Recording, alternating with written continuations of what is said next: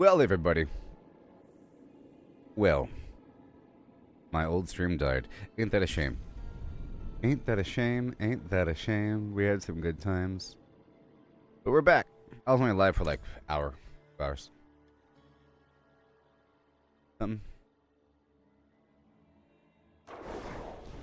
Yeah. Okay, we're back. 440 to do. Yeah. I'm at the stage where I have to get 2,000. Oh my gosh. It builds up to 3K at the end. This is my second character now. And you have to redo the grind. But at the end, you get a resplendent spark for mythic crafting. It gets better. On higher difficulty, it's easy to farm the Grim Favor. It's worth more. On Torment 3, the Grim Favors are worth 20 times as much. So, what's his name? The Husk head guy provides 100 instead of 5. And so on. Alright. I'm farming bosses right now. Now where's this guy? Que donde? Que donde? I'm about to do a bus run if you want to join.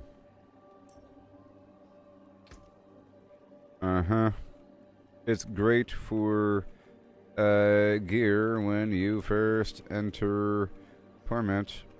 All the class-specific unique items. Yeah. Cool. Alright. Just let me know when. Done. I'm doing it in Torment too.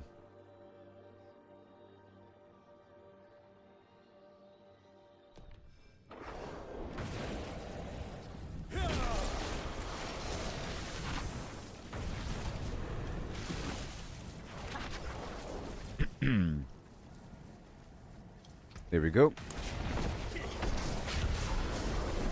Is this good? I don't know.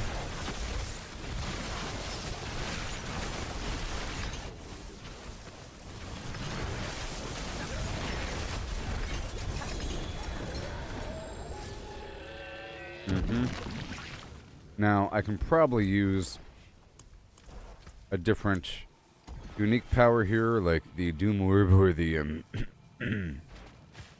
Will this actually work? Am I hexing them? I'm not really hexing them. And I'll go ahead and put on the hex really quick. Right there. The hex and minions grow larger. Got the poison pool. This pool doesn't work. Pow pow. And I guess this is fine. There you go. Let's try it again.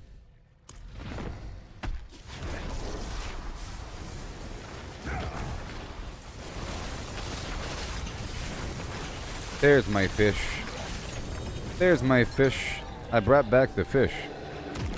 Go between the fish and the other stuff.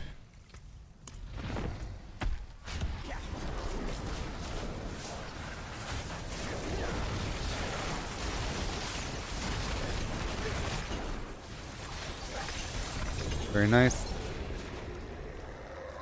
We just gotta do this for a while now, you know? Oh my gosh.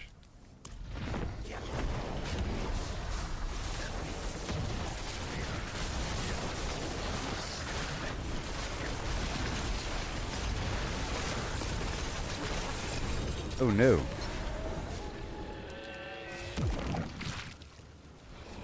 Bada boom. I said bada boom and I meant it.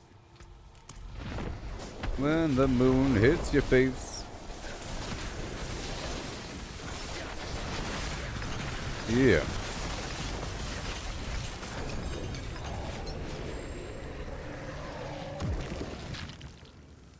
And then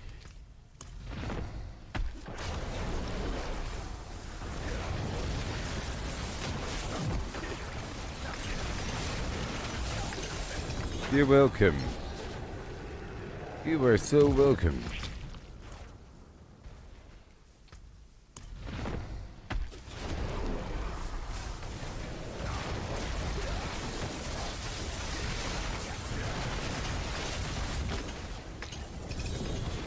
Yes, sir. Right on through to the other end. I have no incense on me. That's fine. I have a lot of hearts on me. Jeez.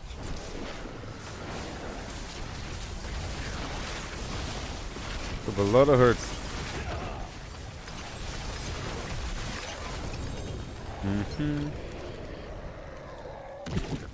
Maybe I should move over to my barbarian.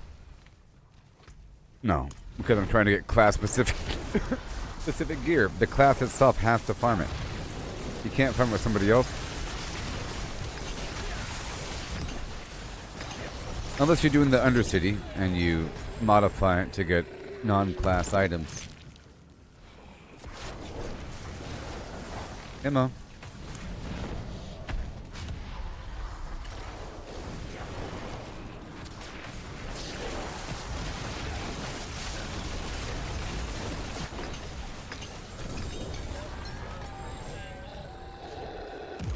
Yep. Okay, so do I want any of this? I want that plus 8 to fireball thing. And I want... Check that out. Yep. Tal Rasha's iridescent loop. I'm waiting for a better version. This one has non-physical damage increase and slightly higher increased damage. Right there. It has a perfect roll on the percentage, but everything else is normal. Alright, and let's go back.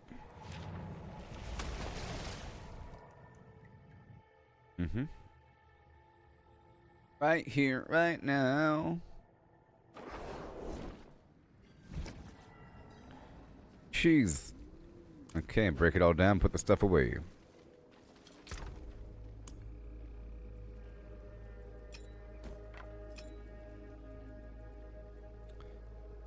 Okay, what's better? 35, 37, critical strike, and critical strike, 35, 37.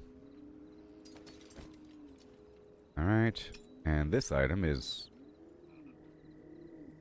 Yep, and right there. 15.3. Alright. Good. Break it all down, we keep on going downtown. Back into the hole.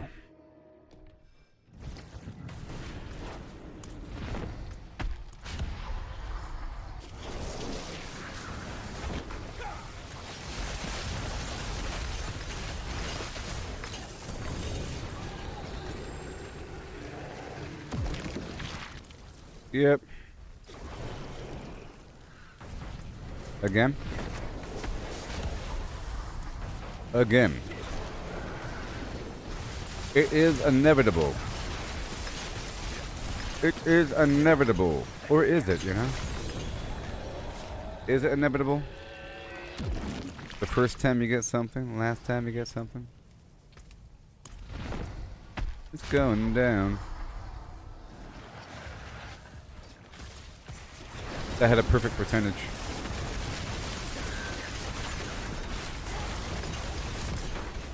I think if there's an auction house, it would fundamentally change how things work. The progression path would be shortcutted for easy access to gear. Even though people do trades and they ask people to buy stuff all the time, it's just not everybody likes that method of having to respond to the chat, then meet up with somebody somewhere. Not everybody likes that. Not everybody wants that. Ooh. It's going down.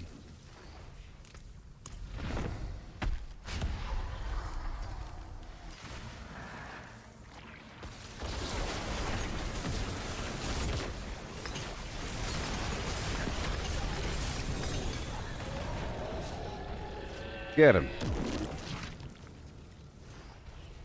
Let me swap up my witch powers a bit more. Let's just say Imagine Grow's not really working. I don't need the size of my pool to increase versus like one dude, you know what I mean? I'll throw in the bats just for the heck of it, and maybe Hex is Shattering. Makes him just reduces damage.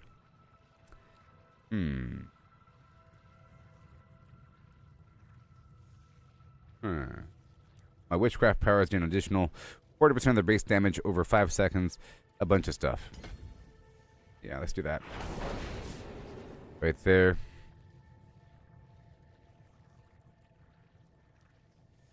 And this poison damage over time with that aura pool.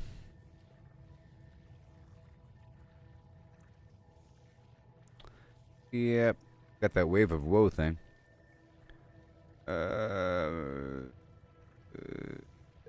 Wave of woe. Whatever. Let's do this one. This one requires spending a bunch of resources, and it just pulls in enemies. It's all good. Here we go. Too bad you can't save your witch powers.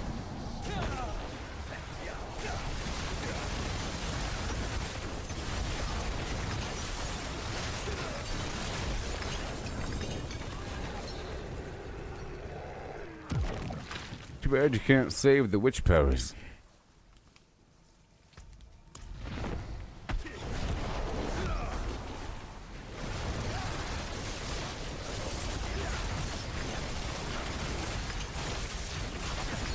I like how gems have a major value this season. It's pretty awesome. Pretty awesome. Previous seasons, not so much. Once you get them, you're done. But now you have to keep consuming gem fragments to make these occult gems.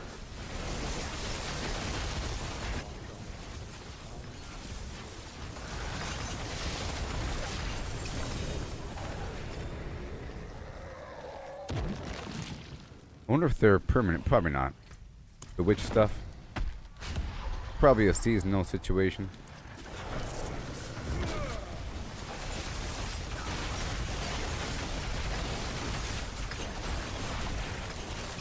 I guess I'll use the grow thing. I'll take off the wave of woe and I'll put on the grow.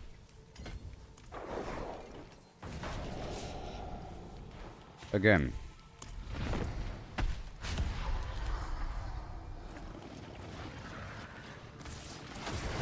Yep, I know what I want. That's better.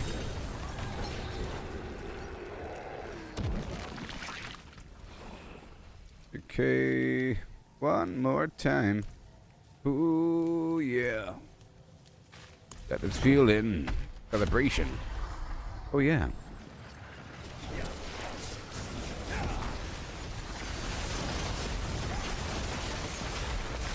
Wow.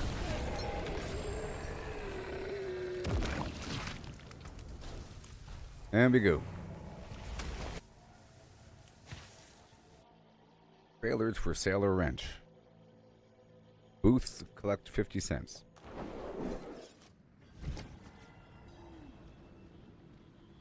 A man of means by no means. That looks worn. I just fixed it. Done. You need the forge. And these boots, do I want them?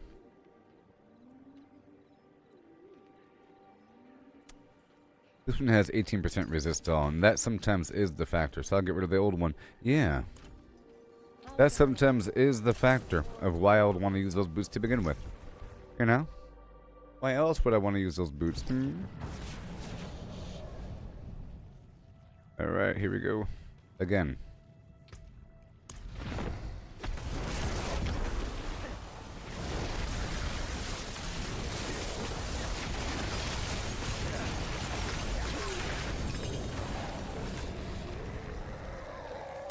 Again.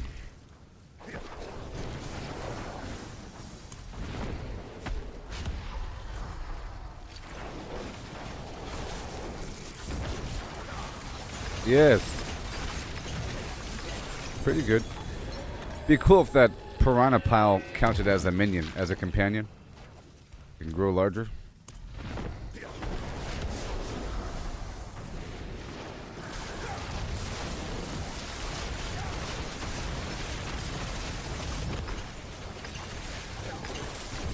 Yeah. Amazing. That's what we gotta do now.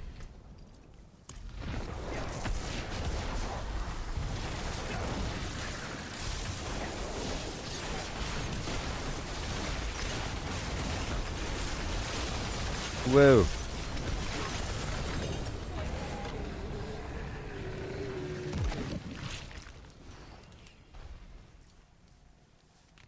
Okay, that's pretty good. Intelligence and +6 fireball. Nope.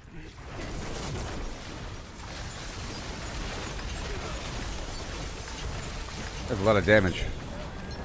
There's a lot of damage. I think there's more damage in this fish pile than in the Doom Orb. I don't know. But I think if you have a fire build, the Doom Orb's better. It's 3,000 to 6,000 damage. And the fish pile says what? 59,000 damage. Over 20 seconds. But this right here says my damage over time ticks faster, huh? Right? Hold on.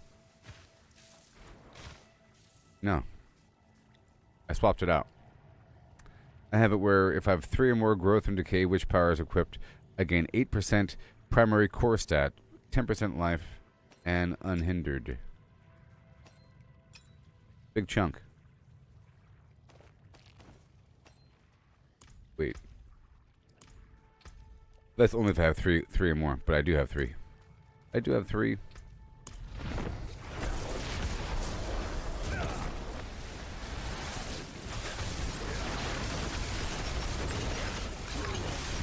She seems to be dying faster. Faster and faster. Without doing a darn thing.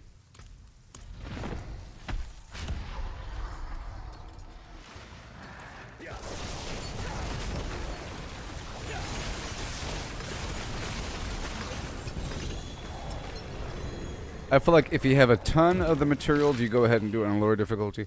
If you only have a few of the materials, you do it at a higher difficulty. Okay, Asu's Heirloom. This one's pretty good. Critical strike damage and movement speed. Normal resistance, though. But it's 2-star. That's what we care about. Yeah, I swapped out the boots earlier. So after I do this, I'll be doing some... basically, I'm trying to consume all these parts I have stockpiling. Becomes a problem. I wanted to take a break from that whisper farming after I completed that last objective of collecting 1,900 Grim Favor or something. Oh. Oof.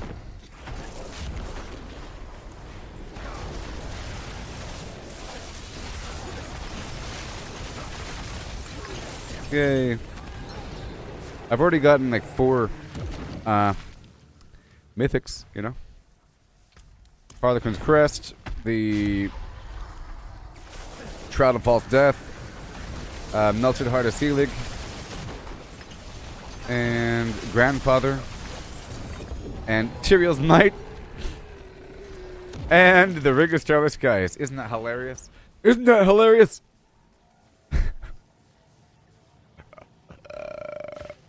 Hilarious. Thank goodness. Yay. It's going down. That's a good ring for a new character. Reminder, folks. If you think mythics are bad, they're for new characters. Mythics are more like training wheels for new characters, but then some endgame builds incorporate a couple pieces, perhaps for some core stat or for some, other factor. Harlequin's Crest and Shroud of False Death give you +1 passives and stats and everything, or skill points across the board. So that's pretty useful. Yay! Another one blasted dust. 1, 2, 3, 4. So I'm gonna get rid of these. Same exact item. So I'm gonna break down this. Pow! Oh my gosh, I did it. Forge is always hot. The forge is hot. And only one. Oh, one. All I need is a 1 and 1 1. 1 1 1 1 1. Take from one, give to another one.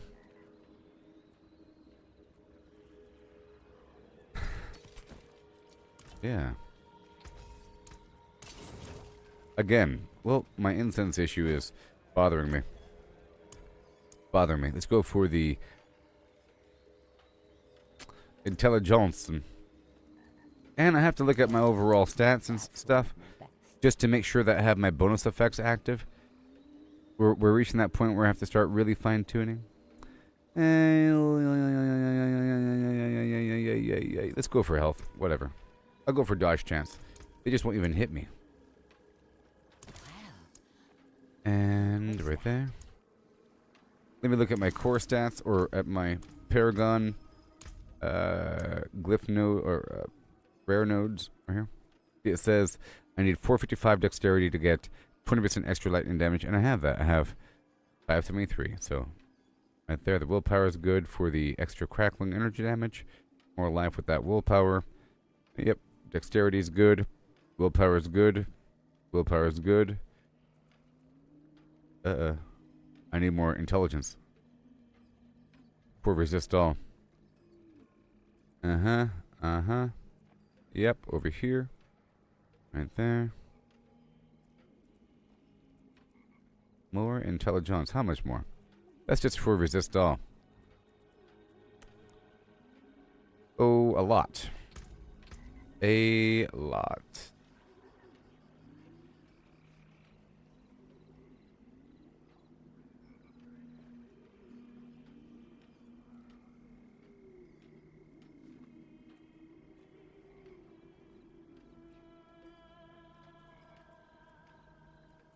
Probably this ring here. We'll see. Greater affix. Only so much you can go for. But that's without the incense there. And now with the incense. What are we at again? Now, actually, in combat or something, I'm pretty sure... because it says, I gain 8% primary core stat. And I think that kicks up whenever I'm in combat or something. So right now it's at 1981. And once I step outside, 2160. Yeah. I need 400 more. That's a lot. That is a lot.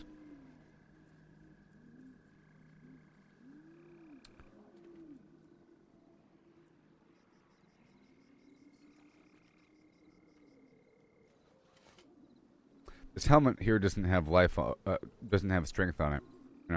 The chest does a whole lot, 208, is why all those other requirements are made. But this guy, he's missing a low gem as well. Anyways, and intelligence. The offhand doesn't have it. The issue here with how come I just left? Oh, because I walked outside. Because I walked outside. The issue here with, whatever the heck I was going to say before I interrupted myself. That the portal was closed. Anyway, here we go. Yeah, the issue with using uniques is that you can't fine tune their stats, and sometimes they're missing core stats or resistance or life or something. I don't really need that extra resist all.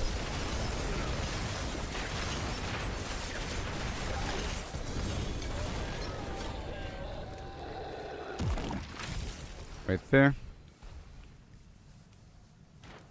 More important, I got that, extra lightning damage chunk and everything.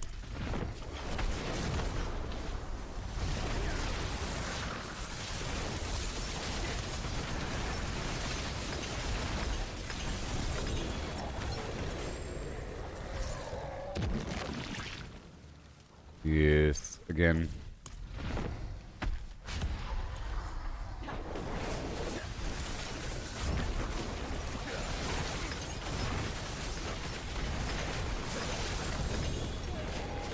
Shock him good. I got the Ring of Starless Skies. On Torment 2.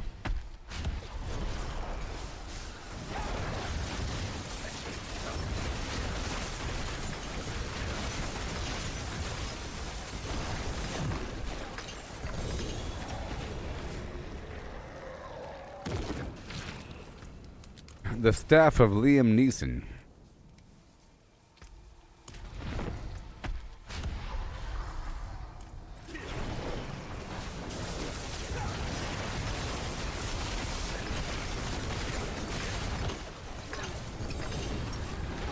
Yay.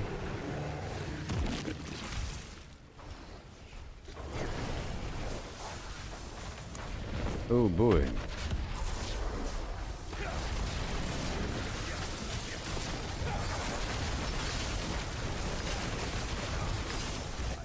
Oh yeah. Chest piece, 2-star. I'll keep that. Yeah, that's better. 2.9 out of 3 seconds.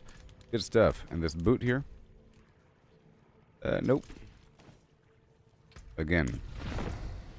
Again.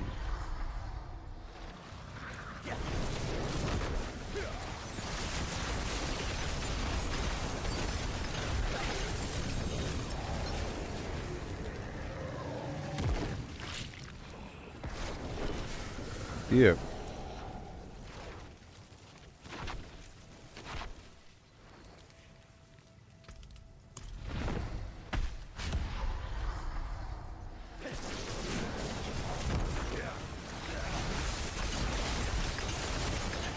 Yay. Ooh. Yay. Yeah.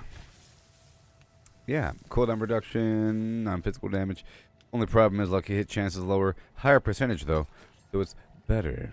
And that's even without being masterworked. Okay. But masterworking doesn't affect the percentage. I'm trying to replace that ring, you know?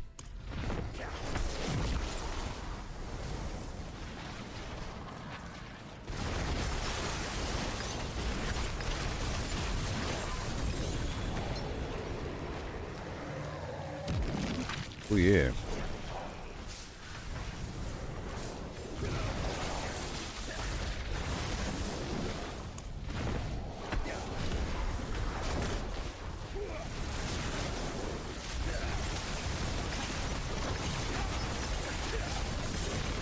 Yeah, dog. And what do we have? Nope. I already have Frostburn. You know?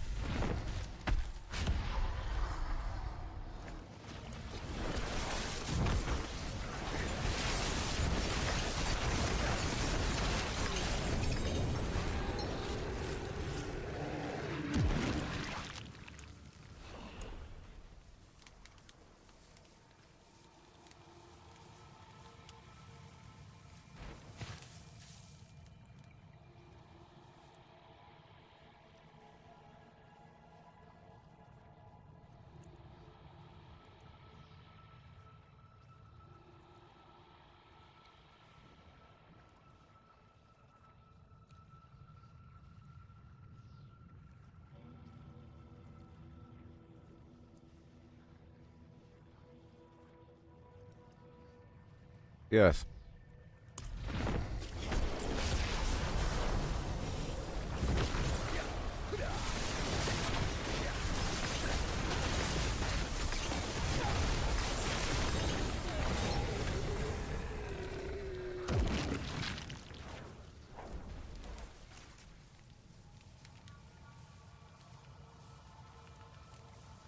Teaching these people how to play the game.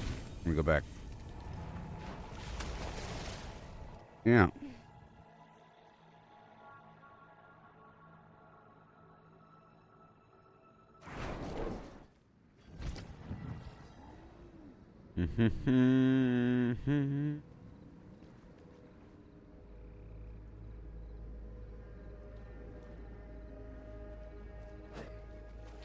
And I'll put this item away.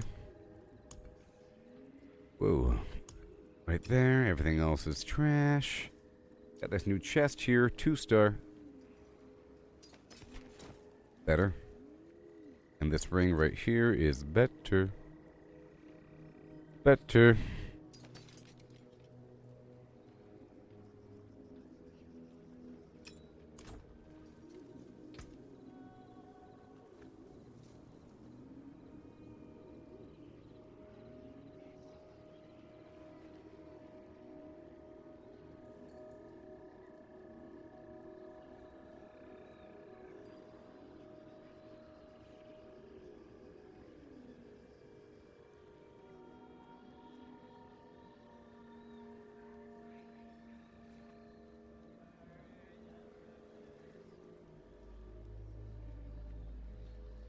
Yes.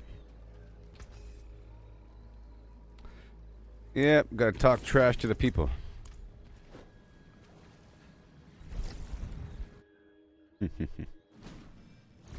Alright. They're saying that the drop rate of the heads and the rot is too low.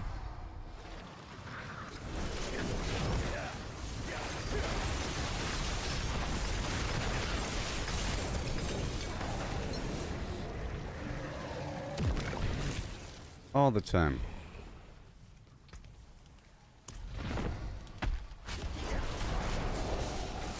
Hail and Heidi ho. Yes. The old stream died. Thing crashed. Sadly. Sadly. So, was your area affected by the hurricane all that much? I saw some recent videos of like certain areas are still completely messed up. Yeah.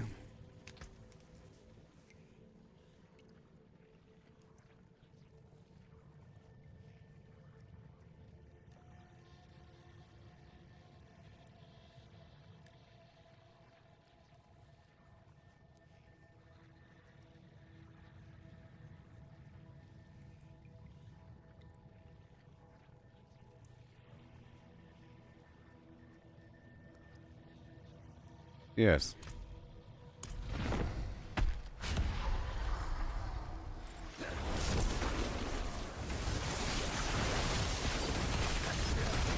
Whoa.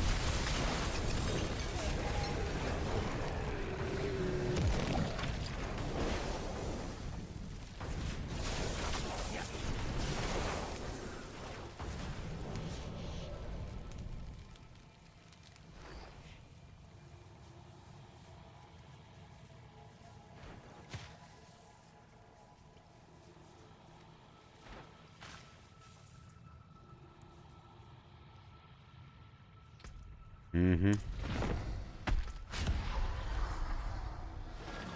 Yes, I do.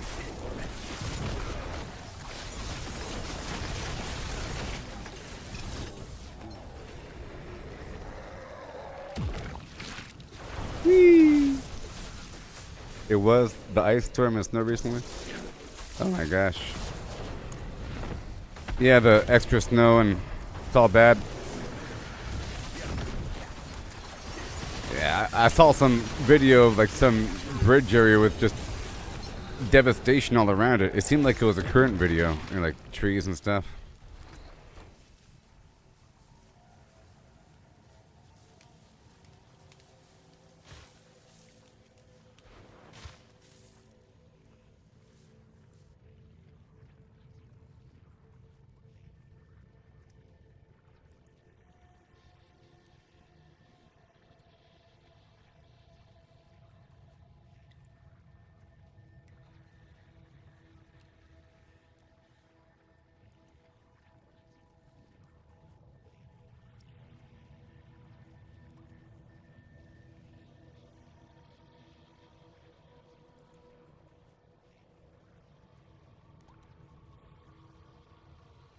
Yes. Boom. How many hours?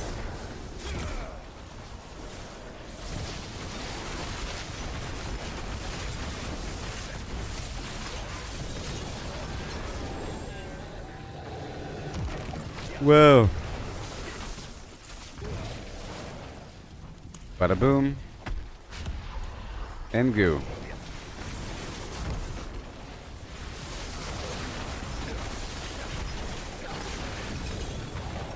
Hey, and now it's all done. Oh. Not so much lucky. I just play a bunch. I'm live on Facebook, YouTube, and X at Gooboberti. I don't use build guides, and I like Diablo 4. I love this current season. Pow. Okay. So now I'll be going down to Lord Zero to go spend some blood. Baby!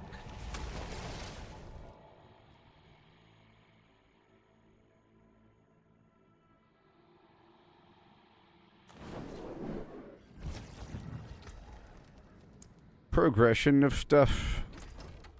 Progression of things. People are complaining about things, but that's their fault. Yeah.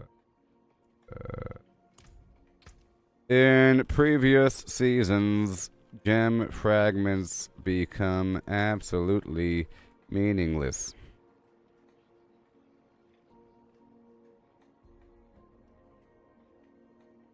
This season, they have value. This is good. I like farming. Yes.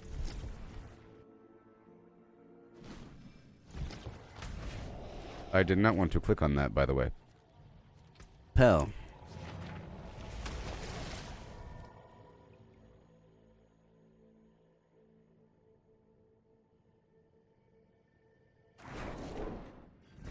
And go, what do you say?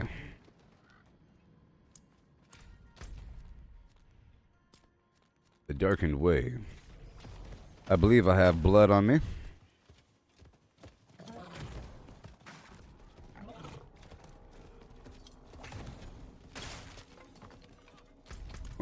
One more second. Look, I enjoy this season and the current progression and all of that because I primarily farm Whisper missions anyways in previous seasons. After level 300, it's about material farming for me. So this is awesome.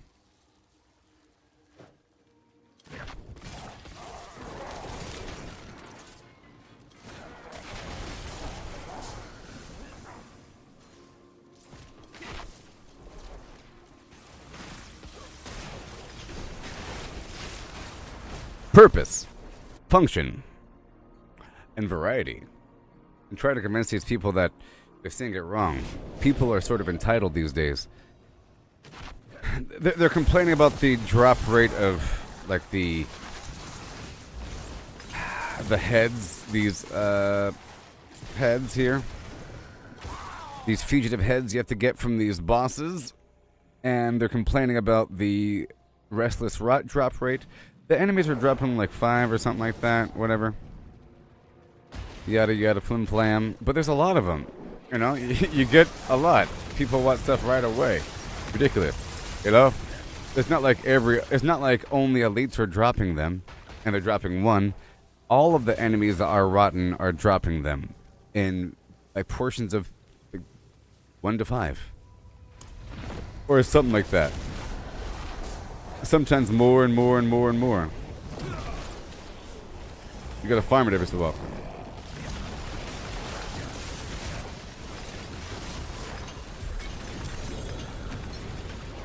Yeah, baby. So this is part of my maintenance. I have to dig through these parts because it fills up my inventory. And then I'll just be doing the beast and ice until I have a big old stack of eggs and whatever. Then sometime in the far future, I'll do a farm for,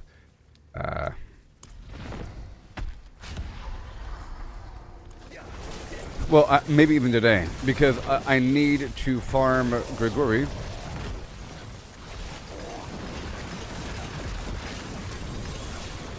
Ooh. That's a pretty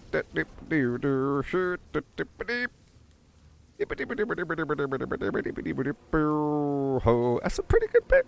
52 resist all. My goodness. Wow. Casting the skill has a chance to trigger a non-mobility, non-ultimate skill currently on cooldown, which would be all of my, that's a pretty high percentage. My gosh. That'll be all of my companions here. That's a lot.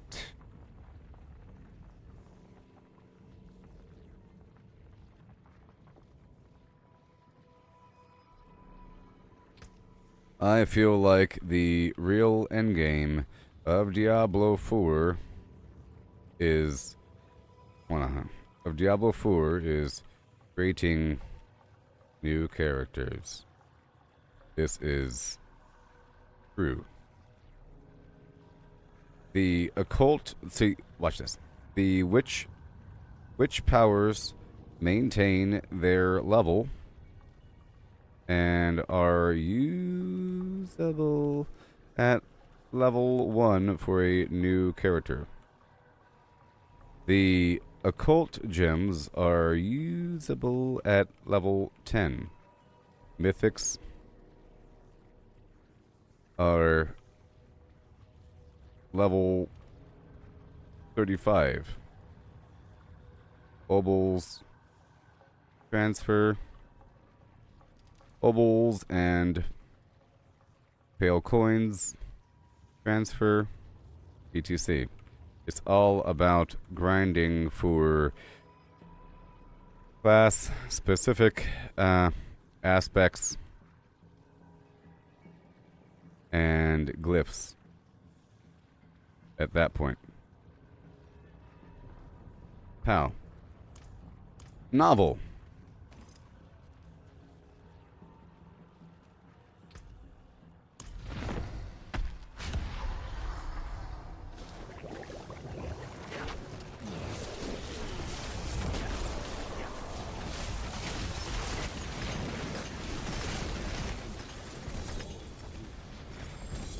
Novel complete. Let me go back and break it down.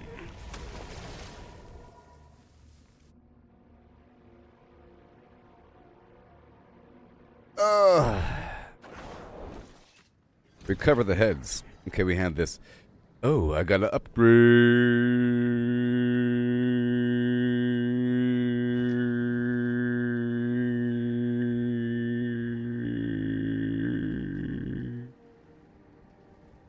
It has lower crackling energy damage, but this other one's fully masterworked. Or second level masterwork. But I think it's going to be better. A little bit. I'll go ahead and use it now and upgrade it. Well, afterwards, because what if I immediately replace it with a better version? Oh no. I'll put it away. For now. Yen's Blessing, that's a good one. That is a good one. For sale.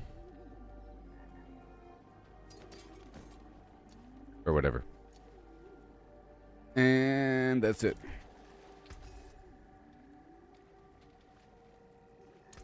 I don't ruin all that work.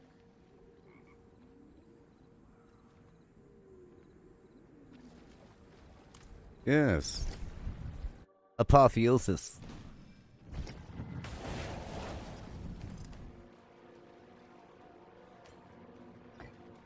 Well, you know, people like Elon Musk as much as I like the guy, have lost their way in terms of gaming ethics. Avoiding farming, using build guides to stand on the shoulders. Whatever. Let's not do that.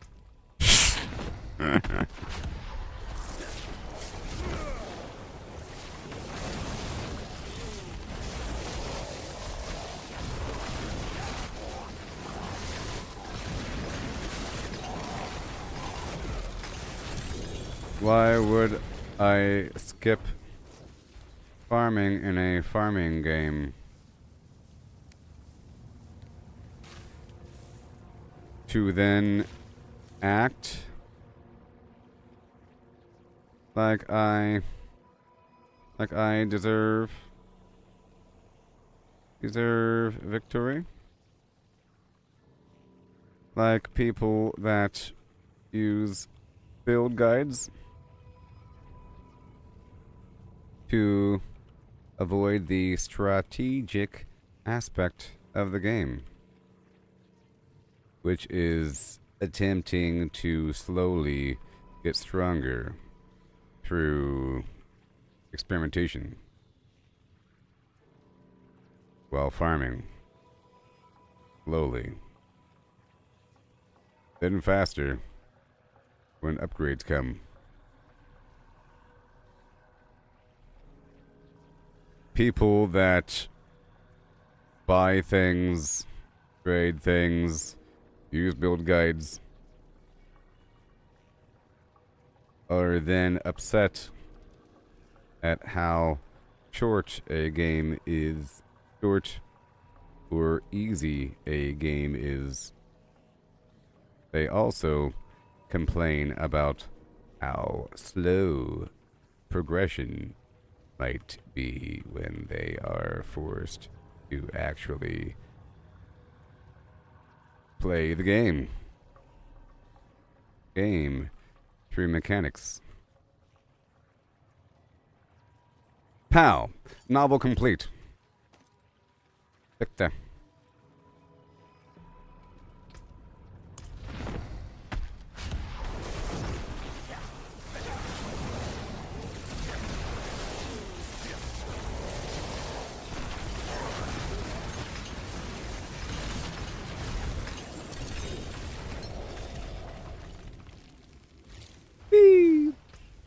Bada boom.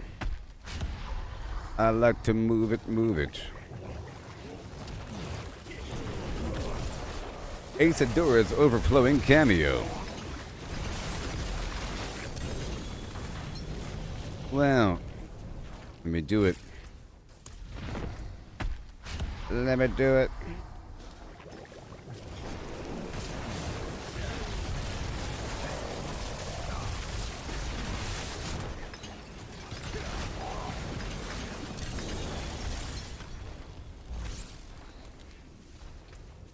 Oh boy, the fractured winter glass. I already have one of those, but you know.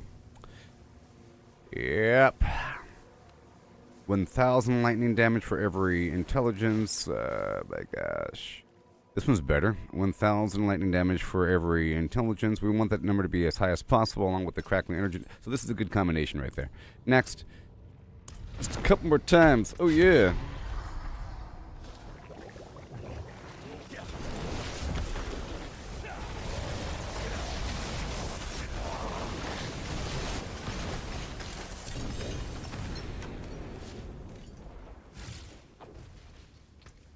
Tip. When you are about Paragon 230-ish and you have a few mythics and a representation of all the non-class specific gear and a bunch of resources, make a new character and progression will feel fast again. In the process, you get gems.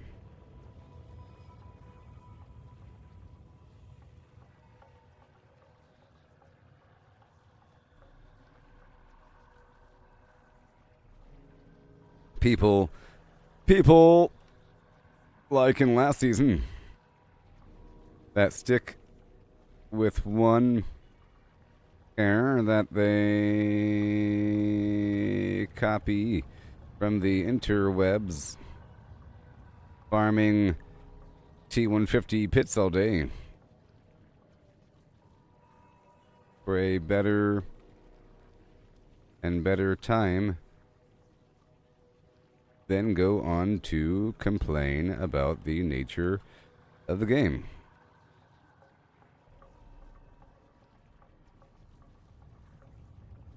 Yes. Pal.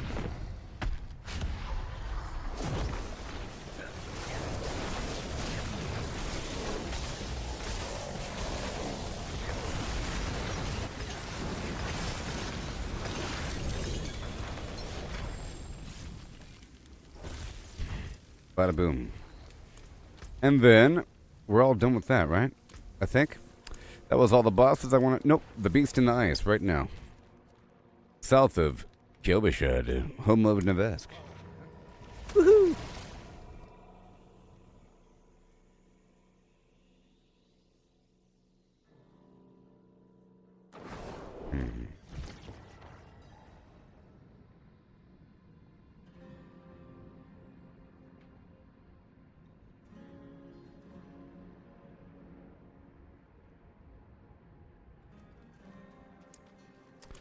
And then, boom.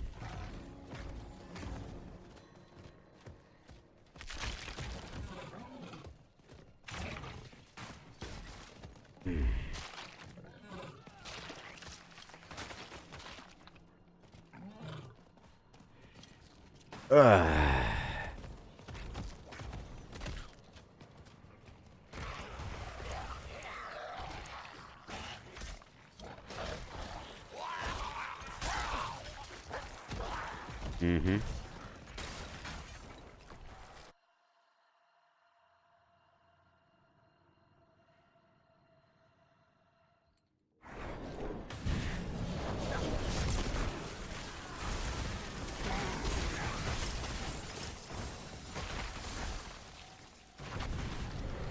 It's one second. Dang it. It's inevitable. If you choose to use a known broken and bugged build that you copy from the internet, then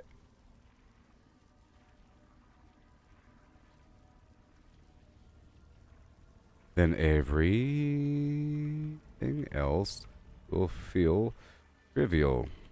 You do it to yourself. Boom.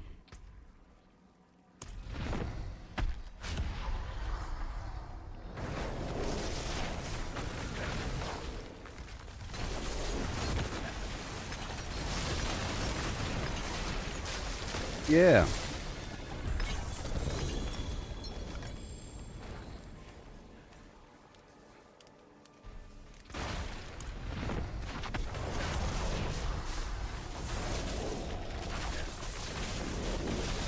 Here we go.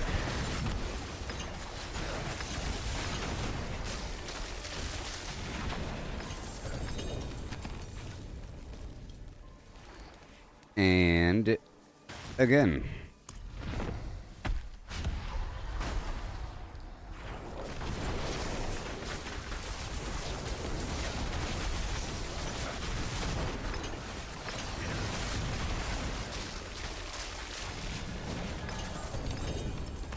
This guy's gonna have my offhand.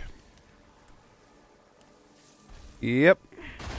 Fractured. Ooh, a 2-star fractured winter glass. Nice. I'll take that. And that's it. Yeah, man.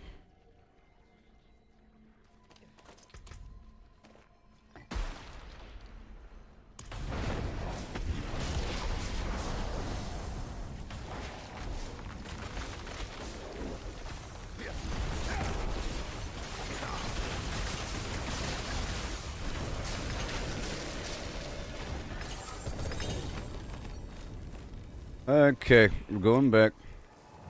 It is 34 degrees. How cold is it for you? Probably colder. I live in California.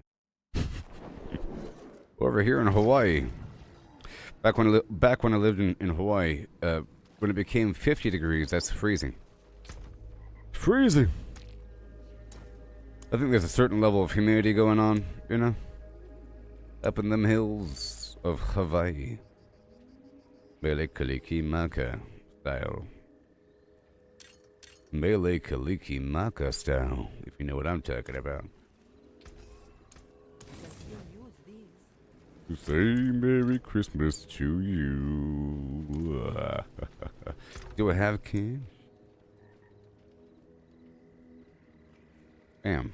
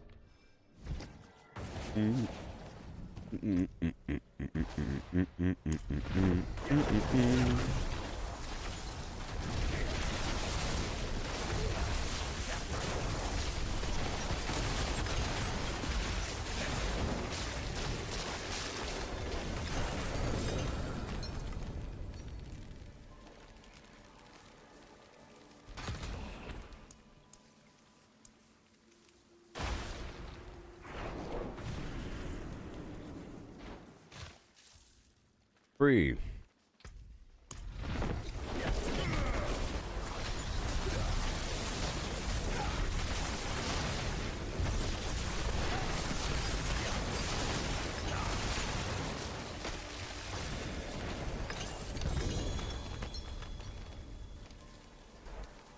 Alright. Let me add friend and then head on down to Paragon. We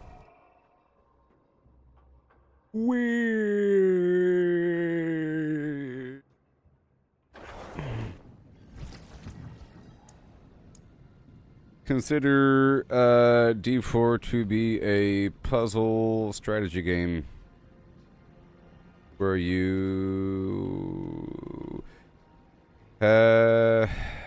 have to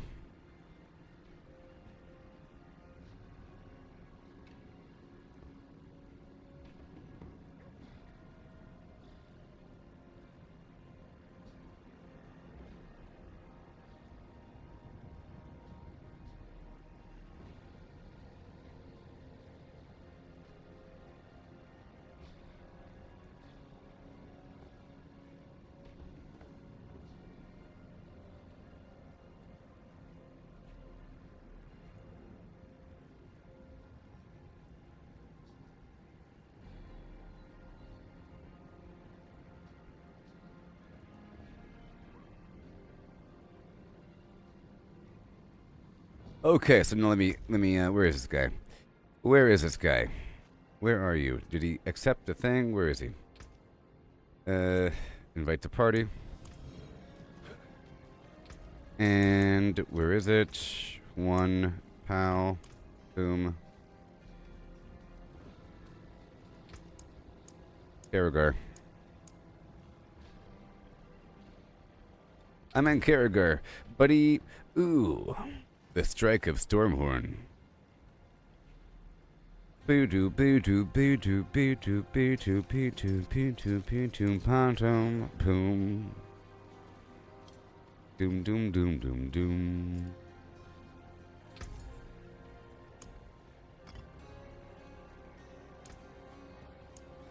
Doom, doom, doom, doom.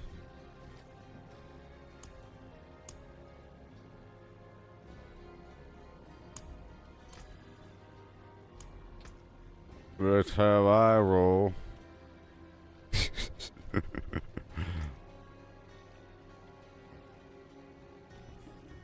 Blip, blip, blap. Okay. And now I go back to my hole. Where was I? Was I doing the Lord? Yeah, I'm done with him. And now, we're done. No, I was doing the Beast in the Ice. I had like a couple more. But I'll save it. I'll save it for later.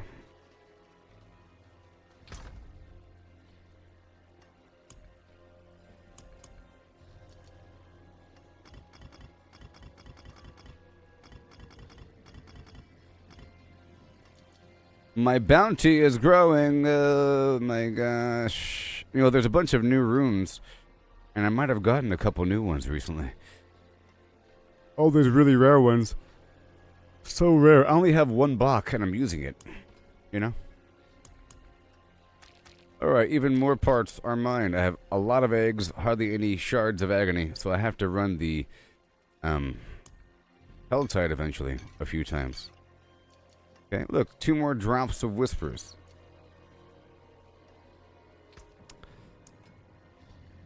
One second.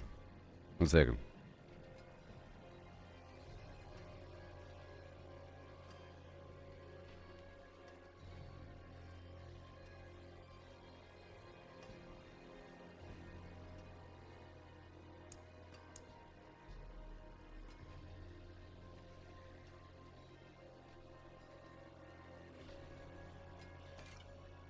How much are these running for these days? How much are these babies running for, huh? You can sell them, right? I think they're sellable.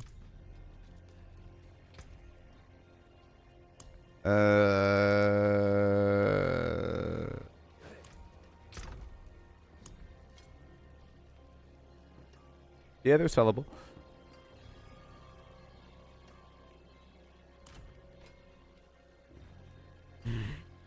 I wonder if that drop rate boost stacks with other players that are consuming.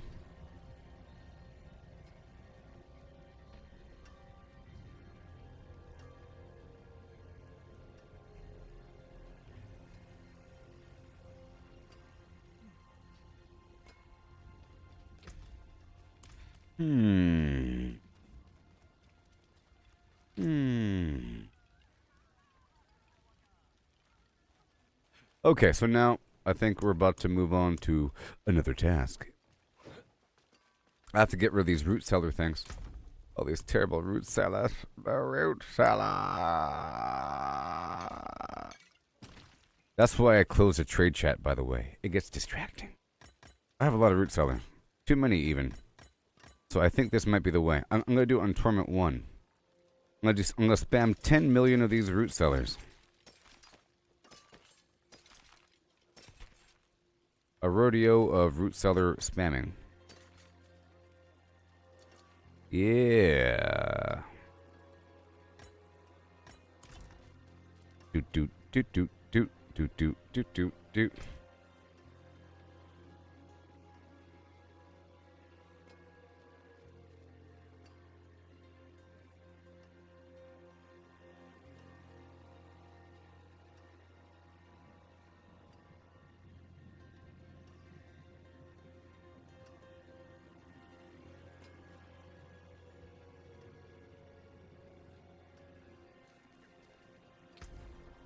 That makes sense.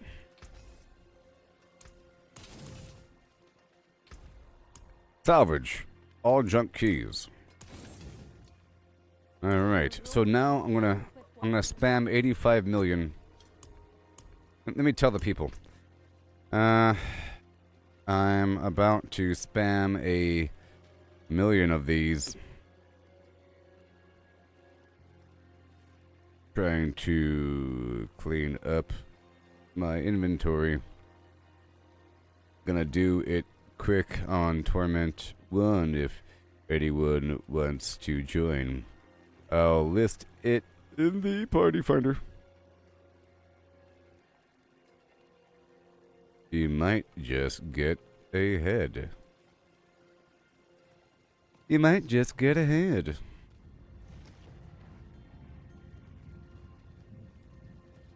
Okay, so I'm gonna go down to Torment 1. And then make sure that my witch powers are set up again. I'm using the flower, I'm using... I swapped out everything. The grow thing, oh my gosh. I'm using grow. That radius expansion. The pulling in effect. And what was the final thing I was doing? What was it? I'm sure I'll remember right. Oh, it's one of these. Misfortune or lament. Lament it is. Okay, good. And let me set up this party. This is going to be dungeon. Special dungeon. Hold on. Seasonal. Headhunt. Well, seasonal. It's not even listable, man. Dungeon. How can I specify the special kind of dungeon? It's not listed. Challenges. Other.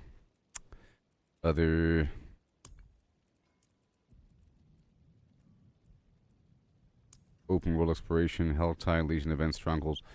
Whispers. We're not doing open hold. Okay. Headhunt. Boom. List the party. Alright. Party listed. And let me see if these guys want to do anything. Using Ked Bardu. The world's boobo. Alright, so. All that typing. I was just discussing the nature of the game, the things, and so forth and so on.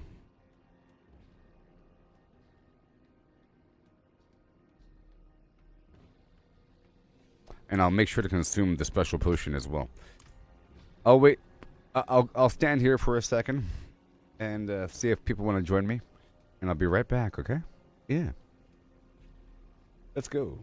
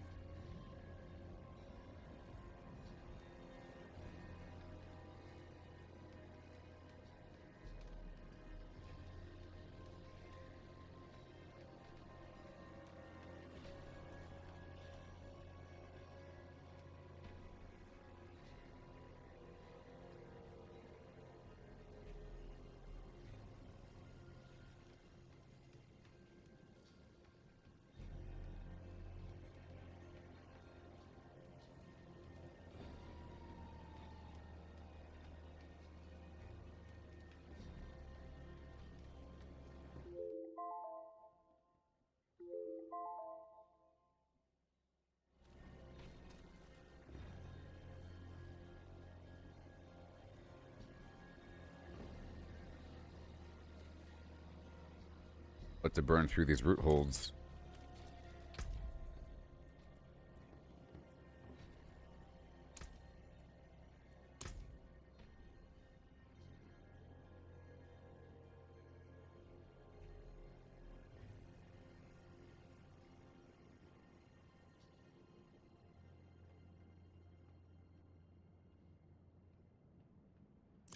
Okay, let me consume. Right over here. Permit 1. And there. Whisper potion. And we go right now. The bleeding root hold. Do you want to join me? You want to do the things you're gonna do? Right now. Bleeding root hold. Now I wonder if they drop obducite in these things. Probably not. Here we go. So everything should just die, by the way. Everything should just die.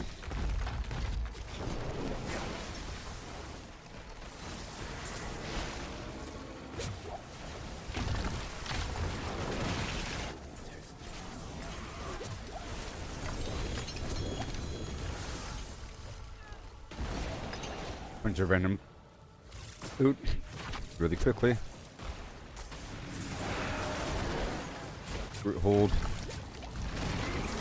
I'm gonna do it for the length of this potion, maybe. Thank you, nice and fast. Breathless rot. Roots. Wait, I want additional roots.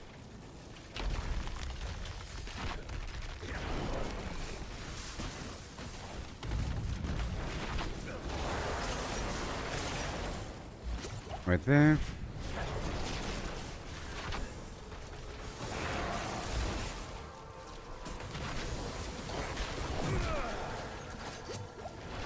So smooth.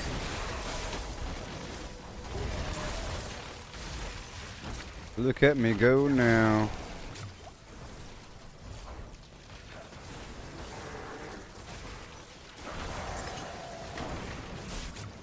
You came to the right party.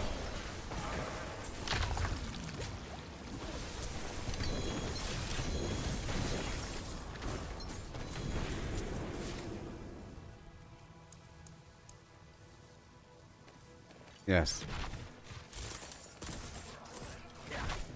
Right there. Real fast and smooth.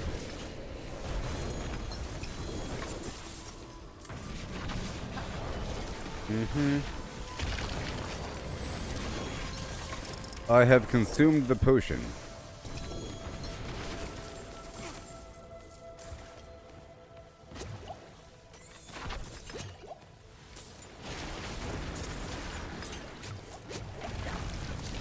There.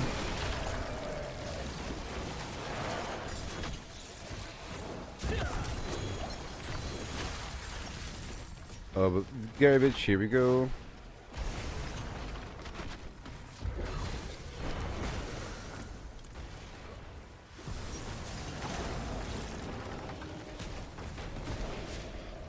Oh boy.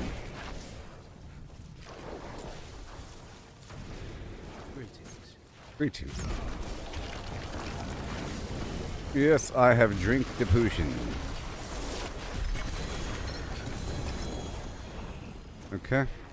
Again. Hello. Hello. Another. Breaking down what I got. Loving is what I got. The forge is ready for whatever you need. Okay, I'm doing another. The strangling root hold.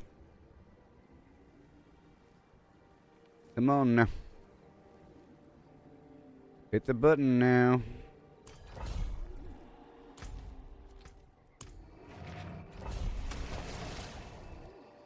I'm going fast.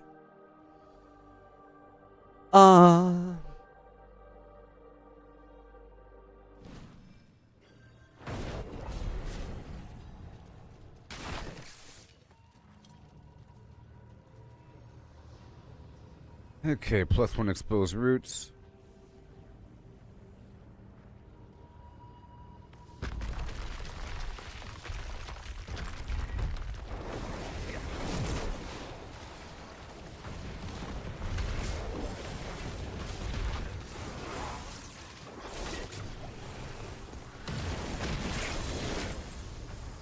Well.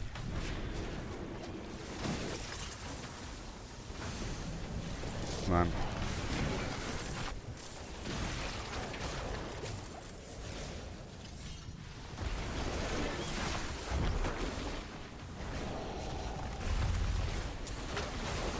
Everything must go.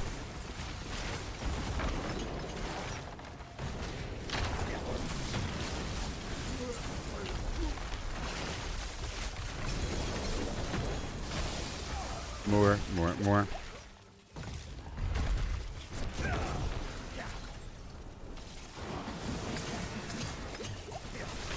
There you go. Ooh, I got an item.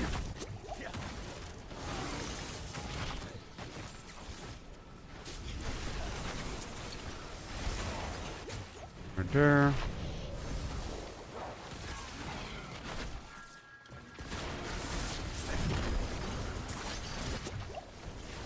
Left and right and front and center. Keep clicking the wrong thing now. No, we're doing the roots.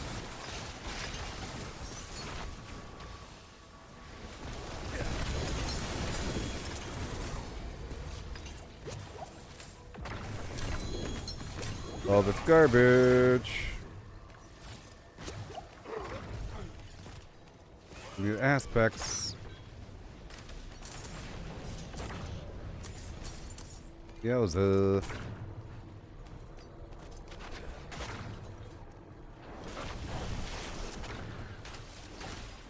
I have drunk the potion.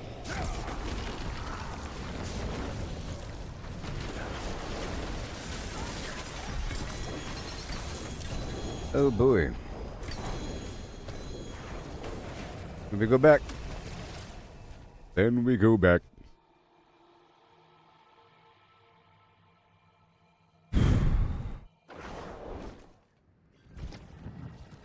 Right there. Wherever you go, you hear the people say, here we go back. Here we go back.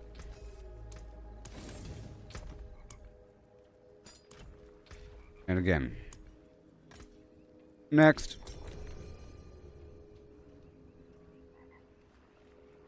Break me off a piece of that flim flam bar.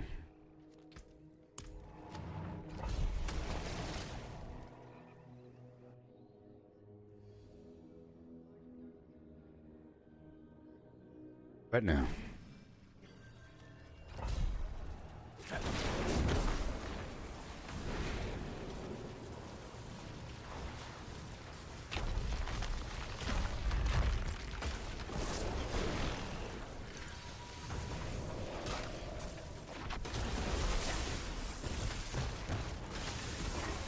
Give me the roots.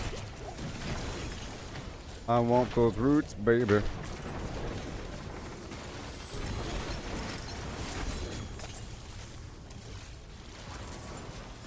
Everything.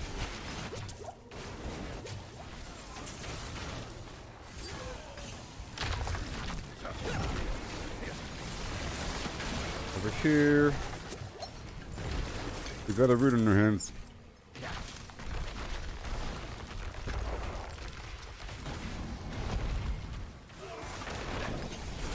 Don't be skipping roots now.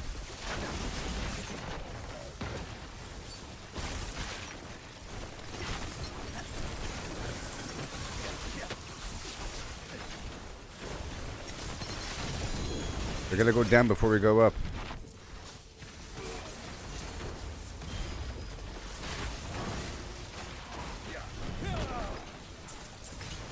Over here in the circle. And over here.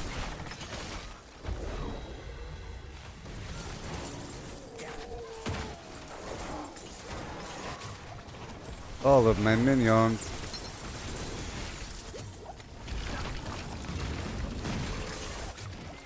You have to let me click on it.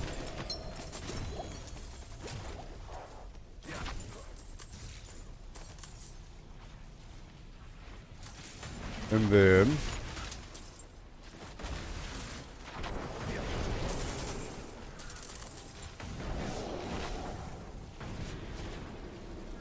there.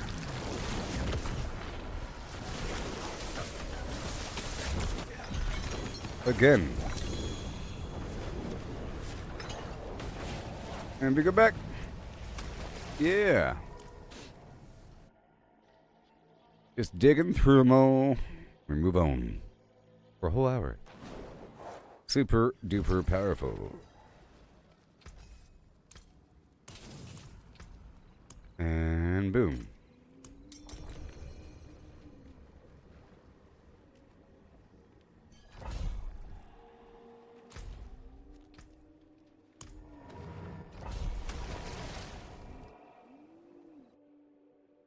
Are they already there? How are they already there? I don't think they are.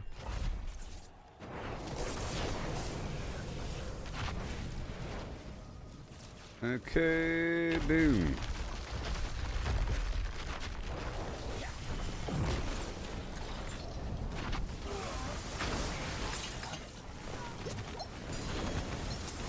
And there were the goods.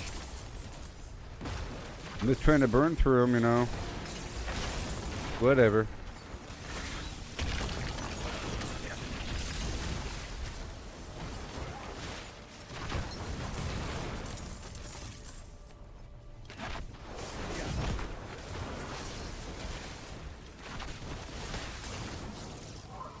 Okay. Whatever.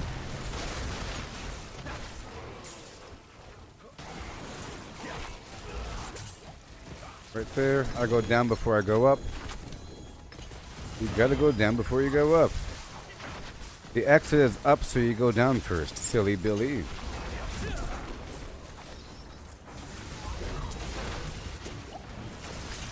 Don't you know?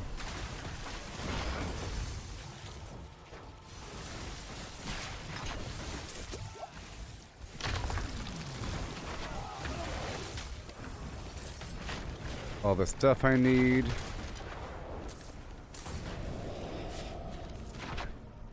Dang it.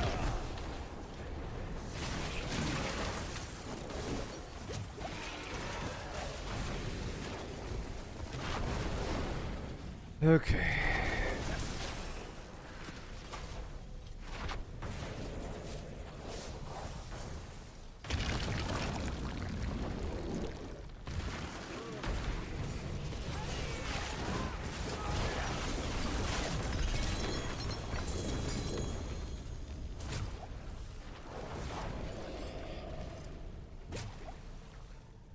All right.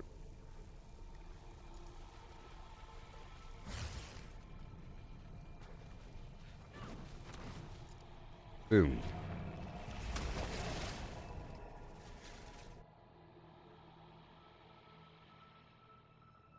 The exit is up, so start down and wishy-washy. Wind a way through. And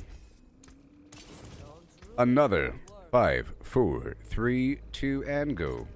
Kyrgyzstan.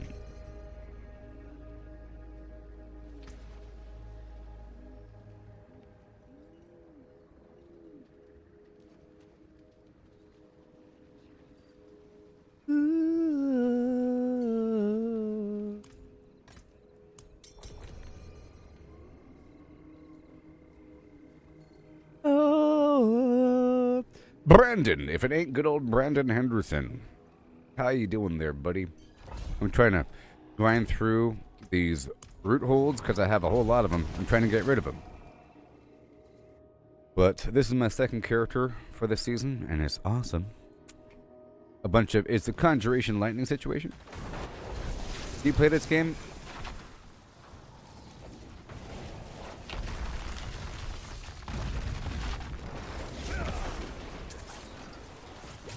These witch powers, you know, occult gems, awesome. It's about making another character. The witch powers are available for your second character at level 1, and their level crosses over. I thought I would have to re-farm them, or regrind them, or level them up. No, it transfers over. Amazing. And the occult gems are available for level 10.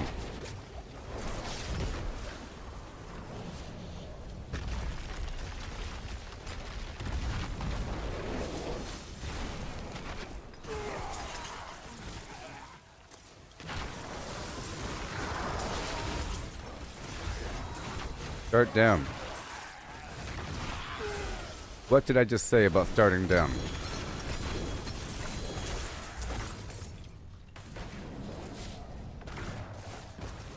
Yes.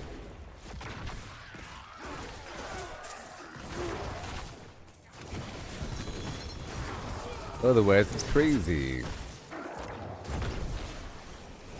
Oh, I keep everything? Well, yes. Are you talking about the items I'm picking up? All the legendaries become... You have to keep breaking down stuff. Legendaries. For aspect upgrades.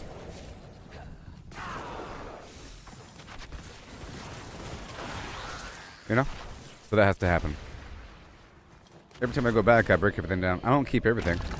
I keep, you know, I'm keeping just items that have the core stat as a greater affix.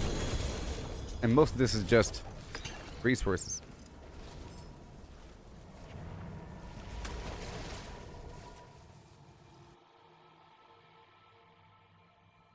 I know that you might want to be selective, but that's if I'm out in the field. But this is a short enough dungeon that I don't really get filled up by the time it's over. As long as I clear my inventory out. See, I was about to be filled. As long as I clear everything out when I'm done. I'm trying to burn through these keys. I have like 3 more.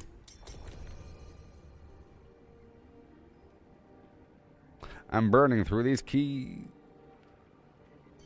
Alicia style.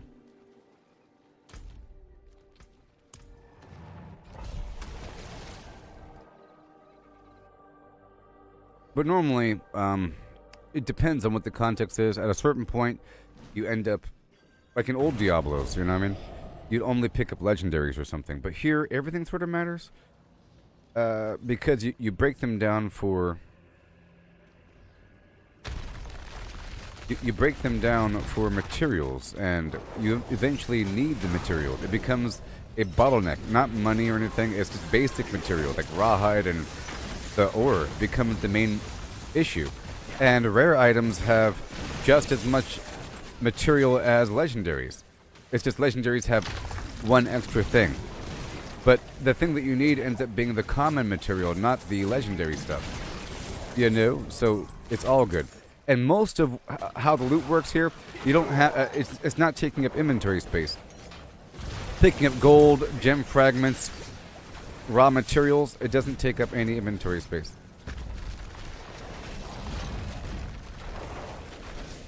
You know, it's just items pick up inventory space.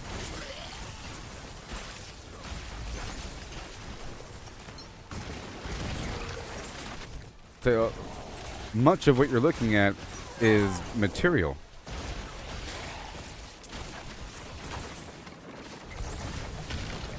Thank you.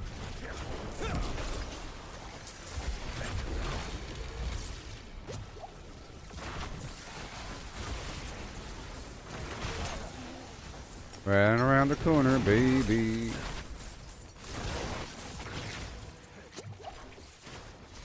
Wishy-washy.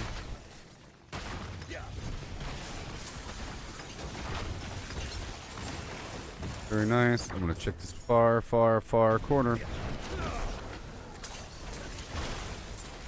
Yeah. See, that's all material. And like one sword and one ring. All that stuff, you know.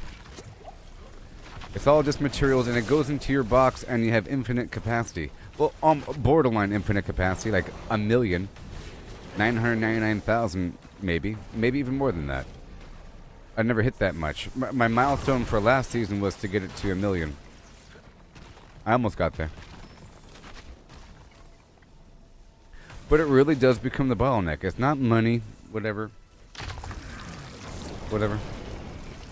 Like, at the blacksmith, you're able to make a box that contains a random legendary, but it requires, I think, 200 of the basic materials, and then a bunch of, like, 1,000,000 gold, and so forth. But if you make a bunch, it starts to add up quite a bit, like 6,600 materials for rawhide and iron. The heck? Rawhide and the iron and so forth. So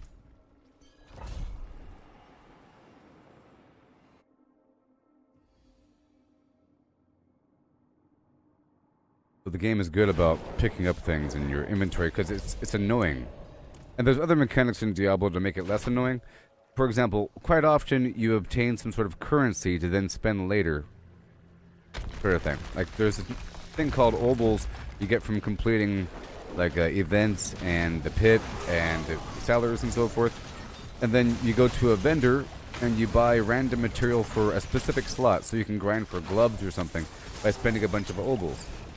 And if that weren't the case, you'd end up with just a bunch of loot all the time. So it sort of offsets the loot.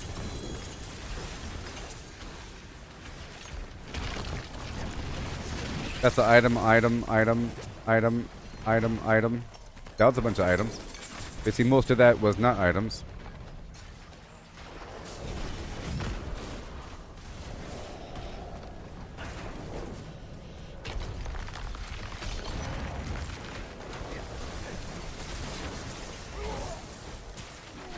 And I have a little companion pet that flies around and automatically picks up everything. Down.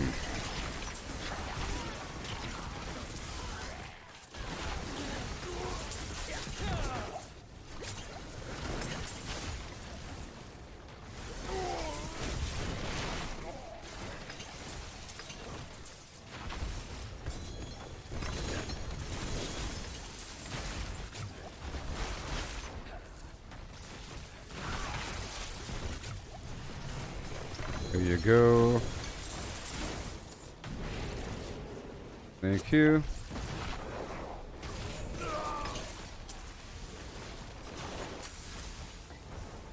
And then certain items go into specific tabs in your inventory.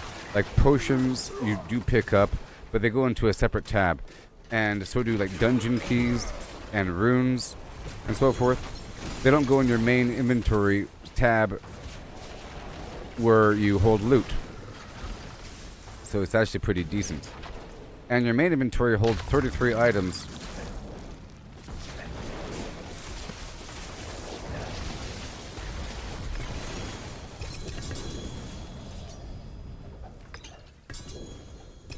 Okay, now I'm full. But see, also there's a system where those items I didn't pick up, they go to my stash box. Your stash box has an overflow of like 10 slots. Or so. You see it right here? 1 second. I could break all this down really quick. See, I just unlocked a couple new aspects for my gear. See, this tab right here, that was the missed equipment tab, and now it's gone. Those are items I didn't pick up because I was full. It holds 10, and 10's quite a bit. There we go. Here we go. The party vote has failed. Well, where'd it go? What the heck?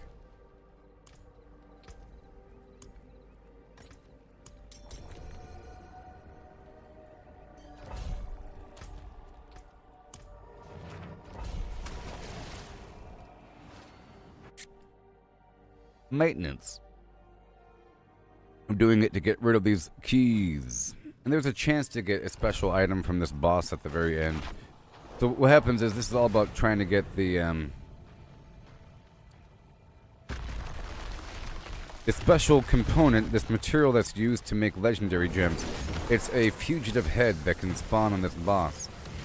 Most often, 99% of the time, because it has a 1% drop rate. Okay? Or has a 1% spawn rate. So the boss has a 1% chance of spawning with a head.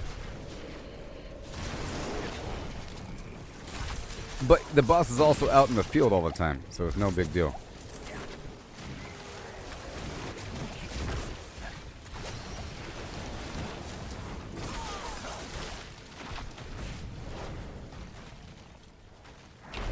I'm yelling timber. All my companions and conjurations, you see them? Channeling strike.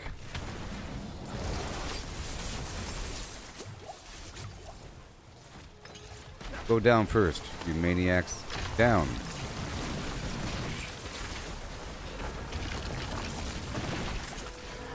Down.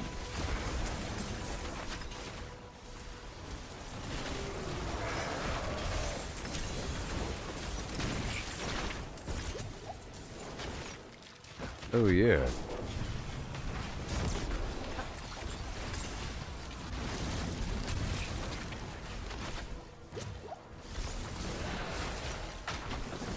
Yeah.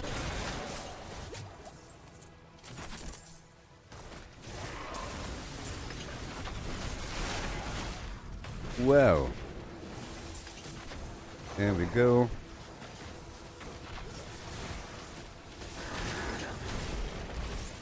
Yeah, it's... No, no, no, no, no. Piece of garbage.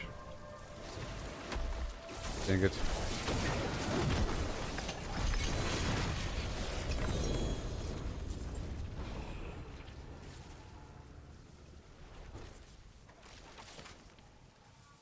I consumed the potion. Unless you did. You sucker. Not like it really matters.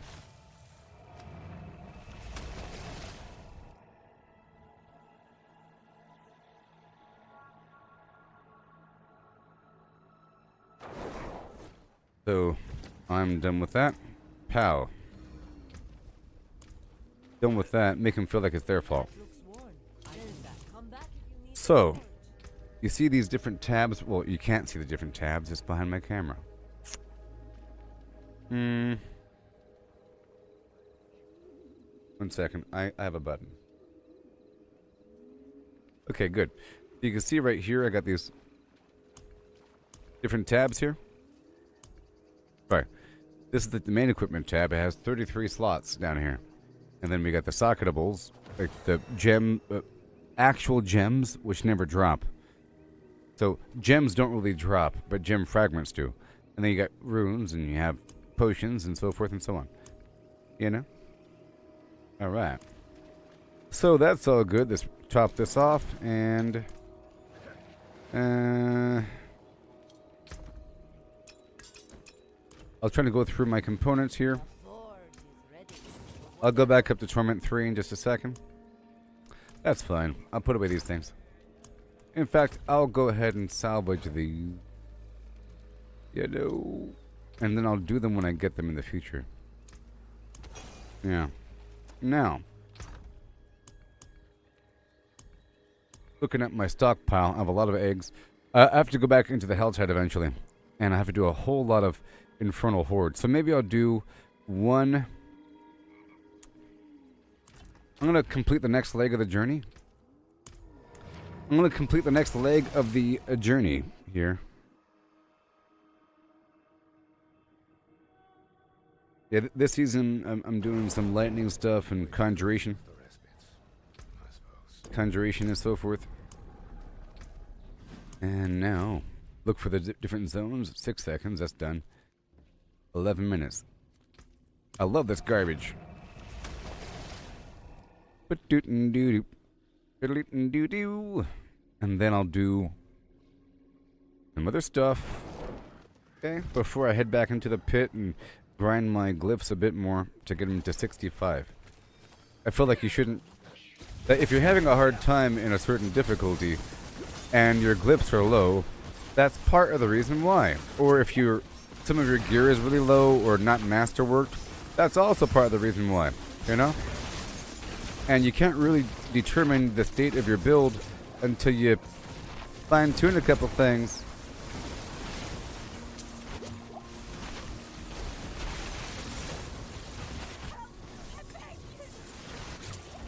Oh yeah.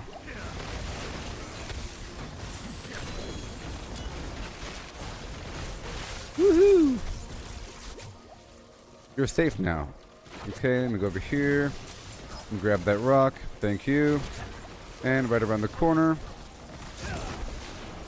I love this new season. I love it so much. I love its farming. I just do.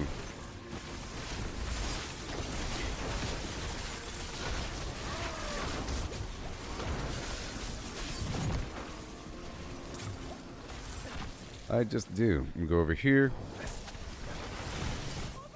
Yes, sir. Multitask, multitask, multitask. And pick the plants as I travel.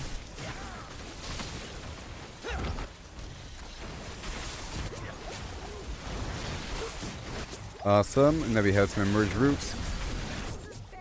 Okay, got that patrol mission. Yes, sir.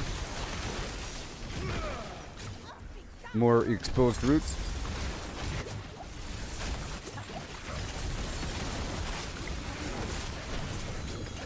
So people were complaining about the drop rate of Restless Rot. You know what I mean? In the trade chat. Restless Rot in the heads. I mean, the head drop rate is very low. But you don't need 1 million of them. You don't need 1 million of them. Oh, I'm specifically trying to go for a conjuration build. You know what I mean? So that's why I have a bunch of familiars and so forth. Conjuration and, you know, because when my main character was a barbarian, and he's pretty strong, he's in Torment 4, but because you have this grow power that says your companions get larger, that sounded cool, so that made me want to make a conjuration build here. Like, you either have a necromancer, you know, for companions, or a druid with a bunch of wolves turned into werewolves, or you have a conjuration sorcerer if you want to go for a bunch of companions and so forth. The barbarian has companions in the form of the Call of the Ancients and stuff like that, but it's not really all that significant. But this is working out. See, look, they all get large. Including, look, I have the bird. Does anybody else have the bird?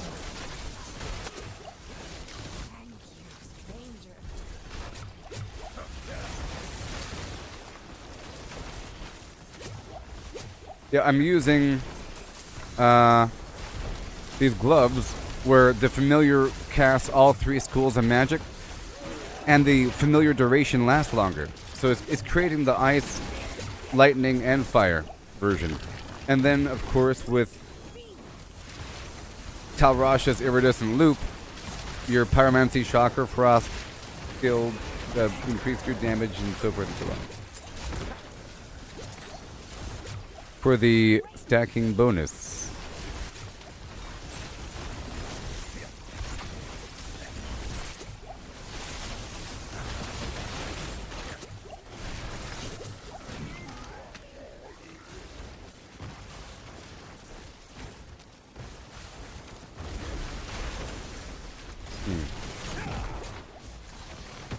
But that, I don't know if that actually counts. Hold on.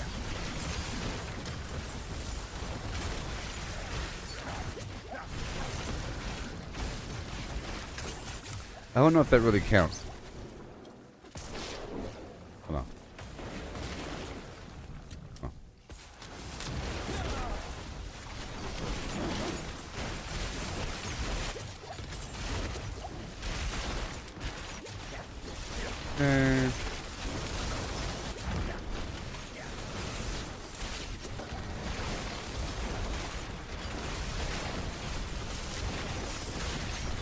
Okay, it doesn't count. It doesn't count.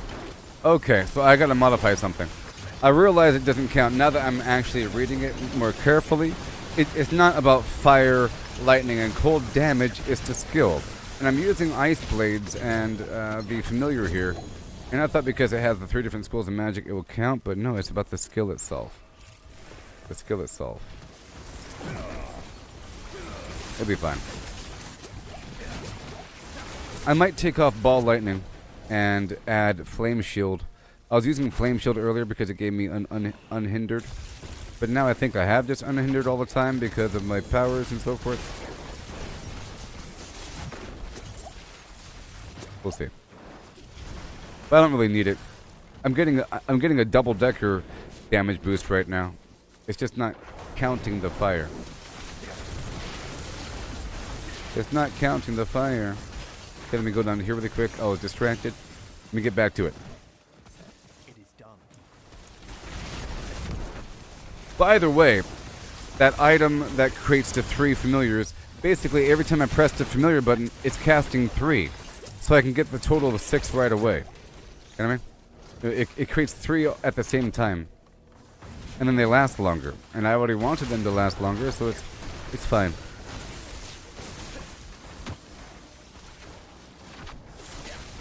Okay, I'm picking the plants as I go. I'm not just mindlessly farming. I'm going for this.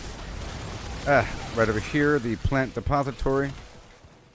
Right over here in the thing.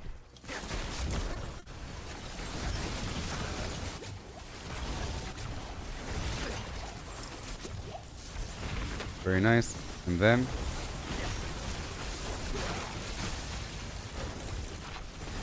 beautiful. Here's a scour. And this is probably, yes it is. I love this thing.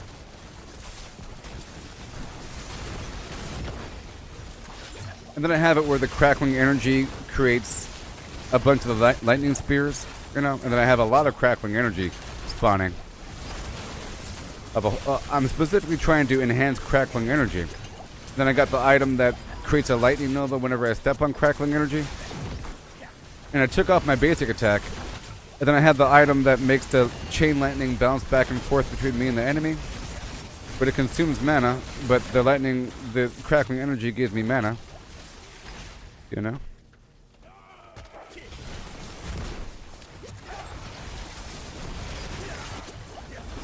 And whenever I hurt them with the crackling energy, it resets my cooldown by 0.35 seconds or some weird thing. So my ultimate comes up more often. And whenever I cast the ultimate, it makes my minions grow. A little bit like this. Even my bird. Okay, stay on task, stay on target. I love this thing here.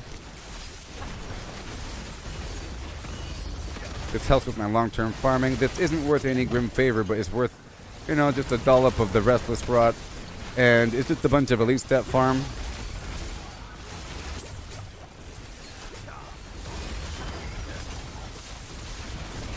Yeah, it's the cooldown reduction. You see, I can cast my ulti all the time, sort of. And the ice blades have cooldown reduction for, you know, a portion of the ice blades cooldown reduction spreads to everything else, so that's good.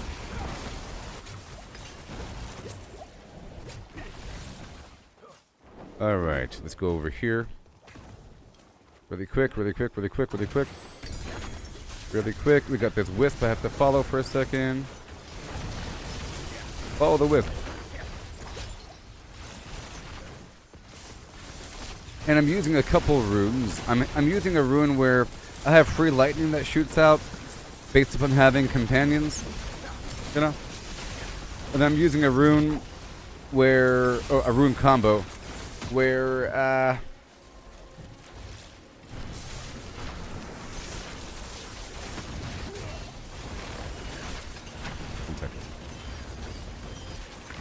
yeah, sorry. Every 25 meters I move, I have a free teleport. And that creates a bunch of crackling energy when I land on them. And then ball lightning and chain lightning create a bunch of crackling energy. Okay, that's done. Alright, I wasted time talking. 30, 10, let's go again.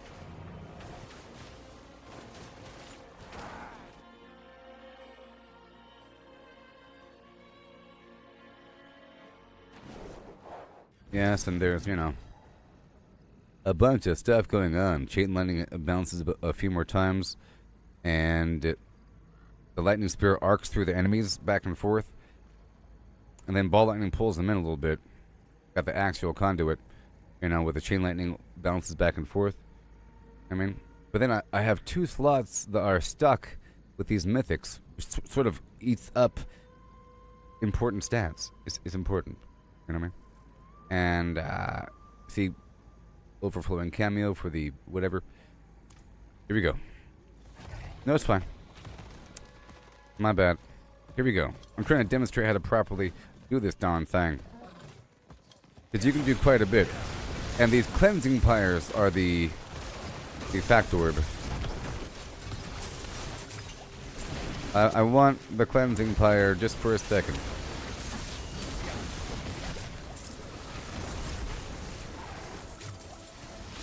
It helps me farm stuff just a little bit more than what I normally would. And it helps to complete legs of this journey, like the Harvest or the Rot Fest.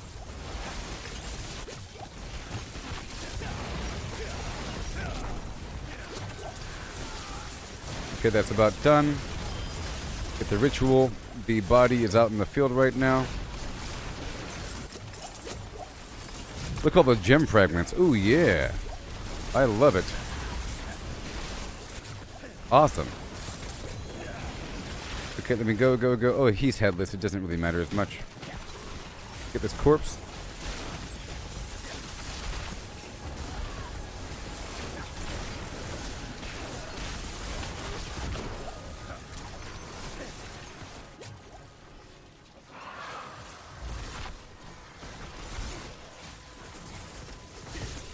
Okay, I'm multitasking for a second. I'm gonna get these plants while these guys assemble.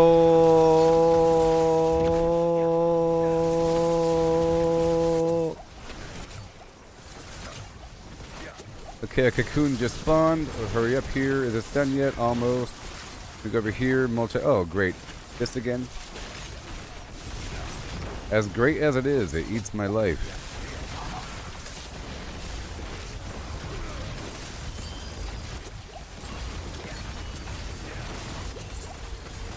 Whoa.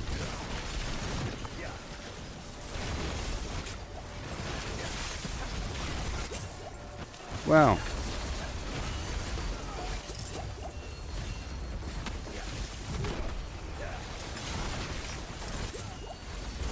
Beautiful.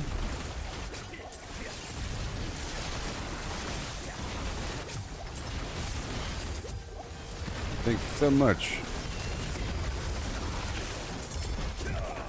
Gem Farm Jones. So I'm gonna I can make it there in time.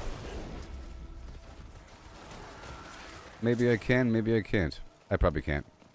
Oh. Maybe I can. That's like way across the map, huh? I can make it in time. Look, I made it in time. See? Oh yes, 2,000 Grim... Oh, you're looking at that? You're looking at that? Yes. 2,000 Grim favorites. It's not bad, though. You think it's bad? Look, I thought it was bad too. So check. Right now it says 479. What number do you think it's going to be when is it going to be 484 or is it going to be 579? Hey, look, it's 579. Did you know that on Torment 3, I'm not quite sure about Torment 4, but I haven't done it recently. I did it with my Barbarian. But on Torment 3, the Grim Favors are worth 20 times as much. So if something says it's worth 1, it's worth 20. If it's worth 3, it's worth 60.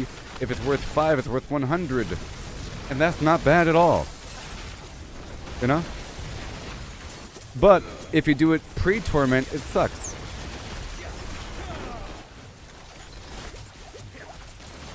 You know, pre-Torment levels, it's worth the actual amount. So whenever I try to help somebody else farm in the like hard difficulty or something like that, I'm getting like 0 Grim Favors and it takes forever, you know? And like yesterday I was doing it, and at a certain point,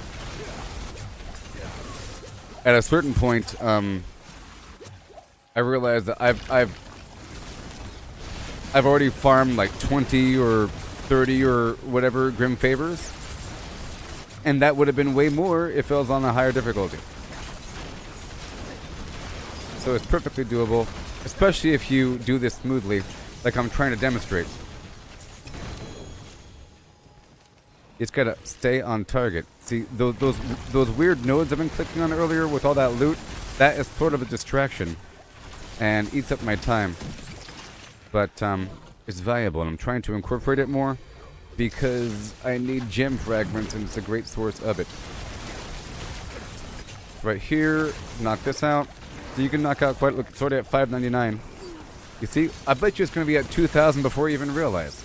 You know, within half an hour, it's going to be 2,000. You'll see. So right now, look, 6:59. You see what I mean? It was just 4:79 like 4 minutes ago. Wasn't it? Wasn't it? Wasn't it?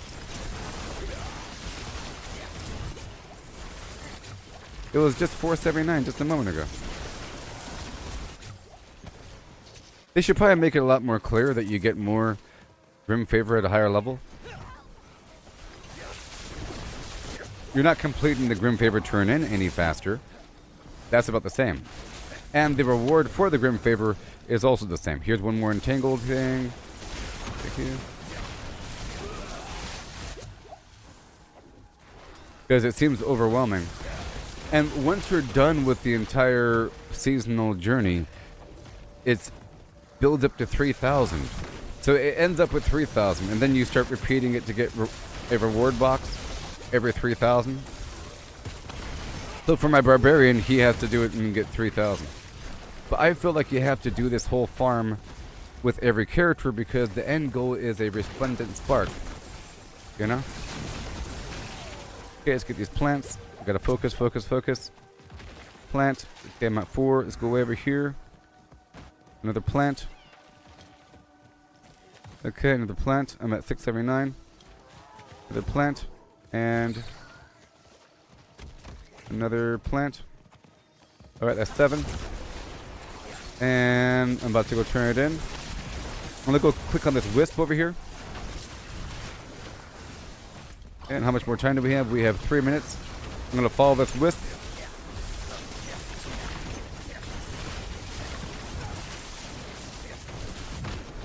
We're at 699 now.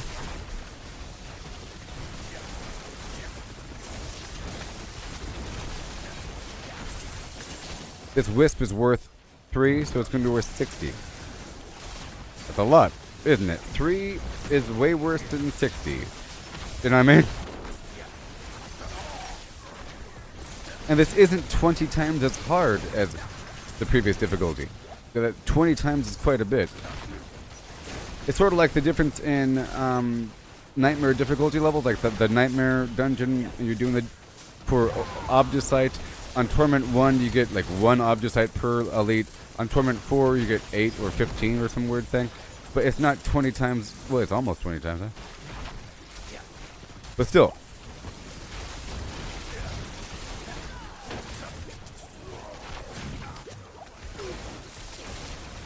It's almost done.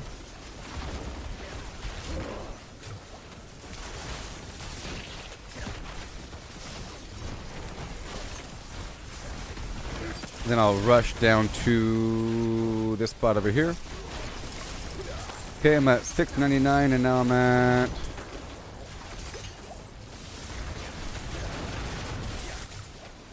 Now I'm at 759. Amazing. Amazing, isn't it? See, I'm almost at 1,000 and I was at 400 and something earlier. Okay. Let me hurry up. It is done.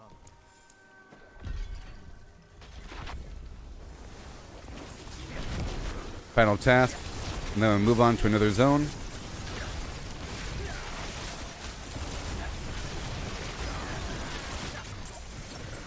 Hey, look, I finished it right on time. Alright, now 40, 20, 10. You see? Isn't that great? I told you.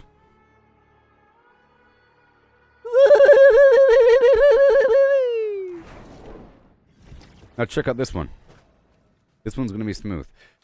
What you want to do is you don't want to just wander around. You want to go straight to this spot right here where all the goodies are.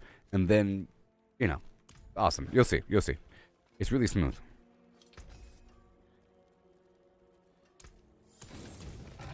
And I'll go right to the heart of darkness.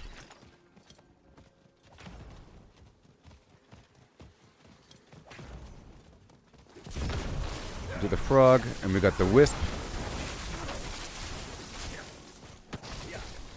Get the plants as I travel.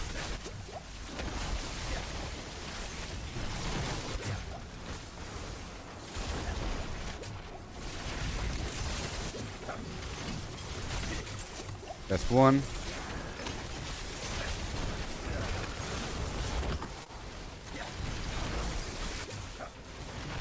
Roughly. We go right over here. Not you. Frog.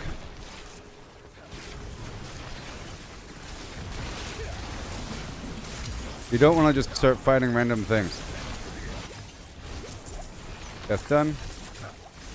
And got these exposed roots. Okay, if there's a cocoon, you want to keep on fighting around. See, there's a cocoon right here. So I want to keep on multitasking in the general area because it takes a second for the guy to spawn. You can do some stuff in the. You can do quite a few things. Is the ritual site?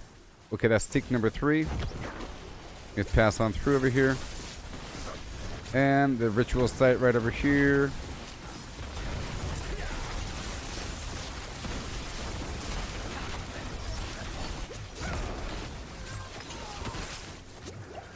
And then over here.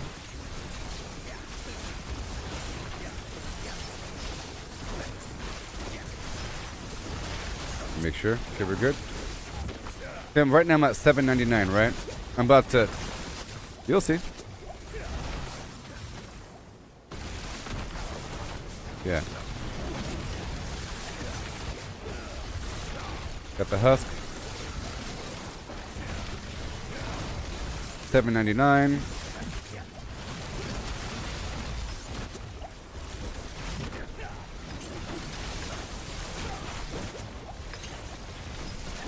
Right there. Another ritual site. $8.79.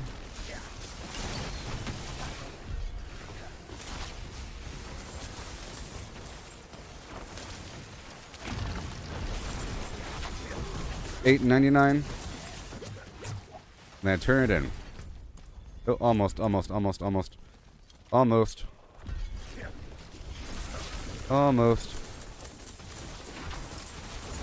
About to be.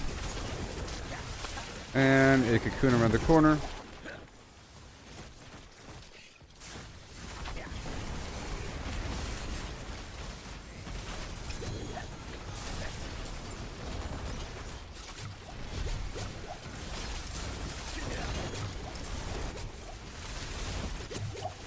Oh yeah.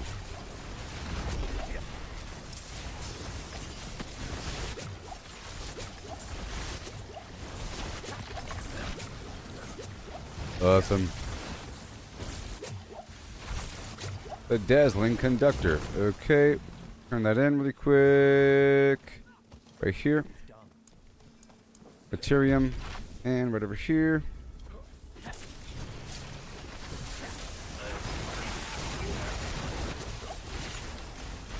Okay, get this headless husk.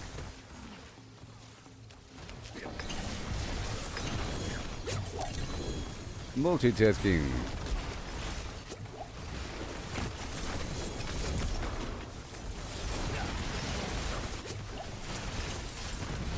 Thank you.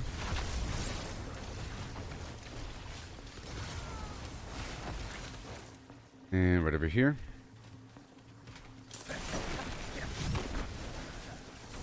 Five minutes. This guy right here is a thrall. You've done. And then we have this escort mission.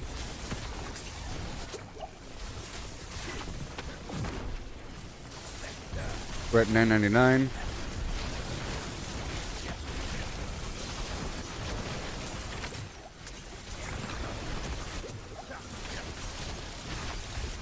Yes, sir.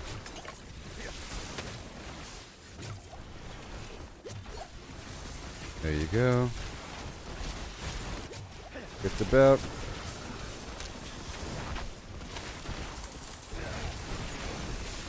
Another cocoon is spawning.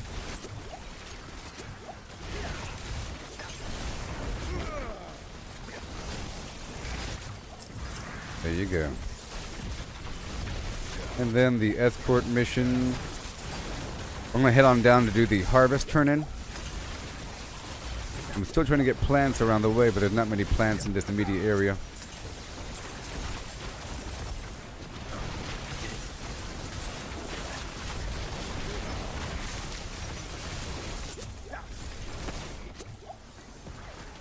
Q.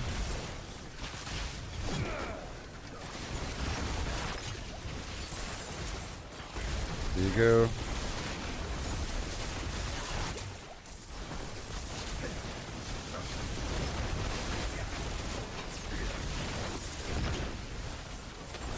Awesome. And over here, the patrol. And more and more. This guy's not done yet. It's about to be done. And the patrol is going. This should be done any second now. So you're done. Okay, a bit more. 1,059.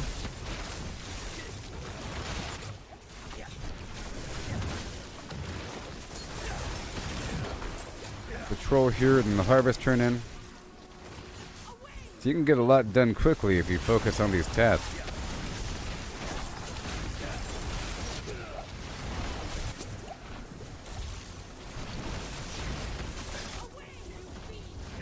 Okay, this is about to be done.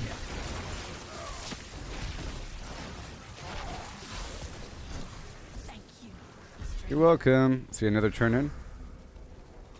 Oh, yeah. And then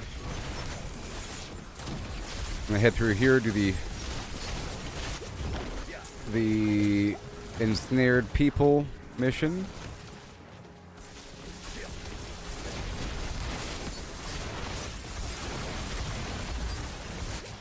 Get over here. Get some plants, but there's not much, huh? One, sure.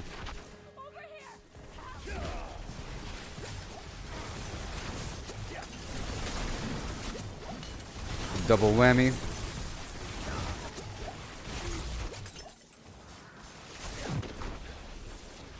Alright, that's good. And that's good. Next. Right over here. Oh, I got you.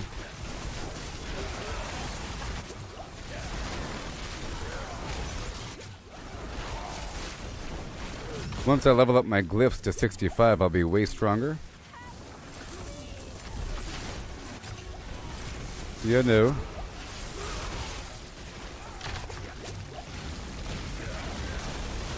Right there, all this stuff. I'm just passing through. But hey, yeah, no. Okay, we got a cocoon. I'll be doing that, but let's do this harvest turn in first. 1139 out of 2,000. I told you about half an hour.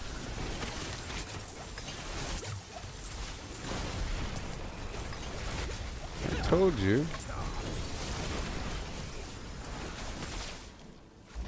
1199.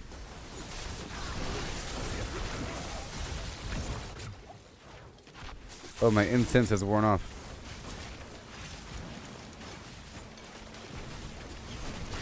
Yeah, top it up.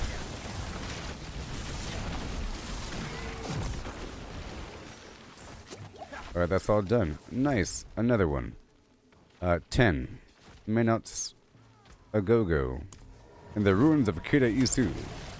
Yes, you could add me on Battle.net. I'll type in my gamer tag, okay?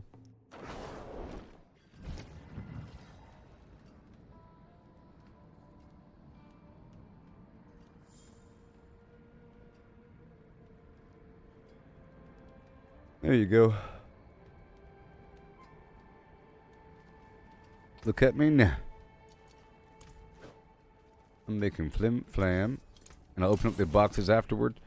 We're in a hurry. It's always a hurry. I have 10 minutes, you know, in every zone. Part of the strategy is to target the area with the smallest amount of time, if it's 10 minutes. And then you do it until it expires, and the next area should be 10 minutes. Because they're separated by 10 minutes. Alright, let's get these trees going. I'm looking for the animal. Get the plant here.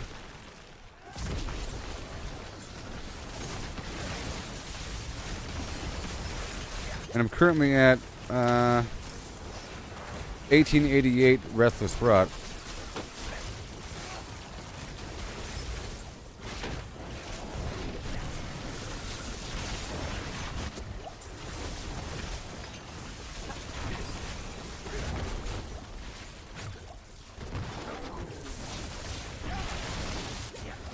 Yeah.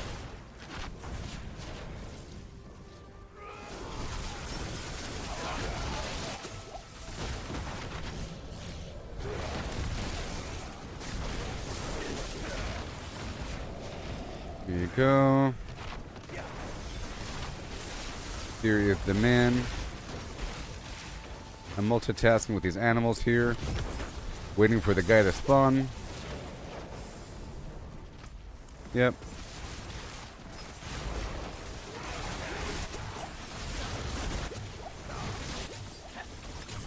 Awesome. That sound of me drinking potions is not me drinking potions.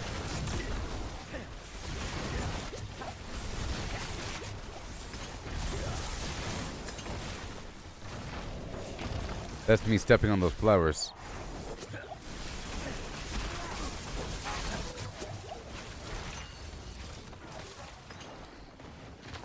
Come on now. Okay, Shepherd is complete. Good stuff. Oh yes, it's a head. Yeah. You know why it's a head? Because I drank the potion, see? I just got a head. Okay, let's go all the way over here. That's pretty far away. Alright, I gotta ride. I have to ride. That's a lot of gems. I'm getting a lot of gems.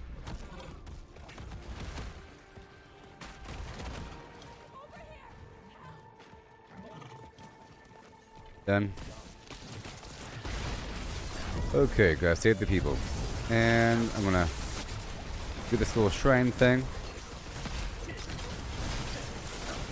The cleansing fire. Purge the rot. It's good to do if you haven't already finished the purge the rot situation.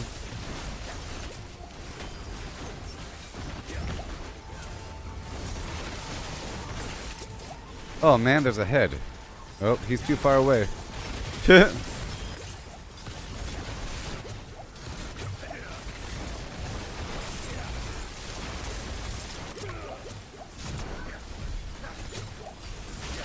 you go. All good. I already have a lot of heads though, by the way. I have like 12 or something. I have like 12 or something.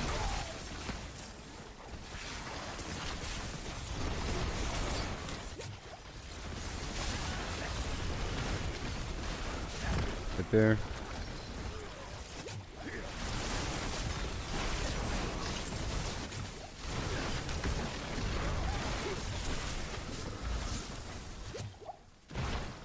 Okay, right over here. Final dude. There's some plants up around the way. Got 5 minutes. I'm at 14:39. Let's go this way.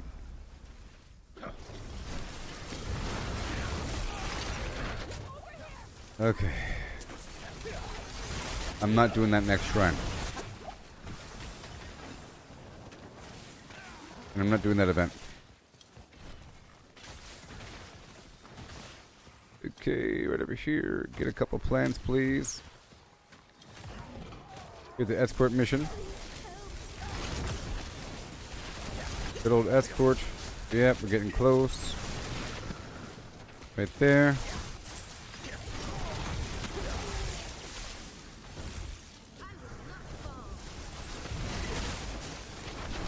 $14.59.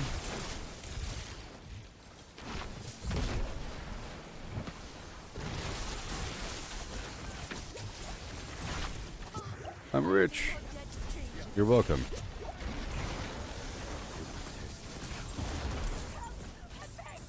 It is done. Again? Right there. Okay, ignore all them. Go for this final plant over here and the ritual site nearby. 6 out of 7. Okay, let's do this moat turn in. And the ritual site.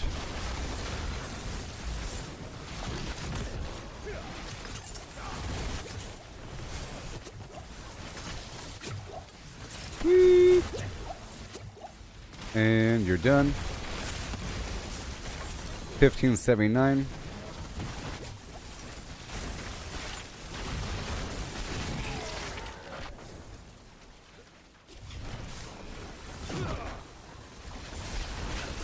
Bada boom.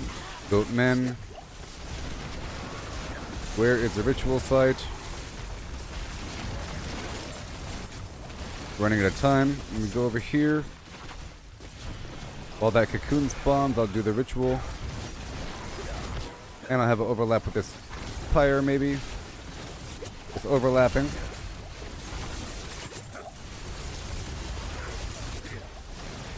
Okay, that is dispelled. Let me go ahead and go on. Alright, come on.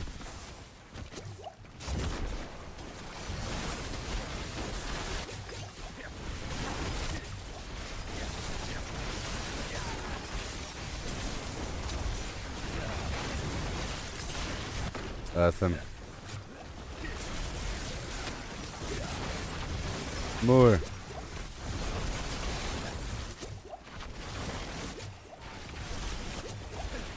Beautiful.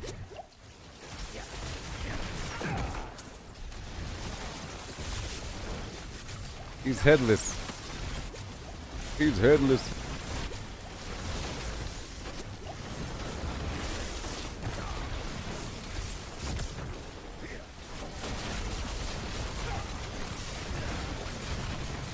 Right there.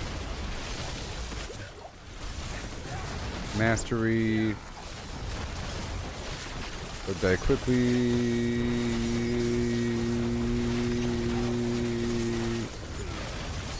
Explode.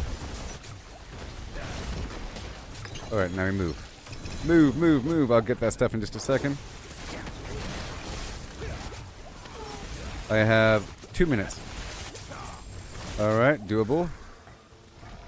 And the final site, and then I'll get more plants.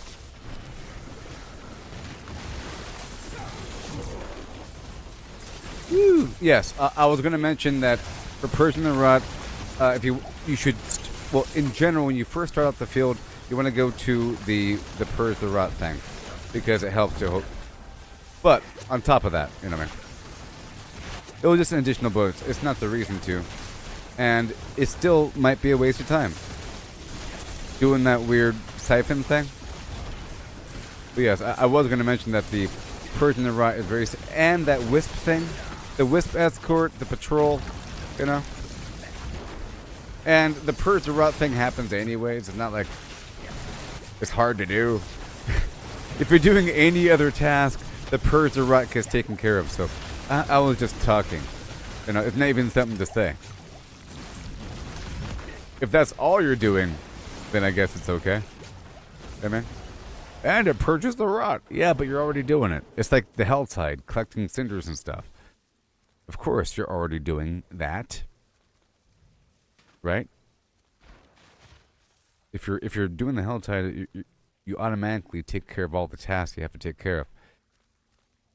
You know, harbingers and so forth. All right, now we do Karast, or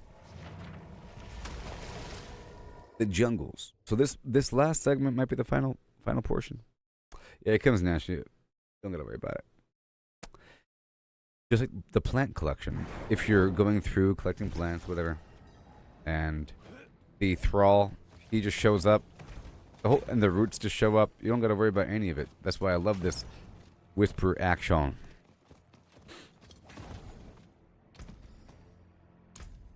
Ding ding ding ding ding ding ding ding ding ding ding ding ding ding ding ding ding. Whatever. For now. Alright. I'm just gonna collect these plants between A and B.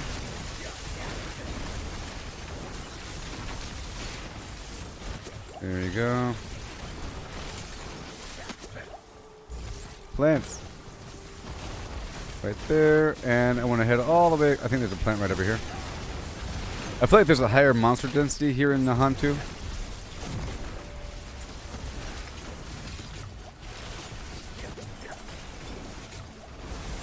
Alright. Right there.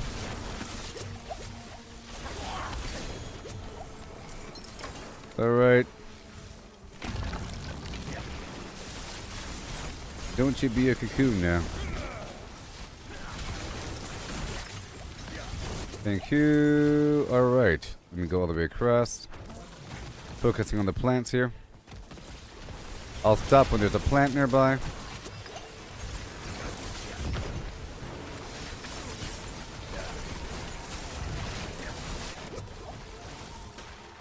There you go. And a plant. Most of the stuff is more on the right side of this area, so I'm heading in that direction, collecting plants as I go. Let's go find these frogs. And the whisper turn in as well.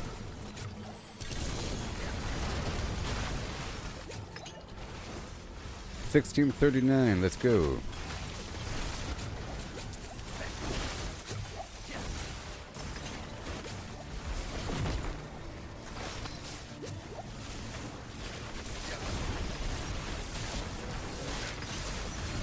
Thank you.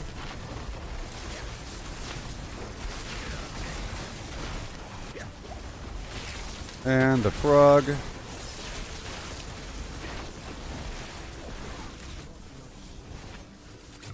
Yeah.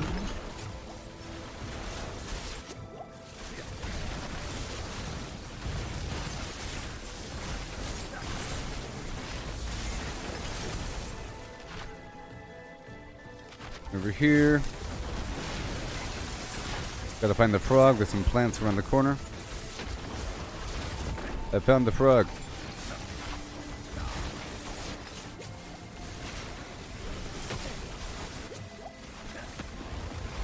Hey boy.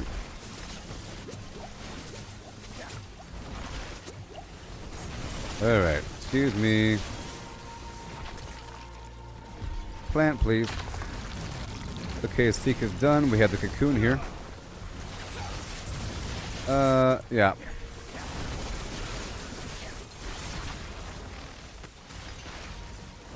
I'm going to quickly do the moat turn in and then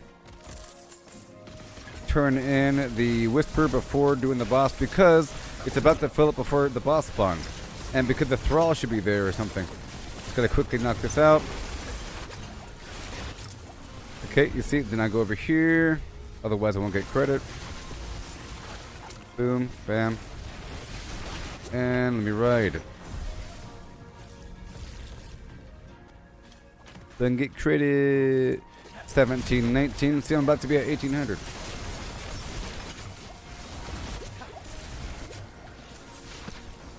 See, it definitely wasn't impossible. It seems like it's crazy, yeah? 2000.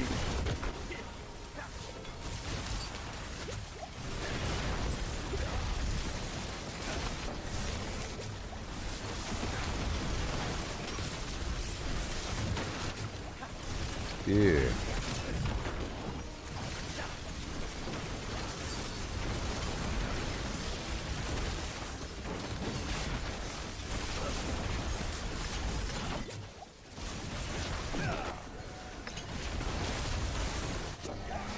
There you go. Very nice. And all done.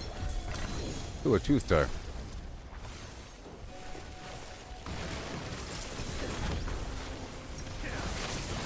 Well, well, well. 1879 is a good year. Let's go. Another plant.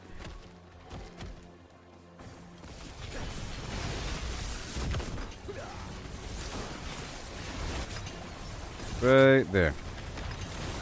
And I'll get this plant right around the corner.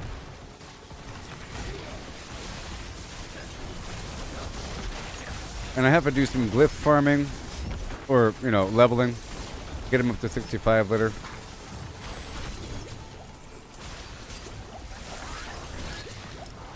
It's also an oboe farm.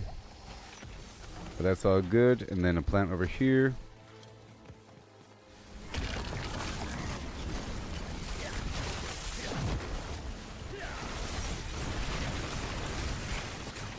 Yeah, buddy. It's a fine year.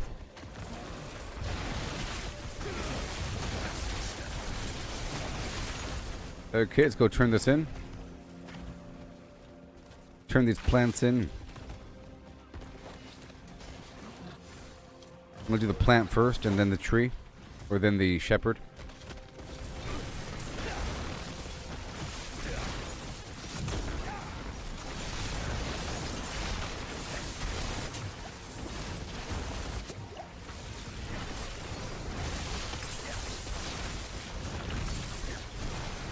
Alright, more Tree of Whispers action. Again. 1939. That's right.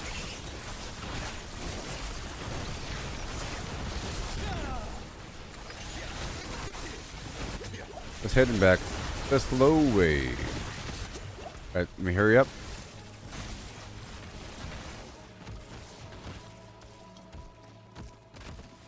And the people said it couldn't be done. I'm at, well, sorry, I'm at 4,800. I read off the obols last time, not the restless rod. I don't even know how much I had earlier.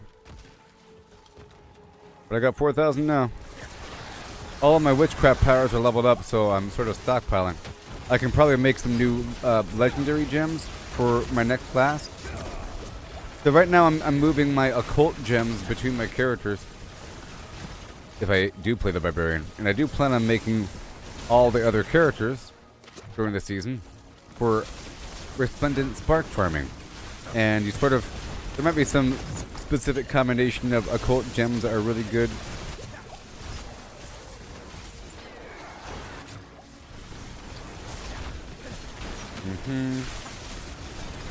I'm just multitasking. I'm about to finish my task, so it doesn't really matter what I do. Very soon, I'll be finishing the task right now.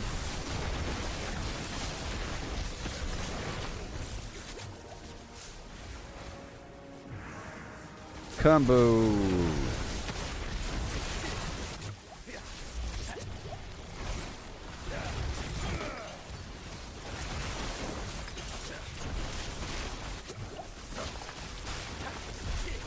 And there you go. Oh, the sparks? Oh, sorry. Resplendent sparks are used. Well, if you ever get a mythic, which is the Uber items, you know, the Uber loot. The mythics, if you break them down, they become a spark. So you get one resplendent spark when you break down a mythic. So if you're farming, you get a duplicate, you don't like it, you can break it down, it becomes a spark. But there's sparks available through other means as well. You know, I'll show you.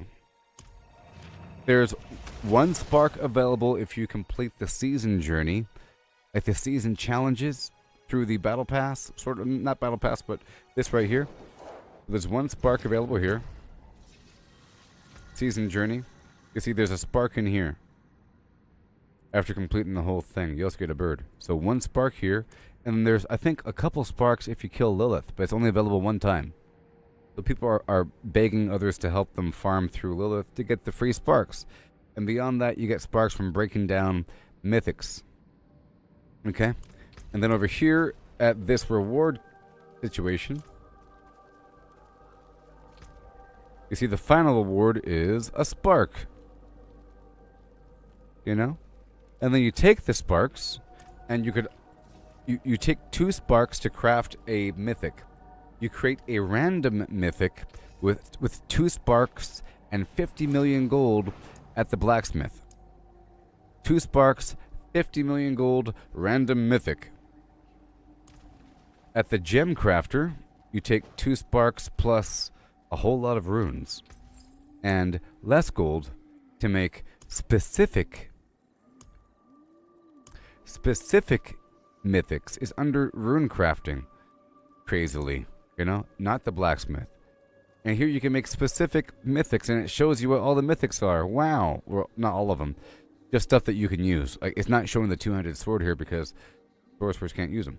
But everything else, and you see, to make this head I'm using, it requires 6 of the Yom rune, 6 of the Lac rune, and 6 of the Tun rune. So basically, 6 legendary, 6 rare, and 6 normal or magic runes.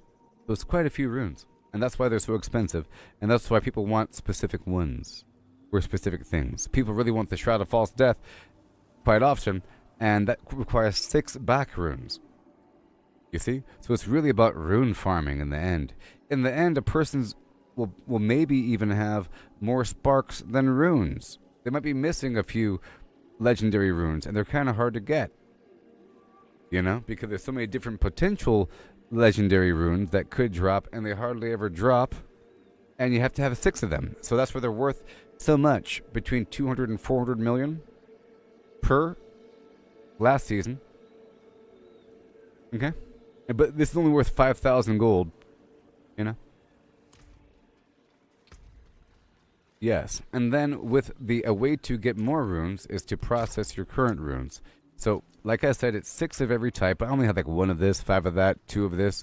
Not many legendary, but I have like 28, 29, and so forth of these lower tier. And I'll show you how it's done. In sets of 3,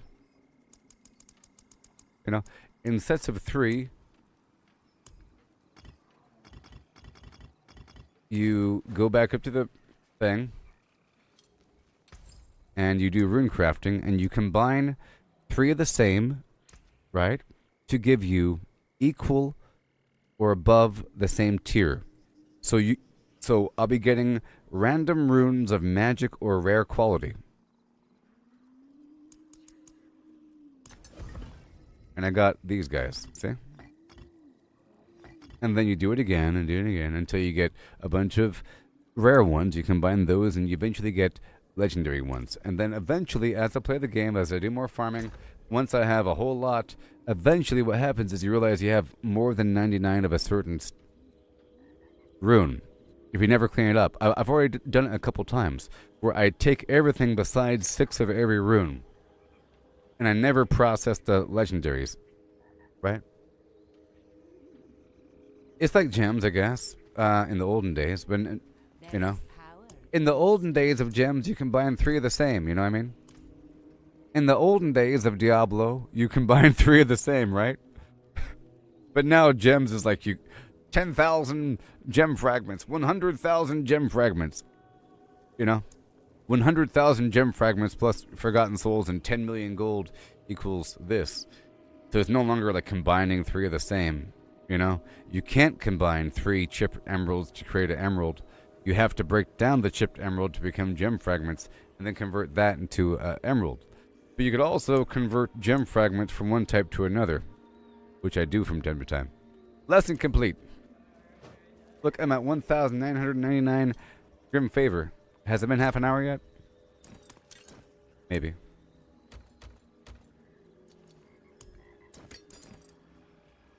Yeah.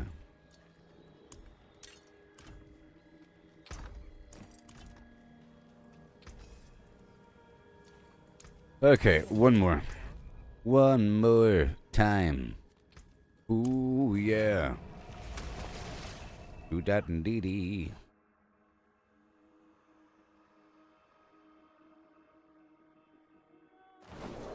Alright. So I'm going to go up and around the bend here, get the plans. We're almost done.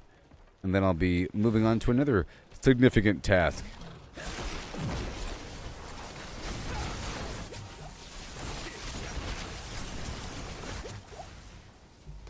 One more time.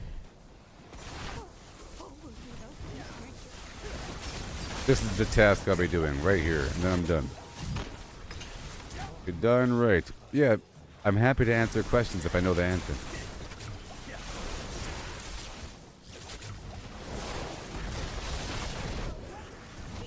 So, in theory, when people get upset about things dropping, it's like, man, I finally got a mythic, but it sucks. Well, it's a spark. So when people say, just spark it, you know, you might even heard that terminology. People say, just spark it then. They say, we'll break it down to become a spark. You get 2 of them, and there you go. You know what I mean? Because here's the thing. You can't sell sparks. You can't sell mythics, but you can sell runes. You know what I mean? And if a person does a bajillion iterations of farming, they will eventually have more sparks than runes. Because not every mythic is good. And you want better mythics. And you have a chance to get a 3-star, you have a chance to craft a 4-star mythic. You know? So you break down all the bad stuff. And you keep making the same thing over and over and over again.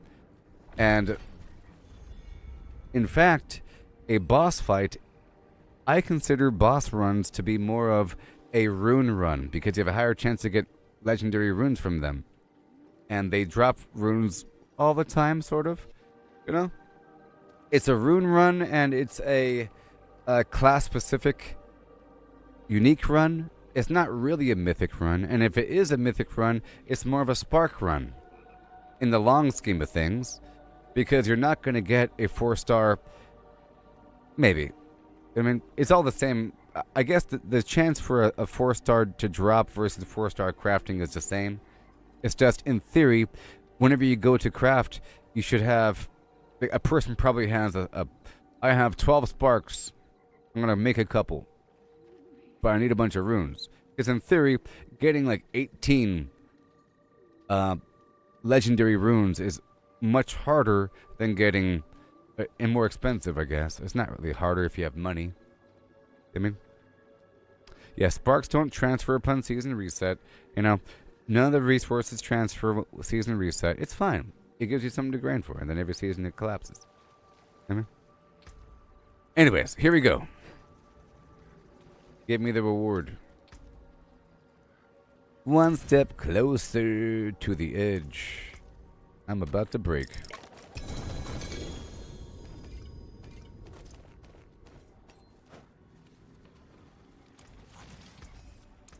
There's that.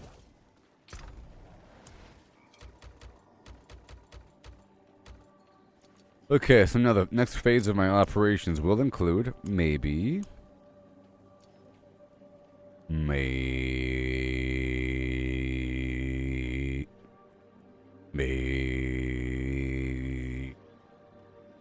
maybe Torment 3 Undercity?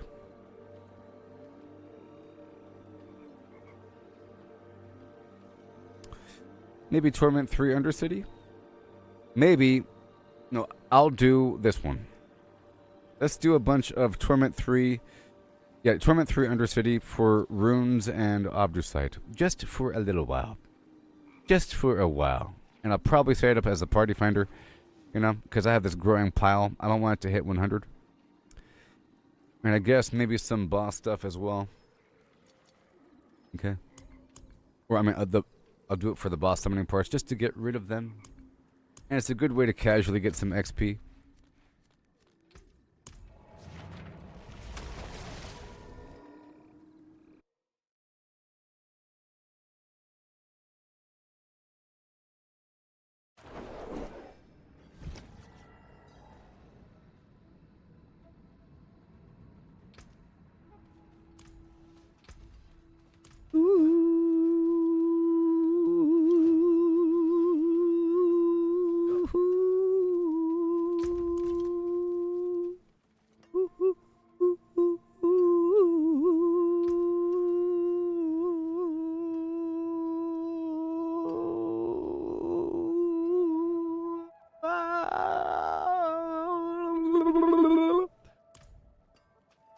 Alright.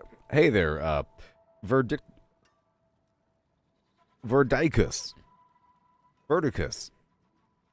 Verdicious. Truth. And so forth. Vertasium. Hey, Verdicious? Is it Verdicious? Verdicious! I am Perseus! Verdicious! Alcedius? From France? You still there? Audacious? Maybe you're still there. I don't know. You appreciate my bird? Can someone please appreciate my bird? I worked so hard for this bird. I don't know what the second one was. Go back. Verdicious? Verducus? Verticus? Verticus. Hey, Verticus, get over here. I got something for you. Have you ever heard, now, I usually lose people at this point. They just disappear into the effervescence, ether. Okay? We have such a good time, and then they pop smoke. But, have you ever heard AI music before?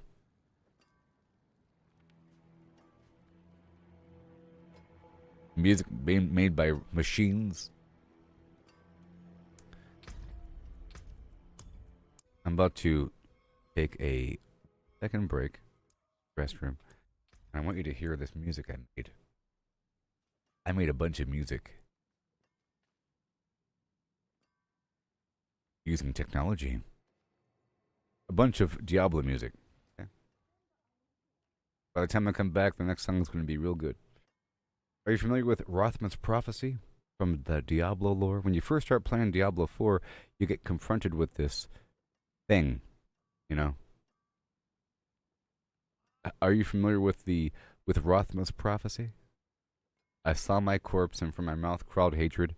You know, a pack of lambs feasting on wolves, tears of blood rained on a desert jewel on the way to hell. You know, spear of light piercing hatred's heart. The whole thing that Anarius thought was about him. It's about me, he who was bound in chains. You have. The next song I play after this current song that's about to play is Rothman's Prophecy, and I'm sure you'll like it. A wonderful example of how good AI music is in terms of sounding artistic and having soul and having a completely lifelike sounding human voice. But this first song I'm about to play for you before I step away is based upon the Caldera Gate dungeon because I liked it. I was trying to go through Nightmare Dungeon sigils last season, trying to record which sigils were good, which dungeons were good and bad. I was making it like a tier list of dungeons so I can just craft a bunch and break them down and have a nice list of good stuff because some dungeons are fast, you know. And I like the Caldera Gate dungeon. So this song right here is about Caldera Gate, the dungeon, featuring all the details about it. Enjoy. You know, it's in Fractured Peaks. It's an ice cave filled with the fallen demon. You know, like the Rakadishu guys with the altars, and they have these altars. The whole goal is to destroy 3 shrines and then go through the door, and then you're done. Okay? Boom.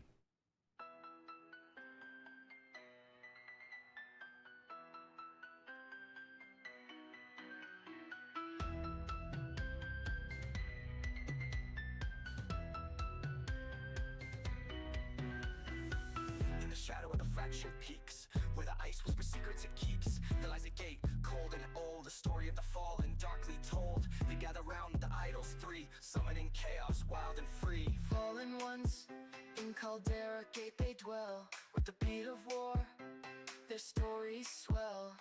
Through the gate, into the ice they fell. Now they dance in the shadows, under the spell. The idol of the imp, mischievous and slight, calls forth minions in the dead of night. The shaman's idol, with power to lend, makes the spell stronger, the end they intend. And the horde warriors call, turns the weak into the strong, in this icy hall. Fallen ones, in Caldera Gate they dwell. With the beat of war, their stories swell. Through the gate, into the ice they fell. Now they dance in the shadows, under the spell.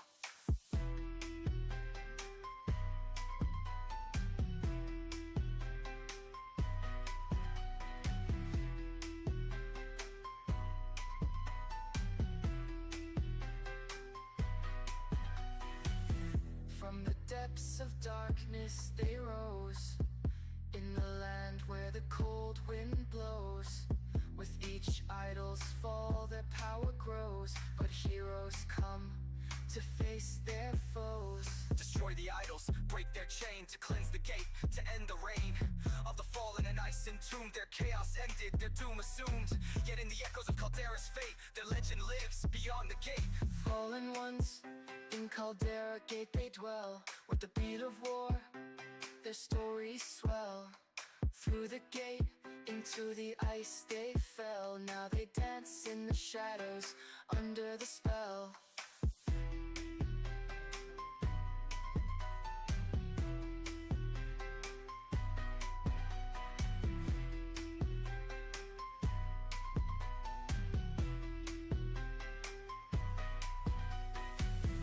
In the silence, after the storm, the gate stands, a form transformed. But the fallen's tale, though now at peace, echoes through the peak, shall never cease. For in Caldera, where the cold winds blow, the story of the fallen in the ice did grow.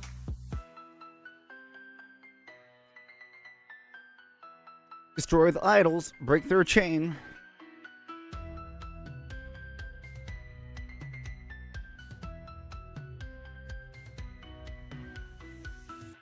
Okay, this next one is going to build up. It's pretty much just the words to Rothma's prophecy. It's going to build up. So I'm going to enter the dungeon and start playing.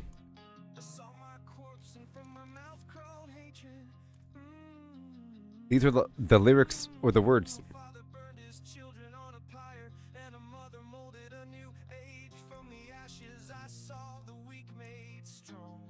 Going to build up. You'll see.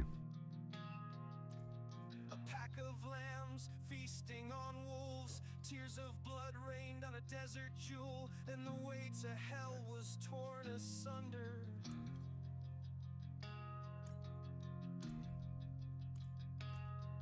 Then came a spear of light, piercing hatred's heart, and he who was bound in chains was set free. I saw my corpse, and from my mouth crawled hatred. I saw my corpse, I saw my corpse, I saw my corpse, and from my mouth. I had it repeat right there, of course, you know.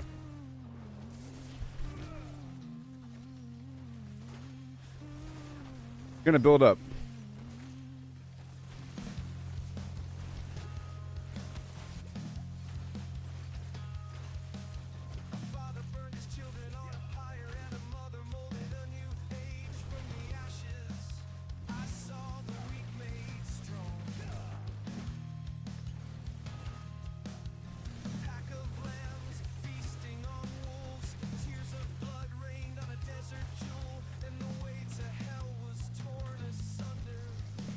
Isn't the voice lifelike, full of emotion and humming and this is a robot. Then came a spear of light, piercing hatred's heart, and he who was bound in chains was set free. I saw my corpse, and from my mouth crawled hatred. I saw my corpse, I saw my corpse, I saw my corpse, and from my mouth crawled hatred.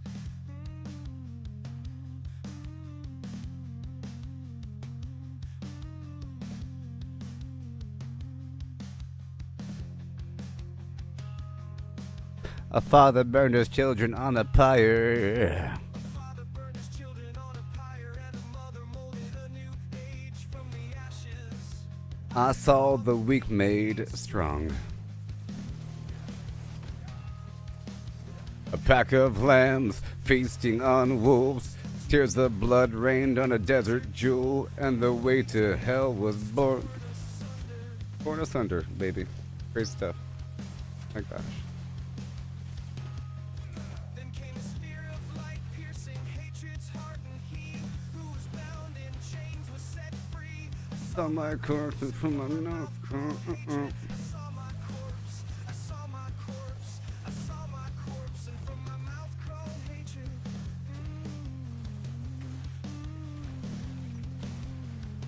Isn't that crazy? Like humming and stuff.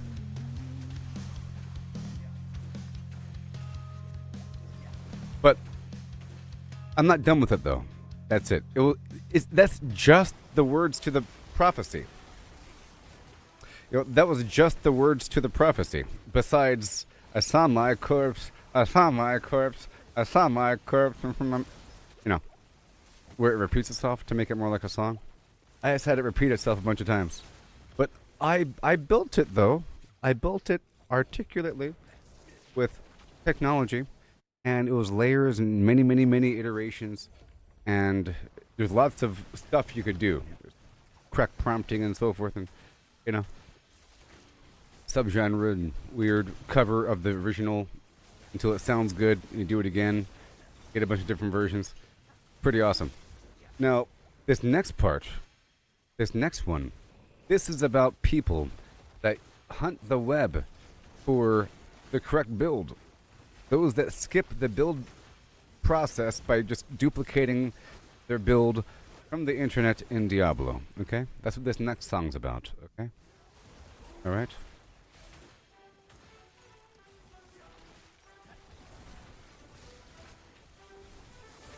They surf the web for power unmatched, hunting for the secret, the ultimate hack while we're out here, forging our own way, missing the magic in the long and winding day, stacking up stacks, it's all the same, trade the freedom for a point in the game, every click a step down the ordinary lane, they can't see the beauty beyond the game, don't chase that overpowered dream, ride the journey, feel the stream, the thrills in finding your own gleam, not in someone else's scheme.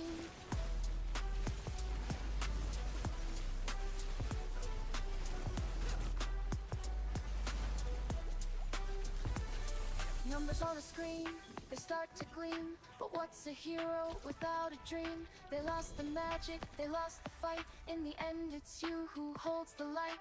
The treasure lies in paths untouched, in every challenge, every clutch, so forge ahead, create and trust in dust and rust, find the just.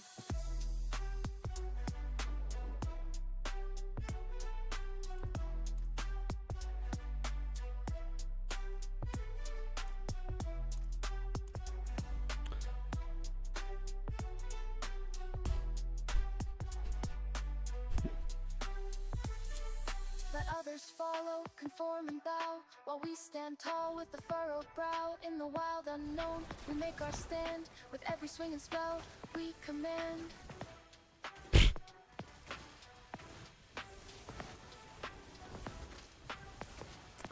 This next song is going to be about, it's a sarcastic song, it's rock and roll, by the way. Next song's going to be nice and rocky. But it's about, it's a sarcastic song about being in the best guild in the world because the guild sucks. Okay?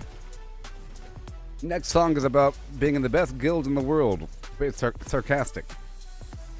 Because, you know, it's about, you know, having an inactive guild.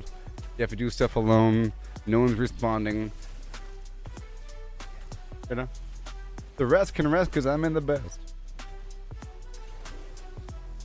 Did you vaporize into the ether yet? Dear viewers? Ethereal vaporization? I'm in the best clan, the best guild in the world. I'm in the best clan, the rest can rest cause I'm in the best. You know? Morning bright, the chat is dead, and it's online to... Good stuff. Got a question left unread. Guess I'll solo instead. Dungeon crawling all alone.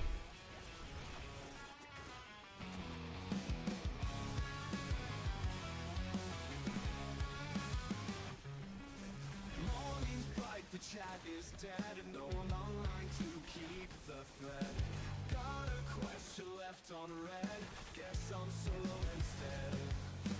Dungeon crawling all alone, echoes of a silent foe. Where they go, the seeds we've sown, feels like I've been disowned. I have the best clan, the best guild in the world. I'm in the best clan, the rest can rest 'cause I'm in the This guy sounds like a human. defense. I have the best clan, the best guild in the world. I'm in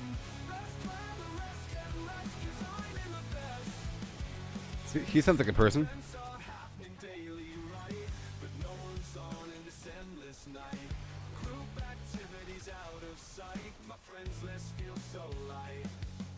Whispered, asking for a raid.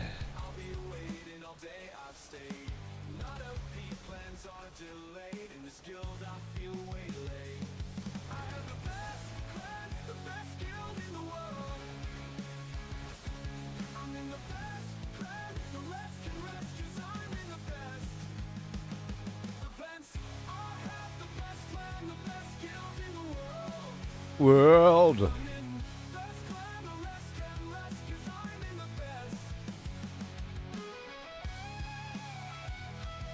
The next song is about the formation of Sanctuary. You know, the world of Diablo and the Nephilim. The next song is about the formation of Sanctuary. If you know how that works out. Kind of weird. You know about that, you know. Oh yes, so you're gonna realize that AI guitar solos is awesome. They're awesome. Awesome guitar solos in AI world. It's awesome.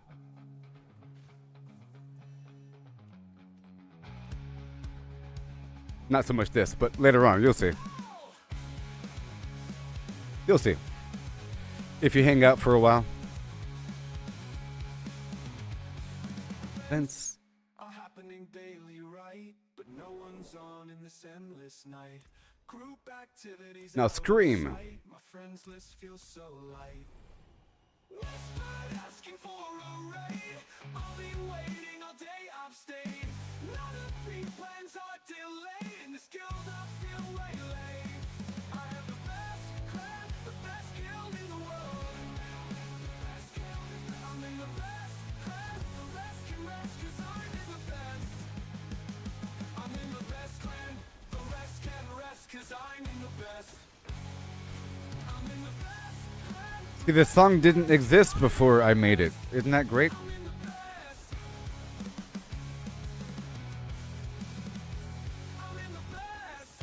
So this next song is about the formation of Sanctuary and the Nephilim. If you know about that.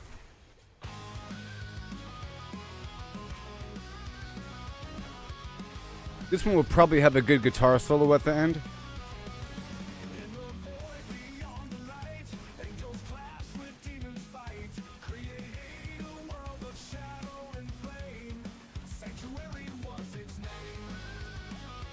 Born from lover's secret heart.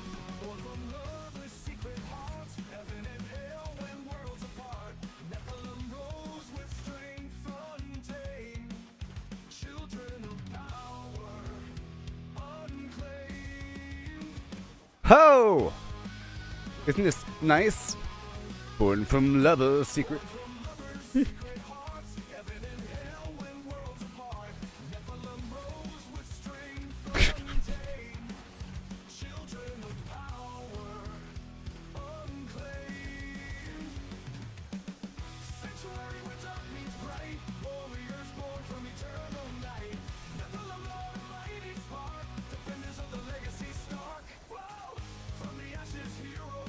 With ancient fury in their eyes.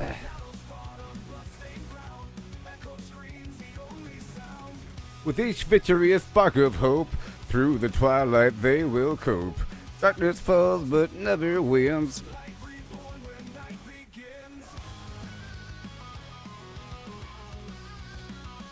Evil lingers, shadows creep. Nephilim stand their ground each time. Guitar solo, go.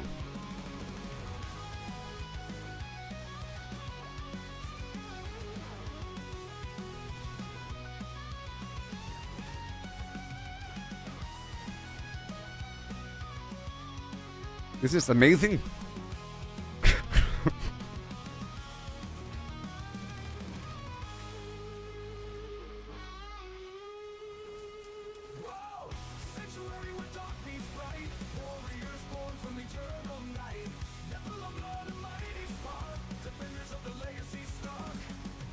From the ashes, heroes rise with ancient fury in their eyes.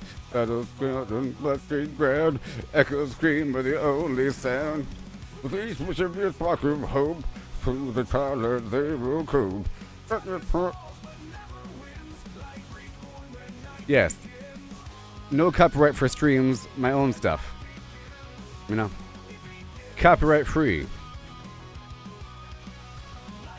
So ever so often, whenever I do like the same thing over and over again, like right now, I play music.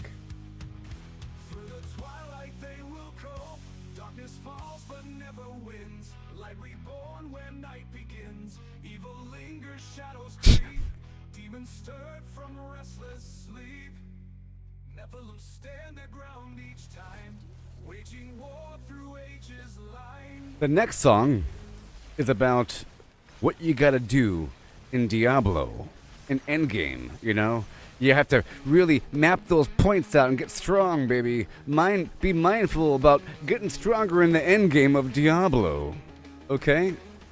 Champion's Path. And be mindful.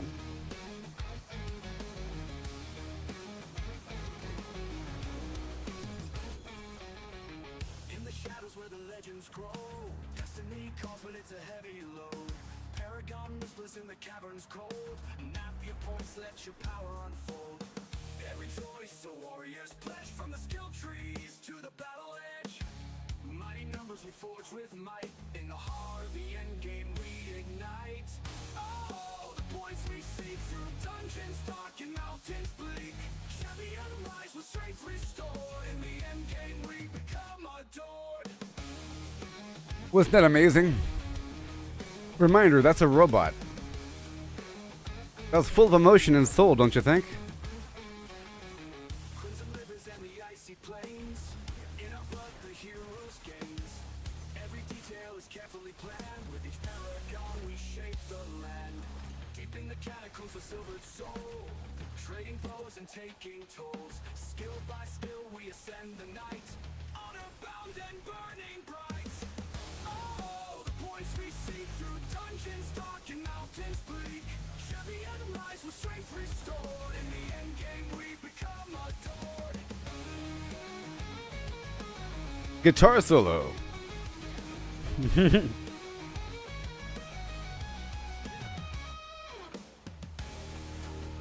Oh, oh, the points we see through dungeons dark and mountains bleak.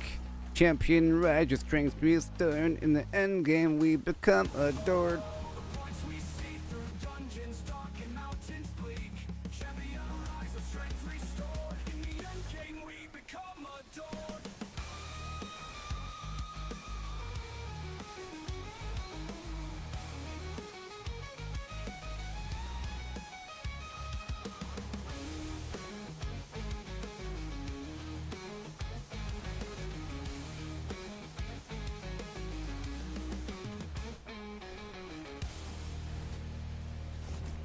This next song is about how to properly build your character in Diablo. Things you got to consider when you build your character. Okay? And it's live. And it's live. Okay? The things you have to consider when you build your character, okay?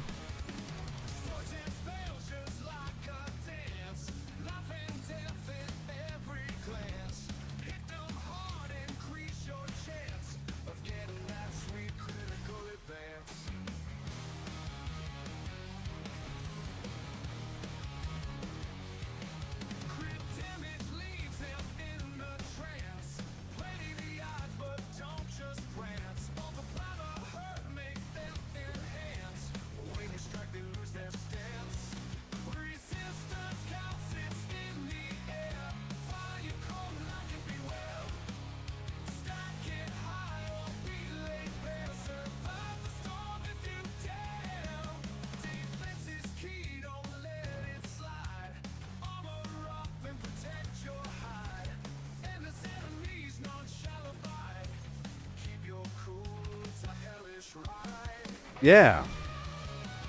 Guitar solo.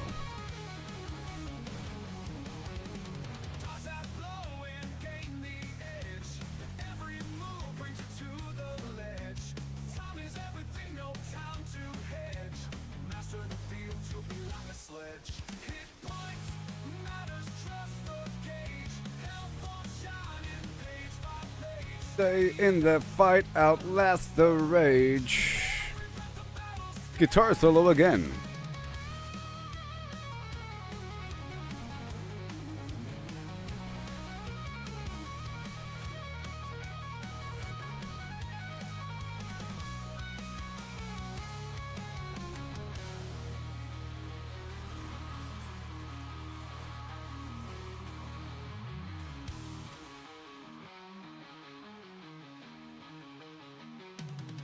Resistance counts, it's in the air. Fire, cold, lightning, beware. Stack it high or be laid bare. Survive the storm if you dare. Defense is key, don't let it slide. Armor up and protect your hide. In this enemies none shall abide. Keep your cool, it's a hellish ride.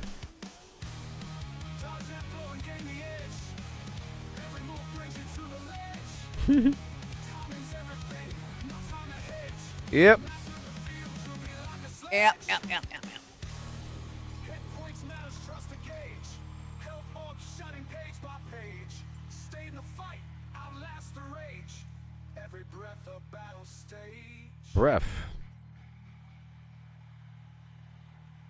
Still with me, America? Are you still with me, America? Thank you. Thank you. Americans? I told you this song's live. Encore! Encore! This is made by AI, by the way.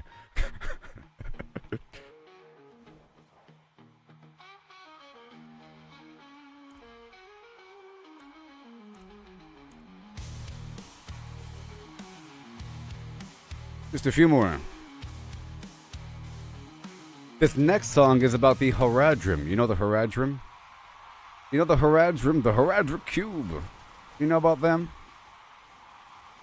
Here's some lore for you. Go in the shadows, deep unbound by time or light.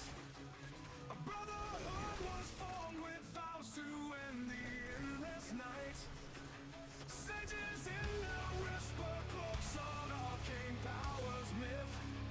In quest of lore and ancient scripts, they found a primal rift.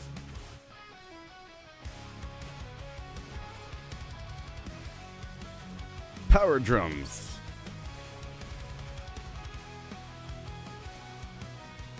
Desert sands to frozen beaches, they wandered wide and far. With frozen scrolls in hand, they faced the wind, the endless night. In temples lost to time, they found a secret sealed in stone.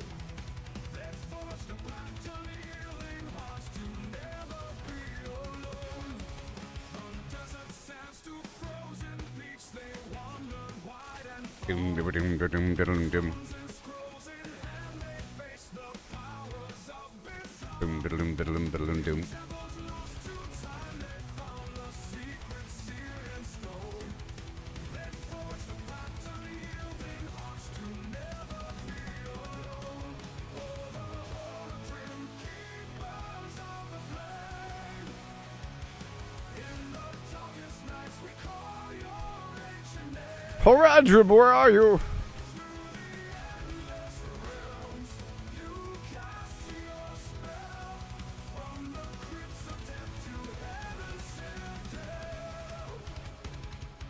In the darkened catacombs, where angels fear to tread.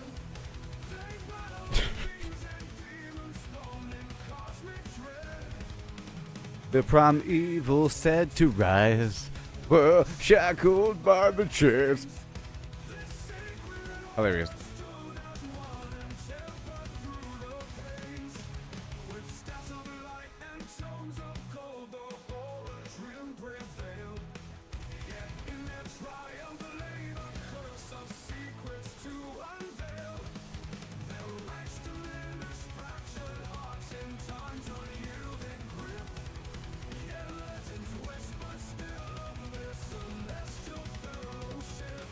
Shh, Haradrim lost and found through the theory of night and shade. In blood and bones we hear your songs, your legacy shall never fade. The echoes of your magic weave through time's unbroken thread.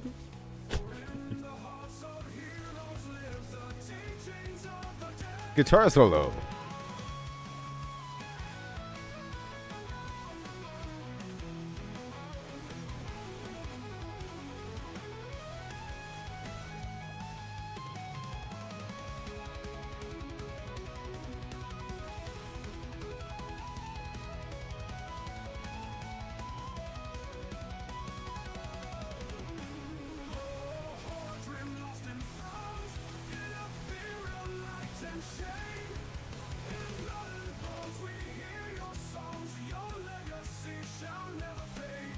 The echoes of your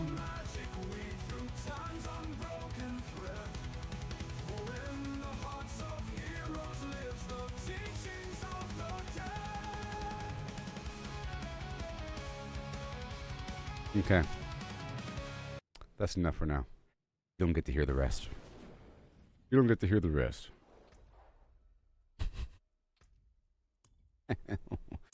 Alright. Enough of that. Every so often I have to show the new people that music, because it's awesome. Then we stop it. Bring it back up later on. Okay, 3 more. 3 more? Maybe I can set this up. List a party. We want to do the Undercity, of course. Yeah. And I'll wait a second.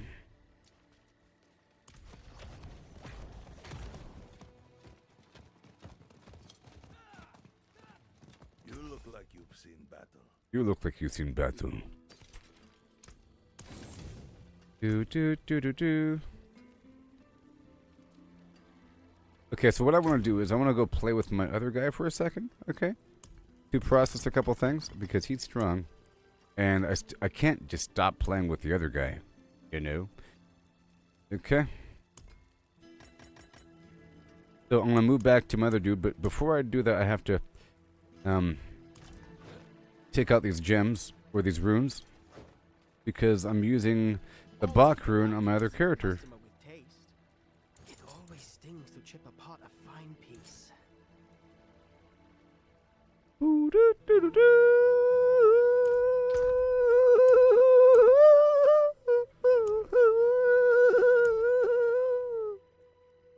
Okay. Well met. A delicate piece needs a delicate hand. What do you mean by that, pal? Okay, all these gems right here, and then the Bach rune. The Bach rune. And I'll get the Earthquake rune. Earthquake rune. Right there, just one. For later, and then, here, clear. Yep. Earthquake is right here. Pow. Earthquake and Bach. Keeping you, and then Lightning Bolt. Yeah. And then teleport with the Bach. Like that. Cool. So that's all ready. So Earthquake, and then we have the probably full mana every 2 seconds out of combat or something. Combat. No. Avoid health damage while fighting. One of those. Right there. And restore resource. Really? No.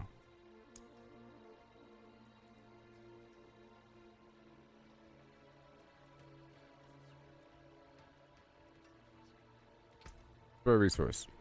Maybe. Okay, so now I'm going to be moving over to my other character, and I think that's all I have to transfer between them, because I would like to fluidly move back and forth, you know? The echoes of your magic weave through time's unbroken thread. For in the hearts of heroes live the teachings of the dead. Do do do do do do. Mm.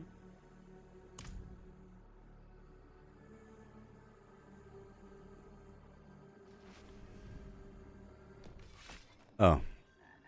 You probably missed the last couple songs before I shut it down. This is my barbarian again. Oh, you know, I meant to... Dang it. Let me go back. I meant to put all the items away. I'm going to farm with my barbarian for a second. Yeah. So, wasn't AI music wonderful with guitar solos and the emotion-filled voice?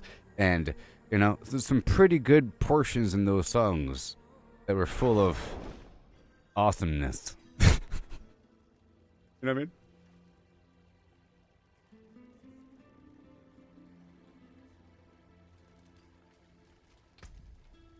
I'm sure it was impressive if you've never heard, if you're never consciously aware of AI music in the past. I'm sure it was rather impressive. It's like, wow, that sounds real. You'd think it would sound like the first couple songs. Like, some of those first songs I played for you kind of sounded like a robot, like that lady, but sometimes she doesn't. That's just how she sounds like. That's just who she is as a person. You don't understand. That's just who she is as a person. Okay? I made her. Her name is Funky Jess. I made her, and she's mine now. And I could use her in different things. She's mine. I forged her. Basically, after you construct this stuff, you can then do some funky stuff. Feels very good.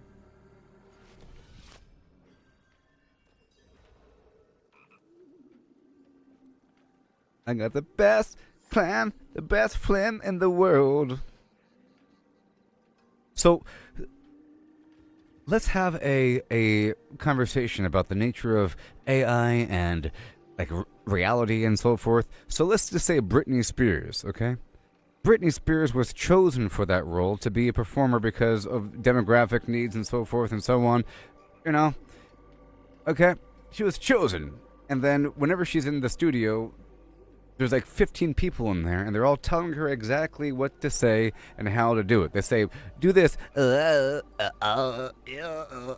more of that, you know? My loneliness. No, do it again. My loneliness. Again, monkey. You know? Okay? And then if every decision is being made by 15 people, then who is really the artist? And if you look at the song credits for many professional songs, it's like 15 people. Okay, that's crazy. That's like a back room when they're deciding, how do we best make this song sound good? What is good and appealing for the demographics? How do we insert products? It's already fake, is my point. And it's made by a studio with a bunch of people layering in effects and samples, and so it's all fake. It's all fake. Okay? It's all fake. Okay? Basically. You know, and movies and everything. It's all fake, you know? The person acting, that's not their idea. Sometimes an actor has input on the role, but they're just puppets. They're just monkeys, okay? They're cast because they fulfill the role of whatever the screenwriter wanted, and that person was doing... Hardly ever is just a couple people work. Sometimes it is. It's some artistic thing, you know? But typically, for triple, like, mainstream is all fake. You know, look at food. It's all made to look good and taste good with extra chemicals and colors and so forth, and, you know, hot corn syrup and so forth to make it be more appealing than what it really is. You know, that's not really a small pizza. Like, everything's fake.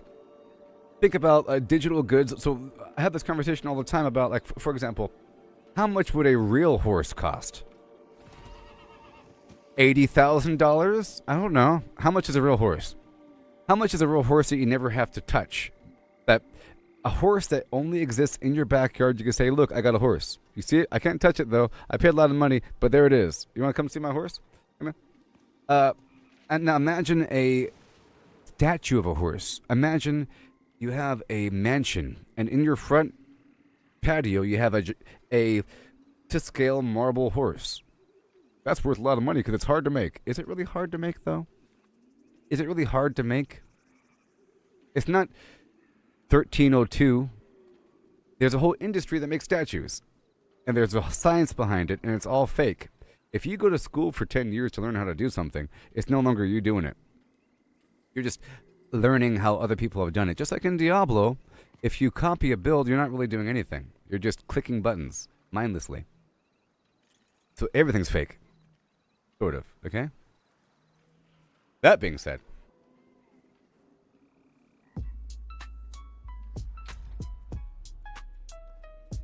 I'm soaring high, up in the sky. Cross the map, I'm on a flight. Do it funky, don't you know? I'm in my shit built with Lego. Brick by brick, I made it strong. Flim style, it can't go wrong. Zooming fast, no time to rest. Flying high, the very best. Flying across the map, doing funky stuff. Cause you know that we're doing it tough. Flying in my ship made with Lego. Alright. All manner of flim, we're ready to okay.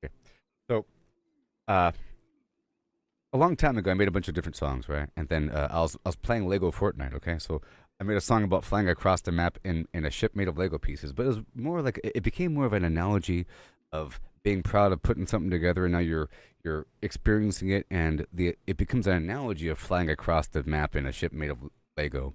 And I happen to say flim flam all the time as part of my channel, you know, flim flam. It means everything. I don't use bad words. I say flim flam instead, you know. And, I consider flim to be the development and flam to be the execution. Preparation, execution. Flim flam is the prep and execution. Okay? All right? And, yeah. So, this right here is going to be like a long song. It's more like a compilation of all the previous songs I made up to that point, but using the same sort of band I made. Using the same sort of ongoing flow, because you can do that. You can say, I like this. I want to capture this, whatever the essence this is, and use it in something else. And you fine tune it and you make it, you package that again. It's like layers of packaging and so forth. It's really interesting. So this piano and that beat is going to be playing throughout different things in a bit, okay? Just for a bit. It's not Diablo related. Here we go.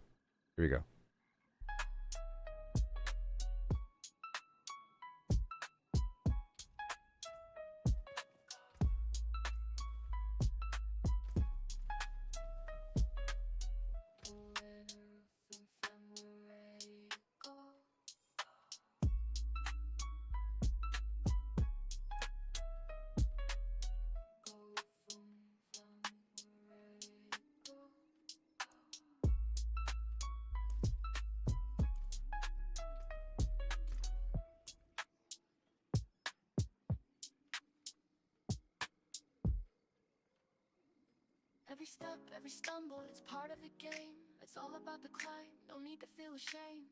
Learn to fail, it's the only way to grow. Keep pushing forward, let your determination show. Gotta train, gotta practice, gotta hone your skills. You can't expect to win without putting in the drills. Success is stagnant, it's the failures that will teach. Embrace the journey, reach for goals out of reach. Rise and grind, never settle for less. Every stumble is a lesson in progress. Embrace the journey, seize the moment tight. Failure is growth, success is stagnation, alright. You know I said, failure is growth. Yeah, no, success is stagnation. Because I said, failure is growth, success is stagnation. Okay, this is the model of my channel, by the way. See, failure is growth, success is stagnation, the Gooboberti way. It's about working hard and getting the outcome. It's about grinding and farming, typically in video games, but it applies to life, you know? Failure is growth, and then you learn more through failure than through success. Success is just a confirmation of your skills, and you end up stagnating because you're not growing. You grow through failure, and failure is a confirmation of your skills, but then you identify your weaknesses for future growth. So you have to be in a state of constant sort of dithering. If things get too easy, your whole world's destroyed and value is lost. Okay? It's being able to control scarcity equals joy. You control your own joy by controlling your own method of scarcity. If scarcity is value. If you have like a if you have a gigantic bag of Dorito chips, don't eat the whole thing because you're gonna hate Dorito chips. You have to portion, not just because of fatness or whatever, but because of the joy of the thing. Moderation equals joy, and so forth and so on. But here we go. Failure is growth and success is stagnation, alright. Yeah. Rise and grind, never settle for less. Every stumble is a lesson in progress. Embrace the journey, seize the moment, fly. Failure is growth, success is stagnation, alright. All right, here we go. This is my Undercity build. Success is stagnation. But it's been 21 levels since I've been. It's been 21 levels since I've played the Barbarian. That's awesome. I have 21 points just to throw around the universe. Rise and grind. Never settle for less.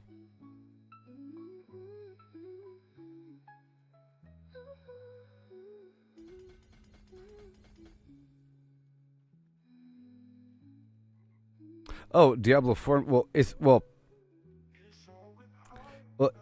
in Diablo. Well, there's layers here, layers. So for example, if you have an infinite bag of Dorito chips, you can have Dorito chips every day. I mean, but you don't have a whole bowl full, maybe. Doesn't mean that you avoid it. It means how you, and then as you eat it, do you just eat the whole thing?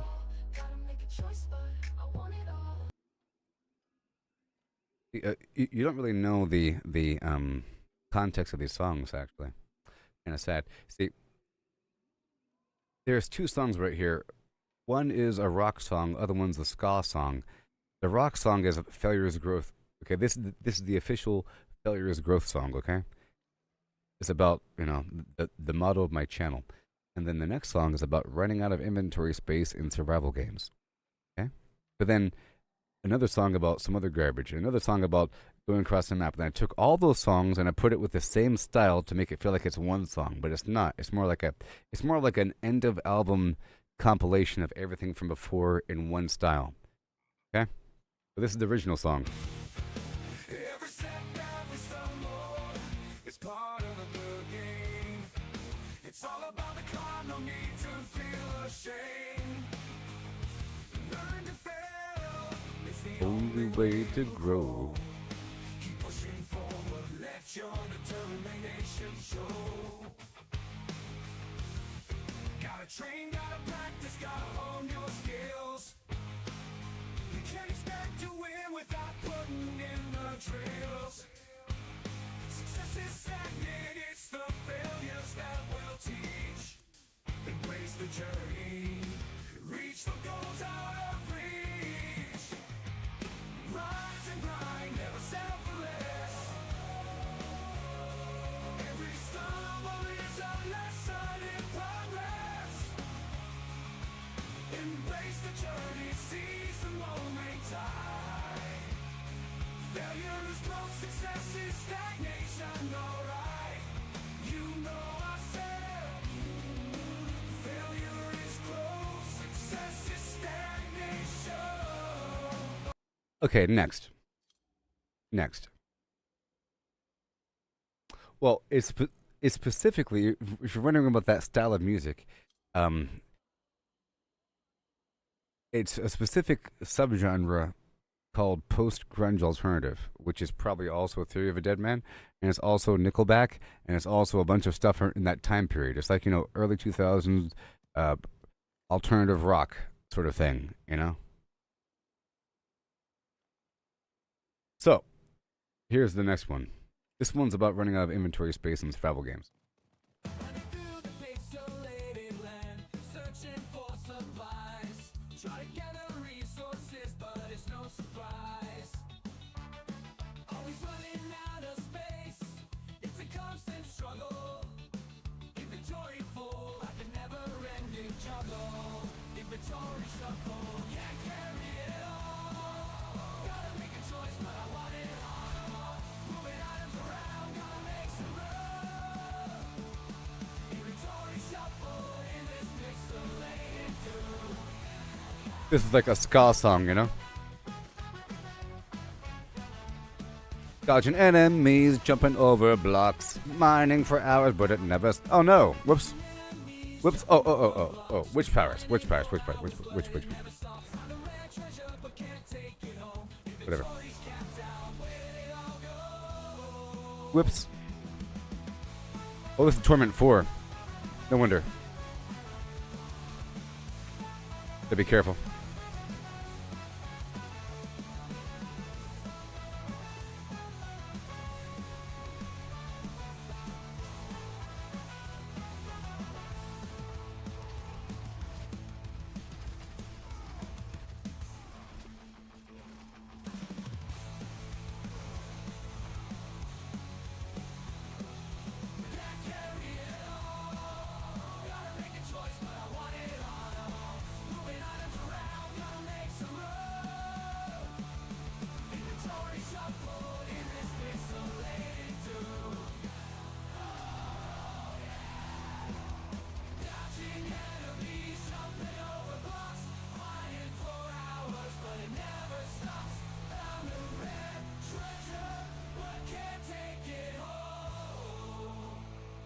Ploop! Wait a minute. Well, I made that stuff like almost a year before this other stuff that's more recent. That's why the more recent stuff sounds a bit more clean, because the technology has improved. Like all the rock stuff sounds a lot cleaner. Before it sounds like you're in a studio and there's a bunch of extra noise thrown in. It's a bit loud. Now, so here is this goofy song right here. Well, I'll play it when they do come back. So, I'll talk about the game for a bit. I'll play the Caldera. I'll play the Diablo stuff again. Oh my god.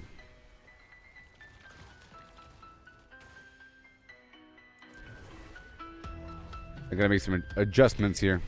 This is my fast farming build for the Undercity.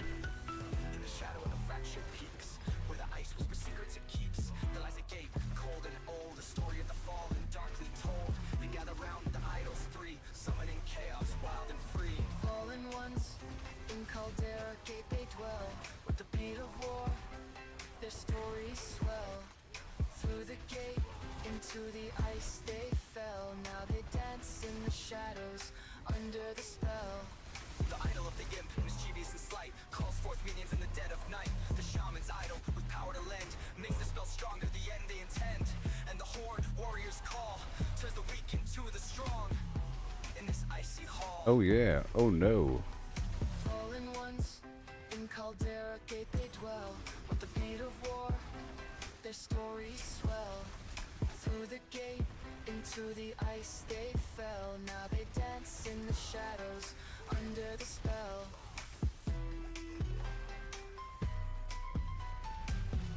Huh.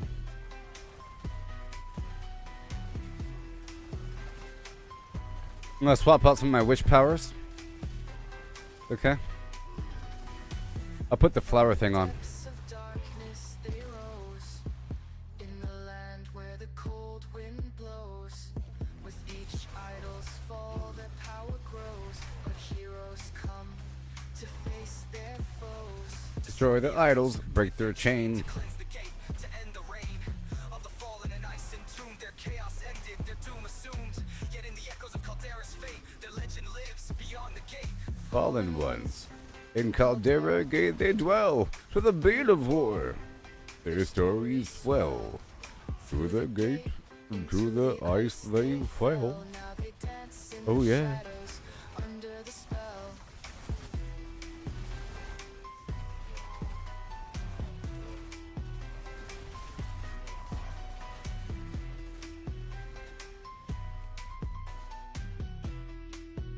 Alright. So there was a survival game called Satisfactory, okay? Satisfactory. And you know what, it's a survival game, you build factories and so forth with conveyor belts and whatever. And in that game, I realized that making a buffer box to serve as an intermediary between output and input, you know, really helps. Otherwise, you have an overflow point, and there's a backlog, and it's bad. And I realized that buffer boxes are key. And I kept on saying buffer boxes. I should make a song about this. I made a couple songs about buffer boxes. Here you go. And I love them.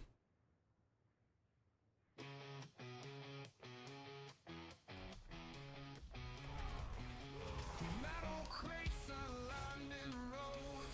Factories hum, the engine blows.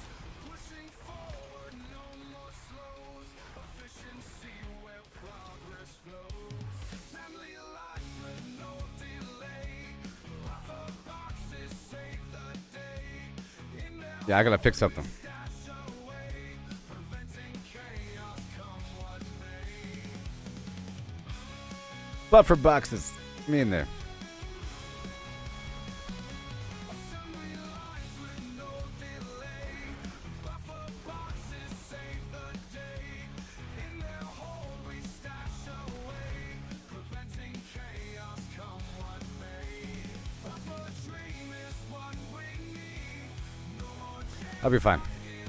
I'm gonna make a couple changes. It'll be fine next time. Next time will be fine. I wasn't normally doing this on Torment 4, I was doing it on Torment 3.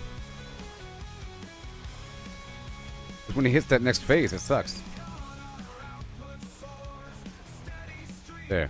factory doors. Metal boxes at their cores.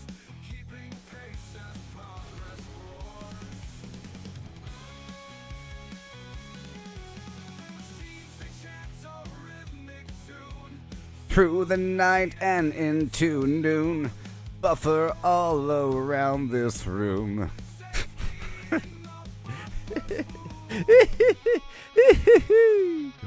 Buffer dream is what we need. No more jams, our gears are free. Containers strong, in them we feed. Smooth production taking lead.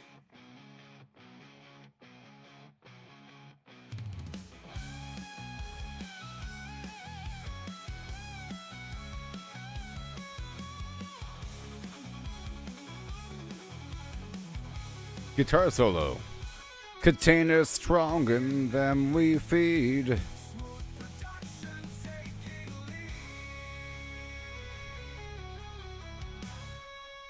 Buffer boxes. Here comes the second buffer box song.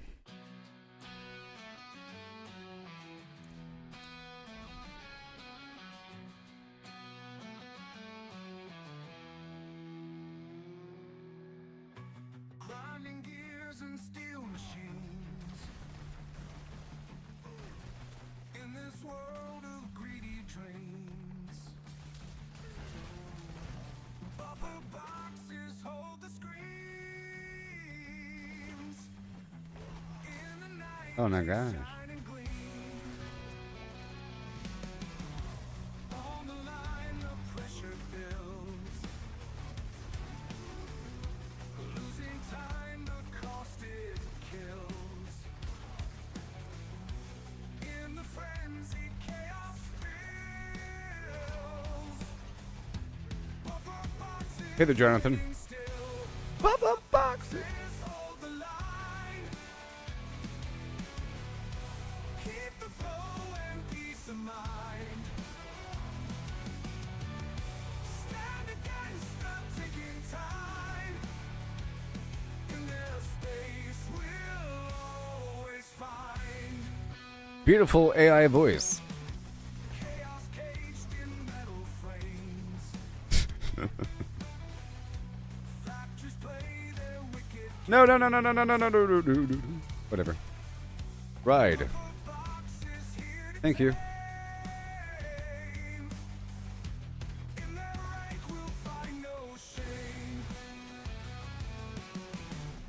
On the lights, And then I'll go back to my sorcerer and level up my glyphs a bit. buffers set like garden blades. Just a moment or two. In their arms the Whoa. Come on. days. Bottlenecks they I have severely messed up resistances on this guy. On a couple lines. But that's okay. I don't feel like changing out for this. I just gotta do better.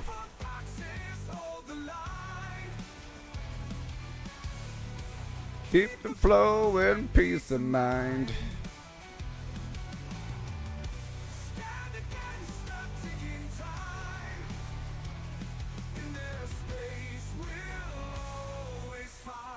There we go. What's the easiest way to get severed head and rot? You do the field a lot. It just has a low drop rate, but it comes. I got some earlier. I have like, you know, a lot. Huh. What's the easiest way to do? Well, the root dungeons, I don't know if that's the best method to get the stuff, but you should do them. Like, I ran through mine earlier. You know? I'll turn this music off in just a second so I can talk. 1 second. I gotta turn off this music.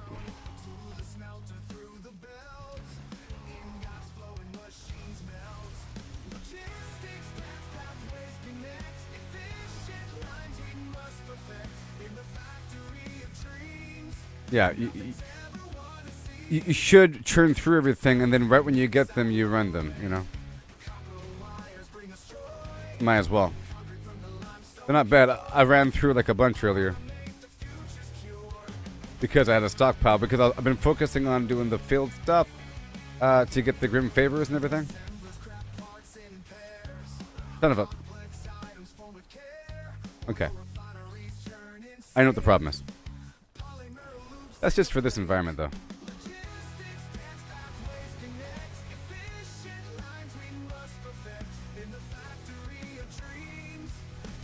Gotta be a little careful.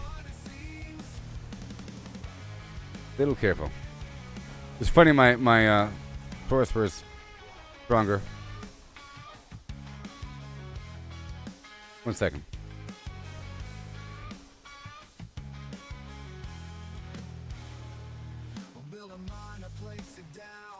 Okay.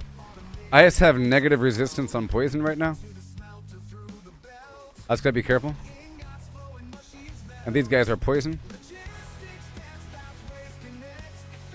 That's all. Yeah. So I'm gonna leave here and go back to my sorcerer. I'm gonna leave here.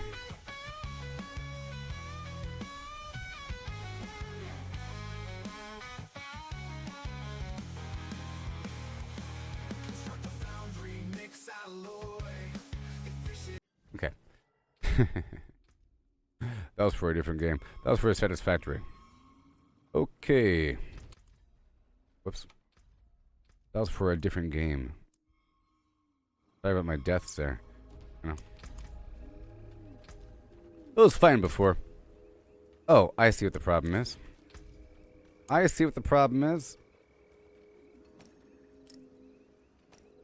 Maybe if I had that going on, I would have been a bit less in trouble. And I was trying to fill in the gap with lightning. I can mix anything you like. And let me just see what we really have going on. I'll fill in the gap. Poison, shadow, right here. Lightning, cold, poison, lightning, cold, cold, poison. Then you fill in the gap. Right now I'm consuming fire, cold, shadow. Fire, cold, shadow. Yep, I don't need fire, cold, shadow. Let's go for lightning, cold, poison. And then I'll fill in the gap with a different elixir. Okay, let me see this right here.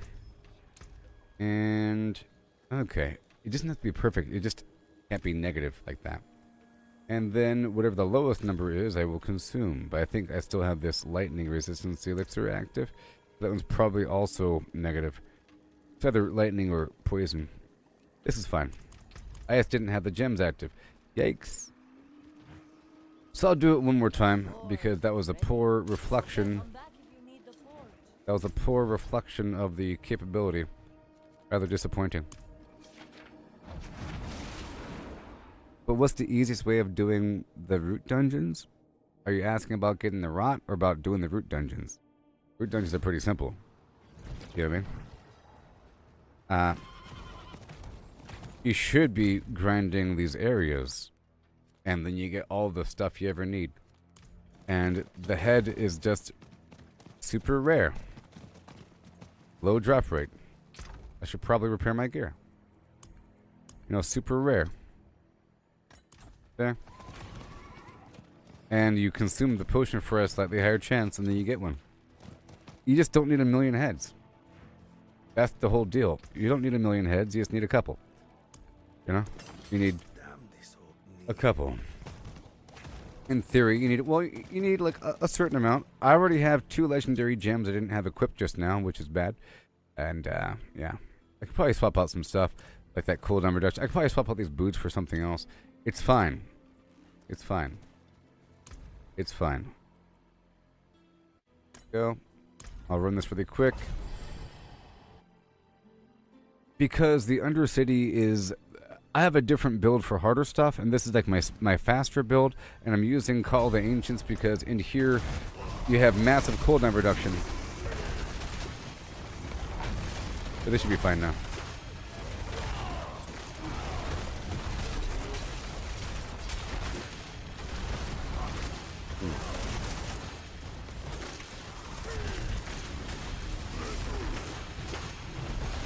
Okay. And once this is done, I could really fly through this place. Right now. Right now. And now I can spam my Call of the Ancients, you see? I can spam the Call of the Ancients. See that? It's amazing. I just had a problem last one where I didn't have my...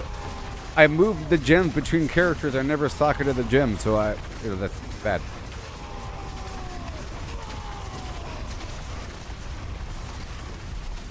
And probably my resistances for the thing here.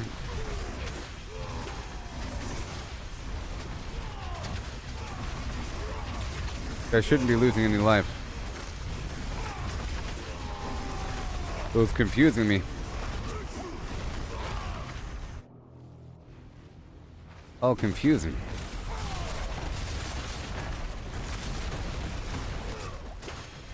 Okay, it's expired. Gotta hurry up. Gotta keep running. The goal is to keep running to have my 5 earthquakes out. That's the goal. Around a second. It's just been a couple days since I played with this guy. I had to remember how to play with him. I have to kind of like run around and smack the ground.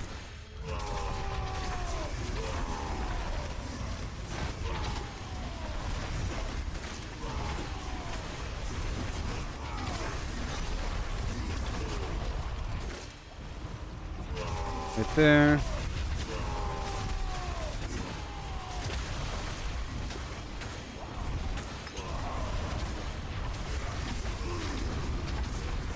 This is how it should be.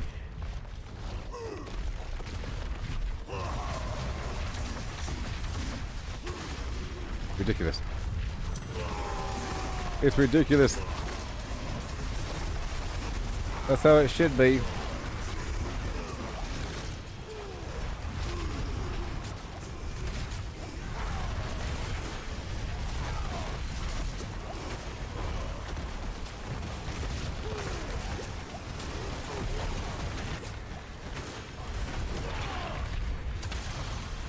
I can swap out my boots for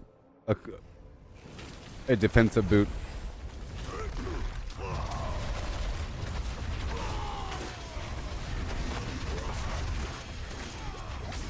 Right there. I just need a bit more life, you know, as I get better gear and everything. Now, my other guy has both Harlequin's Crest and the Shroud of False Death on.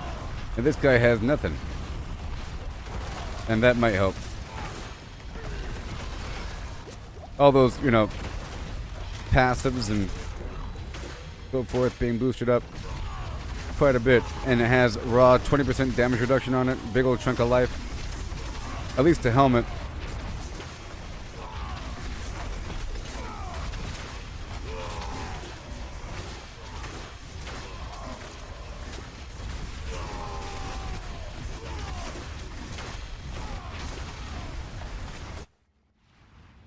Okay, here we go.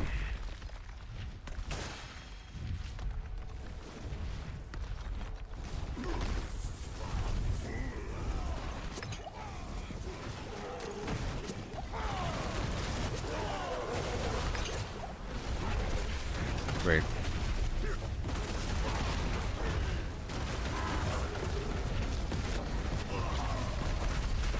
DQ. That guy was specifically poisoned.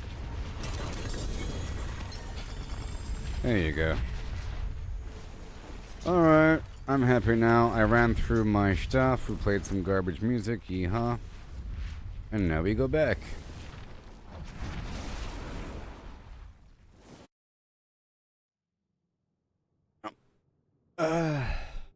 Whenever I get duplicates of things, I'll move them back and forth. So now we're done with that. Yeehaw. Yeehaw. Looks worn. I can fix it. Let me pull out these Or runes. not. The gems. I want to get into the habit of going between characters here. And I'll resave this build. Save. Done. And over here we have these other runes. And the Bach rune. I'll keep the earthquake in. Cool.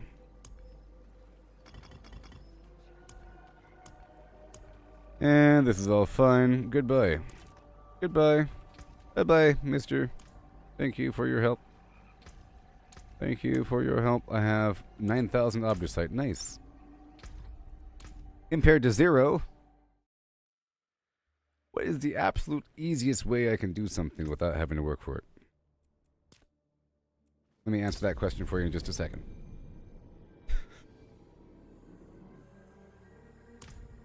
Yes. Logistics, dance pathway, connect.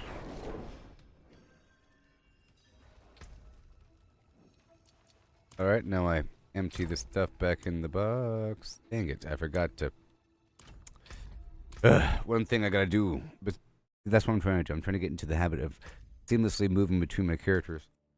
Pop off the gems, and then I have to unload everything from my character into a stash slot. And vice versa. In order to have room for all the different characters, all the class-specific gear I want to keep be stored on a tab. You see? There's all the barbarian stuff I want to keep. Like that. And then we go back. You know? And then when I swap out again, I just unload. See, this guy has he has the gear on. 10 miles.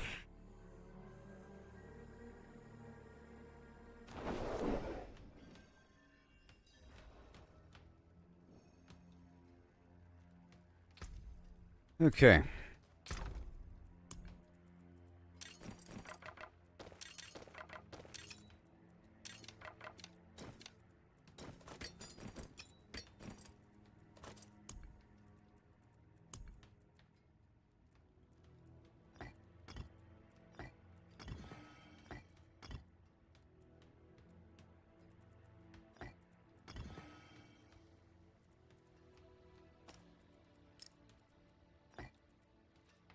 My legendary occult gems. Tell you what.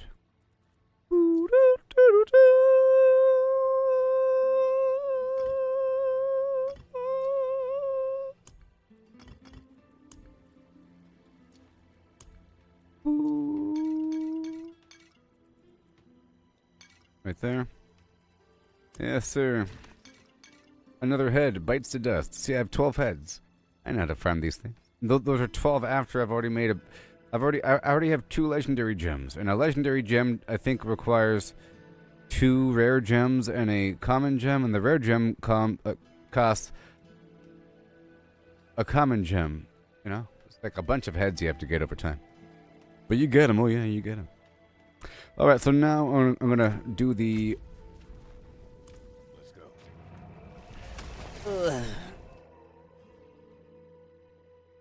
The pit. I'm trying to get my glyphs up to 65 before I double in the Torment 4. I'm pretty sure by the time I get this guy in a Torment 4, he'll be stronger than my barbarian. because he's wearing better gear and whatever. I built this guy up from a position of already being powerful. I was able to get him good from scratch, and so forth and so on. It is done. It is done.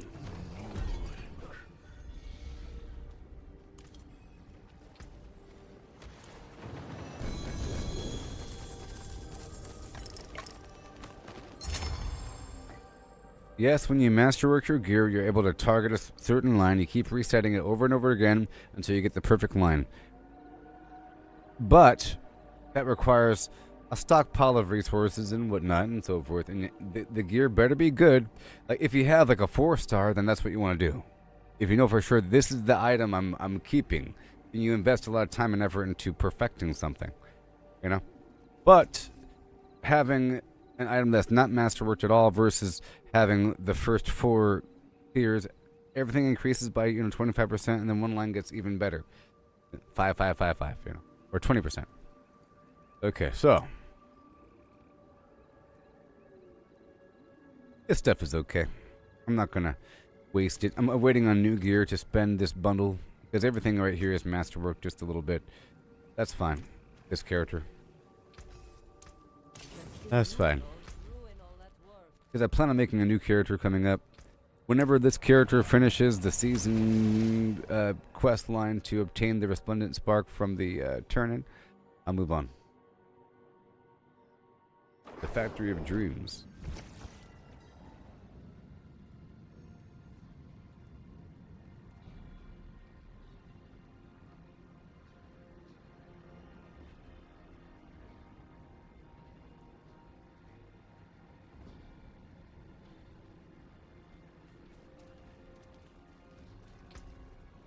Okay. So I'll be starting at 55 and working my way up to 60, then back down. This character here hasn't unlocked Torment 4 first yet, but he can thoroughly farm Torment 3. And we're not going to go for the drop for the Whisper thing. And listen, see, I am on Torment 3 and my resistances are fine. If I go to Torment 4, you can see what my resistances would be. Well, I don't have Torment 4. Never mind.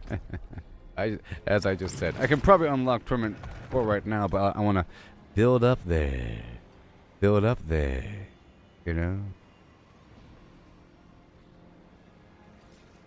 Build up to that point. But I'll be right back and we'll move on.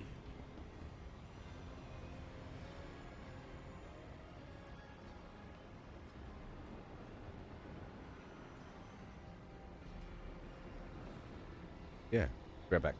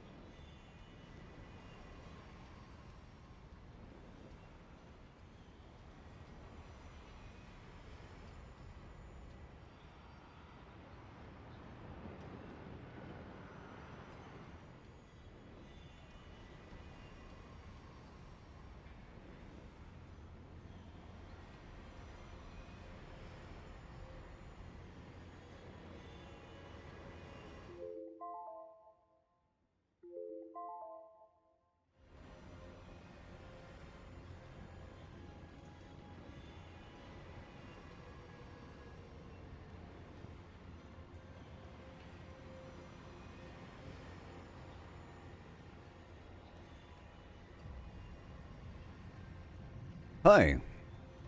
Okay, here we go. Here we go. Are you still with me, dear humanoids from Earth? From Astra? Huh?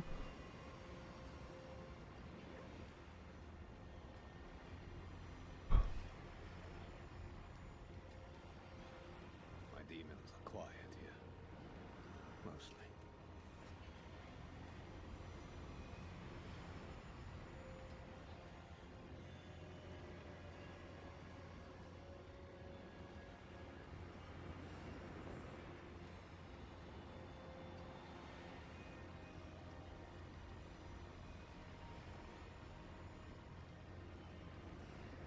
Okay, here we go. I'm active on X. You should follow me. Do you have an X account? Totally follow me on X. You know? Go.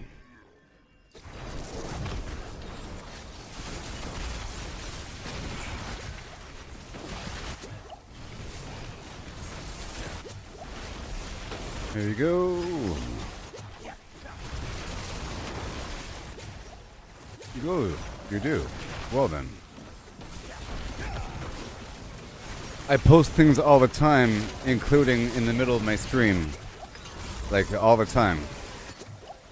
But I look over there, and pretty much every time that there's a loading screen, and I look over here, and I go like this, I'm scrolling down the Twitter feed.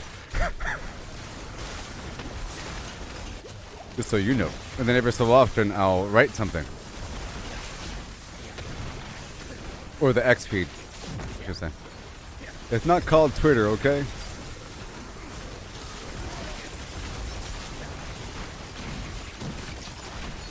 Dude, this feels really comfortable playing this guy. Real comfortable. I saw my corpse and from my mouth proud hatred.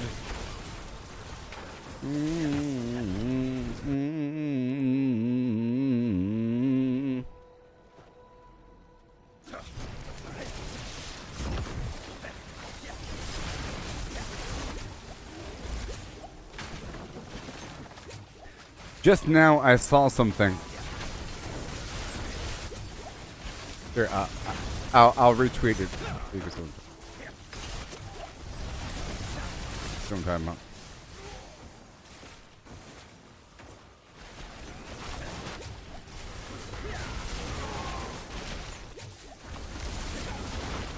There, you can see what I'm talking about.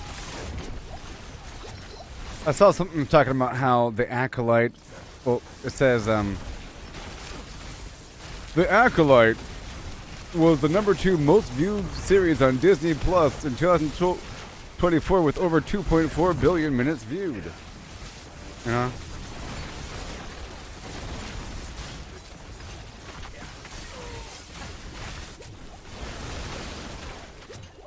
Why isn't it #1? It's your own. It's your own network. Crazy.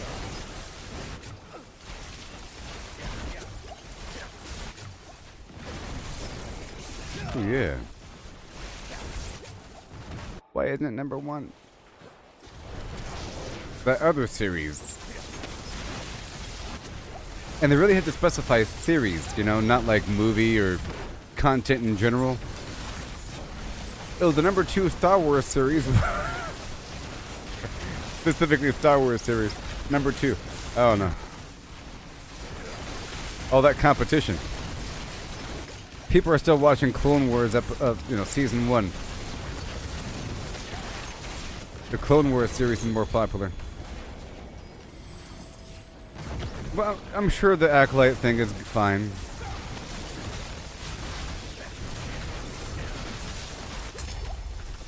I just don't like what it's doing to... It makes the Jedi feel like they're oppressive forces. That they are police. You know, it's painting the Jedi as weird policemen. That you should be afraid of. Because they are bad. That's kind of how they act with, you know, in that show. Oh. Operation Iraqi Freedom, 2003. I was in, I deployed 3 times. OAF twice and OAF once. Okay. Same location. Long time ago, though. It was 2006.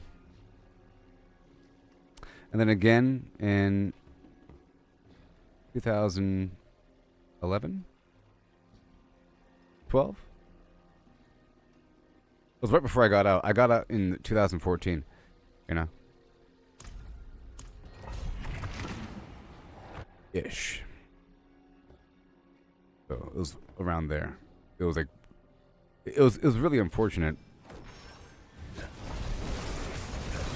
My ETS date was right after redeployment, or you know, right afterward. So there's all this redeployment stuff I got to deal with, and I was the communications guy, like the only dude in my section with no soldiers and nobody above me, you know, reporting to the first sergeant and the company commander in that company. So there's no one to do the work for me while I have to do the out processing. So my out processing situation was really sloppy and terrible, you know.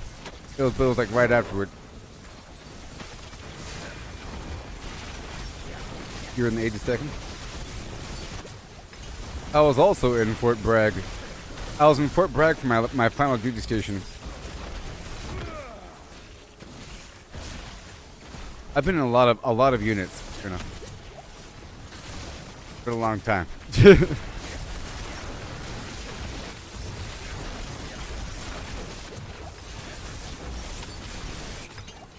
Fayetteville on Skybow Road. Skybow Road. Skibo.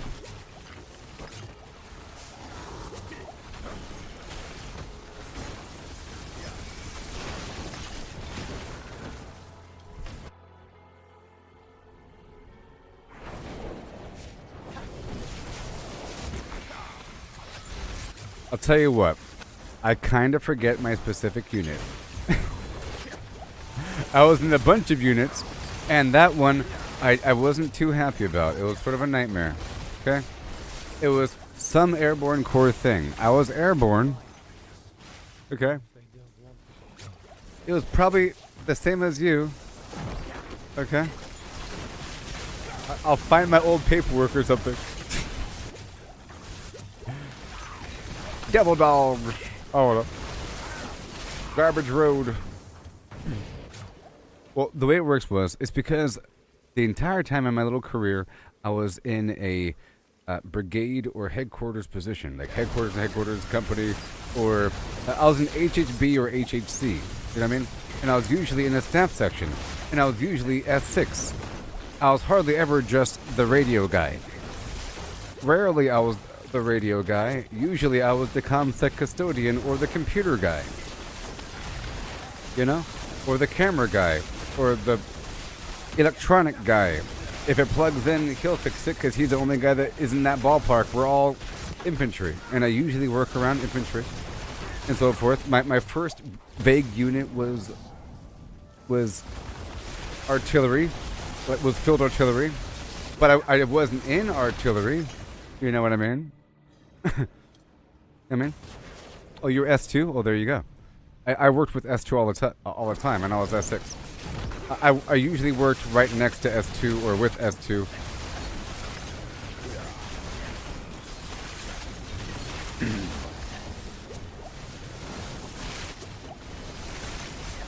You know, and 9/11 happened when I was in my first unit, and I was carrying a stack of laptops to go to some place, and I was fixing the printer. And I saw it on TV. I was like, oh, look at that. What do you know? And then my unit deployed, but I didn't deploy. Okay, I was in that. The headquarters didn't deploy, but all the line flim flam did for that first one, you know? And that was cool, so I missed out on that one. But then for my next re-enlistment, see, I have to search the hallways of my mind.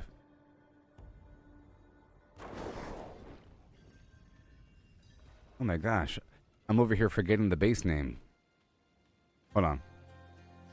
El Paso, Texas. Ciudad Juarez.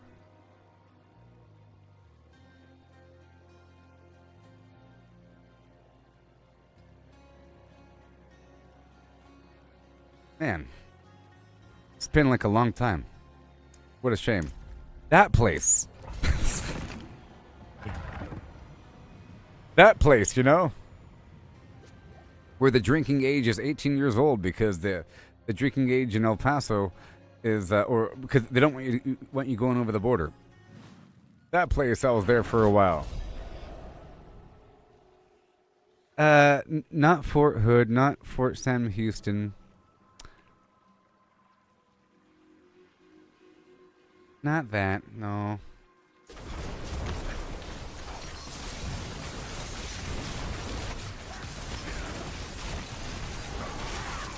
The other one.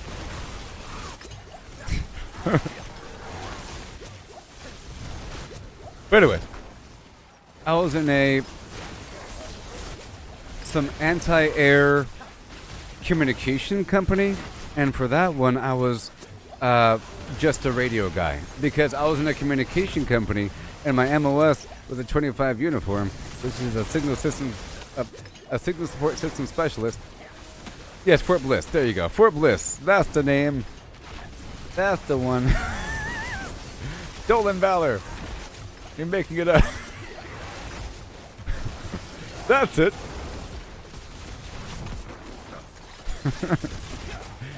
Hey there, friend. What was your name again? Frank? Yeah, Larry.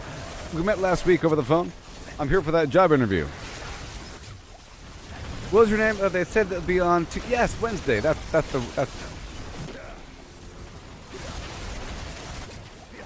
But I was a commo guy in a commo unit, and that sucked. Because everybody else has cool jobs, and I had the radio job. Usually, I had the cool job if there's no other commo people around. You know what I mean?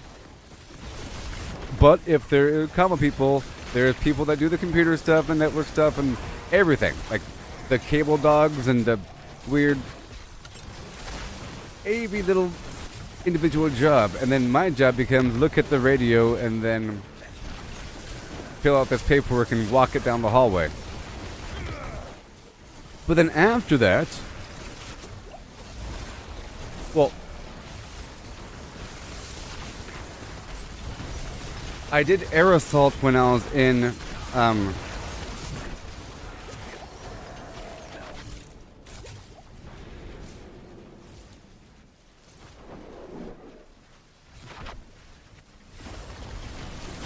the first unit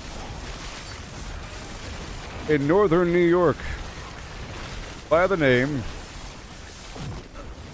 of that one place. 10th Mountain Division.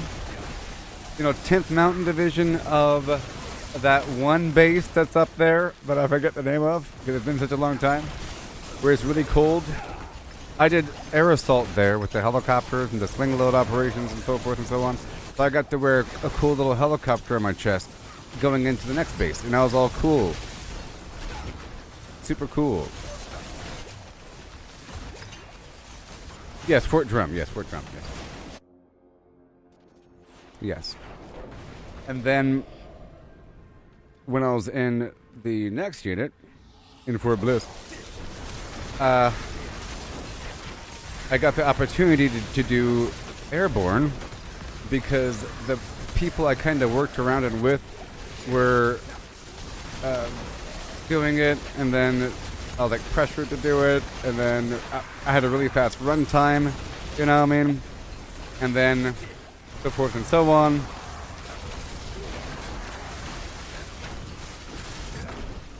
And part of my re-enlistment was I get Hawaii if I was airborne, or vice versa. I was airborne and I got Hawaii because I was airborne. You had to be airborne. It's like part of the thing. I went down to the re-enlistment guy and talked to him. I was like, huh. I saw the list, get the printout, and so forth. But anyways, I did airborne. You know, that's my downfall. That was my downfall. I did it for promotion points and for the stupid chest thing. lo and behold, if you stay in long enough, whatever.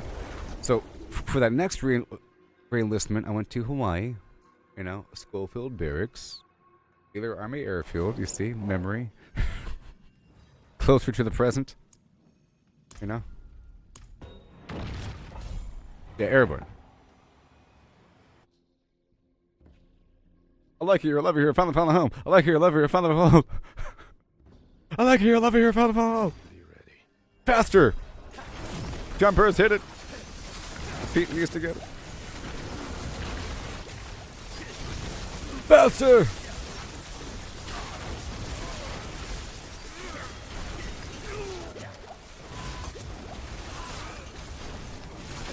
So, I went to Hawaii, and they were preparing for deployment. So I got to be there for like 3 months or 4 months or so before they deployed. Maybe 6 months. I don't know. A year. It wasn't very long until they deployed. It was kind of sad. It's a long time to be in a place. It's a wonderful, wonderful, wonderful, wonderful base. Wonderful place. Wonderful, wonderful. 100%. It's probably better than Japan. I mean, or Italy. There's certain spots you want to go to that you can easily go to if you're airborne. But, because Japan's cool and all, but it's not America. You know, so you're going to start missing some stuff. And it's going to be kind of weird the whole time. You end up learning a new language, and you get married. You're going to leave with a Japanese wife. You know, what's going to happen? I don't know. Step 1, learn Japanese. But Hawaii is basically Japan anyways. Half of the street names in Hawaii are Japanese. It's like a thing. It's a major tourist destination for Japan as well. There's a bunch of workers from the past that end up settling. For the Dole plantations, they had a bunch of Japanese workers a long time ago. If you know the history of Hawaii, it's actually horrible. So here's the short of it. The short history of Hawaii. It was a kingdom of Hawaii with a bunch of island people, you know? A king, King Kamehameha the third or something, and queen, big old long name, and princess, whatever, okay? It's like a thing. And then what happened was Britannia came on by and buttered them up and said, "Oh, you like our culture, don't you? Why don't you come on down to our place?" And they said, "We love it. We love your culture. We want more of it. Build castles." And the Hawaiian monarchy sort of shifted over to become like British monarchy. And they changed their whole culture, and like their style of dress was more like the British people. And they built like a castle and so forth downtown where the king of Hawaii was and so forth and so on. And they had a British flag. It became a British colony and so forth and so on. You know? And that went away. But then there was a bunch of like pineapples, you see, the Dole plantation. Like the Dole and pineapples and so forth and so on. Pineapples and plantations, fertile soil, blah, blah, blah. Disputes over who gets to grow the stuff. Local people or these foreign people showing up to plant a bunch of stuff. Who the heck is this Dole guy planting fields and fields of pineapples? You know, little mini wars going on. And at one point, the America, this is just a synopsis. America said, "Hey, can we please build a little hub at your island because it's, you know, it's a nice spot for just for, you know, refueling and whatnot. Whatever, please." And they said, "Yes, you can refuel your boats here, but nothing else. It's not a military base, okay?" They said, "Sure." So there's like a weird military marine thing going on there, you know, with little minor leadership, but it's not really a military base. It's just like a refueling point, okay?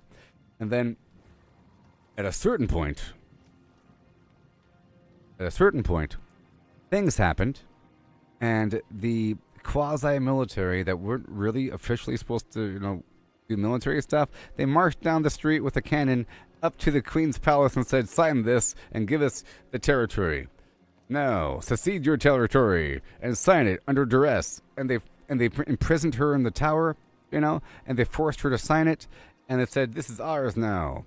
And then later on, the president heard about it, and he was like, "Oh, I guess it's okay, but it's not okay. It cannot be a state. No.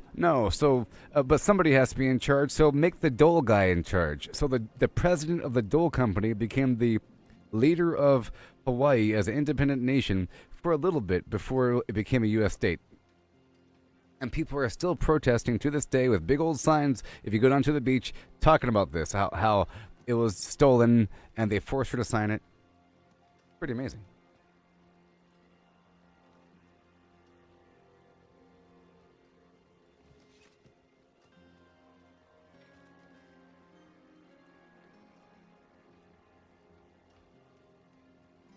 You know?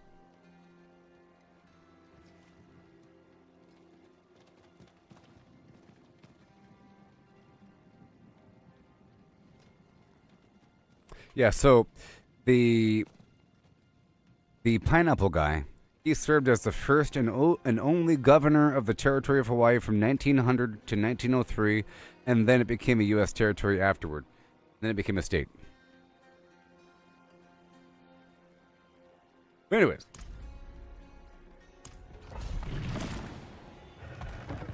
Thought you'd like to know that. But yeah, I was in an airborne unit there, you see. Was the 18th, was the 82nd. See, the reason why I'm all confused is because I was in the 18th Airborne Corps at one point, and I was in the 82nd at another point. 82nd was probably Fort Bragg, then whatever, you know what I mean?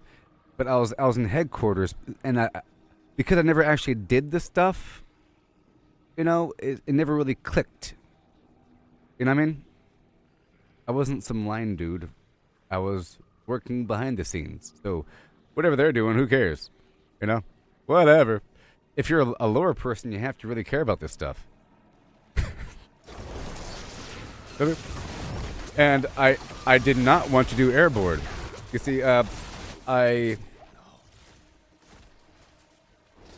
was no sort of jump status nonsense. Sorry. Correction,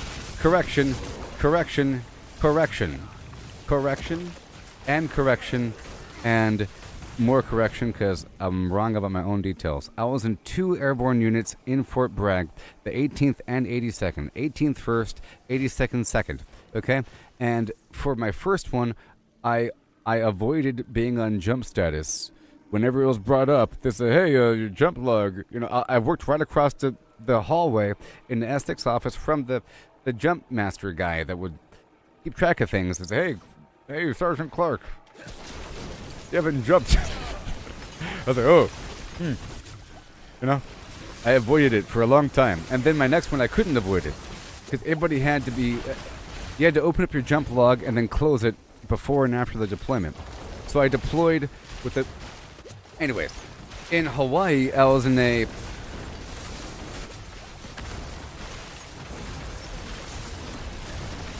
air cav, like cavalry, like air cav. It's a combat aviation brigade. A combat aviation brigade. Cab. But it's also cav, you see? And it's about horses and Stetsons and a bunch of horses and Stetsons. We're cavalry, but no, you're helicopters. Black Hawk. So it was a Black Hawk battalion thing. Not really Apache, that's somebody else. It was Black Hawks and Chinooks in Hawaii. And I worked on the Wheeler Army Airfield right next to Schofield Barracks with the Camo dudes. And so forth. And I deployed twice with those guys. Yes.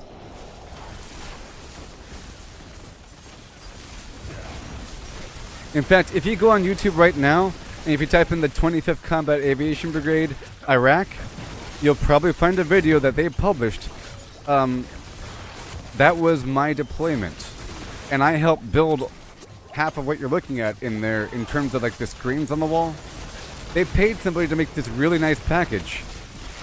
Like a video, like a trailer for our unit. It was awesome.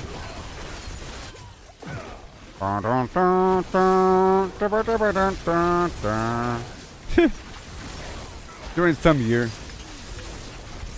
Innovative. But we worked with like drones, and I had to put in with drones and everything. Where I had to fill the drones for a comsec. I was the comsec guy, so I had to give them the fill and we had some OH helicopters as well. Crazy Ramadi. Yep. Or the Pogue song. Pogue. What was that one Pogue song? How's it go? You have to wait while you're guarding the gate. Oh, Fobbit. I'm a Fobbit. I do what I gotta do. I do what I gotta do. The Fobbit song, you know? Remember that song?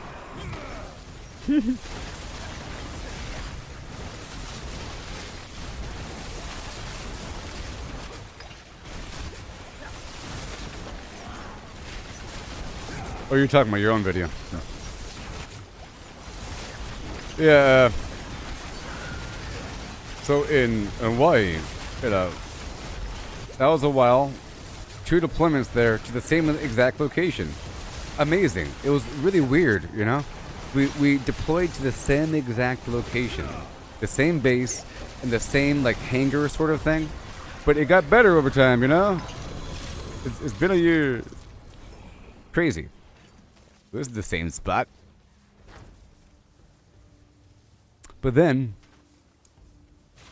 I re-enlisted again. And this time it was needs of the army. I no longer had a choice because it's like at a certain point you no longer have a choice. And you no longer get bonuses. You know, the bonuses go away. At first, I think I got paid like $12,000 or something to go to Hawaii. It was some crazy amount of extra money. I don't know, it was a lot. You know the bonuses that they used to give you all the time for re-enlisting? But then no more bonuses and no more needs in the army, or no more choice, and they sent me to Fort Bragg, to the 18th Airborne Corps, and I was still headquarters, but they were jumping all the time, and it was over a bunch of infantry people, so I was like one step away from the badness. Like I felt like I kept getting closer and closer and closer to the badness. I kept escaping it in like a nice cushy office job with the TV playing and the coffee pot. You know, I'm working on computers and accounts and I have a lot of power. And I used to like, you know, I have to go get the comsec and we'll be right back, you know. I was reporting to nobody and I had no soldiers for most of the time. During certain points I had soldiers and during certain points I was under someone's thumb. That's back when I was in like the commo unit, you know. And when I was in Hawaii a little bit, I was over and under people, you know, but it's not the same.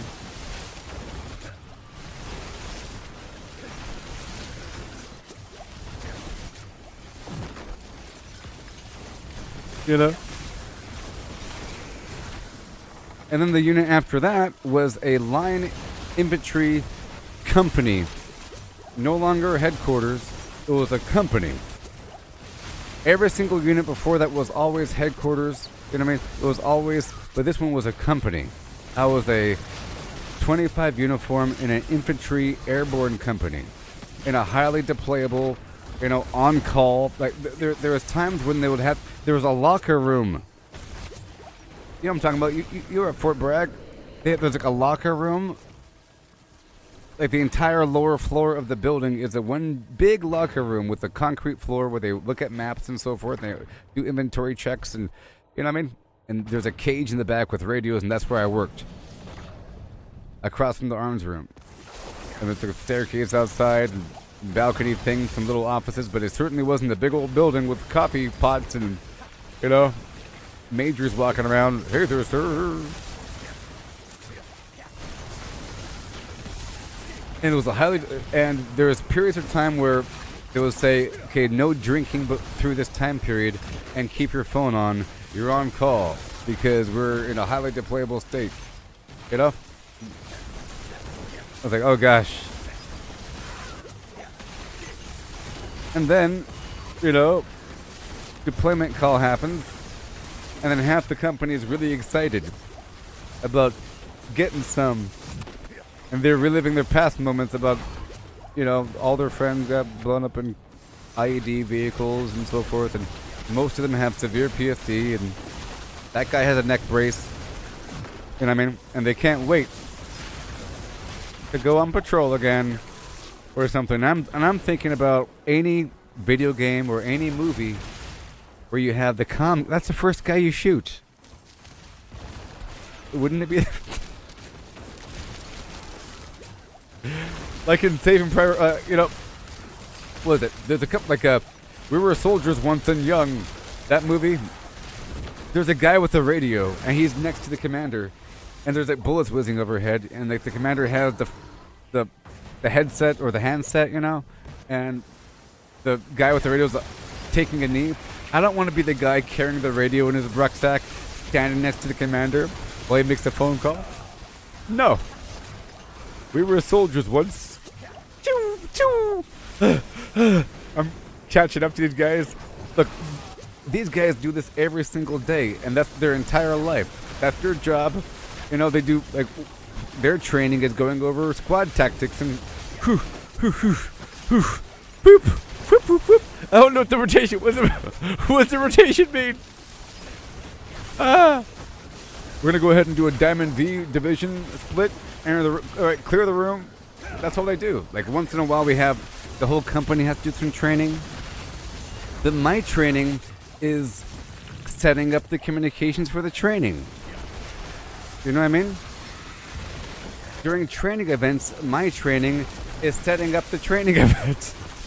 Not the actual training event. At the very end, I have to go ahead and run through it because I gotta have my name on the list. You know what I mean? For a rifle range, I gotta set up the rifle range. I get there first with the group and with the OE254 and so forth, and the truck, and I'm in there the whole time eating snacks and so forth. Hey, it's your turn. Okay.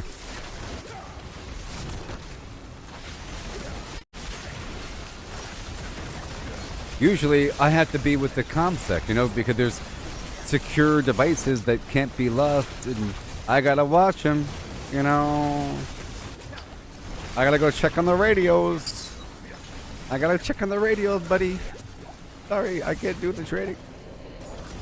So I was concerned that, you know, these guys are professional and, you know, they've killed many people. I've killed nobody. Not a single person. Can you believe it? And, you know, they're chomping at the bit. And I'll have to... Alright. Blue Squad, it's your turn. Alpha Squad's over there holding their leg. The guy has a stump, you know? Bandage over the head like it's World War I. You ready? You got the radios, right? You got the dagger? The plugger? Or something?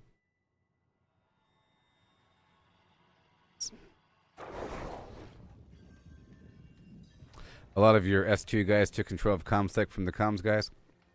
Well, yeah. Because there's the skiff sort of thing, like the secret room, and that has its own fill as well. You know what I mean? And S2 is more in charge of that than comms. Right? And there's usually a vault or some sort that also has that stores everything in Garrison, and it's also in the same room as the Sipper computer that people have to use from time to time and check in, and that's controlled by S2 and so forth. But in every unit I was in, S2 was never in control of it. It was always S6, and it was always me.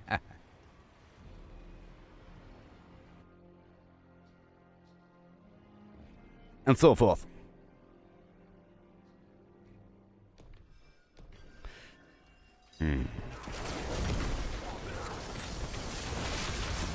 Now, as for my, so I eventually deployed with that horrible line infantry unit in Fort Bragg. You know, whatever company we were, I don't remember. Pretty sure it was 82nd. I don't know what company. I don't know what our slogan was.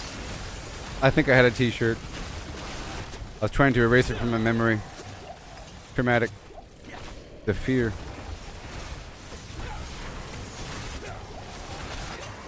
But it was a wonderful, wonderful deployment for me. I loved it so much. Fantastic. Highly recommended.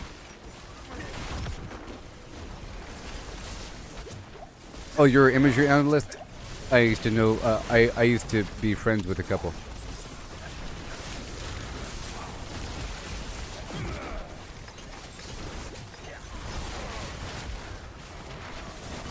I can't really say too many details about the deployment, but I was happy, everybody else wasn't, okay?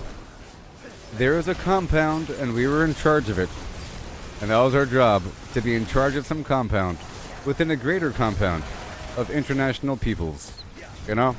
And so there's like there's the German side, they had their own dining facility, and there was like the international little, shopette. Then there's also the APs stuff as well, and the concessions. There's like the bazaar.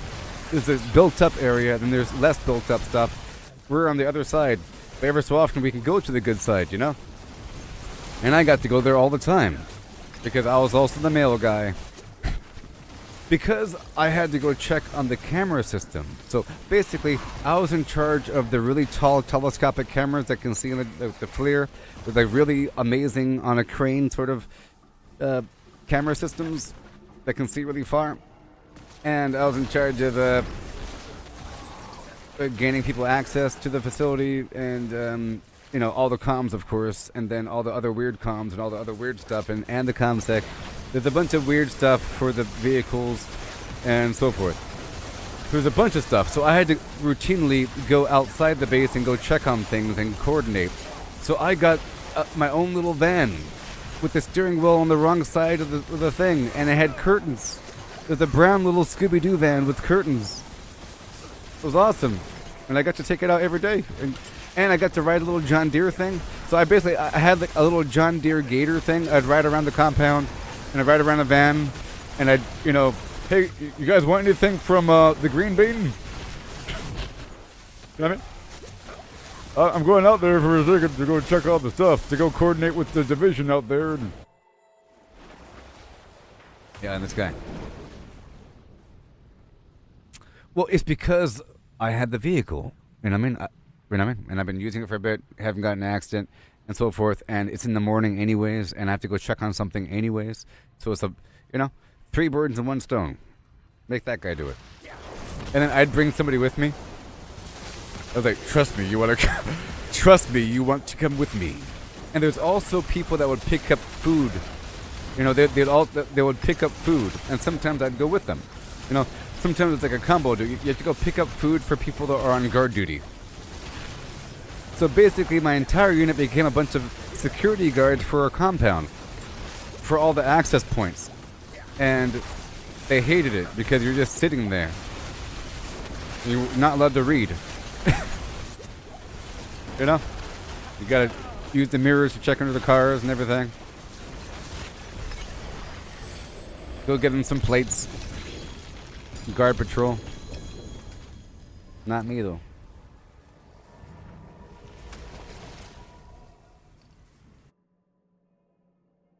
Wild Tiger or Boom Booms?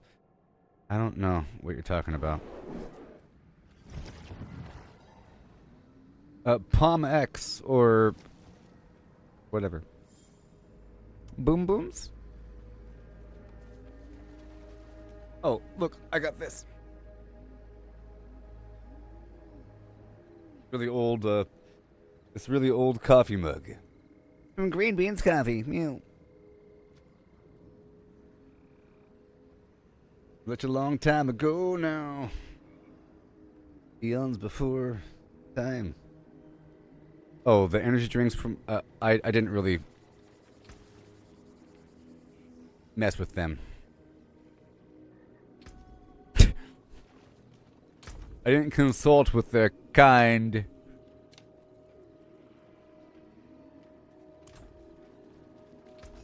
At one point, I got a bunch of rubber bands. I was trying to make a rubber band ball. And I asked if they can get some rubber bands for me. Back if you need the core. And they did. When I came back, there's weird bags of rubber bands. Thank you so much. I will pay you a lot for this stuff.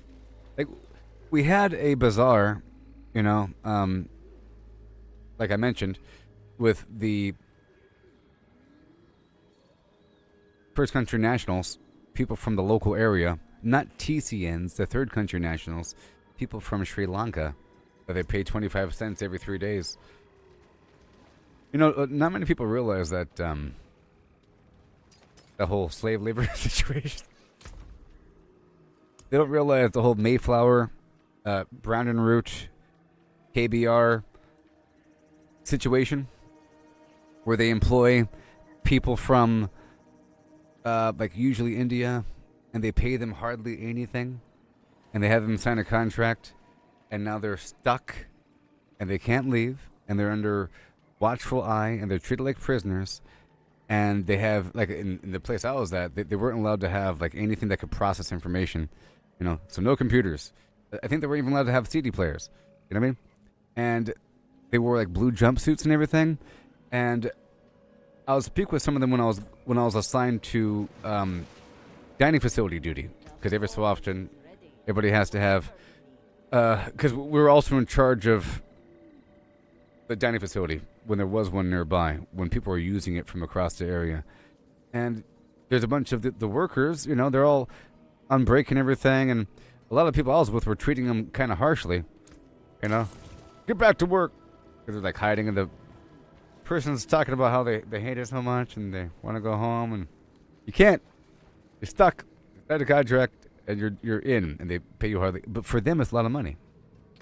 For them, it's a lot of money, and they're abusing that fact. They're abusing it. It's much worse than the American illegal immigration system. With you have this many people working in this whatever, pay them hardly anything. It's a lot for them. You know, a lot for these guys. And they run like the dining facility, the laundry, the toilet stuff, like all the porta potties, you know, all the weird logistical infrastructure, and they run all the better ones get to actually work at the subway. You know, I guess you have to pass some criteria to actually work in some other job besides these other things. You know, oh, you get to work at the Pizza Hut. You know, good job. You get to be amongst the people. And not many people realize that there's like a Pizza Hut. It's bad. A Subway, and it's bad. They don't have many ingredients, and there's a McDonald's. Some places have Burger King, but it's not like good McDonald's. You know, but they got them. They make their money. Oh yeah, I love it. And oh, we got a Cinnabon. We got a Cinnabon one time. It was like a dream come true, and it was within walking distance, like right at the corner. Well, they both. It's a Cinnabon. We got a Cinnabon. Like the only thing that was around us was a Cinnabon and some other, and nothing else.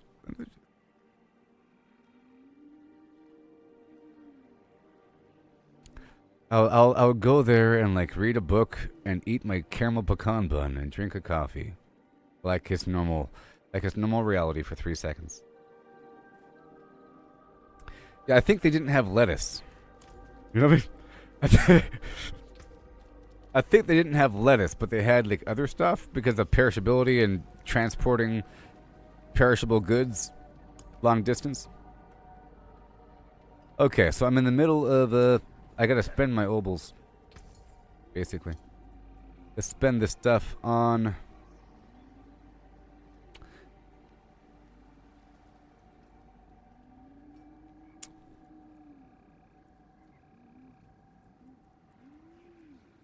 Very rubbish. Too bad. Too bad. There's a shiny fella. Chin up, Mares. All right, calm down. Put it away before someone... Anyone asks, I's never here. Long time ago, in the hallways of time and space now. We've come a long way now. Oh. Come a long, long way now. Your face.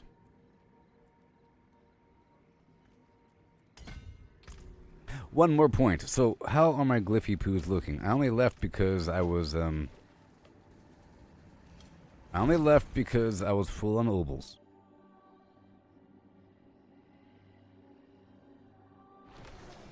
Know that I have your back. Failure is growth. So, when I was in airborne school,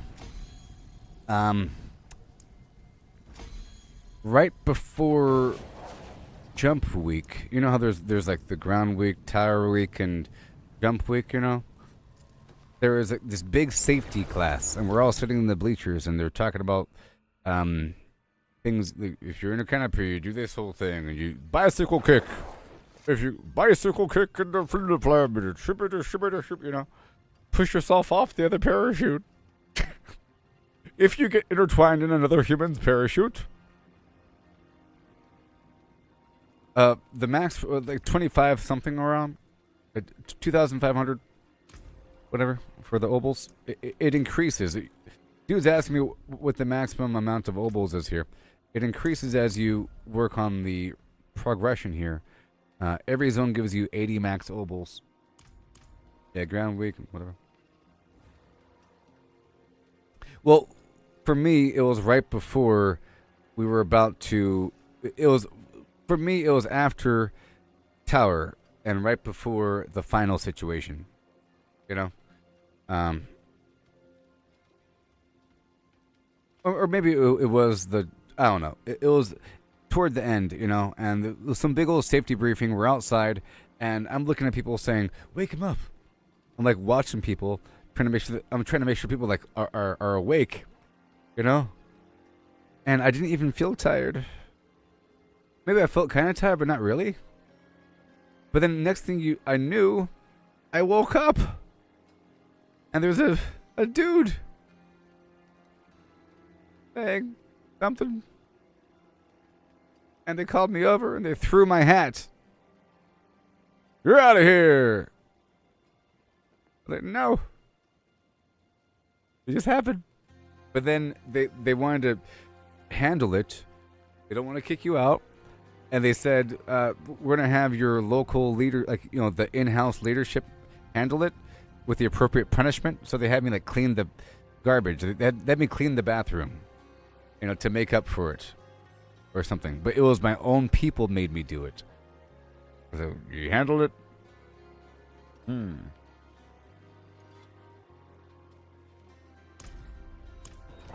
But it was okay. So there you go.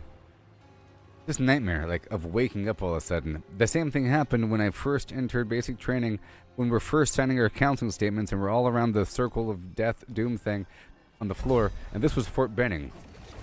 Okay? It was harsh. In 2000. And we're all sitting cross-legged on the floor, going over the document, and then I woke up. And he's like crouched in front of me. And he said, "You gotta be shitting me." And then he smoked the whole room.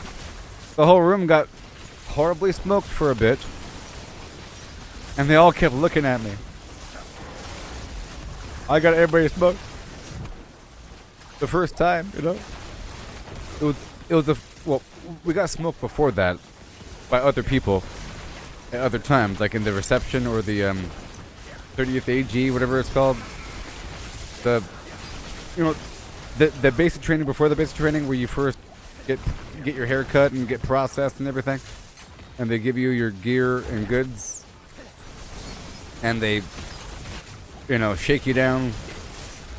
You get smoked in there. They made us hold our bags over our heads and everything. You gotta be shitting me. No. And they're all looking at me.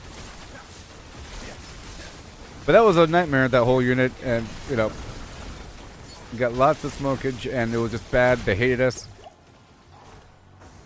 They hated us with a passion.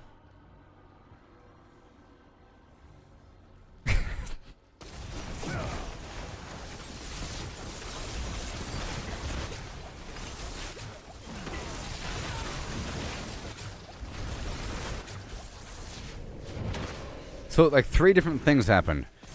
Thing number one.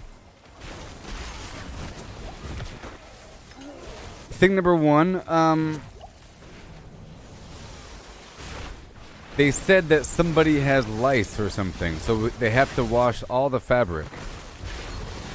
So we had to get all the fabric and put it in a big old stupid pile and then have it sent for washing, including all of our TA50. Is that what it's called? My brain says TA50. But, you know, the equipment, like the LCE, or the load-bearing equipment, sort of, like, 'cause that's made of fabric, all that had to be put into a big old pile, okay? But then it wasn't given back properly. Like, you know? It wasn't reissued properly by the people. And that caused chaos from that point forward. That was thing number 1. Thing number 2, people didn't make their bed or something like that.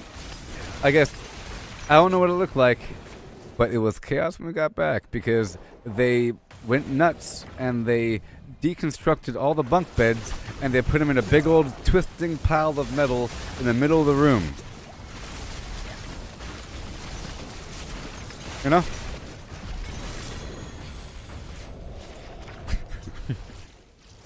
But maybe it was all planned. I think it was all planned. If it was planned, ooh, they're good. Step 1, tell them that somebody has lice, but don't say who. And make them wash everything. Then act like someone's a weird thief. So someone's a thief, but let's not say who. Corrupt.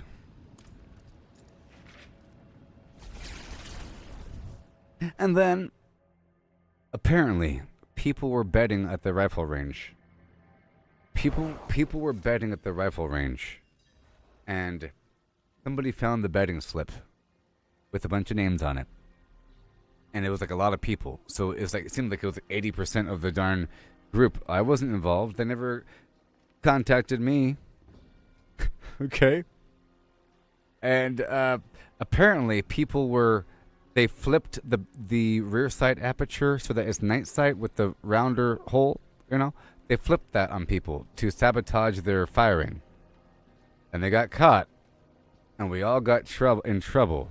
And they wanted to know exactly who were the ringleaders of this whole thing. And it was bad.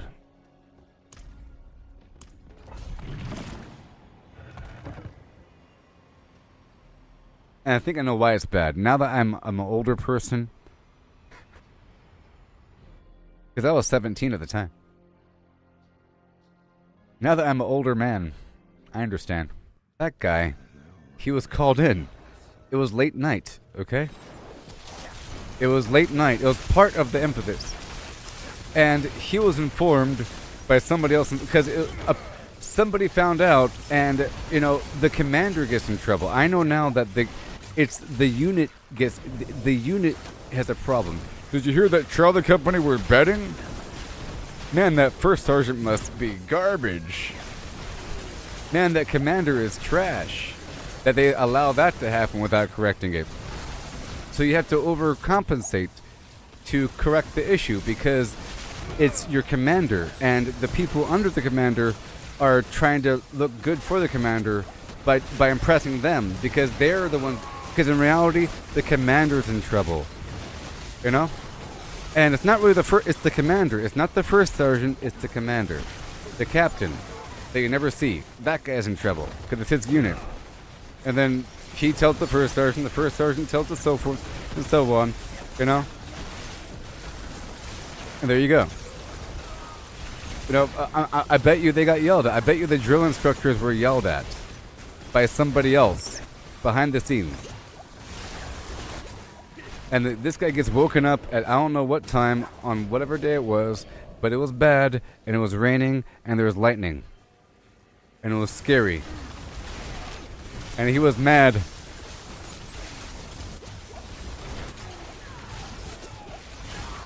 And he said a wonderful line. He said, somewhere in the horrible smoke show of us, you know, doing like the gator crawl and weird stuff and so forth and so on and so forth and so on, and hold the position until somebody fails, and you point them. It's like, get up! Like the first person to fail thing. I hate that. Like the first person to fail is the one that sucks. Like, you know, front leaning rest, you stay there forever. That whole thing, it's psychological. It's really good if you think about it for training. You make a bunch of people go in the front leaning rest position, and you punish the whole group when anybody fails. It makes you get real strong, and it pushes you beyond your limits because you don't want to be the first person. Oh my god. But it went on for a long time. But anyway, he said a wonderful line. He said, I talked to God last night, and I asked him what I should do about you. You know what he said? I'm not going to say the bad words because I'm a good guy. But he said the F word. F you! And when he said that, lightning struck. Hilarious.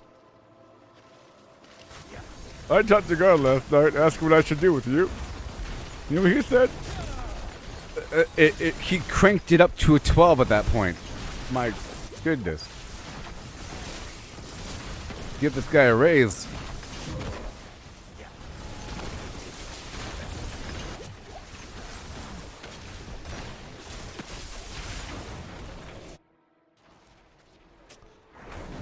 It was awesome.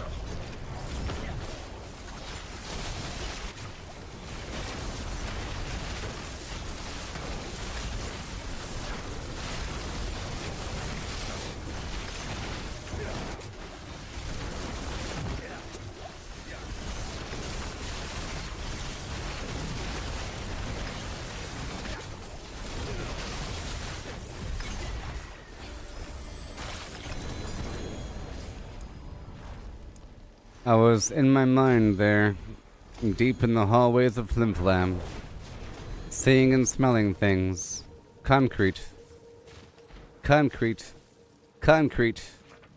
So much concrete. Whatever. Anyways. We're playing Diablo. This is only a segue because Radicious mentioned about the whole, followed me on X and saw that I mentioned I'm a 14-year veteran guy.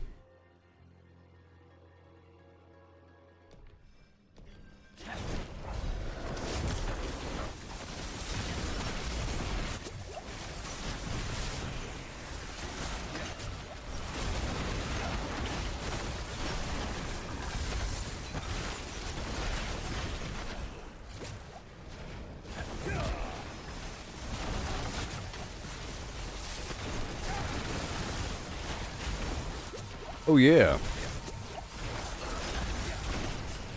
Yes, Diablo. So right now I'm trying to level up my glyphs to 65. Like I've been saying in the past, if you have a hard time on a difficulty, you should look at your glyphs. If they're low, that's the problem. You know, there's ways to solve the problem.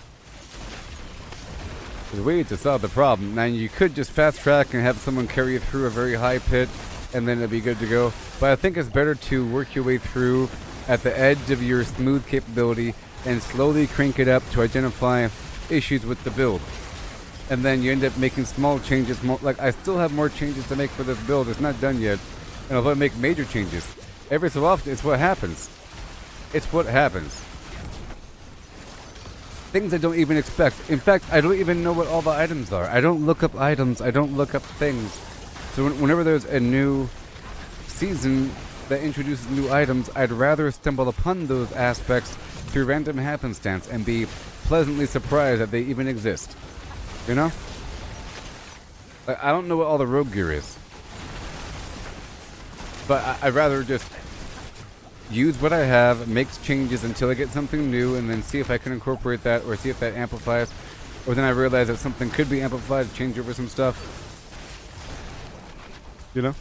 It's a lot more fulfilling versus just copying a build from the internet and just waiting until things come to you.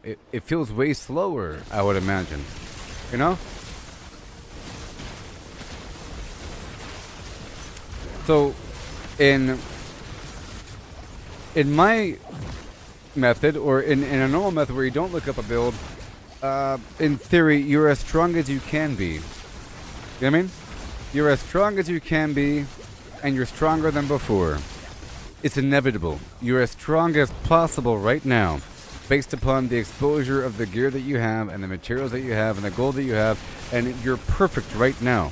For whatever level, like, if you're a level, whatever the heck level you are, 23, that's how strong you are. If you are grinding appropriately and not trying to fast track, if you didn't grind for levels super quickly, if you're playing through the course of playing the game, you're being exposed to loot, that's how strong you're supposed to be. And then you're going to get stronger. Constantly. You know? And then you make some massive change, and then you feel way stronger. You feel way stronger than what you used to be. Than yesterday. Like, is your gameplay today smoother than yesterday? Good, you're on the right track. But if you are just trying to duplicate a build, then you're always waiting for something, and you always feel super weak, especially if you're comparing yourself to some future state from the internet.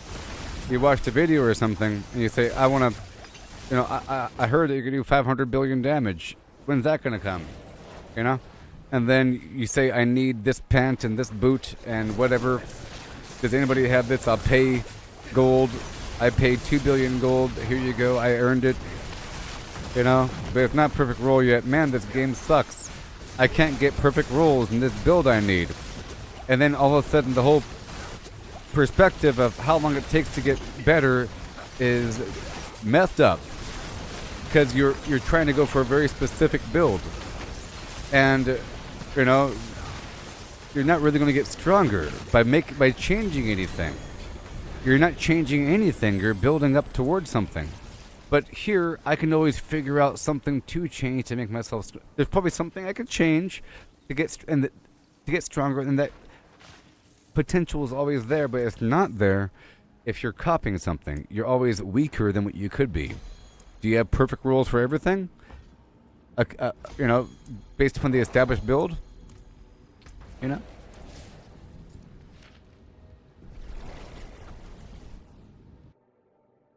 Like for me, I know I farm these bosses, they have very deliberate loot drops, you know? But then some of their drops are more rare than others. Right? There's some uniques that don't drop all the time, and they're extra rare. You don't see them as much or as often in the loot pool. It's got to be exposed to certain things. So whenever I hit level 60 with a brand new character, I try to eventually go through all the bosses like one time, just to be exposed to different gear. It's a major upgrade because now you have some synergies that never existed, and you know that you eventually have to replace that item with a stronger version, so you don't really master work it all the way, just a bit, but you're definitely stronger than what you used to be. You know? And then any minor improvement on that will get better. And it's just a constant feeling of growth. And whenever the feeling of growth starts to die down, you make a new character. You see? And then whenever it really dies down, there's a new season.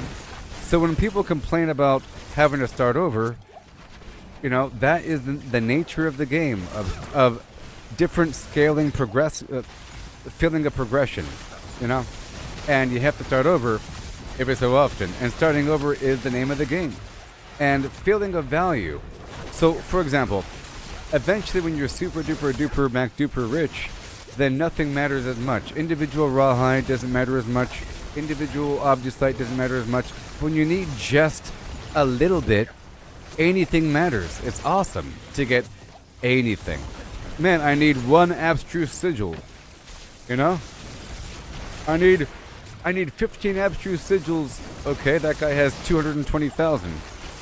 For him, it doesn't matter as much. But for a new character, everything matters. Gold matters. Like, you start to hunt down gold on purpose until you trade with people. But if you don't trade with people, gold really matters at first, you know? And everything matters. If you make a decision between selling things and breaking stuff down. But that doesn't happen as much with a long-term character. That feeling goes away. It's more about just existing, playing on the very periphery. And if you have the same, like this, I'm sure there's a math equation we could consider here with variables and so forth, and you have the possibility of using many different aspects and skills and Paragon glyphs and whatnot to achieve some goal, but then every season they add a few more. They add a few more. You know? And they add a few more items. And just a few more things changes things significantly.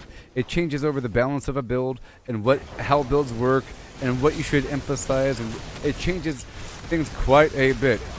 People want more than that. They don't understand. It only takes a little bit to change things quite a bit, you know? And some of these aspects are quite powerful. Like the whole idea that earthquakes now are fire is a big deal. With this season, you know? It's a big deal. And then hitting it with the Hammer of Ancients, it's also a big deal.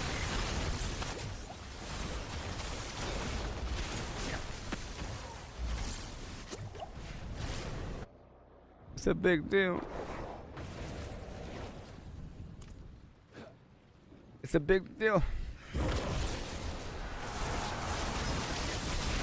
But yes, I'm trying to get my stuff to 65 because I'm trying to creep into Torment 4. And I'm sure I can handle Torment 4, but I don't think you should be in it until you can smoothly farm it. Until this guy dies immediately. The Torment, you know, otherwise a Torment 4 boss would be a bit too slow. This right here is Torment tier 55. But it'll get there. Oh yes.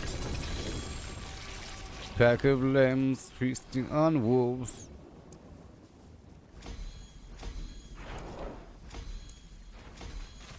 Every so often I gotta dig into it. But I think I might... I don't want to do this forever though. I don't like to do the same thing forever. Yeah, there's a threshold here about, you know, cost and loss and benefit and how long something takes and everything. Like a Torment 4 Nightmare Dungeon might be a bit too slow. Like, so if a Torment 4 Nightmare Dungeon is kind of slow, and if a Torment 3 is pretty fast, it's better to do Torment 3 if you're specifically farming for Obducite in that dungeon while looking for, you know, while looking for other things. Because if you really want Obducite, just go do a Horde. I mean, I think a Horde's better for that. Perhaps. Maybe. I don't know. You sort of multitask in a dungeon is the point. You're doing it for more than just the Obducite. You're doing it for the chance of an XP shrine. And now with this season, the chance for that special shrine that I just found.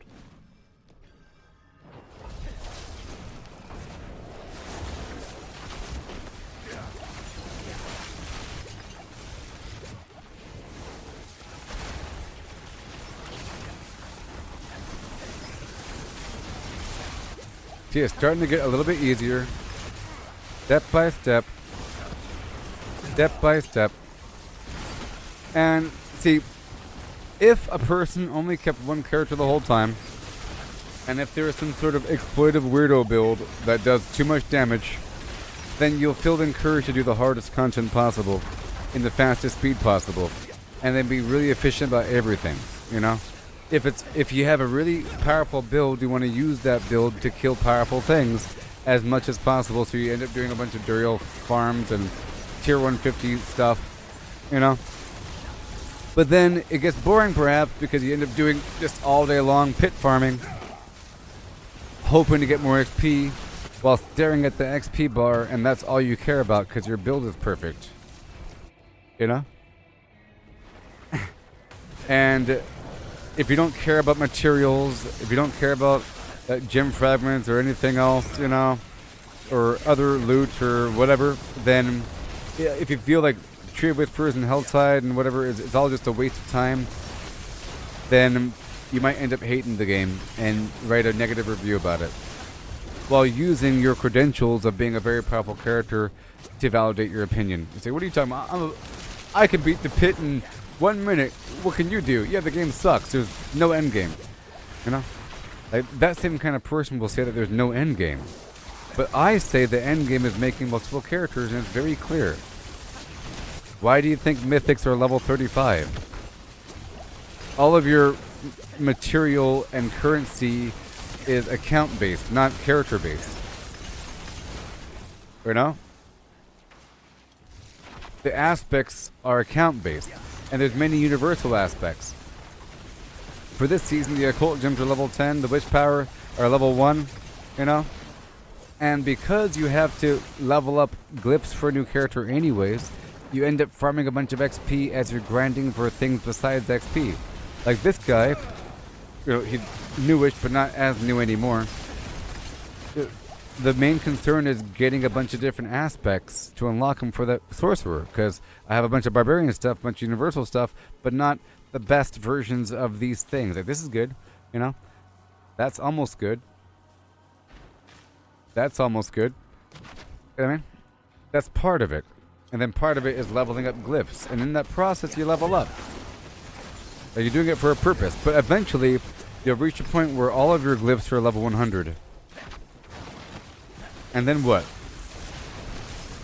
You should level up the glyphs that you have in use to level 100, and then some secondary glyphs, and then some tertiary glyphs, and some what-if glyphs. But it's better to, you know, I don't know. I feel like part of the challenge is to make a really smooth character with all the classes. So I feel like the objective for every season is to be able to smoothly farm Torment 4. That's it. Including to be able to quickly kill Torment 4 bosses and whatever. And to do the raid. But the raid is, you know, whatever difficulty it is. Understanding basic mechanics. But being able to just smoothly farm Torment 4 without dying and killing stuff as if it were a lower Torment. You know, smooth like butter. And you're killing bosses relatively quickly. Not necessarily one-shotting. That's kind of boring. And it kills the whole game mechanic.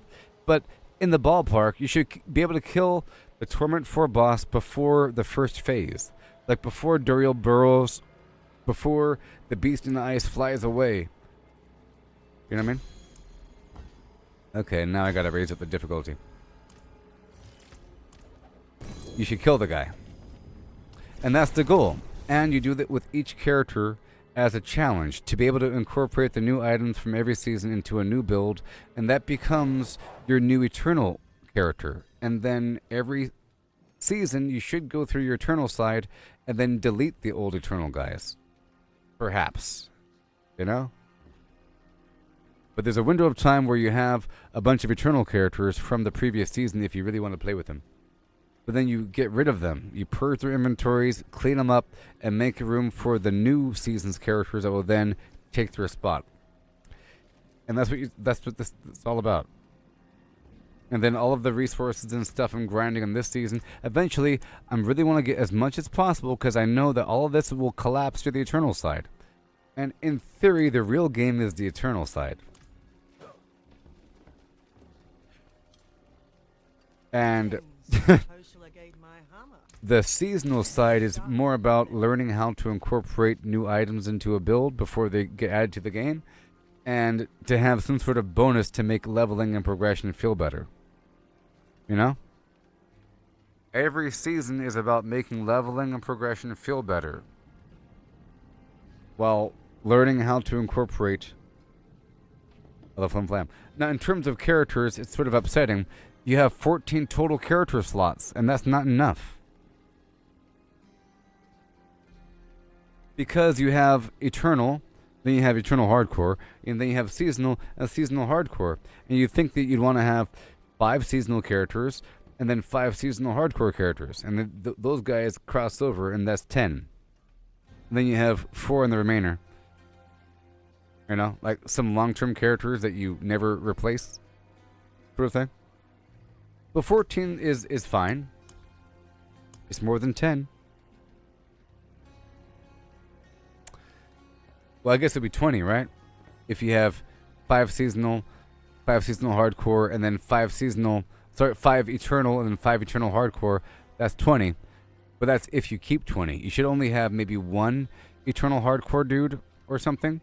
Or it crosses over. You know what I mean? Think about that. As much as you farm, I think if you're going to play eternal side, it might as well be hardcore. Because you are building up your long-term currencies and your long-term storage box. And if you view it in terms of hardcore mode, of course, eventually you're going to die. Right? It's going to happen. Internet blip or something. Okay? So, in that regard, that is why you have duplicate items, because you eventually do have duplicate items in this game. So you should hold on to 2 of every item, you know, and then some really good items, and you don't use your best item, and you kind of play it safe, and you have some backups the whole time, and if you die, you don't really die, because you're still rich, and you have full of obols and whatever the heck it is, you know what I mean? And it's really just about leveling up a character from 1 to 60, and then you're back on top of your Paragon game. You're good to go again, you know? With the recent changes, it makes it pretty awesome. The fact that you can become... So, for example, right before this season, I went ahead and made an Eternal character hardcore, and I got him to level 205. I realized this ain't that bad. I made a hardcore character before when Diablo 4 first came out. Whatever. Didn't get him that high because there wasn't that high before. I think I got him to 80 or something. I don't know. You gotta keep starting over again. But here, once you're 60, you're good to go, basically. You're super strong for a time period. And then, like, once you're 60 and you're... Like, if I make a new character like a druid or something, the second I hit level 60... I should be able to farm Torment 1 incredibly easily. Because I have all these extra Paragon points. I don't have any glyphs. So even without the glyphs, that many Paragon points, you have all these life and raw damage and all kinds of crazy stuff. You know? And then it's just about filling in the gaps to find the glyphs. It's really delightful. Like, I made this guy after being level 230 or 231, I think. Like 231, something like that. And already sitting with a big old pile of materials and gold, and it's awesome.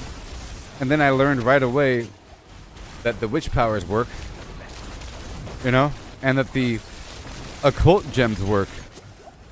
Normally, the high level gems are level 30, you know? But even that, giving yourself, like, and tempering, like all the tempering plans that you're unlocking, those unlock forever for all of your characters in the future. Sort of, but not really. No. Well, no they don't. No they don't. No. Every character has to unlock their own. But you get them quickly. Something else unlocks. But yes, it's... I really feel like the intention is to... make multiple characters, and that the game makes it really delightful. And in this case, there's a reason to do that. Last season they didn't have it. Here there is a reason to make multiple characters. It's to get the sparks.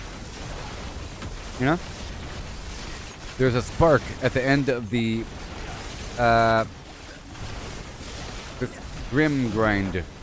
The Grim Favor grind.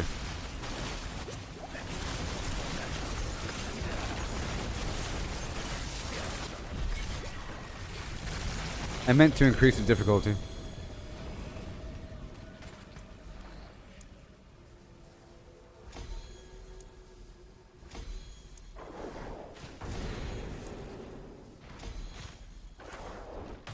This is my fight song.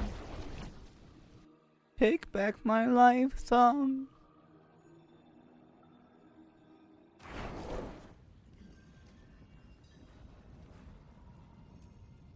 Let's go up to 58. I'm raising it up by 3. Okay, because my glyphs are approaching the same level that I'm trying to work at, and the percent chance is dropping below 100%. Right now it's at 70%. So if you're leveling up glyphs and they're really low level, it's not really worth it farming a super high level, well, a relatively high level. Super high level is okay, but relatively high level is not okay because it still only levels up by 1. Unless there's a certain margin above, then it's by 2 or 3. Then it's kind of worth it if you consider it taking 3 times as long. No, it's not. You know what I mean?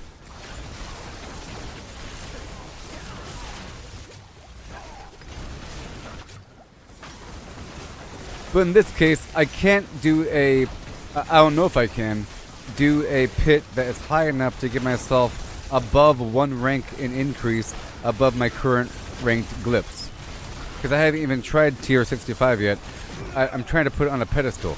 You know, I like to earn my right there by taking my sweet time. Longer it takes, the better. So I'm about to level up again. That's 1 more point of awesomeness. At a certain point, your Paragon points are worth a lot. Like a big old chunk. A big old chunk of something. Like trying to dig towards some sort of node. I'm not at that point right now, though, but you know. The longer it takes, the better, you know? Like more obol, more things, and whatever.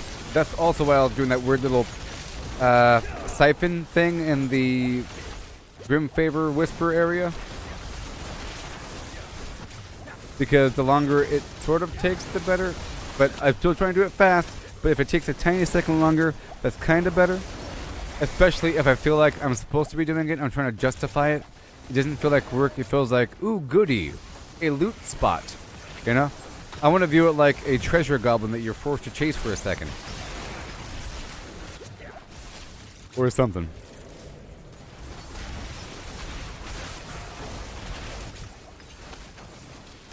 Yeah.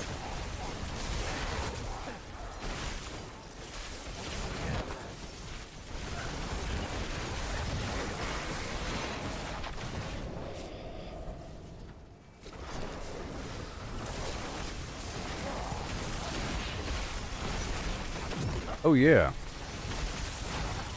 Bada boom.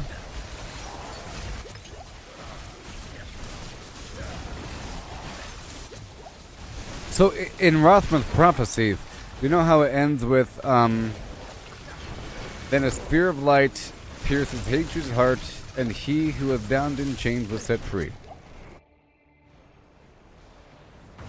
Well,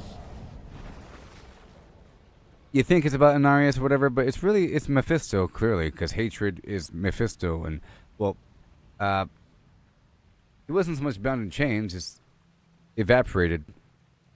But whenever he's depicted, he's, like, bound by chains. Whenever, Narelle, or whatever her name was having visions, being in that alternate dimension where she's being tortured, she's being, like, you know, this weird thing. You know what I mean? So, and in my song about the Haradrim, talking about blah blah blah primevals getting unshackled by their chains and so forth, it's like a phrasing in reference to primevals. It's about a primeval being released. Or something.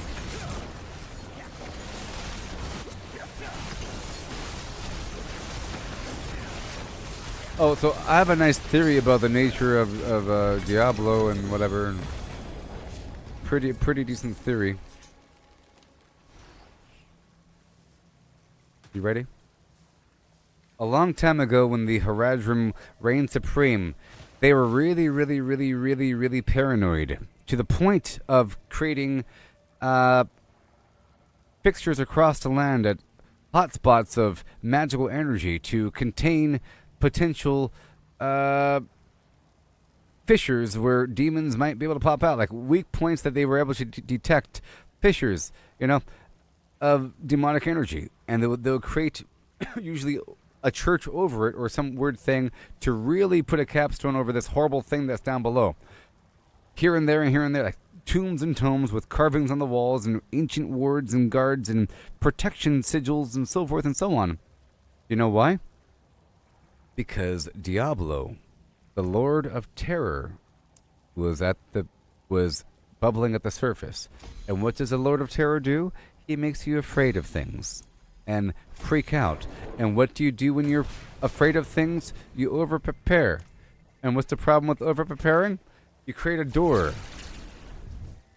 So imagine you create some sort of shrine to say, this is where the demons won't be coming. So I'm going to put his name here and say, this guy don't come. You know what I mean? I'll go ahead and put a pentagram here as saying, this is to ward against the pentagram evil. So they put a bunch of horrible conduits for magical energy, and that would be a major hotspot if demons are looking at this plane of existence. And that becomes the gateway point. And they're like waiting right behind the gate. They're right there waiting for it to break. And then the second that structure isn't maintained by constant clerics and holy men lighting candles and burning incense and making sure that the ruins are not filled with dirt, demons pop up.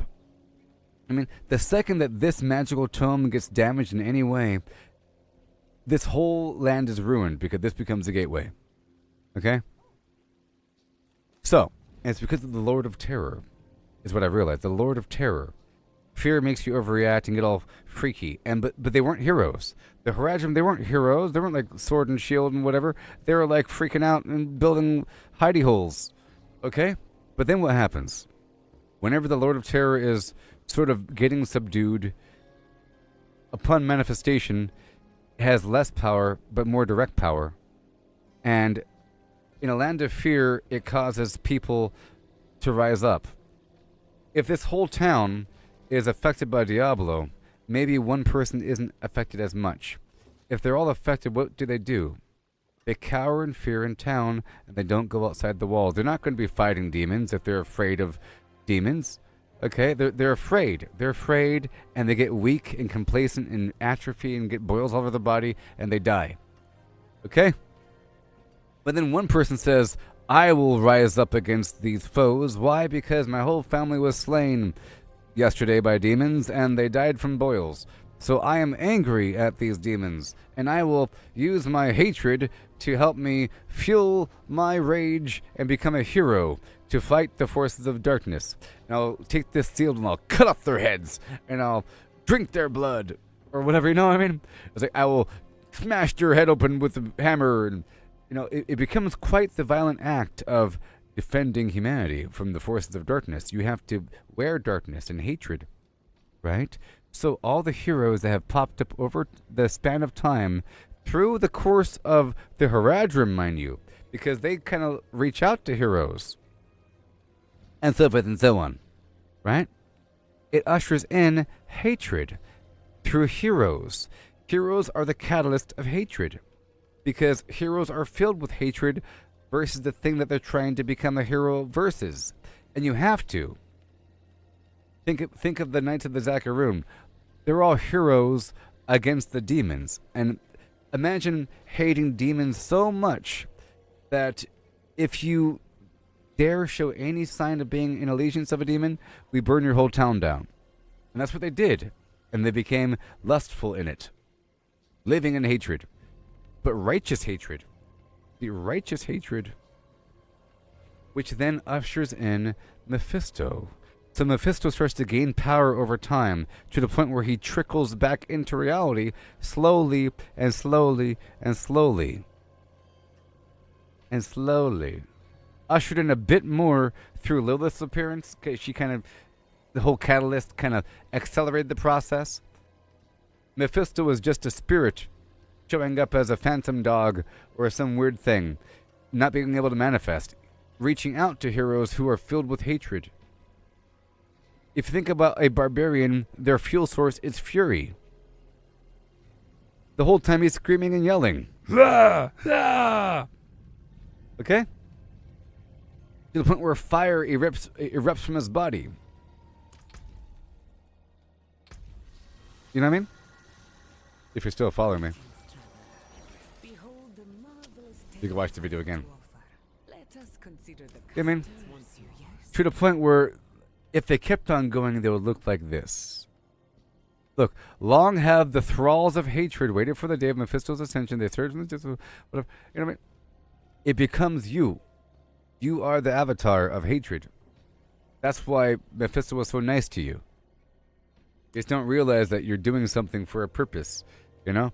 That you're fueled by something, and that fuel is him. Is what I realized. And that links with the whole Yoda thing. Fear leads to hate. Hate leads to suffering. Or something, you know? Fear leads to hate. Or fear leads to suffering. Suffering leads to... Fear leads to hate. I realize. Fear leads to hate. See? Diablo leads to Mephisto. And fear equals heraldic weirdo activities of making sigils and wards and protection and so forth, and like the druids and so forth, you know, and sort of, you know, just the whole protection magic and wards and barriers and so forth, and and the Zoltan Kuhl situation of like studying and understanding to figure out how to prevent things, you know, being curious but scared and paranoid, but you end up creating the gateway. You know, which then causes more of a reason for people to get empowered by some purpose to then go stop the thing. And then they become the arbiters of the next wave, which we are now encountering right now. You know? And it's terrible.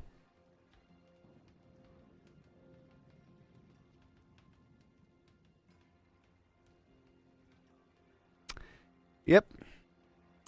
Bunch of stuff. Bunch of weirdness.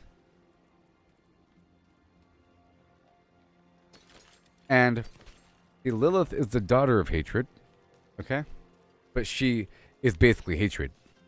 Her attributes, that's who she is. You know, as a being. She's deluded. I don't know who hatred's mom is, but hatred's dad... Oh, sorry, I don't know who Lilith's mom is. If she does have a mom, the dad is Mephisto. Okay? So, humans, or Nephilim here, they're a combination of Inarius, an angel of whatever. I don't know what he is the angel of. Not justice, you know, that's Tyrael. Then you got her, who's the embodiment of hatred. And we're that combination. And then she awakened the hatred in people. And got them to want to side with demons and to bring out their hatred side, to live in it, and to even summon demons and to even turn themselves into demons if they could, like through Khazra magic and so forth, and or to eat the weak through the cannibal barbarians, you know, and weird people out here doing their thing, realizing that they have to side with it to not be completely wiped out. Only the weak, the strong will survive. All these weird cultists and so forth and so on. And they're bringing in more, but under their control, sort of, but not really. This is our new state of existence. If you deal with it, sort of thing. But anyways, that was a 58, right? And now my glyphs are at 56. You know, I'm going to try Torment 4. Alright. Let's try a Torment 4. What do you say? Hubba, hubba, hubba. When I come back after a momentary flim-flam. Right back. Yeah, words.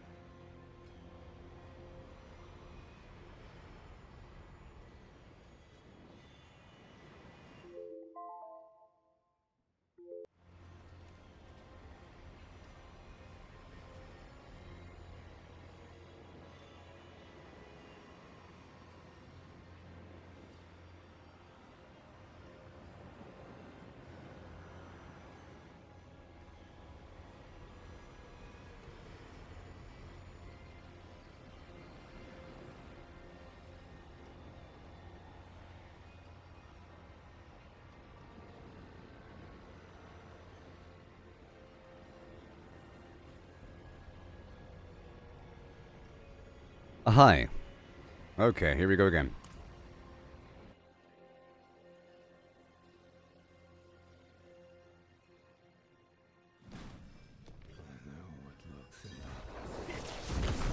I know what lurks in the hearts of Lim Blam. This is tier 65. Ooh wee, look, I'm doing it. I'm trying to unlock Torment 4 right now.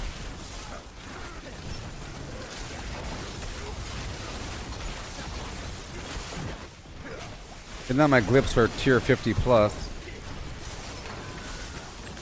I'm doing it. For the first time in history. And my survivability is really strong here. I mean, my barbarian was dying because I messed with it and whatever. Didn't have defensive gear on. He was farming lower level stuff recently. Uh-oh. No damage.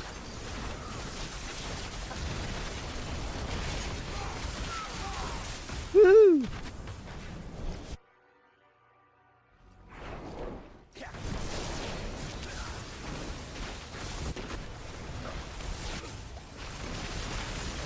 Come on now.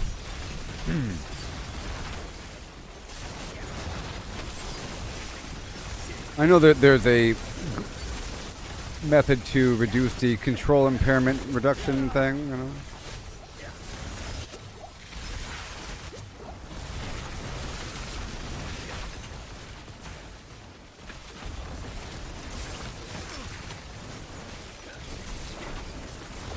Woo.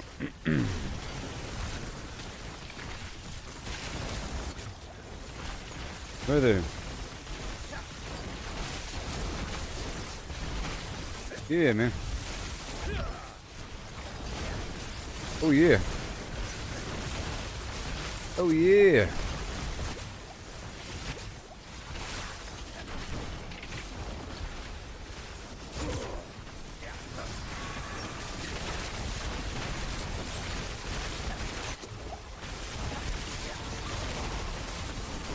You probably missed what I said about the whole... Did you hear what I was saying about Diablo and Mephisto and fear and hatred and Paragon and heroes and so forth?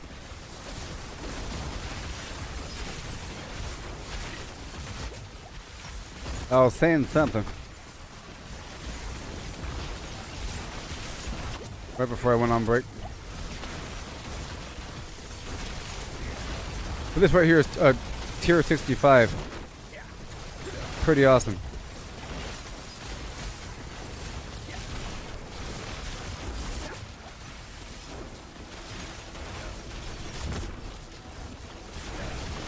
Alright, cool. So you know what I mean?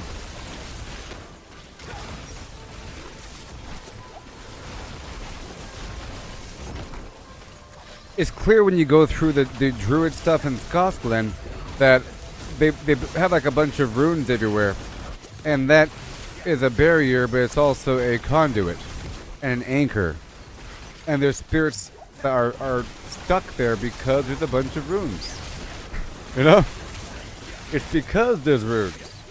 And because there's no more druids to maintain them. And they get overgrown and damaged and so forth. Bad stuff. And then if you think about the Paragon and just the whole idea of building catacombs with runes everywhere to imprison something versus going in and killing it or just ignoring it or something. If you think about what the Lord of Terror really does, he is the aspect of being afraid of things and everything. And what does that make you do? It makes you prepare. And so forth and so on. But yes, I should be able to do Torment 4. But I'm going to keep doing this here until my glyphs are higher. At least until 2 of them are tier 65.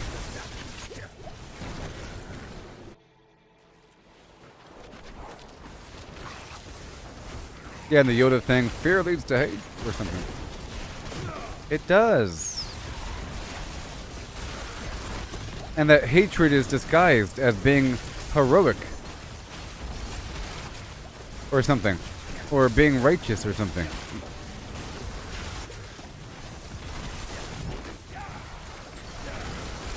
You can't be just like a passive hero. I guess you can. I'm just a sword for sale. I'm a sell sword. Are you a hero? No. I'm just a... I do it for the money.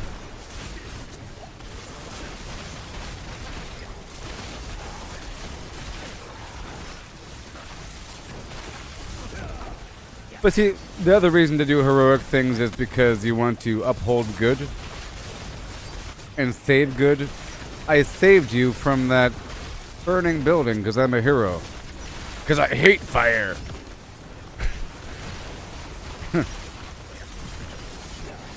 I hate people dying around me. I just can't stand it. So until I can control death, I will save lives.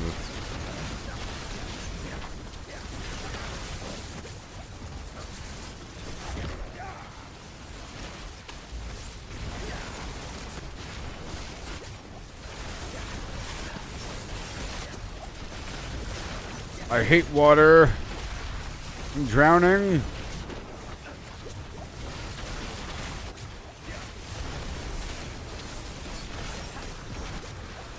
But I think it's like a sliding scale, you know? It's on a spectrum of hatred. Heroism. Where the best, like the most tippity top hero is filled to the brim with hatred. Because usually there's a focus for a superhero, not a super. I don't mean superhero. I mean like a superhero. There's a purpose, you know. For example, Batman. Batman hates criminals and chaos.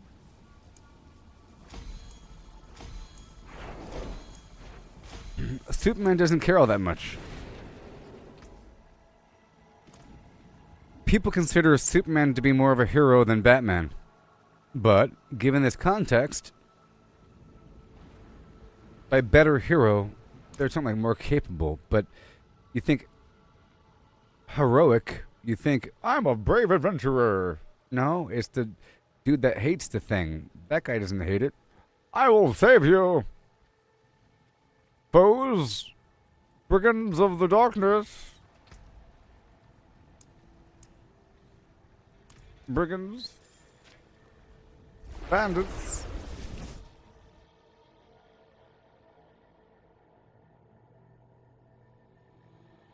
Superman hates yeah. Let's just say there's your average adventurer, knight, renaissance person, and their job is just like escort wagons when they go through this dangerous stretch of road, and they're doing it because they want to help people. And if there happens to be highwaymen showing up on the road, he'll, you know, say, "Stop, foes," and he'll tell them to leave. But then you slide that up a scale, and you have a person that enjoys it, that like actively patrols the road when there is nobody there to make sure that the road has no highwaymen, you know? You know, they go on the road before there's people there, and they clear it of the highwaymen. And then a scale above that is what? You find out where the highwaymen live. Where are they coming from? Where are all these highwaymen coming from? This poisoned their water supply. Or something like that.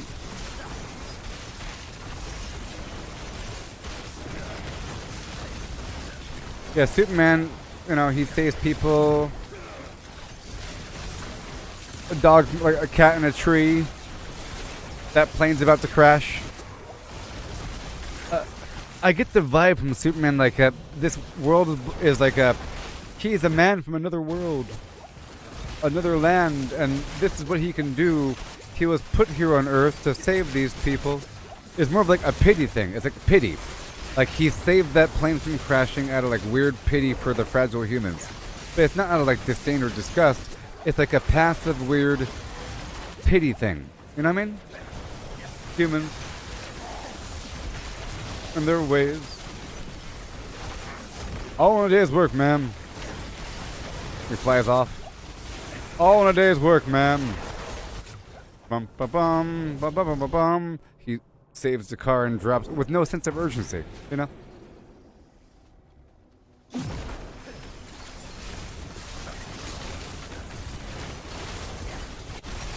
No sense of urgency.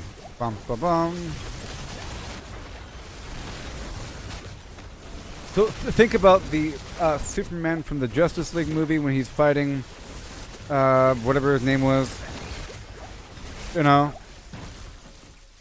He was like in slow motion, like barely hitting, kind of smiling. But he wasn't like really fighting. He was never really angry about it. You know? And when he showed up, like his overall body language when he shows up to go save the day, when they're all fighting the guy and all the minions and having a hard time, he shows up with a body language like, yes, I showed up, dear humans. I'm here now. I'm here now. I am the one that is here to save you. It's the most I can do, the least I can do, for letting me share your air on this dear planet I call home now.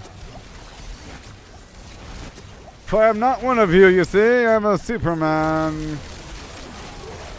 That's what he's like. I'm not against Superman. I'm just saying that he's less heroic than someone that cares about it. I feel like he doesn't really care. He has a part-time job. How often is he a reporter? Like many hours of the day when he doesn't care that much. Batman is like sleeping during the day, and when he has to make a press conference meeting, or if he has to show up in the office, he'll do it like through a teleconference, or he'll have Alfred do it for him, or he'll show up and like show his face for a second, then disappear again. You know, because his whole life is being Batman.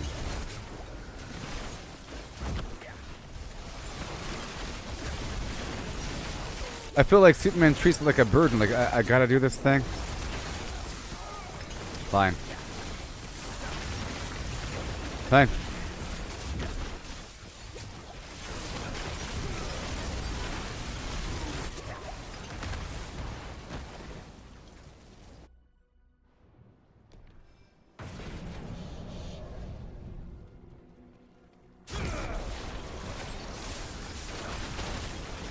Oh yes, I unlocked Torment 4 when I was yip-yapping.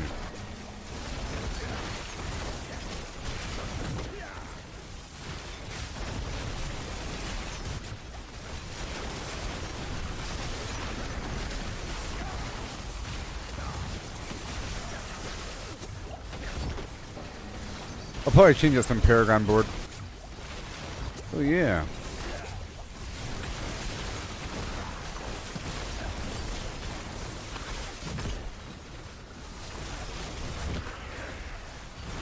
Let's just say true heroes loathe their enemy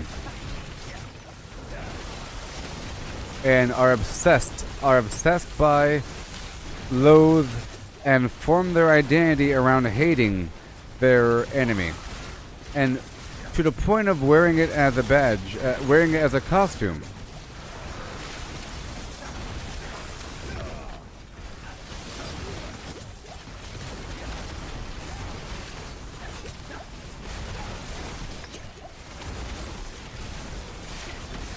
You know, if you lived in the jungle when you're Tarzan and you hate panthers, you'll probably wear a weird panther helmet thing to warn the panthers and say, look, I killed a panther in the past, I'll do it again, I hate you.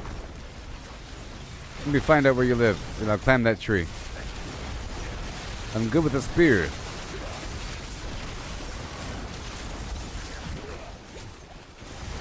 People that wear a necklace of ears, you know?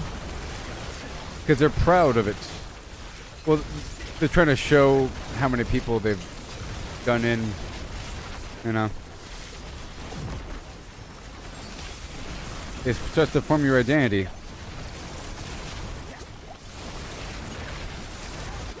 Like, many activists severely hate the thing that opposes their worldview. But they don't call it hatred, they call it being right or something. And then they go into a passionate speech where they start yelling about how right they are. And they're angry in the process. And they start making death threats. Well, they say that they're not hatred, that they're not angry and they're not full of hatred. They are correct, you know, and that you are insane if you're not angry at this thing. That's usually how it goes. The Knights of the Zakaroon think that you are insane and evil if you don't hate evil. If there's something wrong with your brain. You get a lobotomy. Why don't you hate the demon outside? He's right there. This is fine. In fact, put him on the thing. We can't have that spreading around. Put him on the thing. You know? Okay, well. Now I want to go into Torment 4. 10% chance is pretty good. A 10% chance is pretty good. You know the difference between a 1% chance and a 10% chance? That's people don't understand that. It's not like 10 different. It's like adding. You know? It's 100 times different. Basically. Right? Or it's like 90 times different. Because if it's a 1% chance, that means you have to open up 100 boxes and then one of them might have something good. If it's a 10% chance, you open up 10 boxes and one of them is good. It's like 98 points different of interactions. So headhunting on Torment 1, where it says it says 4% chance, but still a 4% chance, you know, which ain't that bad. 10% chance, it's just a little over double. Now my question is, what are my resistances like? My armor is still above 1,000. My resistances are okay. All above 50.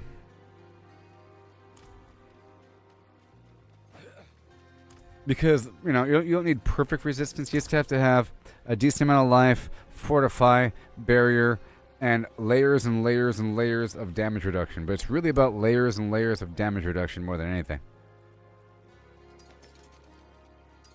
So now I'm going to go try... Well, I still want to farm this stuff over here, otherwise I'll be kind of weak. I'll be kind of weak.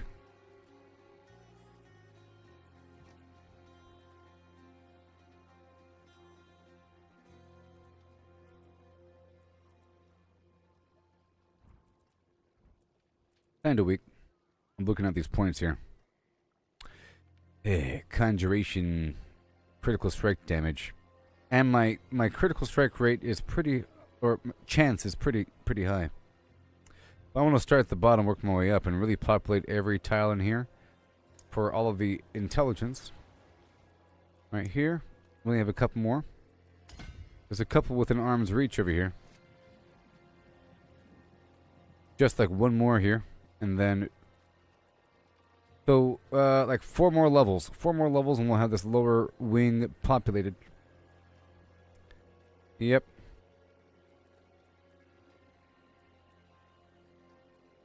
Yep. And trying to boost basic lightning damage. You know? We have crackling energy damage.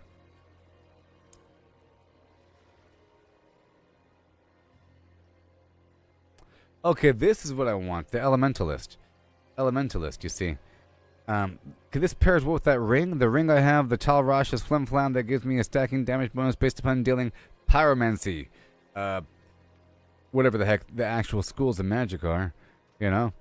not so much dealing damage, it's casting a skill based upon the schools of magic. I can get 2 stacks there, but here I can get all the stacks because you get a stacking damage bonus and it increases. This is what I want. Dang it. I gotta replace something now. So, I don't have a solid source of vulnerability. Okay? And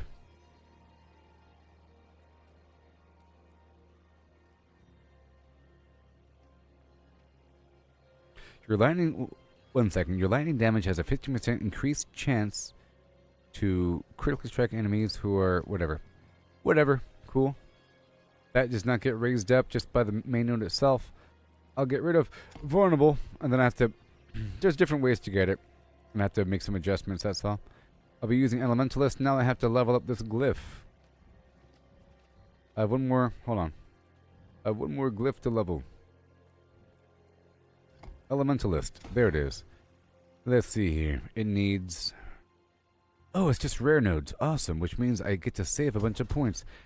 Ideally, you want to use these glyph nodes. Some of them require proximity around rare nodes or magic nodes, and it boosts those. The other glyphs require placing points in proximity to the glyph itself. It requires more points. You can't really have all the glyphs, like all 5, be surrounded by a bunch of points. You have to kind of have a balance, with a couple of these being the rare boosters, and if you have them in the right spot, it's actually pretty powerful. So right here, it's going to boost the lightning damage and the crackling energy damage. If I have this elementalist perk right here, is boosting it by 10%. Very cool. And that's only level 1. You see, it's going to increase my lightning damage quite a bit. And this other thing was really just giving me some vulnerable damage and making the enemies vulnerable. But I can use a witch power for that. And yeah, there's other means. Kind of rough. But anyways, I have this point here. I have to level it up. I want to pull back some points here because we were trying to populate it with some other stats. It appears to be fine. So elementalist. Done. Right now I have 2 more points, so 1. And then 1 more point. I'll be good to go. That was a nice change there. Now I'm going to move 1 point from someplace. Like right here. And 1 more point. So now this bottom wing is fully populated with all these surrounding nodes. Yep. And make sure that everything is fine. This one was where it needs to be, but it has more than what it needs. It says it's 50 out of the requirement. So let me just 1, 2, 3, 4, 5.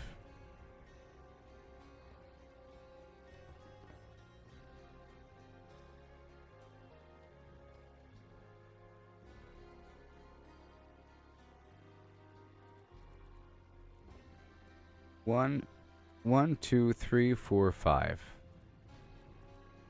Trying to find the shortest path. 1, 2, 3, 4, 5. Sons of beeswax. There's too many here. Maybe I'll move it. This one has crackling energy. No, this is fine. It's fine. Fine.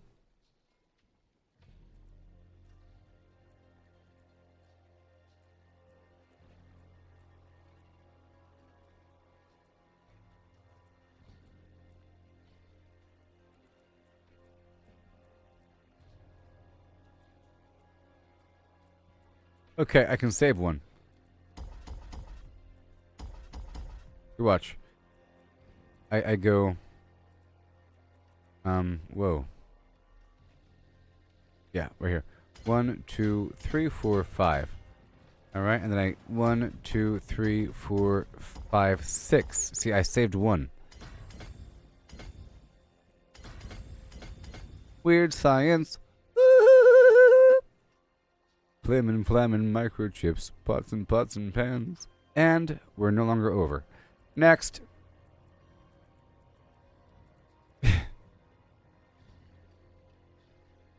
You, huh? This one needs just 25, but we're at 32. But that's okay because there's some nodes here, like this one right here is worth a bit more than what it needs to be worth. But maybe, there we go. Now we're good. Done.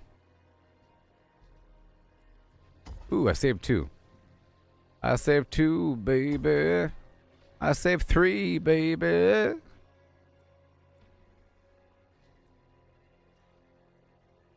Alright, I saved 3 more. Cool. Fine-tuning the flim. 1, 2, 3. See? This is that puzzle I'm talking about. You know what I mean? That people skip. So, 1, 2, 3. Right? And then I'll just cut away you. We go 4. And then I'll go 1, 2, 3, 4. Add you.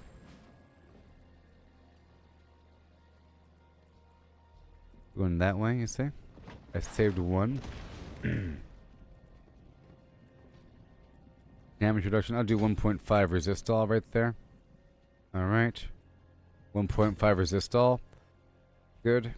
And we move across. There's some intelligence right here. So we're going to shift the weasel over like that, you see?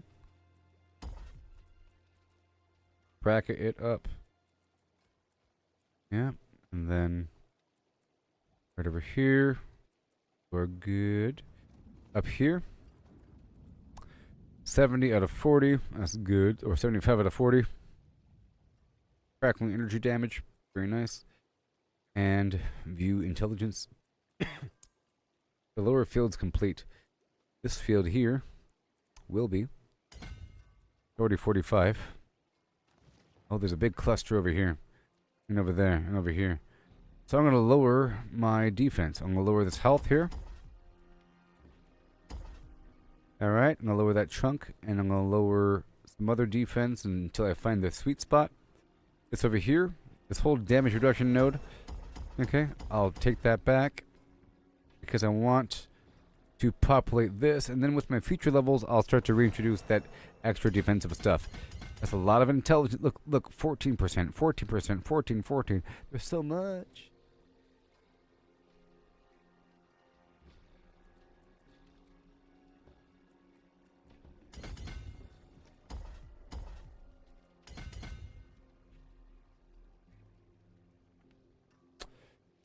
I'm not going to go for that last one. It's kind of out there. Kind of out there.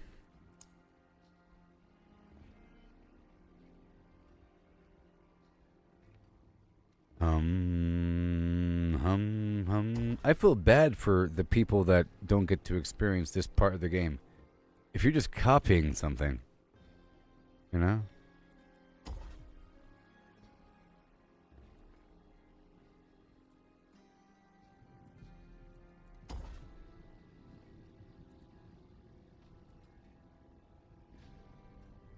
There's some maximum lightning resistance there. But yeah, we're all done up there. So let's review one more time. This one is fully populated.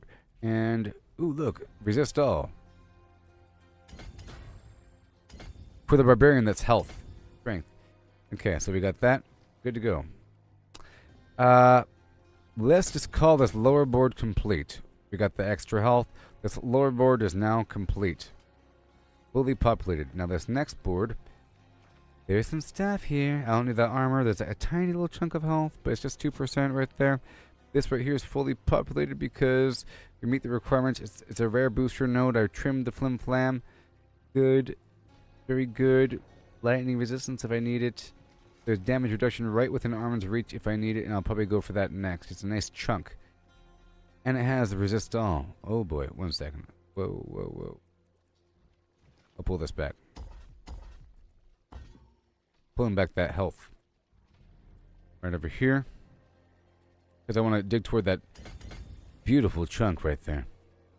I'll find a piece somewhere. Then again over here. Conjuration damage. Conjuration cooldown reduction.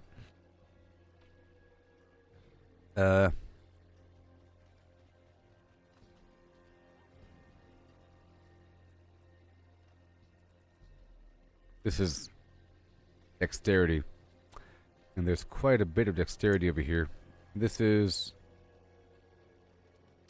conjuration critical strike damage. Okay. And we just need, well, really, 1, 2, 3, 4. Just 4 points.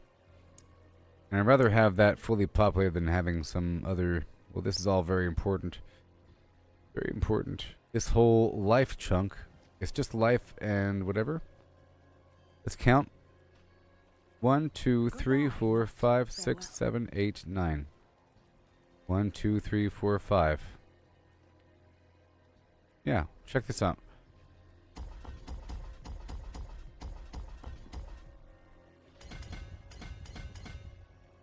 And then I can cut away this whole chunk.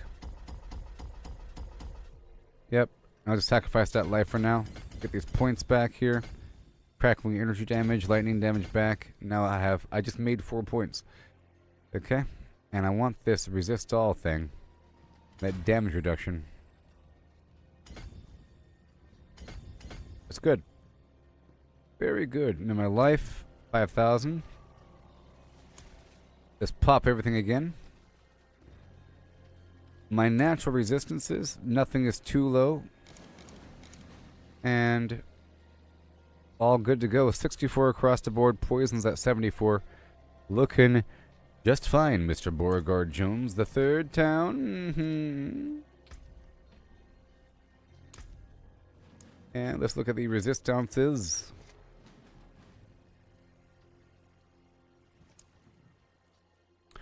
Ooh.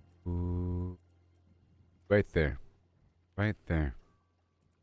Right there. We've got the impairment reduction as well. And some free dodge chance. So I'll be digging over here.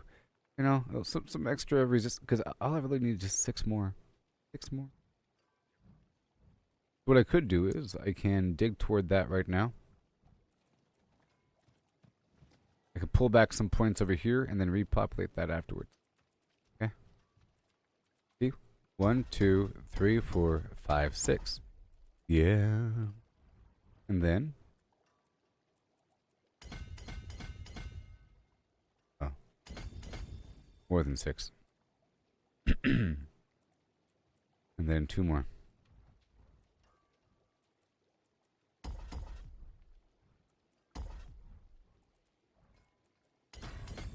There we go. Turn around. Let me see your resistances. Alright, 73.9. Good to go. Good to go. Nice guys, see how strong I am. And now with the feature points for the next bunch of levels, I'll be spending right here. Boom, boom. Boom, boom, boom. So 1, 2, 3, 4, 5, 6, 7, 8. 8 more levels all toward here to boost up my conjuration damage. Bit by bit. Ain't that fun? And now as for my potion, well, I'll go ahead and go for the Fortitude. Speed of the pack. Yeah, just for a tiny bit more life.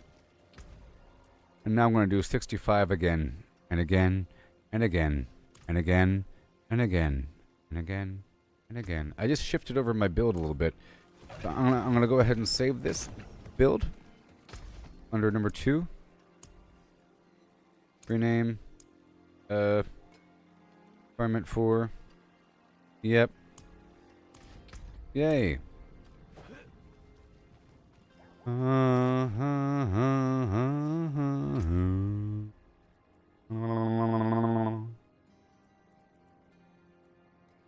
Oh yeah.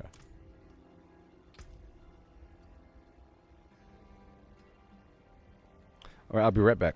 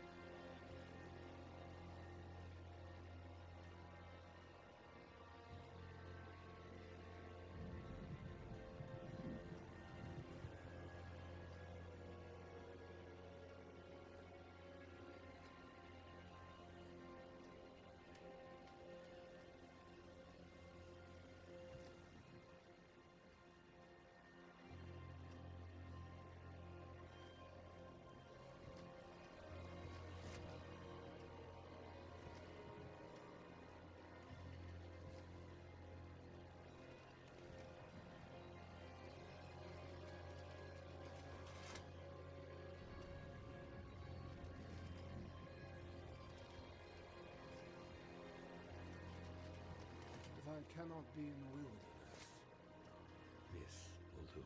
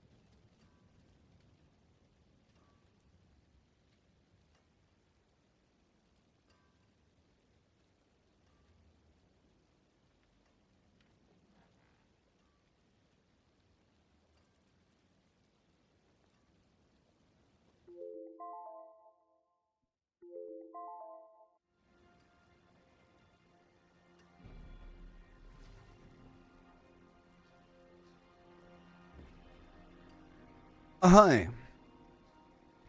Hi. Okay, so, go back in. Starting like 7 levels or something. A whole lot of levels.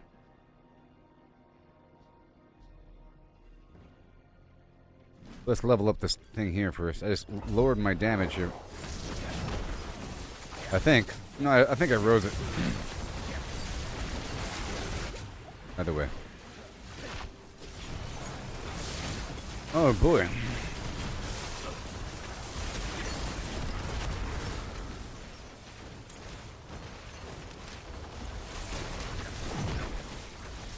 Oh boy.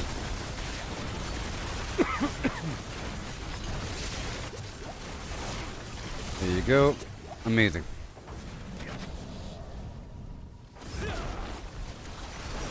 Amazing.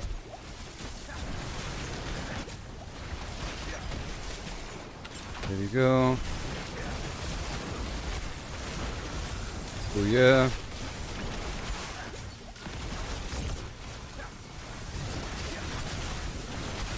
Awesome.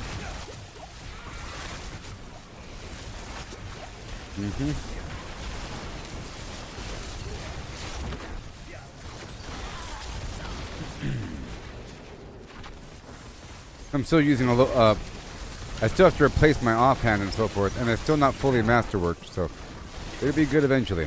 Whenever I get better versions of everything and fully upgrade them, you know, it'll be a lot better.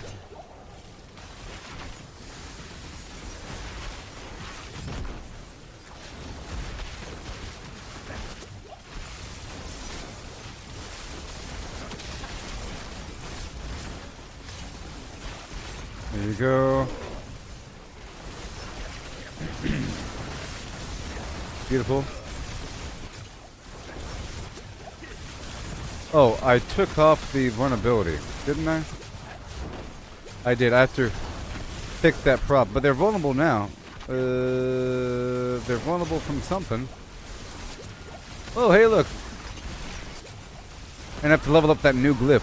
I now have like a level 1 glyph. I'm gonna get way more powerful. So I'm on track to become really powerful. I just sort of set myself up for the next couple of levels, you know? From here on forward, more powerful.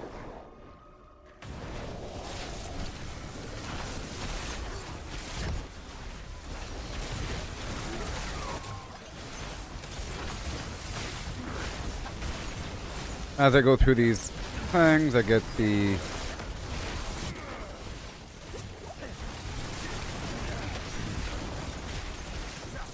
lightning spear conjuration activity. 10% chance of a lightning spear forming when I walk through the crackling energy.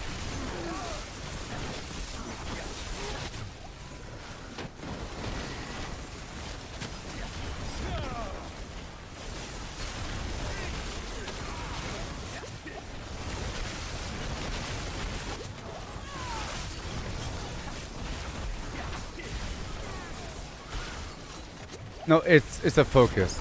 Well, yes, usually two-handed weapons are better because, but they're slower, and they also like I think increase the aspect by like double or 80% or something like that. So an aspect on a two-handed weapon is better if you're going for something like that, you know. However, I'm using this specific offhand.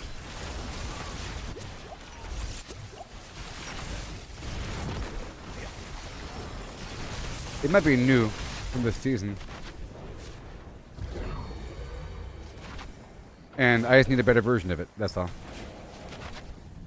Because right now it's not even item level 800. I just got a version of it. I got this item from doing a boss fight earlier. I was like, oh cool, that works. Even though it might be worse for certain things, it does something. It makes the orb do like a splashy thing. It makes it fly faster and create a super orb. I'm trying to see if it's good. I kind of shoot it down the hallway.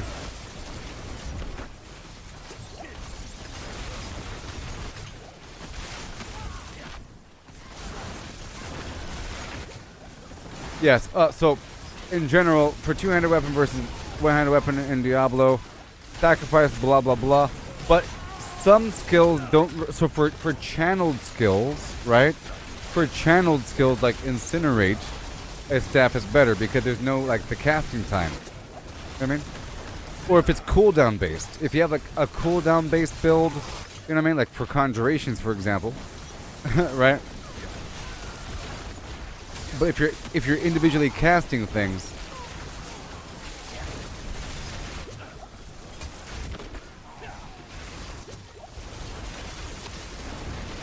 you see, it does, see what it does? Look, see what it's doing? It's like splashing out, and I think it stops when it hits something. Because normally the orb will keep going through, but it stops when it hits something and it splashes beyond like a cone of damage. I'm trying to see if it's decent. See, it's like whatever. This guy's taking a while.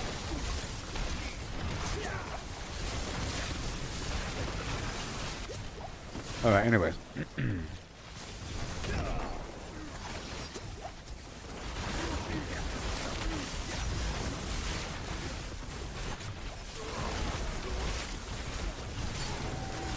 I'm using this unique item that gives me a lightning nova when I walk through the static.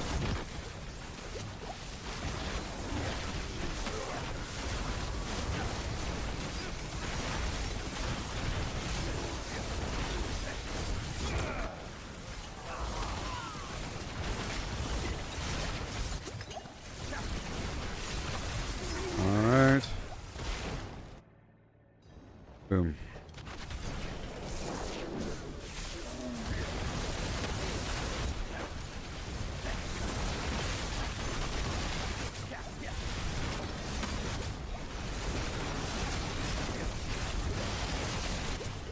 Well, at least I have the survivability.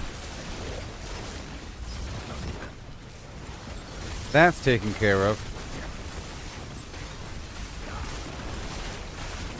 So I'll probably go back down to Torment 3 and farm the Undercity and Pit, and Horde for a bit, because I have to grind through some sigils and so forth anyways. And in the process, I'll be getting levels. I need like 7 levels or so. But I also have to level up some of these glyphs. So I'll probably lower down the difficulty, because I have that new glyph to level up, and it's going to really help out overall. And in the process, I'll be leveling up.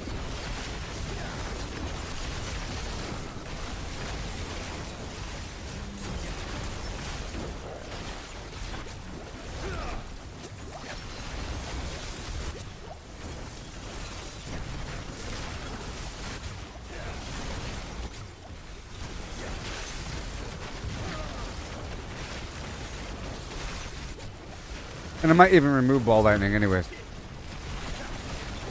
My build's still fluid. I'm still sort of waiting until I salvage a bunch of stuff, and I keep looking at my aspects and everything.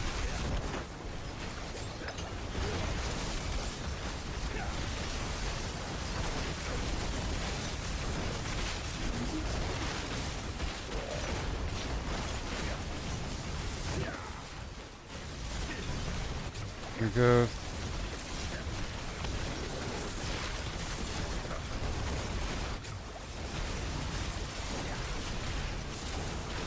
Yeah, buddy.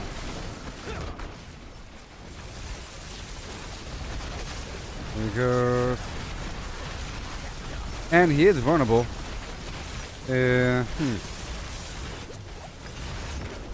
Not quite sure how. Probably one of my conjurations or something.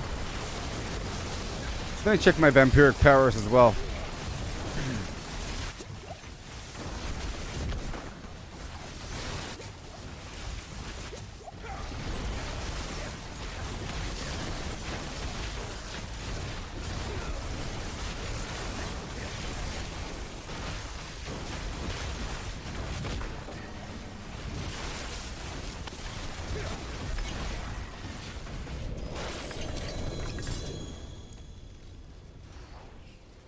You see, it says it'll increase it by 4 levels, but is this, you know? I shouldn't waste that.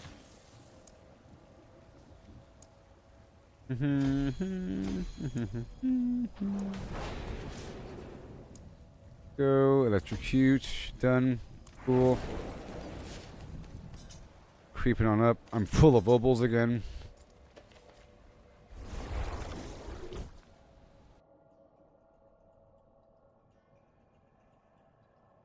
I'm going to bring the difficulty back down. I've accomplished a partial goal of unlocking Torment 4. And I can do it. I did it 3 times. So it's not a fluke. I got lucky. I barely made it. I forge more than horseshoes and nails. Not a fluke. But now, go back to this land. And let's do one more circuit. Okay? Let's do another circuit for the Grim Favor. Maybe I'll do it with Verdicus, Capricious, the third. What level is it?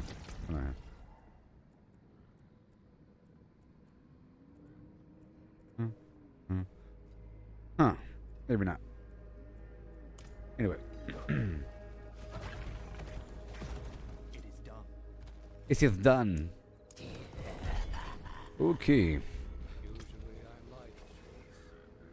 No, this isn't 750. I already replaced that. Everything's fine. I'm waiting on a better version of these things. This is okay.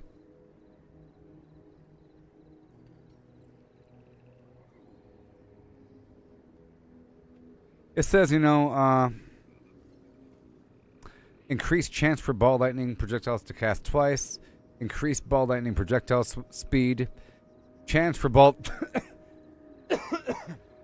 Chance for ball lightning projectiles to cast twice is converted into chance to cast a super ball lightning. And super ball lightnings are larger, deal increased 125% increased damage, have a higher lucky hit chance, and their stun durations increased by up to 3 seconds. You know, that whole thing. That whole thing. I don't have the aspect or item where the ball lightning orbits, and I don't know if it combines with this. It might, but I don't have it yet. So.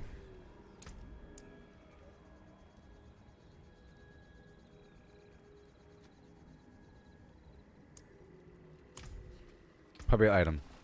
Anyways. Yeah, that's what it does. So I'll show you what it looks like out here in the wild. Oh, you can't see.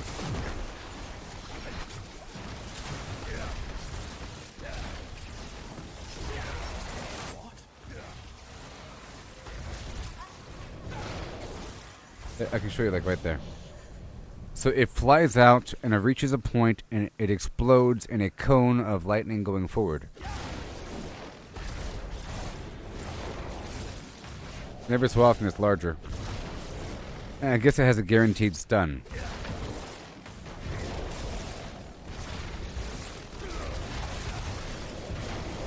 No.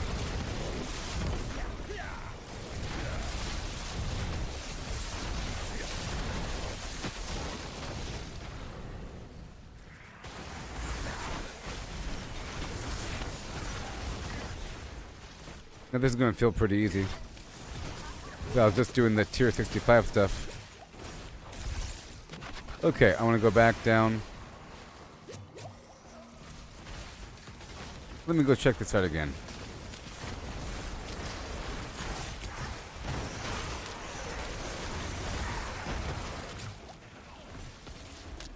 Okay, so I'm using the aura specialization that I got from the Forgotten Altar in the dungeon, you know, which increases the radius of the altar. It's at max rank. That's why my aura is so large.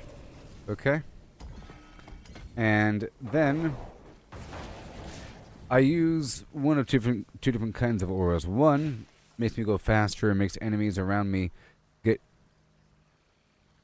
the actual terminology. It's they have a 30% chance to stumble and do nothing, and I get 15% movement speed, whatever, and it slows nearby monsters. So it's a guaranteed crowd control for enemies in proximity. And then things proc and so forth and so on. But if I'm not using that, which I'm not right now, the other aura makes the enemy slow with a weird grasping hands wish doctor effect. And that's nice. And it gives me mana. Okay. 3 resource per second from the enemies slowed. It's a pretty general field. It's out there the whole time. So I end up getting a bunch of free mana, along with picking up the crackling energy to the point where I don't have to use the basic attack or well, whatever. My mana fills up all the time. And I've been messing around with this grow ability, which is the whole reason why I made a sorcerer to begin with. Or the grow witch power. After casting an ultimate skill, my servants, minions, and companions are empowered with dark magics growing larger in size, dealing 45% bonus summoning damage, and gaining 100% critical strike chance in the last 10 seconds. At max rank. So, because of that, I wanted to make a necromancer druid with a bunch of wolves, sorcerer with a bunch of conjuration, so I made this guy. Conjuration was my mindset. Because my previous sorcerer, I realized we had that familiar thing in there, and that's pretty good. I ended up with a bunch of conjurations in my previous build, so this would amplify that in theory, and it does. It's pretty cool. Hey, look, if you can see. So once I do the ulti, boom, they're all a bit larger, including the Subo and the bird. Even the bird. Cannot be. Even the bird. And then for the last one, a couple of different options. One, this is one additional pool. I'm trying to get a bunch of pools. I don't like just spread out a bunch of sloppy monsters. You have to have some stuff going on. You know? The explosion on this thing pulls in enemies while at 2 stacks of abyssal resonance. And has a larger size. After spending a resource, I explode. But it's a lot of resource. Sometimes I do that. Sometimes I do the bats. If I want to wipe stuff out.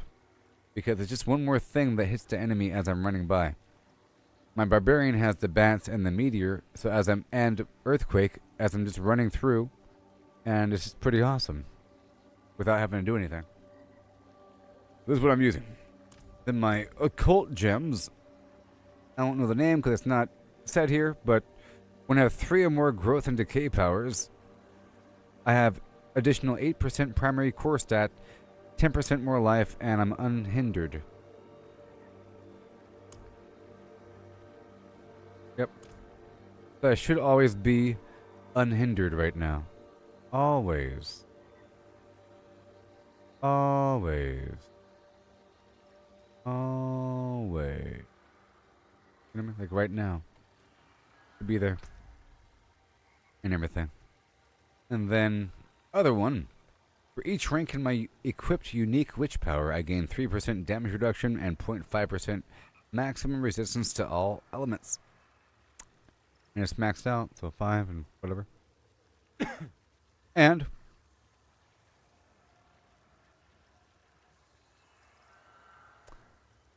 Isidora's overflowing cameo, whatever. This other gem, while I have an aura active, every 8 seconds I pull in nearby enemies. And it works if I'm going through an area. But I want to go through the map and knock out these areas. Let's start off with the short zone. It only has like 7 minutes remaining. And I will get it done.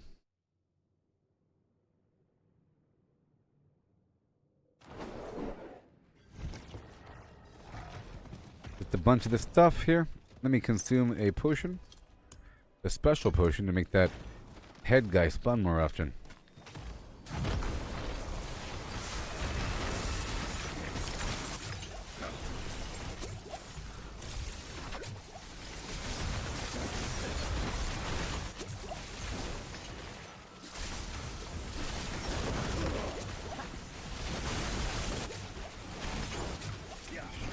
Right there. Right there. Heading through to collect the plants. Escort missions nearby. And this guy. I'll knock out these rituals really quick.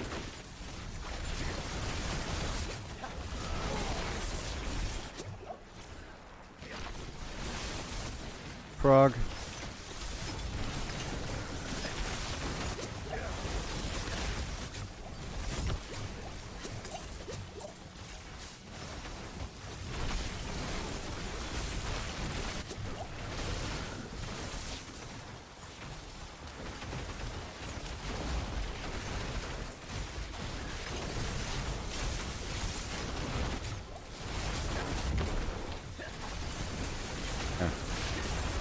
All right. Right up and around the corner here. Lightning.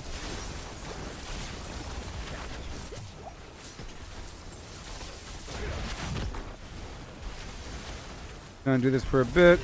Complete this challenge. I'm multitasking. Another frog. There's a cocoon nearby. Where are you going? Why are you running? Beautiful. And we have the man coming.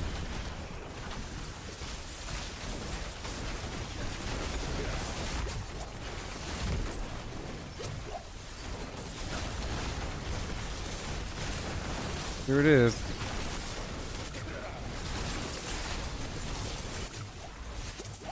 Again and again.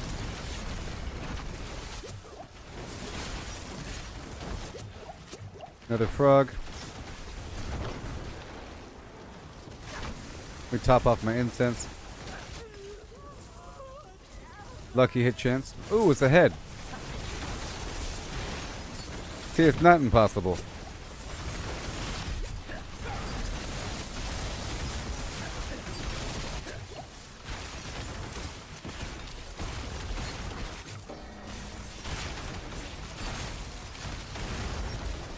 Hurry. Ahead. He's not dead yet. I'm not killing him. Come to me. I'm waiting for another player to show up. Super rare. I'm waiting. I'm waiting.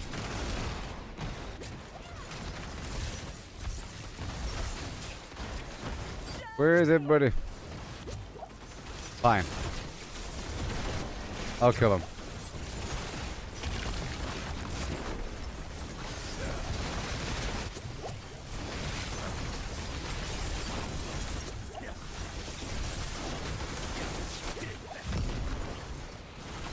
It'd be too hard to invite some random person.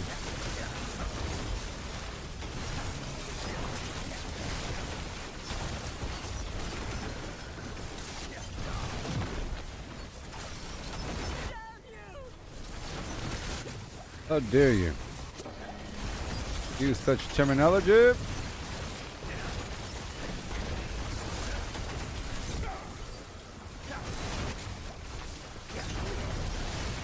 is very nice.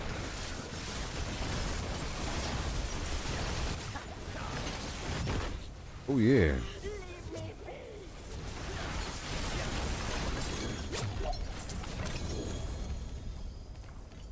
I tried to tell the people I did. Go escort these animals. By the time I complete this journey, I'll be where I need to be. Or I'll have enough levels.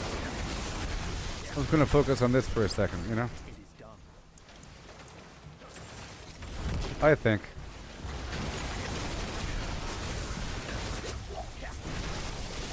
And I have a bunch of gems and stuff to do. Again.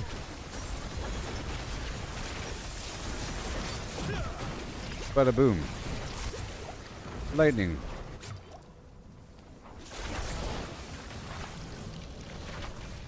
More roots.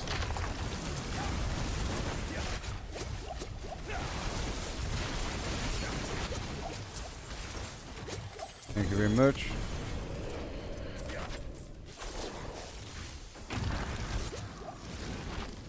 And the plant.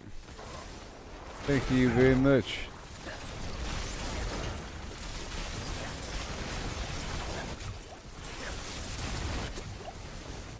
Bandito. Beautiful. It's just another cocoon. And it could be another head. Or I did consume the potion.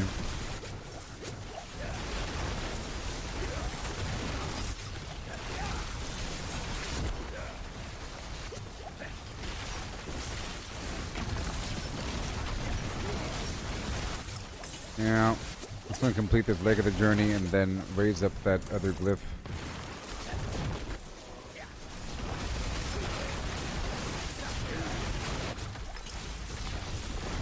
Headless.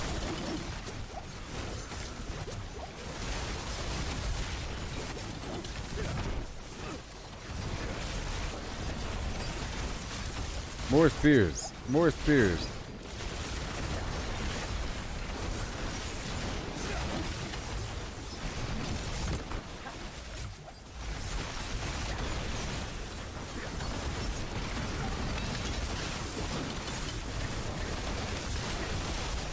Yeah. I'm done. Thank you very much. Have a good day. And okay, we're done here. Moving on. That's what I expected. 30 minutes. 10 minutes.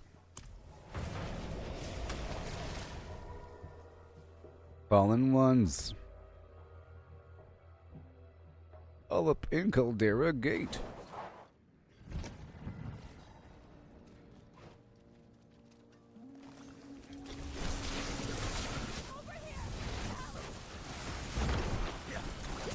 There you go, gotta purge the rut.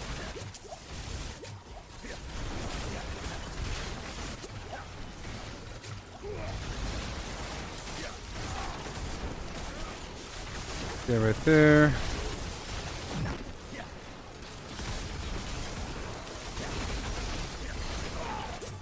Yay. You're complete. I'll save you. That's what I'm doing.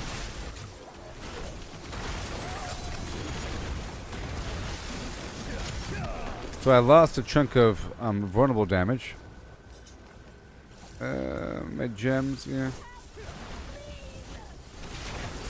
That sapphire can be a bit better. I'm pretty sure I have the gem fragments now. I could also probably craft a new topaz.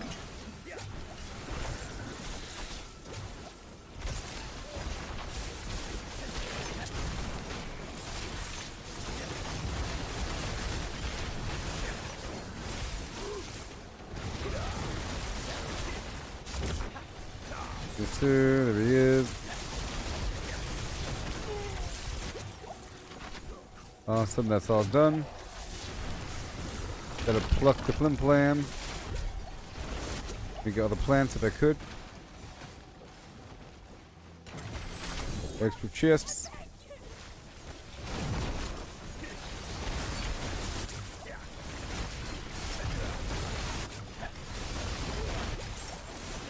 Okay, I know. I don't need all that extra defense, okay? If I want to farm this content... Let me go back for a second.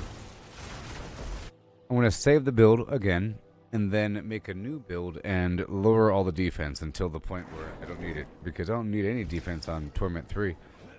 Torment 3, Pasha. Let's save this one again. Okay. Go back to this one. And we're not really back to that one, but now I'm going to remove all the defense. Down to the chief. First, I'll look at the resistance and this whole chunk. Yeah, I love this build loadout situation. It's awesome. That page is complete for resistance. This page, this whole chunk. Look at all these extra points I could be using for power. This whole, well, that's non-physical damage. Yep. And then this whole page over here. Look at all this stuff. Damage resistance, smammage resistance. You know?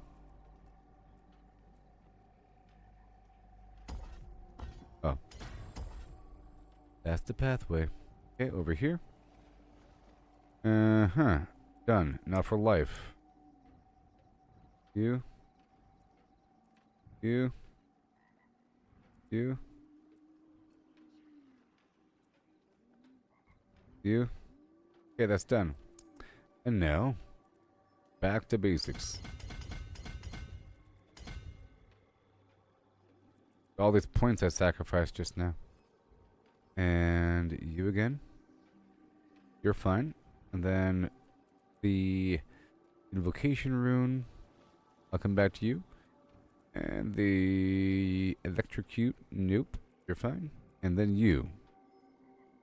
Crackling energy damage. I want this. I would love to have my crackling energy just passively kill everything. Part of my goal. Luxury. So we're looking at intelligence again. I want to populate this whole field. It already is, though. It actually already is. So I'm only really lacking in terms of offense. All that stuff I just added down there. You know? So I can start to add this stuff back. Alright. Okay, bottom board is done again. Then over here. Pretty close.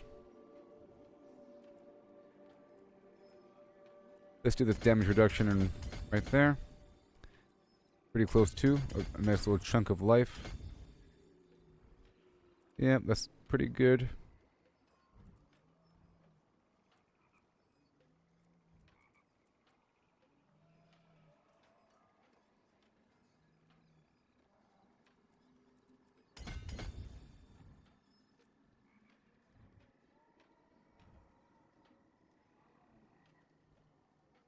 Yep. There reaches a point where you can't add any more points around the fields to make yourself stronger. It's all about digging toward certain rare nodes on the field. You know, there's certain nodes you can dig toward deliberately or not. You know? Okay, that's a bit better. It's about the same, really. I just cut out a chunk, and I have max point distribution. Besides this little spot over here, like one node, it's kind of off the beaten path there. Let's save this one as loadout 1. Save. Boom. Rename Torment 3. Yeah. See how we operate there, camera guy?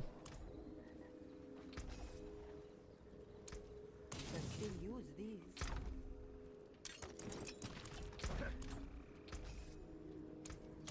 Forge is always hot. Okay. Back to the flim. 13 minutes is where I'm going.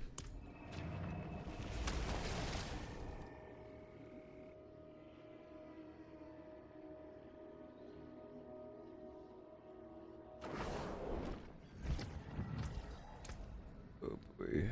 Okay, critical strike 520, vulnerable 143. Oh no. Okay, let me do one more thing. I'm gonna replace that emerald in my weapon with a sapphire and then make sure the other one's upgraded too.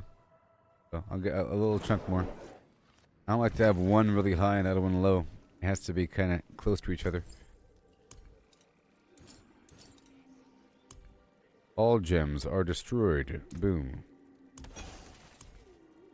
2 or 1 sapphire. What do I need? Just 13,000 sapphires. Let's make them.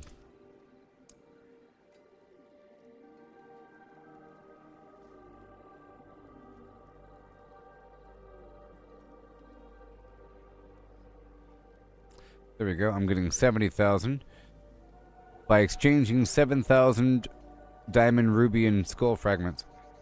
Done.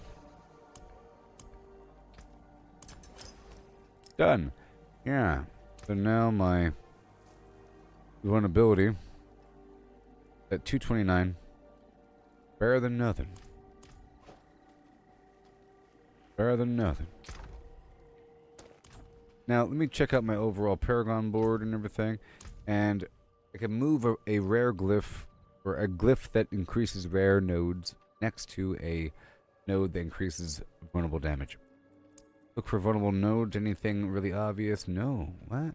This one?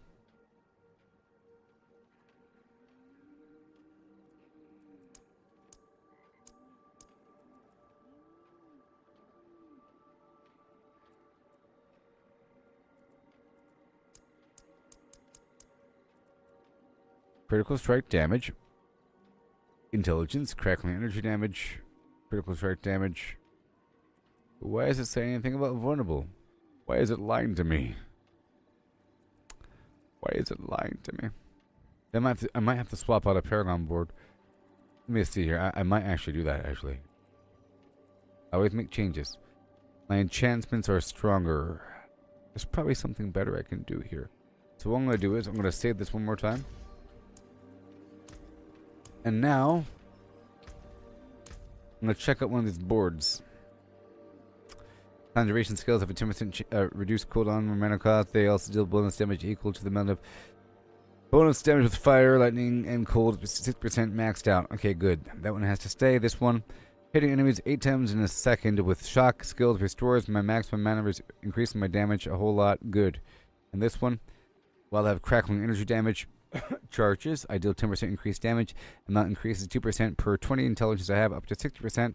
It's maxed out. When I reach full charges, my crackling energy damage is increased by 3 times this amount until I run it. Wow.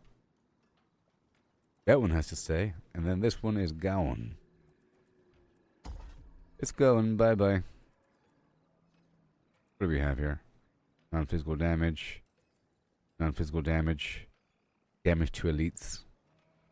Okay, I want to find some Paragon board that deals with vulnerable damage.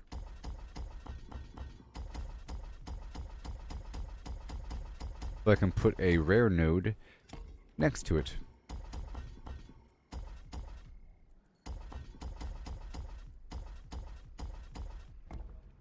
And now we're going down. This is fire. Pyromancy skills, no.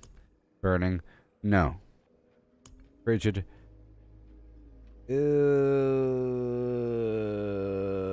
You deal bonus damage to vulnerable enemies equal to 20% of your total bonus damage with cold. Oh no. And my current bonus is 57%. Oh no. Oh no. I might have to do this board even though I'm not really... Look, yeah, this one has the vulnerable. Reduced damage reduction. Yeah, this is the board. Good thing I didn't just ignore it. I already have the good bonus. Alright, so... Frigid Fate. What else? Icefall.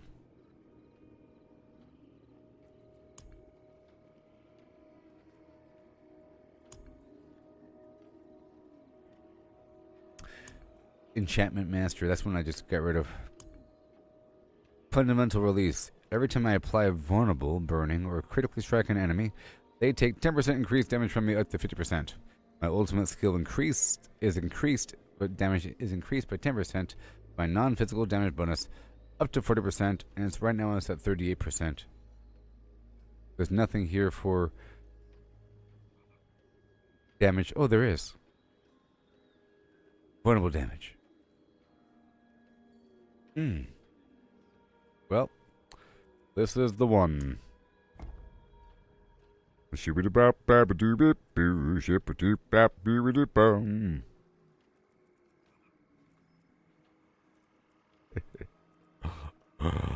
Oh yes, such miracles we shall encounter. Rotation. Domination.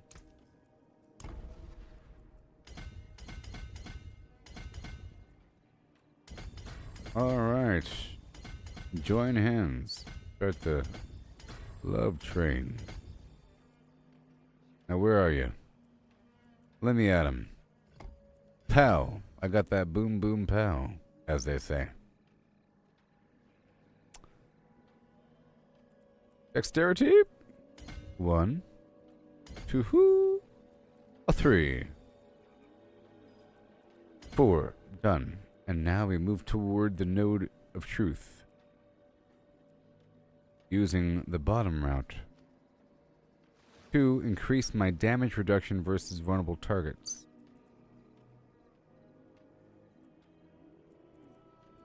Yes. I'm going to slide around. Damage to burning enemies. And they're all burning. Or they're all going to be burning. They're all going to be burning, yeah. Do I go straight and then down? I'll go straight and then down. Because I'd rather have this offensive node with the option to branch down into defensive. And then we go down.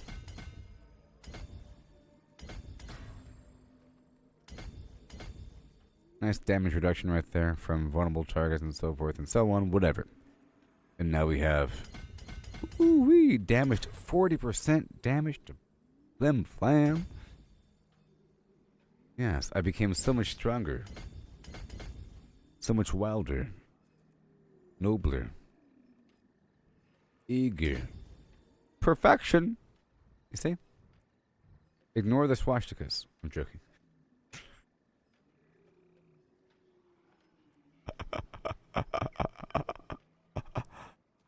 I'm joking.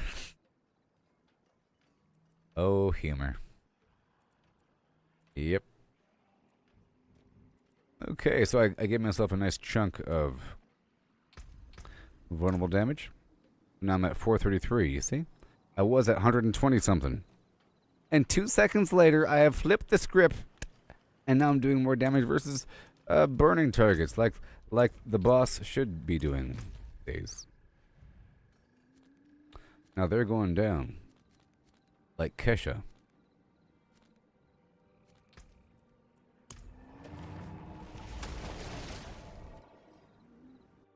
My heart goes out to you. That's the new code, you know? There's been codes in the past where you say something to somebody, you know? But now, if someone says, my heart goes out to you, unauthorized speech. It's a dog whistle, as they say, you know? One of them dog whistles. And then he's told me, heart goes out to me. And he smiled.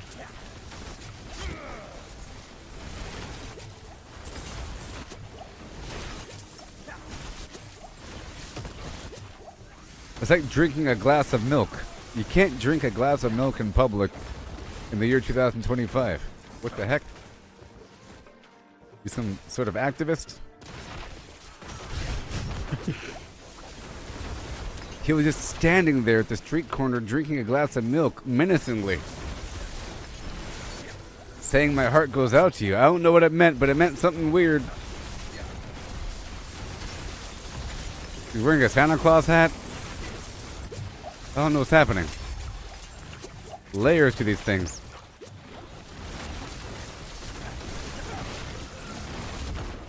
And he was telling me, A-okay, have a good day. He gave me the okay symbol and then said, "Have my heart goes out to you."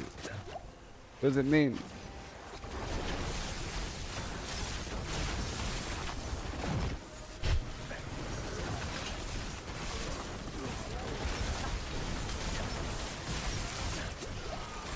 All right. There's a thrall right around the corner. That made some changes there. They're clearly burning. I just need a few more levels. Or do I? I actually don't. I'll just complete this whisper cycle. Or not this whisper cycle, but this next reward of getting 2,000, and then I'll go back to the pit. Because I have to level up these glyphs still to 65. But I'll start off on a lower level because I have to level up a brand new glyph. So I'll become significantly stronger. Because it's going to be amplifying my vulnerability damage, because that's where it's placed. You know? Need more keys. Then we have to fast track the flim flams here. I'm also getting about 1 million of XP at the turn-in.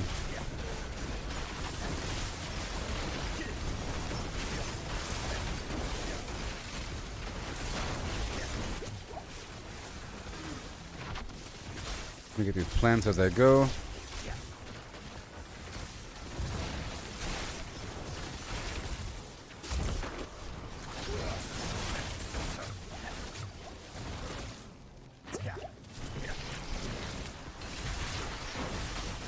Oh boy. Artillery shrine. Another plant, another thrall.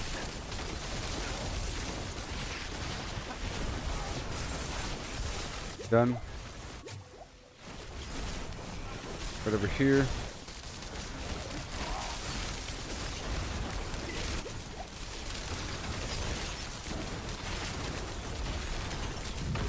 Boom.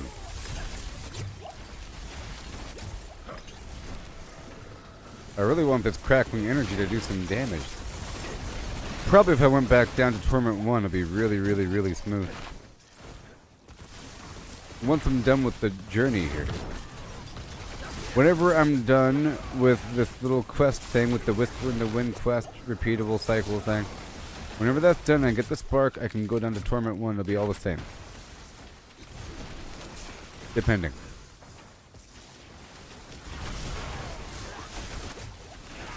Good new.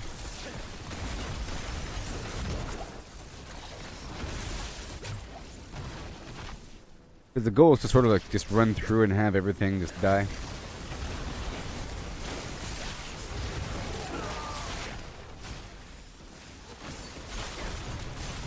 go.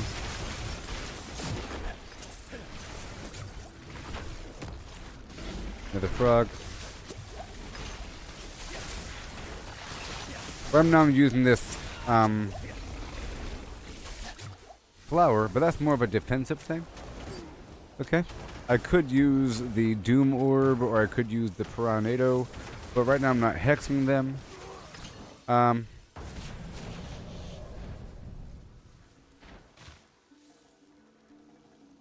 I like the flower. The flower does hurt them. When they step in it, they get poisoned. You know? And it pops up all the time. And it's actually really, really nice. And I feel like I'm helping other people. You know, because I'm healing them when they step on the thing. And this isn't really a fire build. And the Piranado requires a hex. You see, it's really cool to look at, depending on my attack speed and everything.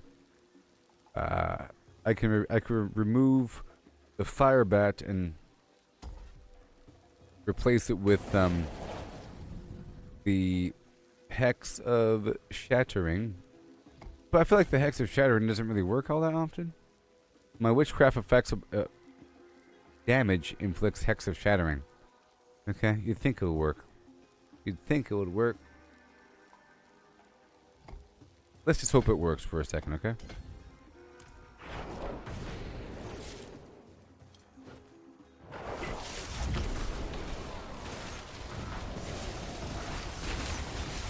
Hey, it works.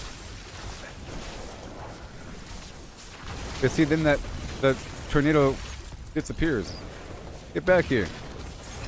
He's all eager and starts running off toward other enemies. It's really cool though, and rare, so I should use it more often. But in the harder content, that flower was helpful. It's just too bad that I can't save my witch power loadout to the loadout thing. So basically, if they're within my immediate range, that is where they get hexed. See, that guy got hexed with the thing? My witchcraft powers have to deal damage to the enemy, and then they get hexed. And if my aura touches them at the same time, good to go. But I happen to have a damaging aura. So this poison aura that I'm using, when I walk into them, it'll activate the Hex Aura combo to have this guy sort of wash everything up.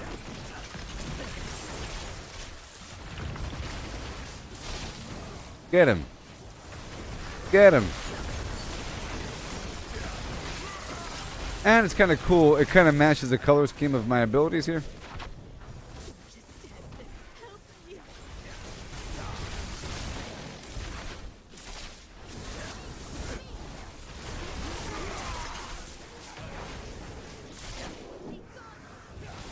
Here goes. Good.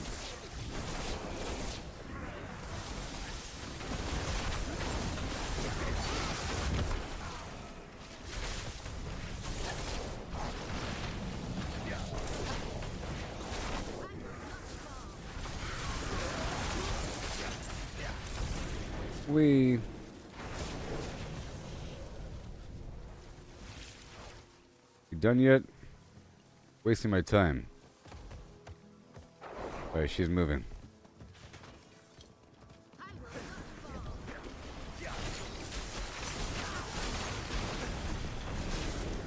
It's like an upside down tornado. Pretty much.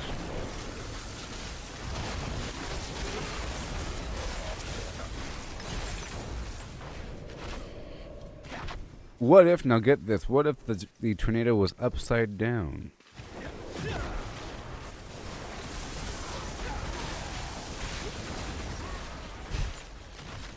Would the fans like it? Yes, let's do that. Add some special effects to it. Make it shimmering. Add some fish up in there. They will approve.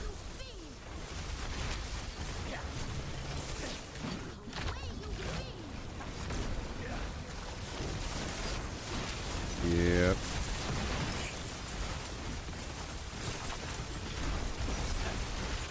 Echoed screams with the OLED sound. With each victory a spark of hope. Through the twilight they will cope. Oh, darkness falls, but never wins.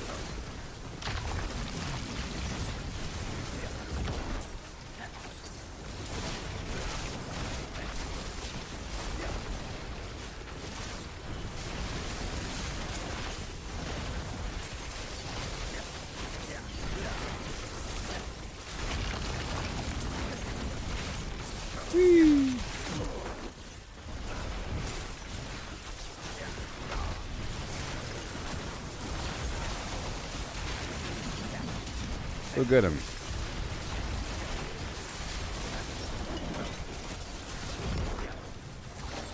There you go.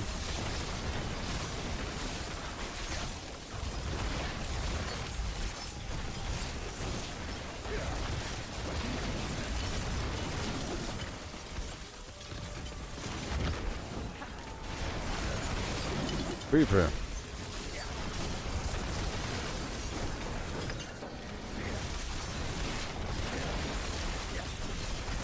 Gotta level up them glyphs.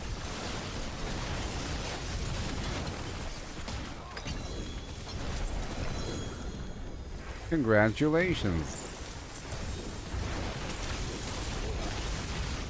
And again.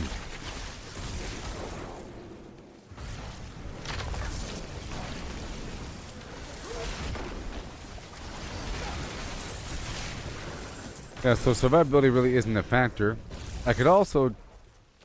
well, I was going to swap out this aura or whatever, but this is a combo of aura slash poison slash growth and decay that I need. I need 3 growth and decay. Ooh. Ah. You see? I need 3 growth and decay, so I have to swap something else out. So this aura right here, I'm taking off. And I have to have 1 more growth and decay. I can do the frog. Frog's kind of weird. When I use a cooldown, I gain 1% primary core stat per surrounding enemy. Let's try that out. I haven't even used this yet. It might be really good. Right now my intelligence is 209. Oh. It increased to 2,000 and this is done now. Right there.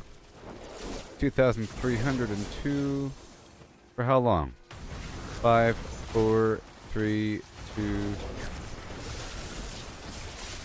When I'm near an enemy, is it reflecting? I can't even see.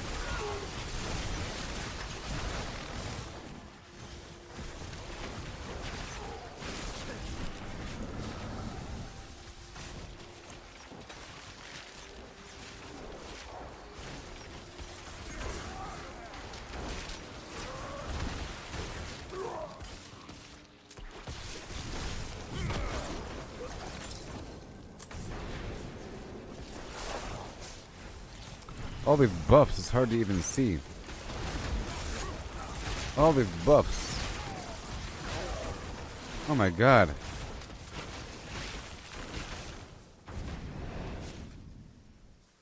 Too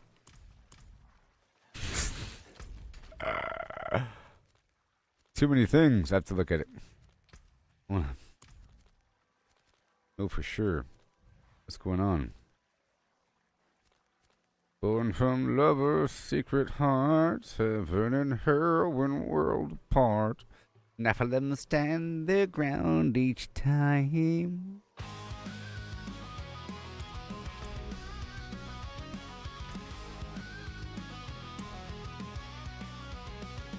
In the void beyond the light, angels clash with demons fight. Create a world of shadow and flame. Sanctuary was its name. Born from lovers' secret hearts, heaven and hell when worlds apart. Nephilim rose with strength untamed. Children of power, unclaimed. Whoa! I have to restart GeForce Now. Born from lovers' secret hearts, heaven and hell when worlds apart. Nephilim rose with strength untamed. Children Beedly diddly diddly dum. Yeah.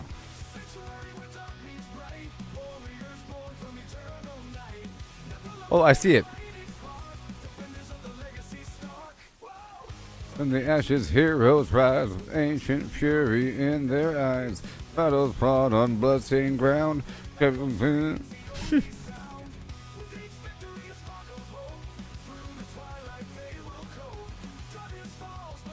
It's my courageous farming song.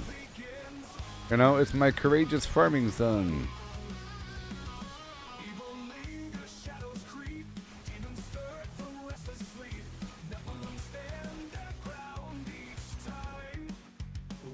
I am the storm.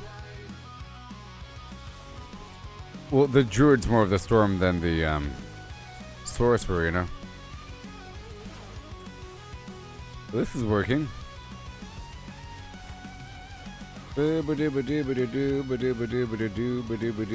Dum.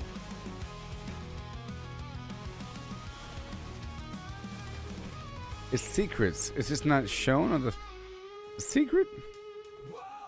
Sanctuary or dark meets light, or earthborn return or night.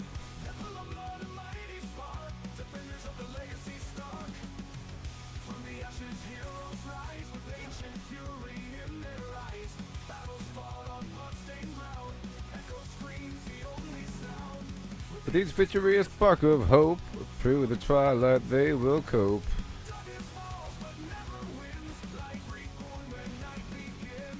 I'm just looking at my stuff here. I have 9 stacks here.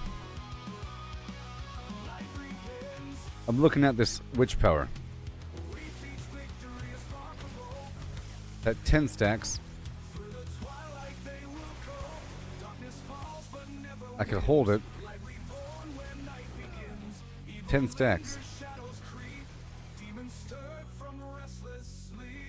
Oh, come on.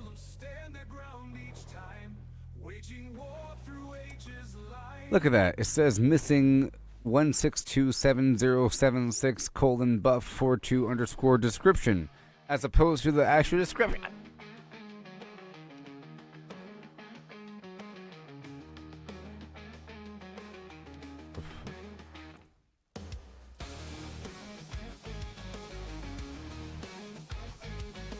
Where are the enemies? In the shadows where the legends grow, destiny calls but it's a heavy load. Paragon whispers in the caverns cold. Nap your points, let your power unfold. Every choice a warrior's pledge, from the skill trees to the battle edge. Mighty numbers we forge with might. In the heart of the end game we ignite. Oh, the points we seek through dungeons dark and mountains bleak.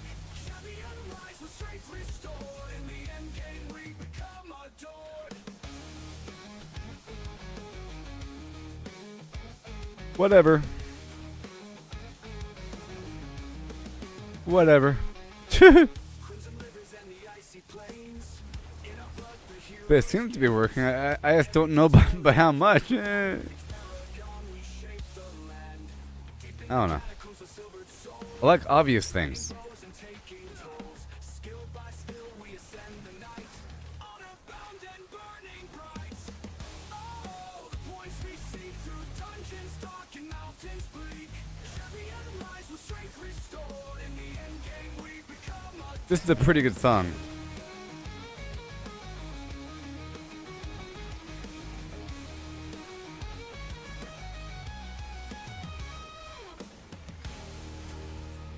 Pretty good. You're welcome, America, where I bring you music. points we see through dungeons dark and mountains bleak. Champion rise with strength restored. In the end game we become adored.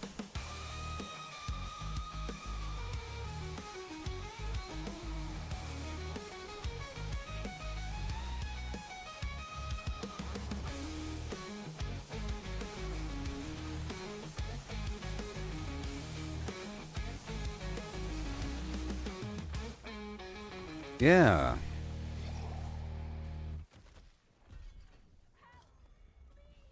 No.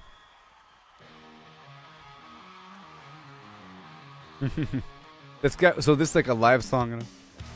This guy's funky. Souls and spells just like a dance.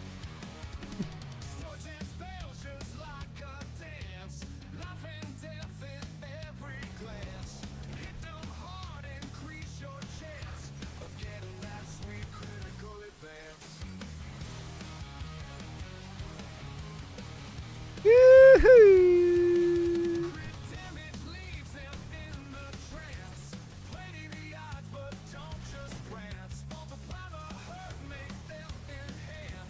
When you strike, they lose their stance.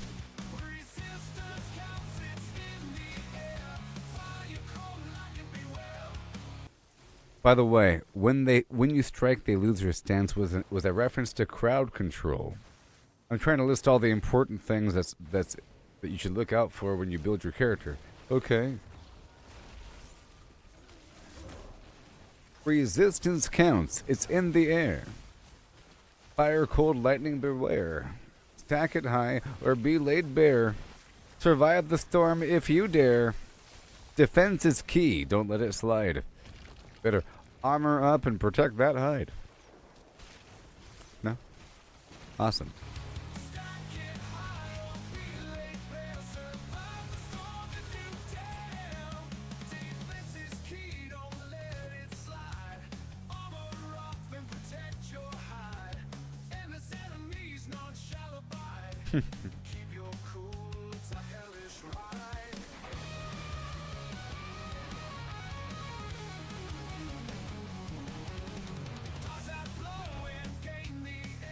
Dodge.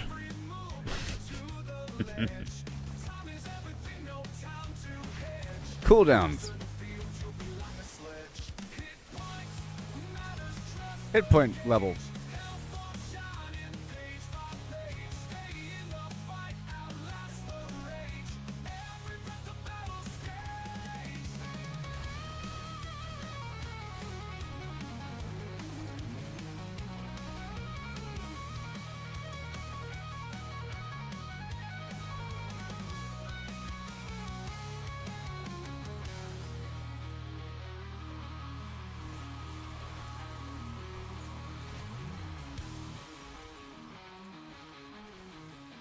Yeah, first you think that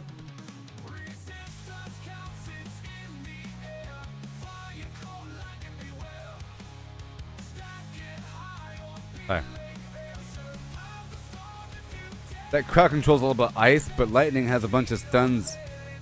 Stuns.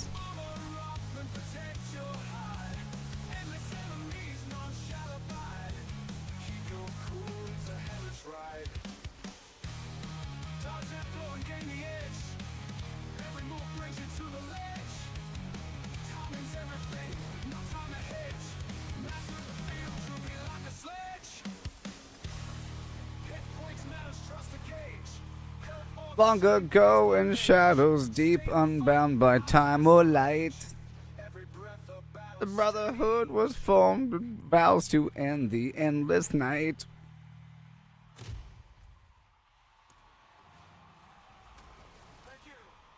Thank you. He's not a real human, don't believe him. That's not a real crowd, and that's not an encore. It's not real. Not real.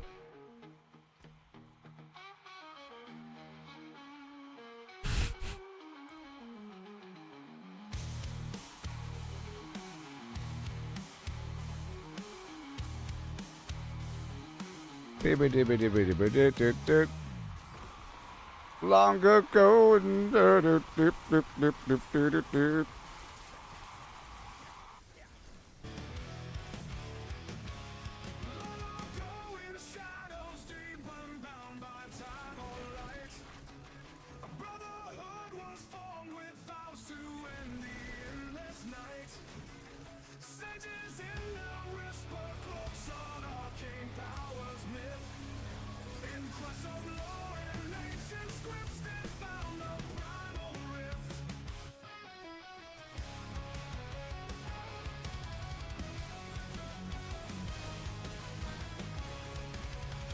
yeah. From desert sands to frozen peaks, they wandered wide and far.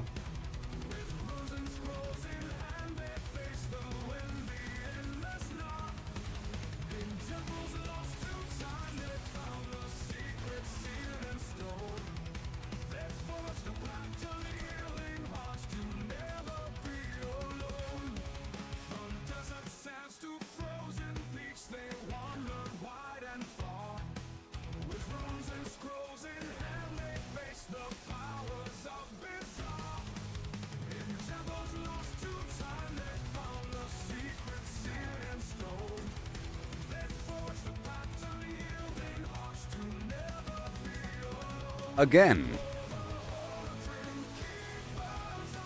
There's a convoy patrol around the corner. March.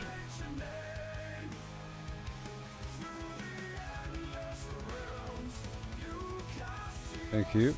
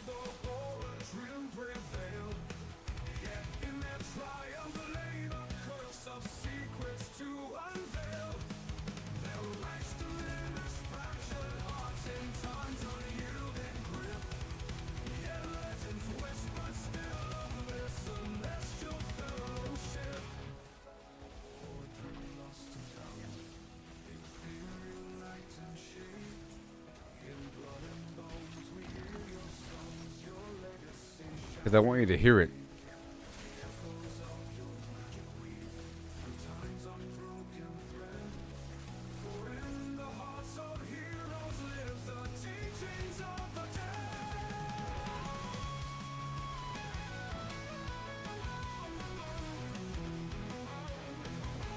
Yeah.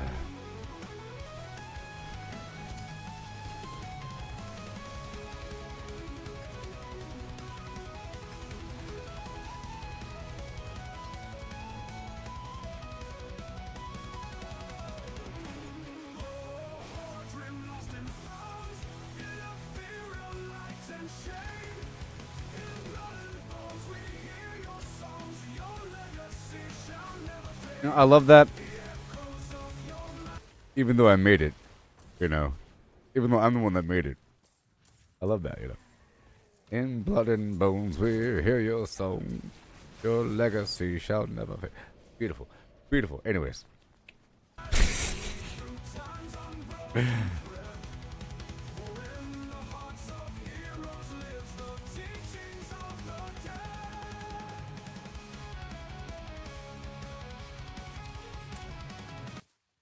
So this next song, I didn't let you listen to.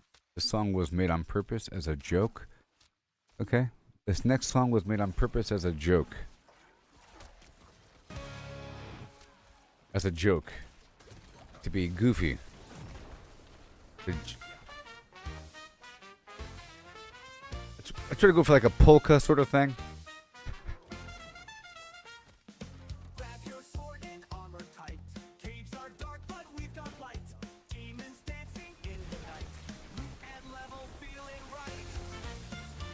This is the happy murder song, okay?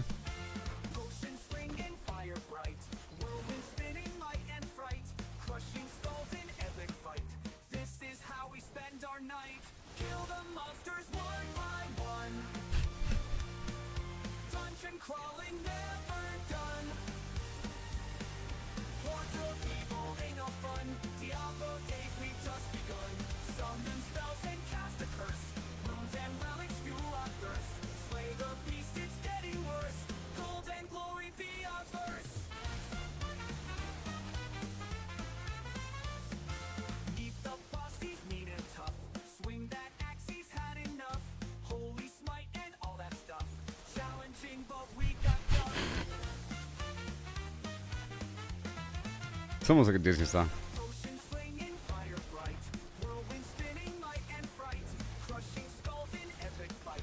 This is how we spend our night. Kill the monsters one by one. Dungeon crawling never done. Hordes of evil ain't no fun. Diablo days we've just begun.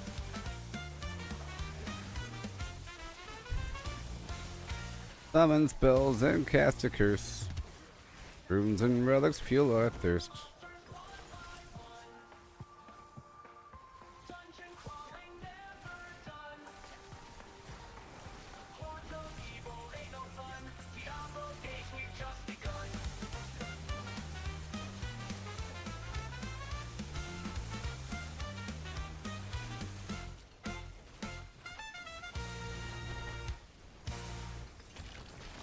Summon spells and cast a curse.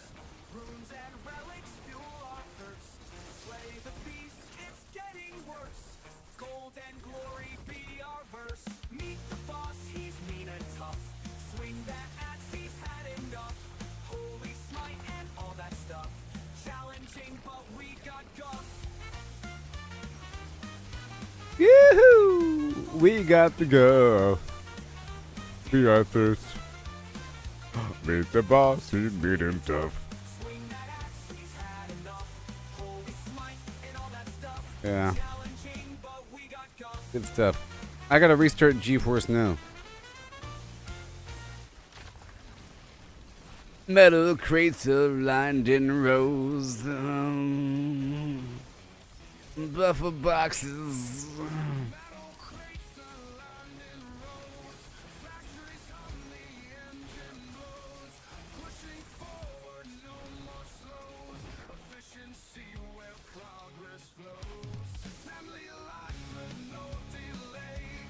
Buffer boxes.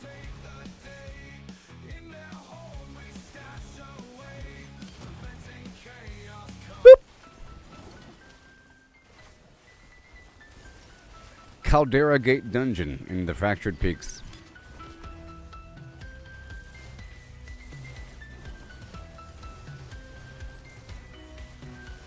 In the shadow of the fractured peaks, where the ice was secrets and keeps, there lies a gate, cold and old, a story of the fall and darkly told. They gather round the idols three, summoning chaos, wild and free. Fallen ones in Caldera Gate they dwell.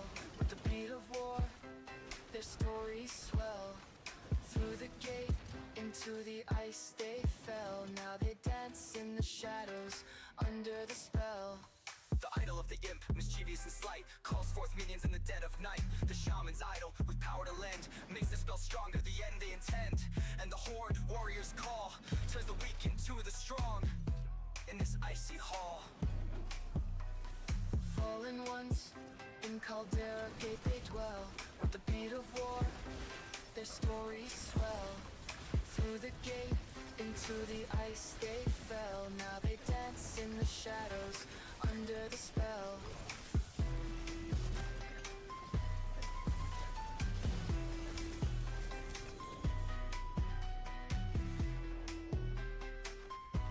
Okay.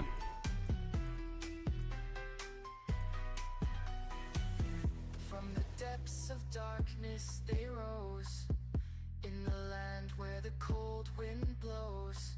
With each idol's fall their power grows, but heroes come to face their foes. Huh. Destroy the idols, break their chain, to cleanse the gate, to end the reign of the fallen and ice entombed. Their chaos ended, their doom assumed. Yet in the echoes of Caldera's fate, their legend lives beyond the gate. Fallen ones in Caldera Gate they dwell. Oh yeah. With the beat of war, their stories swell. Through the gate, into the ice they fell. Now they dance in the shadows, under the spell. It all becomes very catchy when you hear it a million times.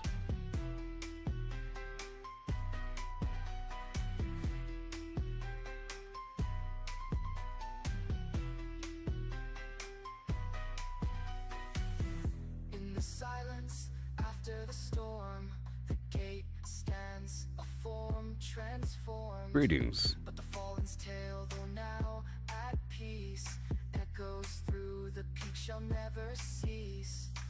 For in Caldera where the cold winds blow, the story of the fallen in the ice did grow. Now you get to appreciate Rothma's prophecy, because it's going to be building up and repeating itself forever. I'll be right back with this loads.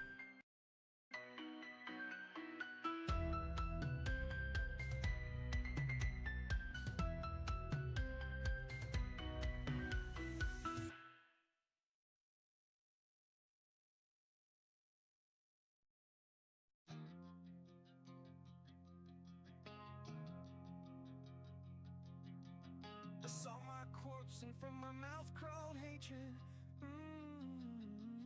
A father burned his children on a pyre, and a mother molded a new age. From the ashes I saw the weak made strong. A pack of lambs feasting on wolves. Tears of blood rained on a desert jewel, and the way to hell was torn asunder.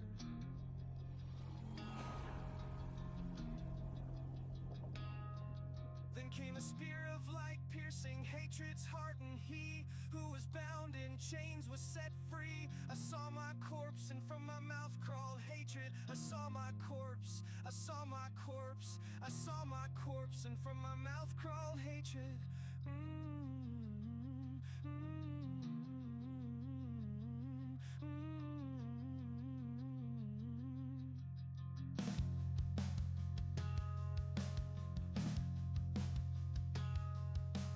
A father burned his children on a pyre, and a mother molded a new age. From the ashes I saw the weak made strong. A pack of lambs feasting on wolves. Tears of blood rained on a desert jewel, and the way to hell was torn asunder.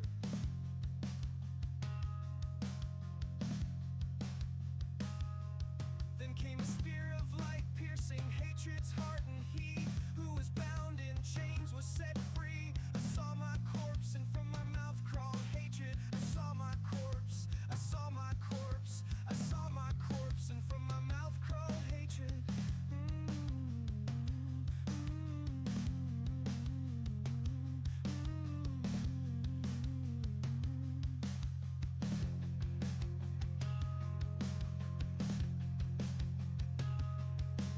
A father burned his children on a pyre, and a mother molded a new age. From the ashes I saw the weak made strong.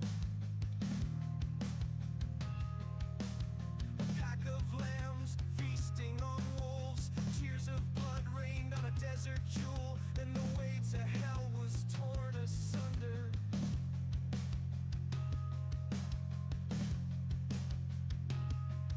Then came a spear of light, piercing hatred's heart, and he who was bound in chains was set free. I saw my corpse, and from my mouth crawled hatred. I saw my corpse, I saw my corpse, I saw my corpse, and from my mouth crawled hatred.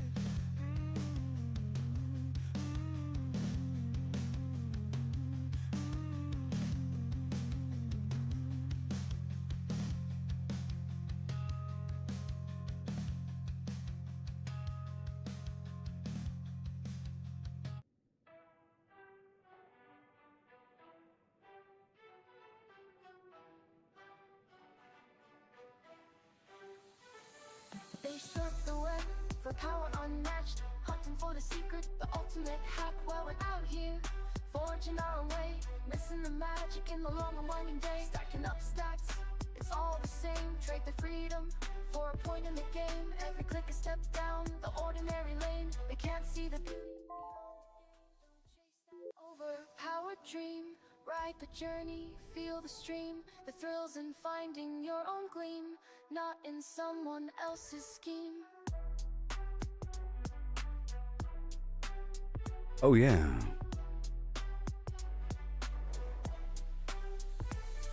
Numbers on a screen, they start to gleam. But what's a hero without a dream? They lost the magic, they lost the fight. In the end, it's you who holds the light. The treasure lies in paths untouched, in every challenge, every clutch. So forge ahead, create and trust in dust and rust. Find the just. Hi there.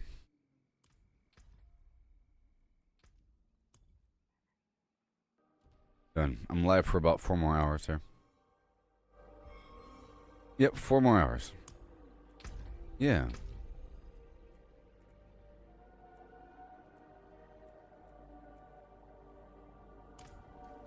Okay. Rock and roll. Getting stronger and stronger still. Trying to complete this cycle across the map. Here. 13 minutes.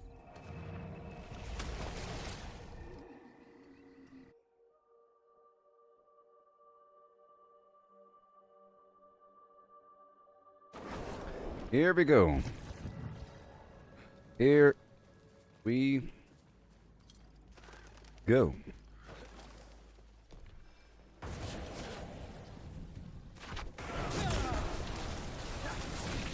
Okay, plant first.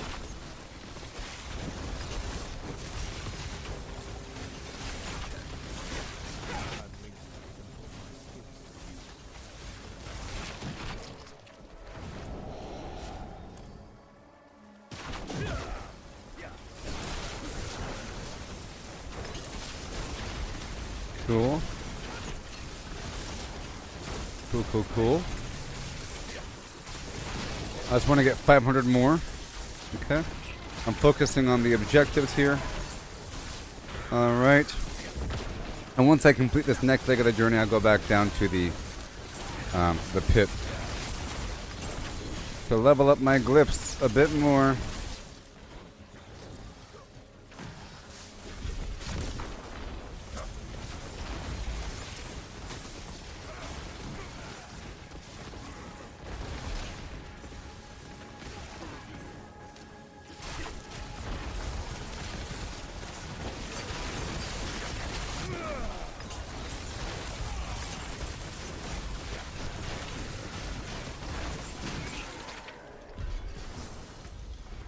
Okay. The thing is gonna happen soon.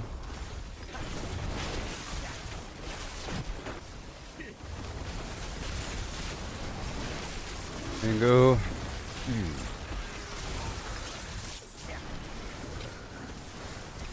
Right here, more plants. Well, not right now. Not until I turn this in and do another cycle again. Thank you. That's court. My eyeballs are glued on that mini-map.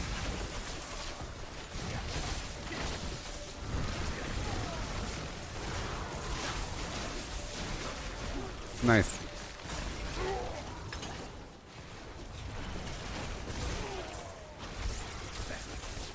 More lightning spears, go. That's pretty good. That's going to be a little bit stronger with these glyphs leveled up and better gear and masterwork. I know. Masterwork, slightly better gear, higher glyphs, and I'll be good to go.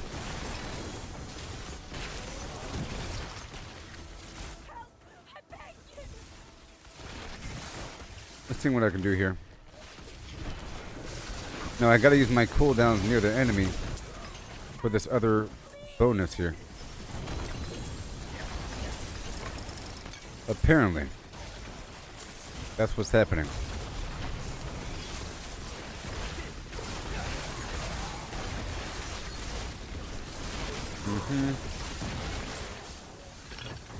Right there, another plant. And the wisp is over here somewhere. Let me knock that out right now. Overlapping flim-flams.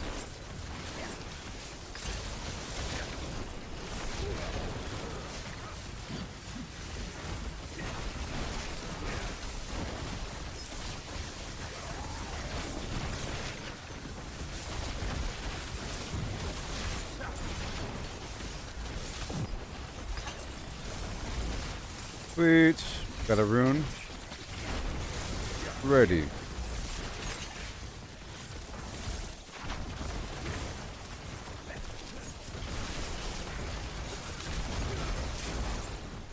Awesome.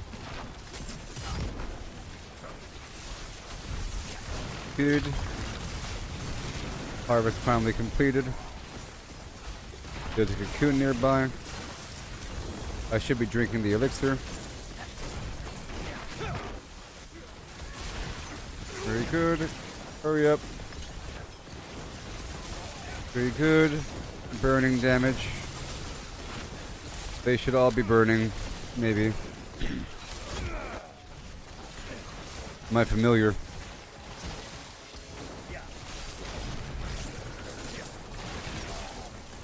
We good yet? No.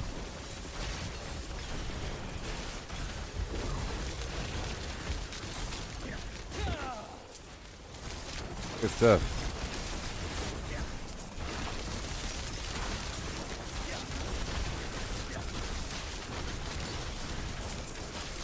Beautiful.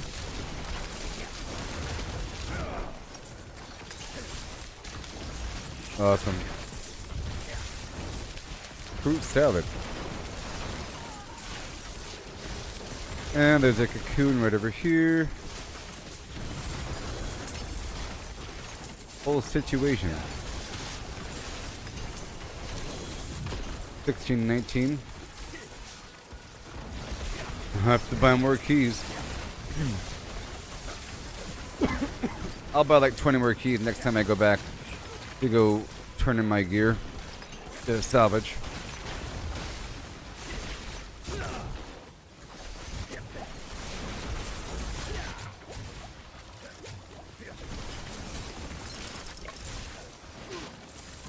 Oh yeah.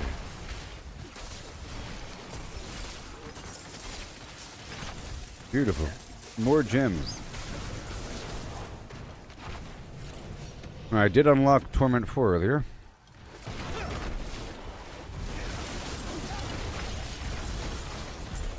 Beautiful. And now we go turn this in again. Right up top. Right now.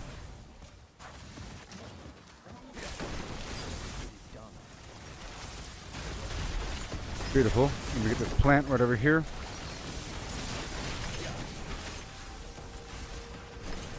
I'm at 3 out of 7.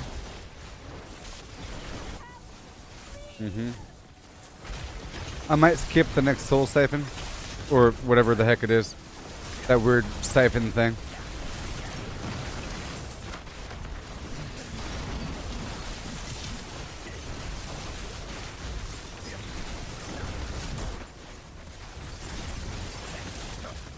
Okay, a bit more powerful.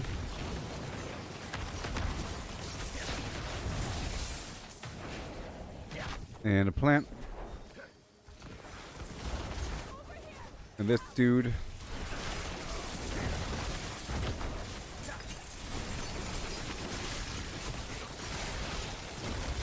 Crackling energy.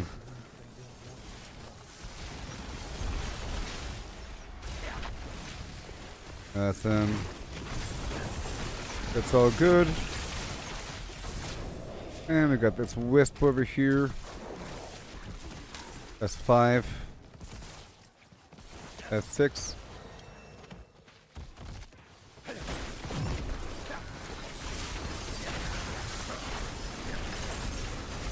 All of that.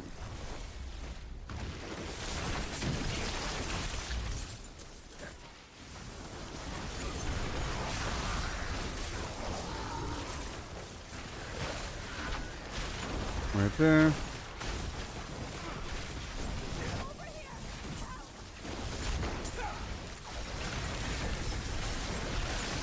Beautiful. And then a few more plants around the corner. And the cocoon has shown back up. I'll try to harvest that.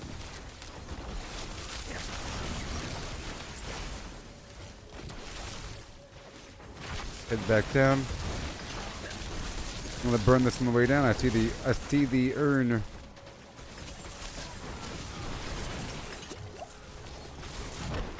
Scour. I'm heading to the boss. All done. I'll be right back. Perhaps. Beautiful.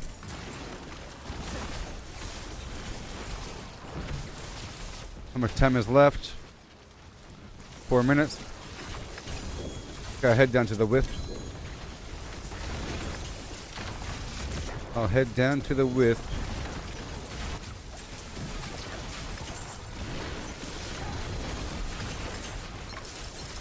Jeez.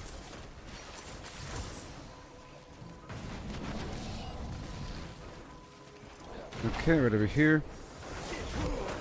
Let's do the wisp.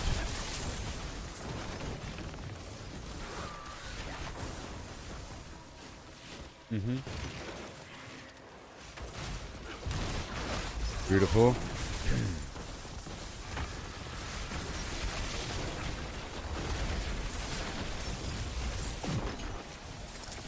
More. Gotta catch up. Gotta catch up. Right there. My 18, 19 out of 2100.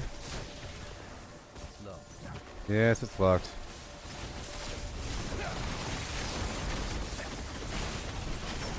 Thank you. That'll certainly work.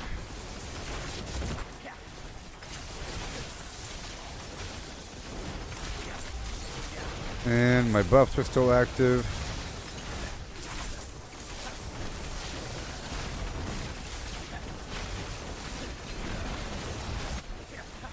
Oh boy. Oh boy.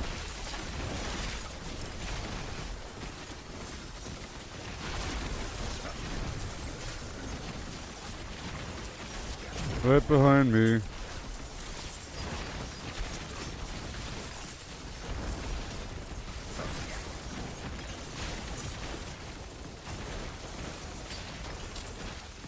Over here. So cool. Got a rune over here. And the wisp is complete, I think. Yep, more exposed roots. It's all done. This whole zone's done. This whole zone is done.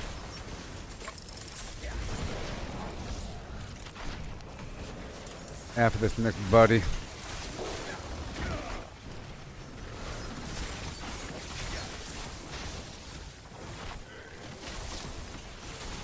Yep.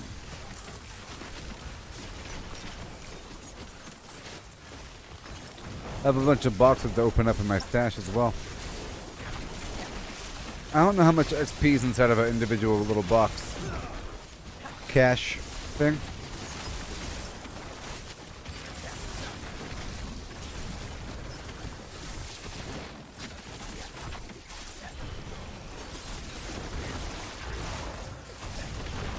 And that's done. Right about time.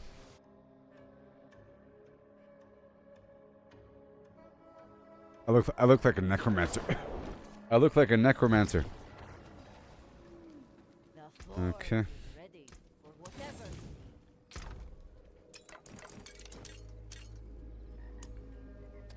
Yeah, there's definitely a level in there. There is a level in there, that's for sure. Come back if you need the forge. Cool. It is done. I'm gonna go ahead and kill Varshan one time because it's worth grim favor. And I'm already here. And I have the stuff on me. And my build is doable. As is. I'll be leveled up before you know it.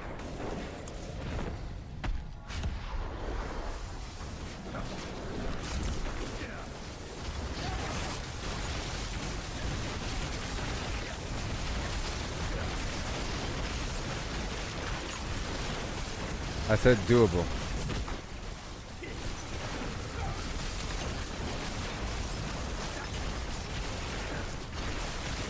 I was farming the bosses on Torment 2, by the way, not Torment 3. The bosses I was farming earlier, that was all Torment 2. Okay, that's done. And now we go forward to 1909. Good old Tarsarak.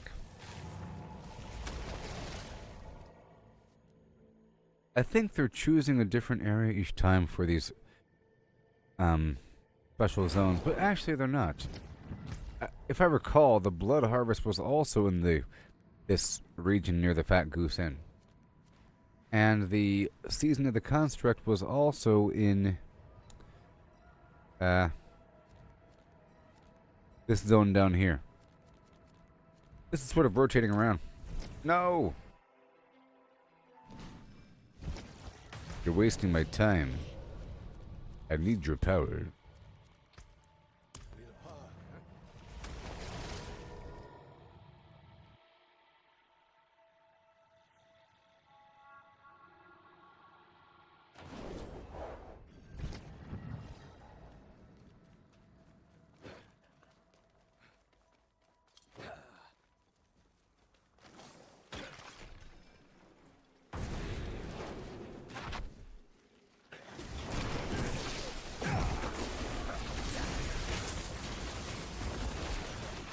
And then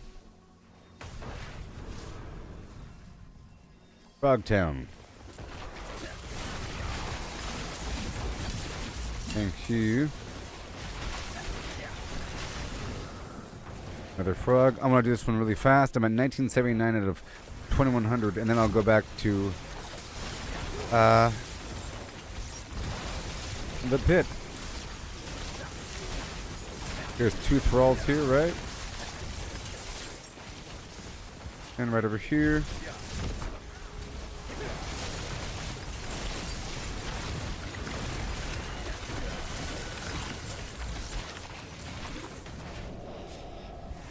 You know. All this garbage. Thank you.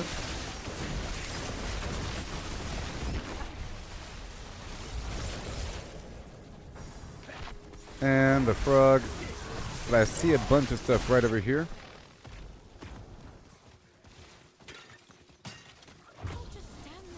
Good. Well, that worked out.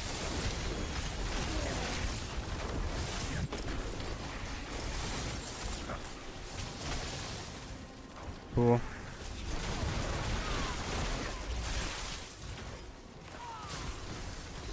There it is. There it is.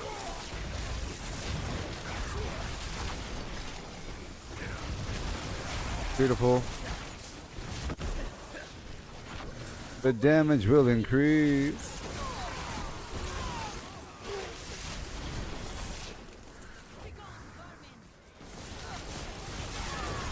Cool.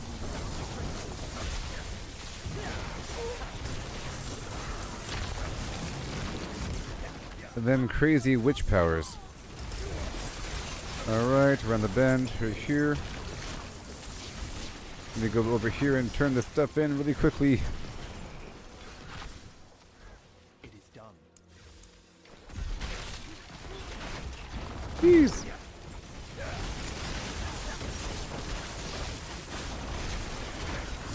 More. Hey, I got it. All done. All done. I'm gonna keep going until I level up naturally through these this course of affairs. A bit more. Once I level up in the field, because I sort of want to see how much XP into a level I'm going to get by opening up all those boxes all at once. It might even be a whole nother level. I don't even know. I like to save them just to save time on the upkeep. And in case I happen to make a new character, it's nice to have boxes I could open up for extra aspects for that class.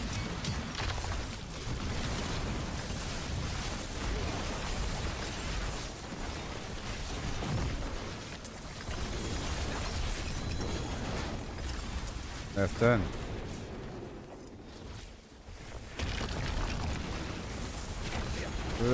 Nelly.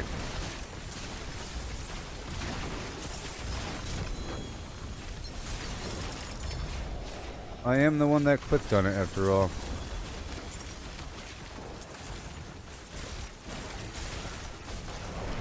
Two-star ring. And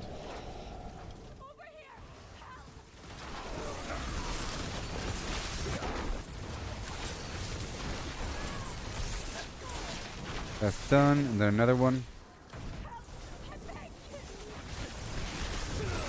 And then I'll go turn the moats in.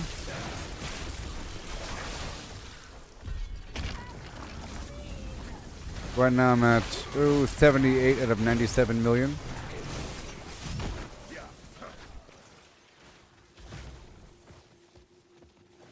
Again, it's just amazing how often I can fill this baby up. Awesome. And amazing at the same time.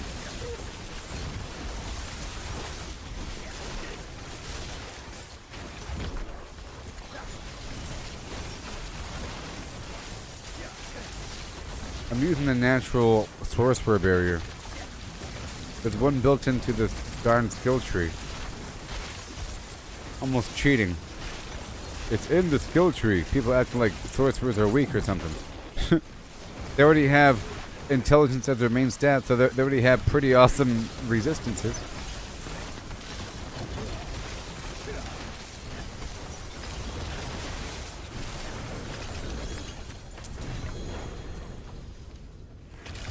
There we go.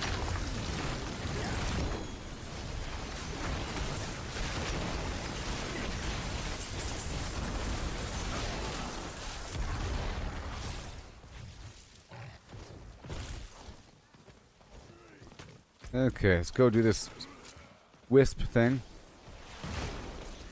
Oh, 2 minutes. Is there enough time? Is there enough time?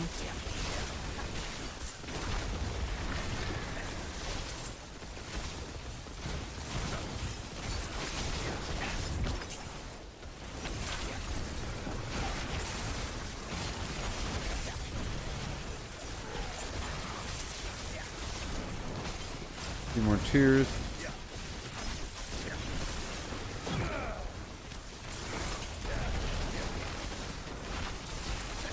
We collect all these.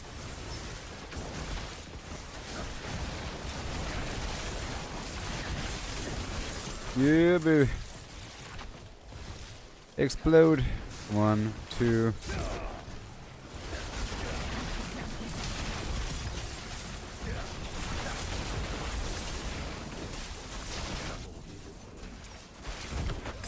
Awesome.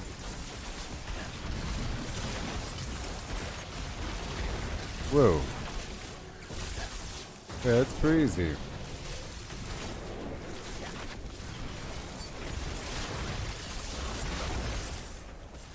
Right there. Very good. Ah. That's all done. Okay, and then right over here to this zone right away. The ruins of Kata Isu.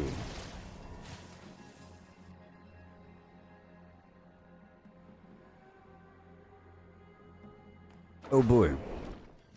And shoulders, knees, and flims.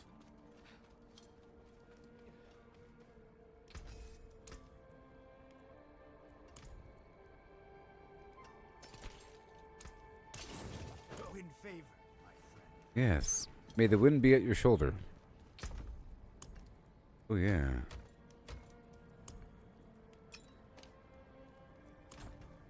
And that's right. Next. We'll do this little tree mission first. The shepherd. I am.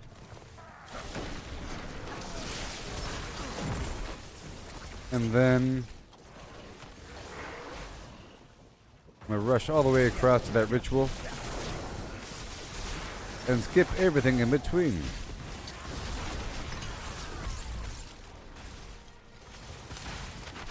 Over here.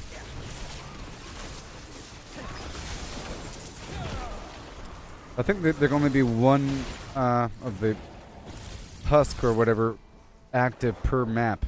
per sub map here.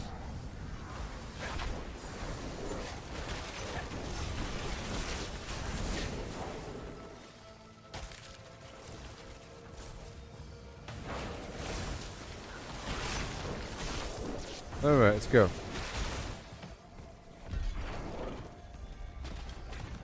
Can I catch up in time? Maybe.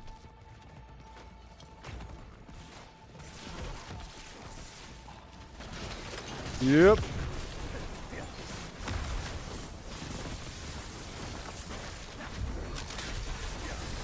Enjoy all that.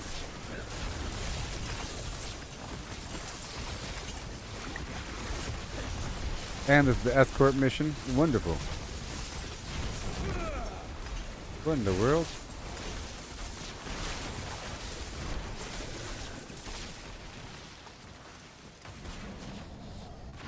A bunch of bad guys.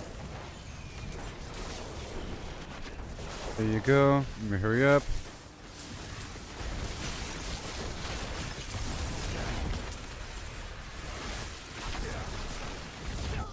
Sweet.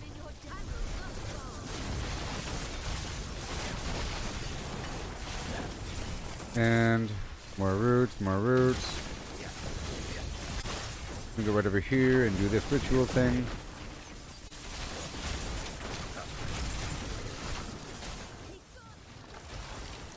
And more roots.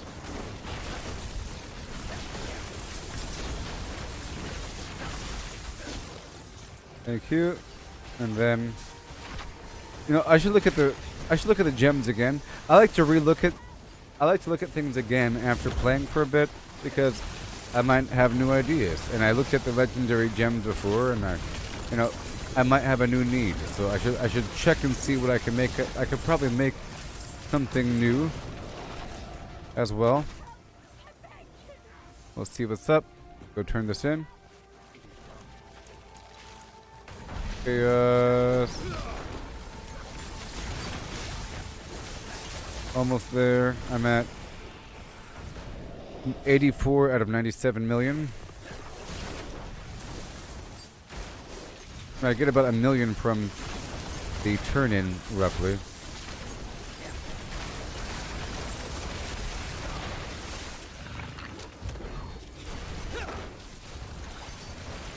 Take care of you, take care of you. We're sliding on in. There it is.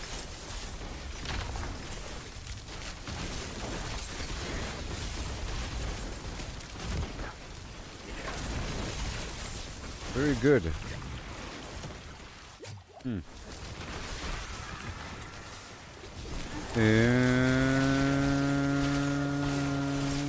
done. Another room. Let's go down here to this dude because I haven't killed him yet in this map. And while we're waiting, I can go for the other guys in the area.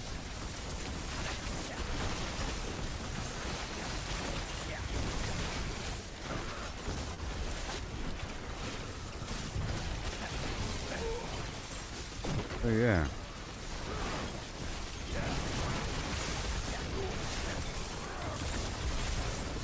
Pretty good, roughly.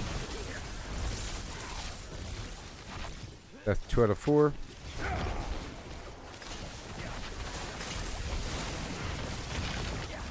So right now I have 8,000 of that rot.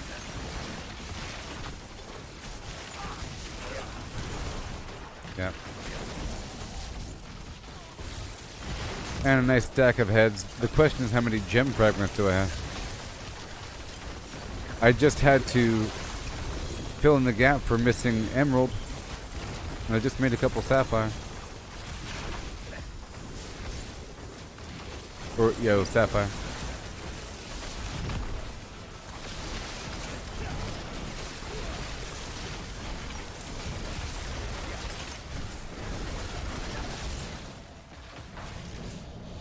Nope. Another cocoon. Alright, I'm gonna multitask.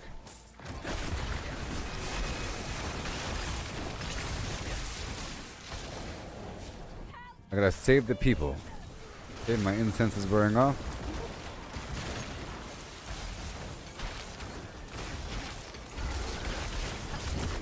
Oh yeah.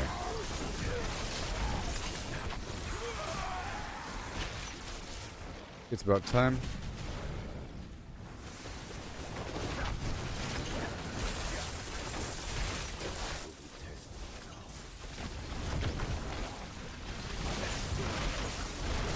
Yeah.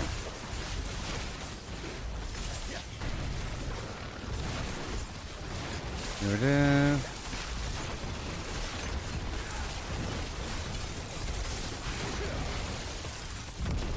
He's headless.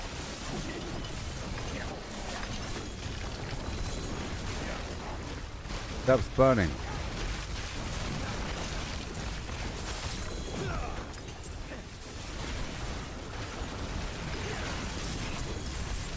Well. Alright. Probably done. That's 4 out of 4. Nice. And get this plant right around the corner.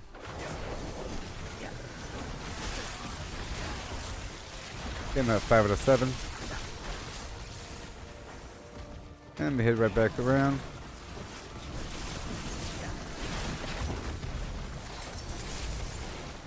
Alright, goodbye. No. Okay, there's some... Oh boy. There's some plants right over here.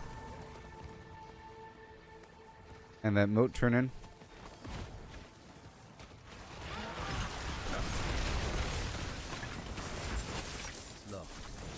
And I gotta buy a bunch of keys. I wanted to, but I forgot.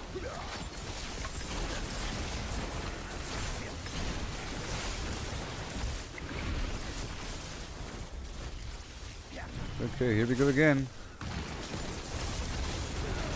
Here we go again.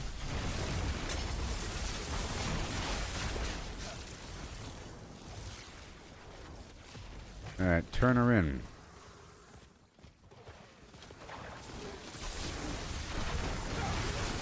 There it is. Amulets, yeah. And 54 seconds.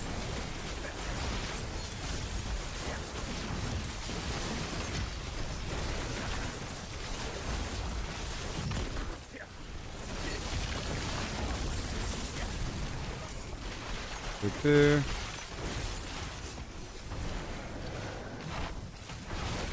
Give it to me, what you say.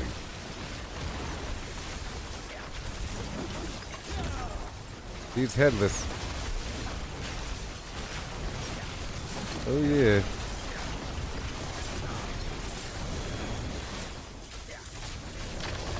And more.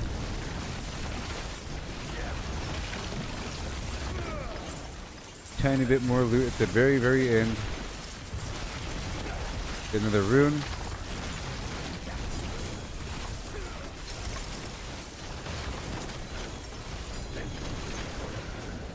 There's so much loot in this business. Okay, let's head on down to the next spot. 40, 20, 40, what? Yeah, 40, 30, 20, and then 10. 10 it is. Let's start on this side. Yeah.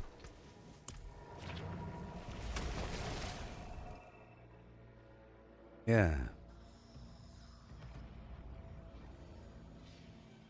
Mm-hmm.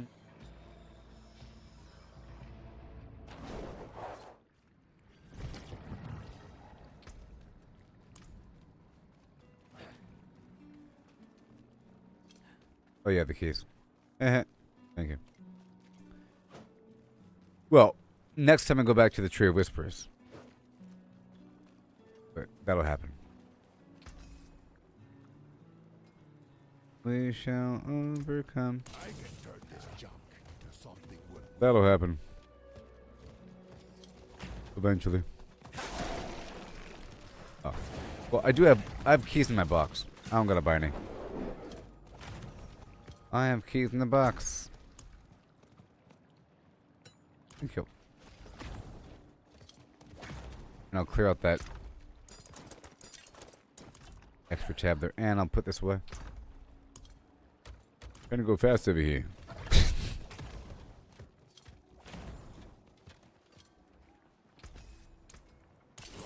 lower the crew parts. Silence. And then, all the way across this landscape,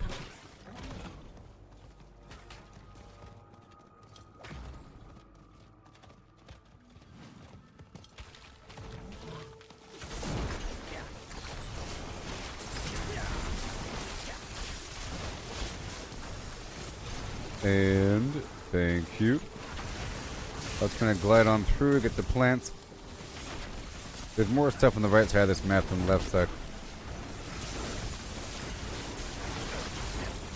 As far as I can tell. And right over here.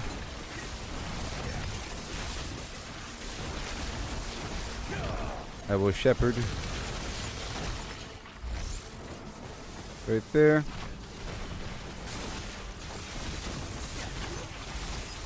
Shepherd.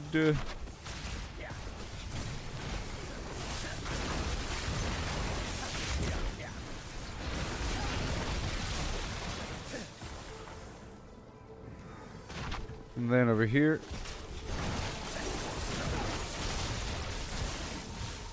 Thank you, come on. And then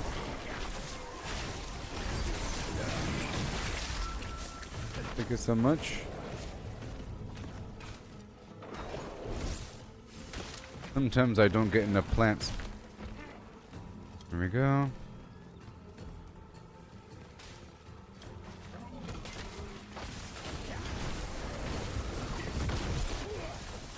I just wanted the shrine.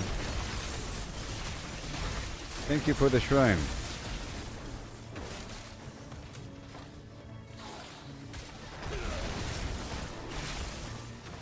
Another plant. I might as well knock this out right now.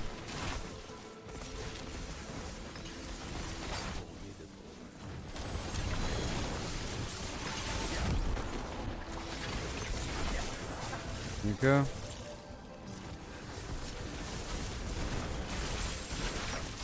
And then beautiful. Another rune.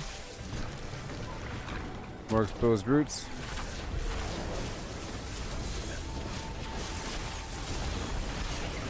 Awesome.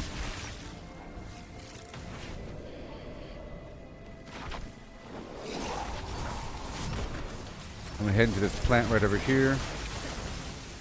But the monsters are so dense here, and there's lots of elites. I'm getting some gem fragments.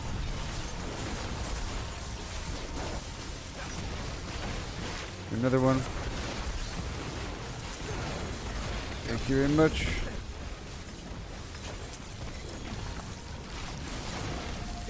Another root.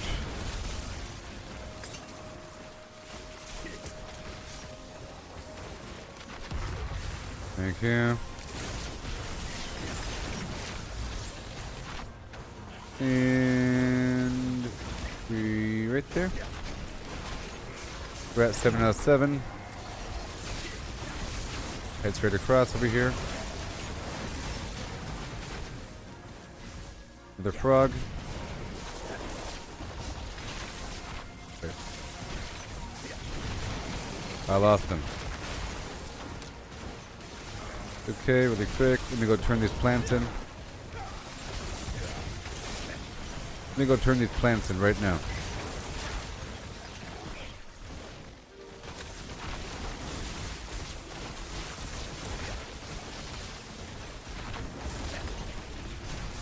And then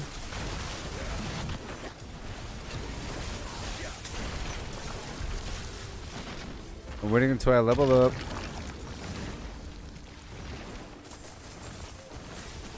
Well, we gotta return. This next thing might do it. Pretty quick. Back to the cocoon. And I'll be doing my dungeon run again.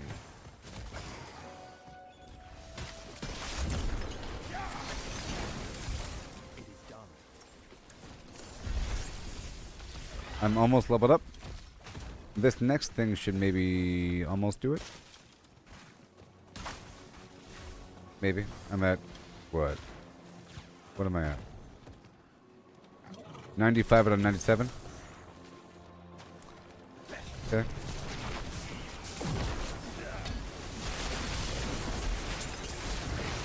Now I want to open up all these boxes and see how much XP I get all at once.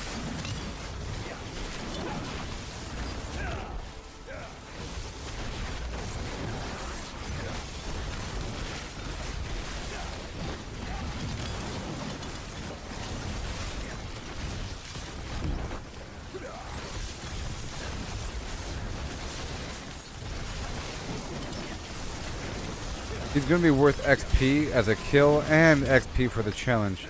Probably about 185,000 for the 370. All right, then 96 point whatever. All right, about to happen.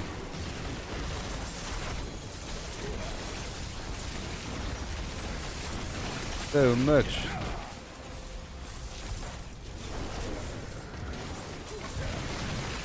Am I full again? Almost. Alright, one more thing. Just the easy event. It is not. There's like an event that takes a second.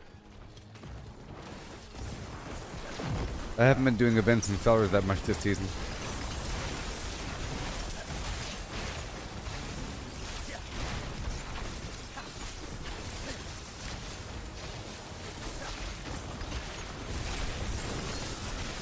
Yeah.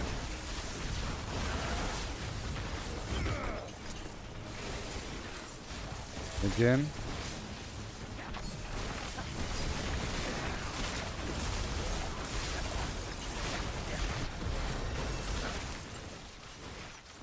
And I'm done. Pumping the brakes. Stop. I leveled up. So now.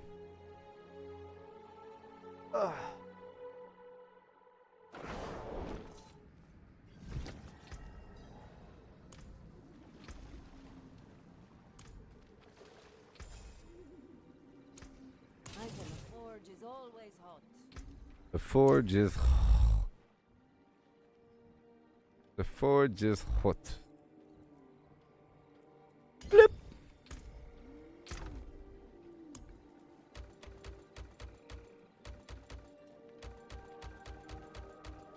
That's a lot of boxes. Oh yeah. And I'm currently at 48,000. And now I'm at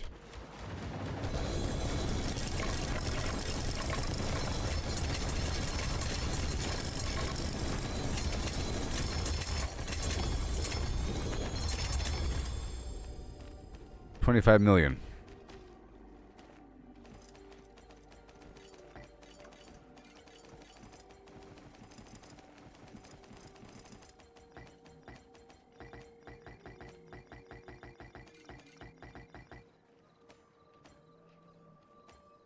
Yep. Yep.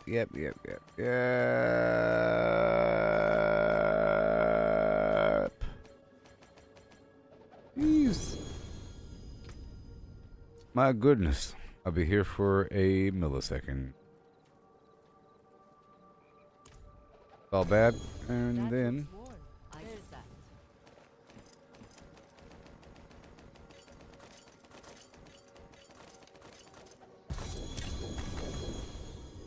hail to the chief, lemon flamin', do.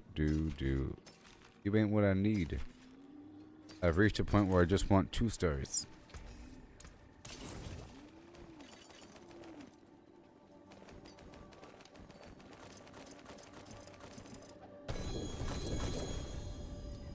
Craziness.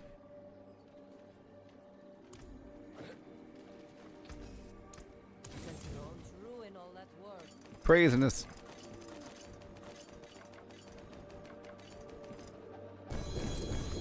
Stuff. And things. The forge is ready for whatever.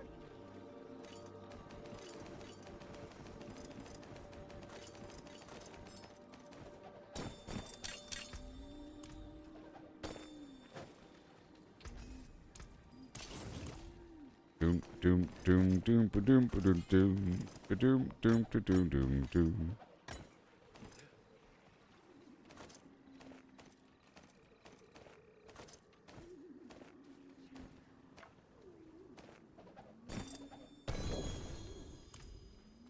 How can I help?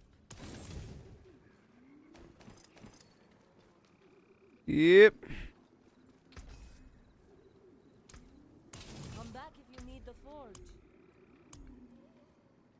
Yikes. A lot of garbage right there. The root cellar. And nope, nope. Well, maybe. No. No. Nope. Nope. Nope. Yep. That's enough. Unless you're specifically the Caldera Gate. I like Light's Watch. Done. And all keys. Done. And then let's just tidy up this right here. Tidy up.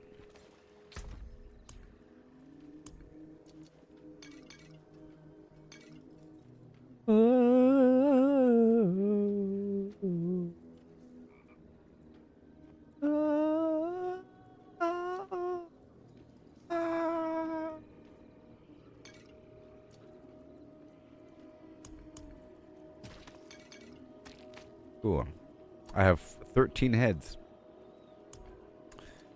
And you guys... No. And all these rooms.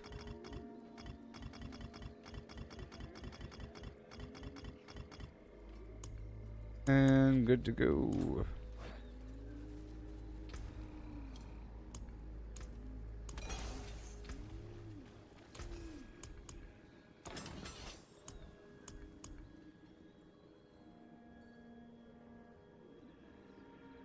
I mean, might as well.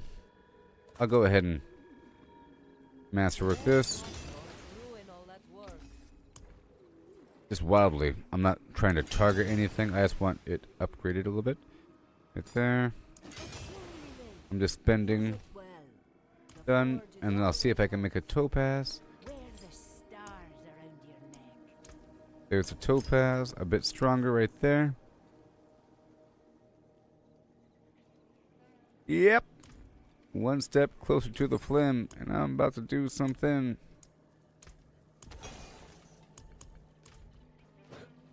Need a little room to breathe. Here we go. Oh, you want some of that junk? I don't need that junk. You want some of this stuff? This mountain of ancestral gear that you might want.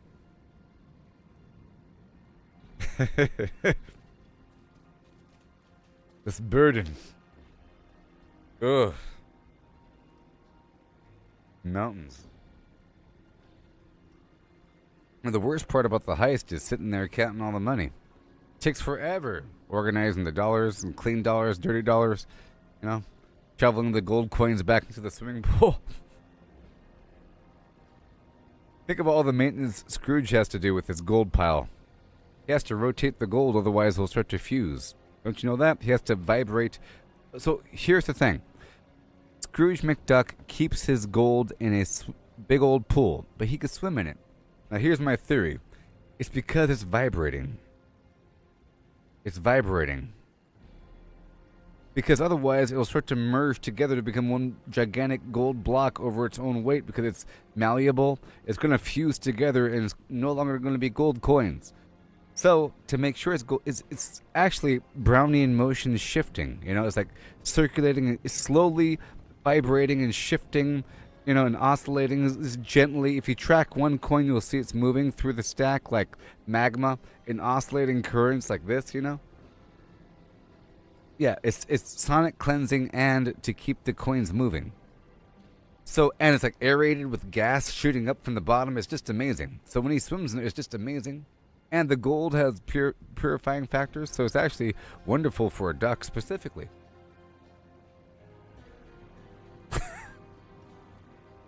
I mean, like he breaks every bone in his body when he dives. Clearly, he's diving into the gold, so it has to make sense. But you can probably track the rate of, like, he dives in and then the gold flies up like it's water and lands back down. How fast is it flying up? How fast is it going down? How much force? How much does the duck weigh? You can predict all this factors to find out how much does that gold coin weigh. What is it actually gold? What if the gold coins are hollow? That would make sense. He has weird hollow gold coins. That would work. Right? Like supremely, like, and very large. Like large, big old fat, big old fat gold coins, like this large, hollow, and kind of thick. Oscillated by vibrations and jets of gas. My point is that that sometimes when you have a lot of money, a lot of work, you gotta throw away things.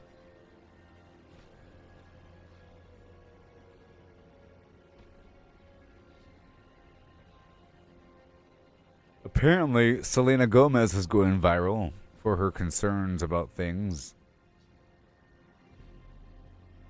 Yes, squared. Yes. The rhombus of the hypotenuse. Pythagorean conduits of your. Okay, so now we have about 3 hours left, and my goal right now is to suffer and get these glyphs up, up, up. So I want this glyph here, this elementalist, to be much higher. Okay? This is going to boost the rare nodes in proximity, which will also increase my it'll increase my vulnerability damage. But once we're above 46, it'll give me a little chunk of non-physical damage, and every time I level it up above that, it'll keep increasing all the way up to 10% whenever it's 100, whatever, or beyond. Actually, I don't know. And my concern is this guy, so I'm going to start at a much lower level. Okay? And then we'll start to chase the weasel. It's going to be really fun. So much fun. Are you ready for the fun? Look at this. Whoa! What are we doing? How about right here? I think 35 is good. You have to find a point where you get 2 levels out of it. And I think Torment 2 is good. I think Torment 1, you try to level up a level 1 glyph, it's still only 1 rank. So I'll be right back in 3.2 minutes. Repeating.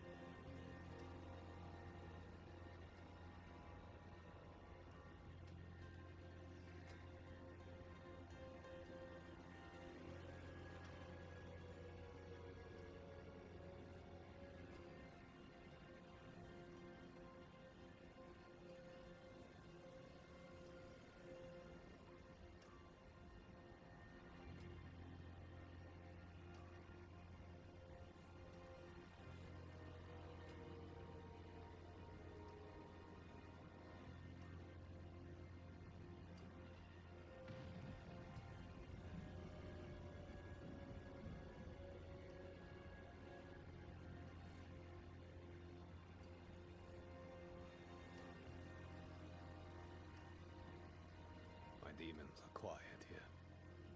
Mostly.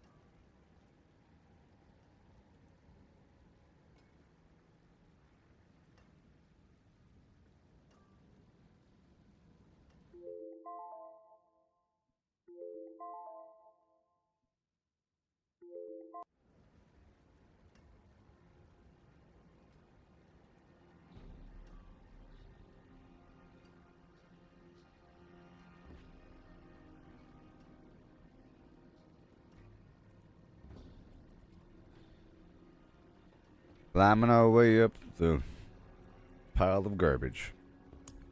Here we go. Let's rock that weasel. Starting at 35. Pushing forward. Focusing on that one glyph. And I'll slowly raise it higher. Over time and space.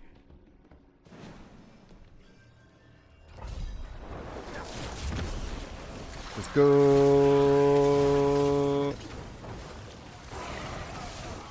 Oh, yeah.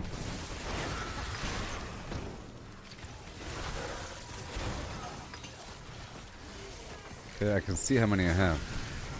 Yeah, it tells me right there at the bottom how many I have. Yeah, lower levels is really nice. Eventually it'll be like this in higher levels. Where I don't really have to shoot. As it gets harder, I have to start shooting all the time.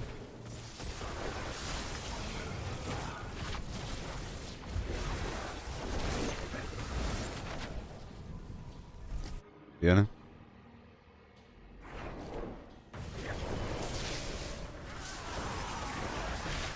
Let's try to go even faster.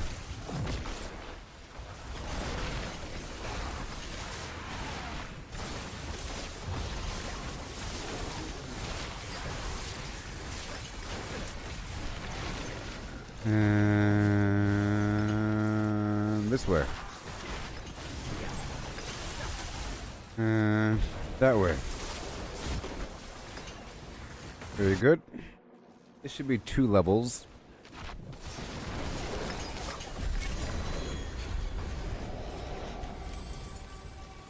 And then? Yeah, 2.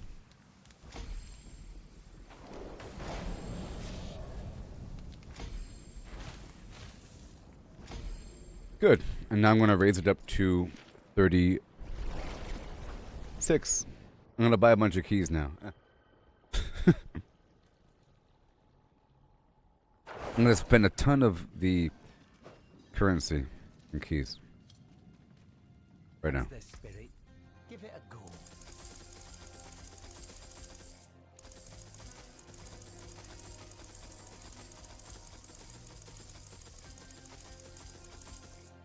And was this a dagger? Dagger it is. Hello, shiny shit. Not a bad pull, that. Done.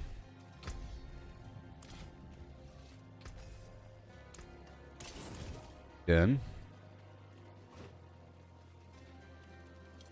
Yehoo. Torment. Right there. Let's raise it by 2 each time. Otherwise, the upgrade will catch up. Trying to stay above.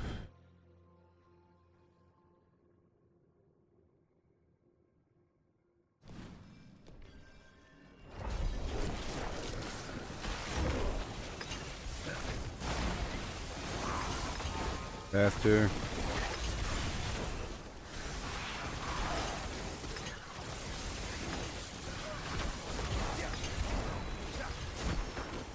There we go.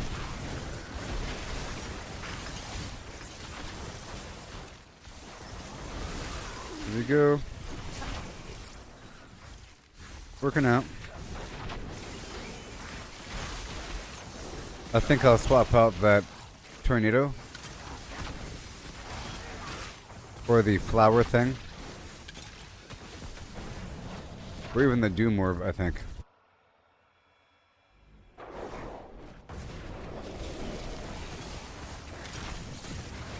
I don't know, it kind of helps.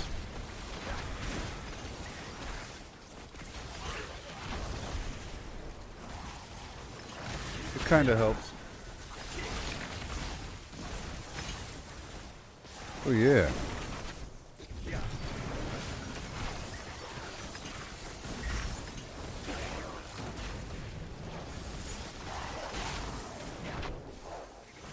There it is, nice and smooth. With the occasional teleport. You'd think I'll just put the teleport in the hotbar. There's a build for that. I could make a build for that whenever I get more Paragon points. Just pure teleporting and whatever. But I have teleports for free every 25 meters. Alright, here we go. 9. Plus 2. Plus 2. Plus 2. And plus 2. Good stuff. Now I'm raising this up to 39. I'm gonna get stronger and stronger and stronger. The goal is to get it to 46. And then all of a sudden, boom, power. And then push it all the way up to 50. Because the rest of mine are already at 50 plus. And then I want to get 2 of my glyphs to 65. Then I have to get more Obdusite.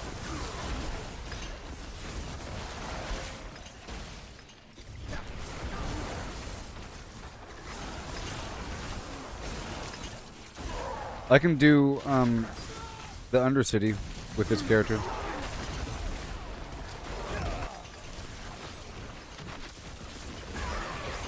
Good stuff. And back.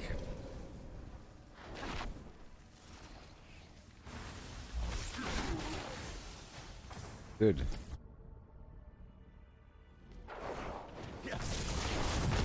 There it is. And this. The one through.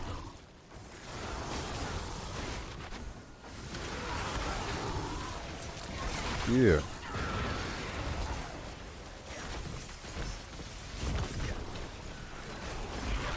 There you go. See, it makes them suck behind me sometimes. Whenever I'm going really fast through an area and not really hanging out in some region, that thing ain't as good. That Piranado thing is only really good in like events and so forth. If I'm running around like in the Grim Favors, it's pretty good. Because I have to kind of hang around the area a little bit. It's good on bosses too, a little bit. Let's swap it out.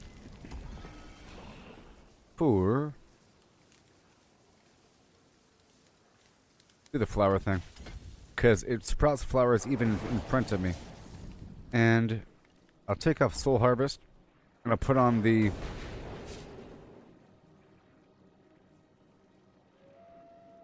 No, I'll keep Soul Harvest on.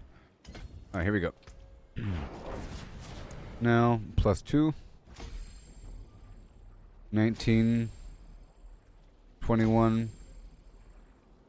And now it's plus 1. Uh-oh. Okay.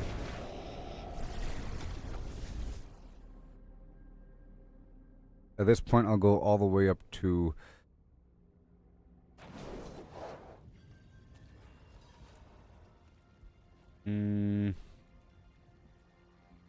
43.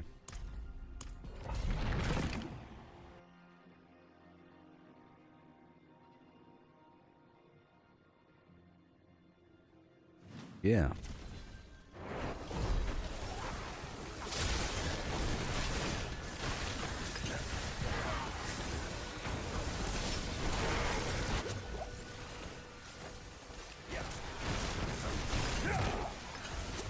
Yeah.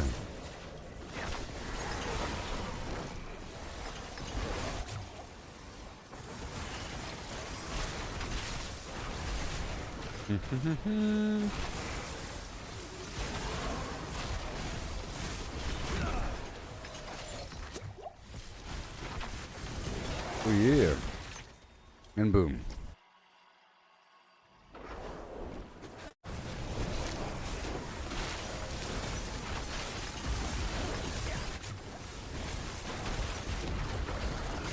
Blah blah blah. Beautiful.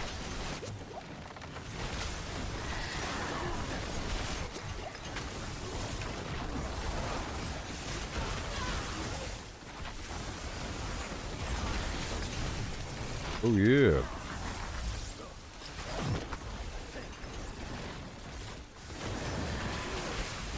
Beautiful.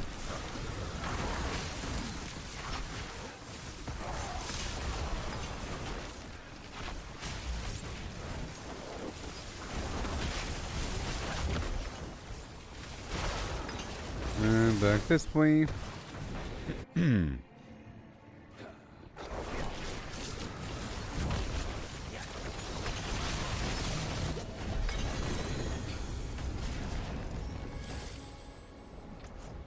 And right here, Elementalist. Okay. See, it's still plus 1.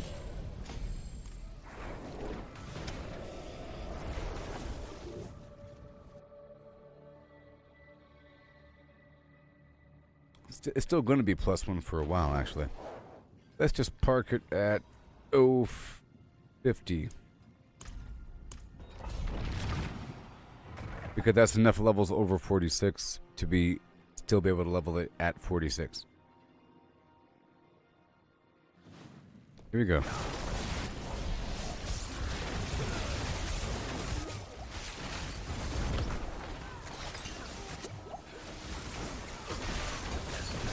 Good.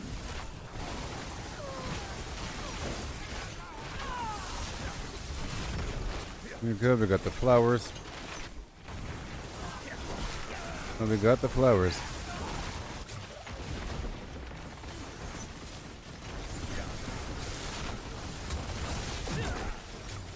Yeah. Now, that other aura might be... I'll try it out. Like, this aura currently, it heals me the whole time. But if I'm using the flowers, I might not need it. I'll swap out this aura for the other aura that gives me the speed boost and makes the enemies stumble. Stumble, maybe. No, this is nice. It's poison damage, you know? But I'm not really doing poison damage over time. It's just a little something.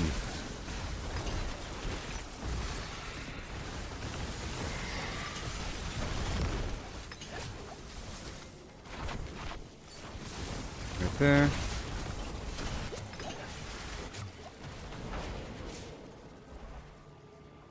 There it goes.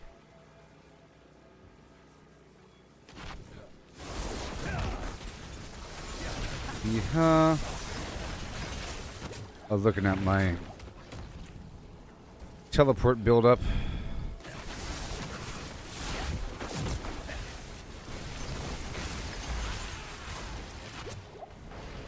There you go.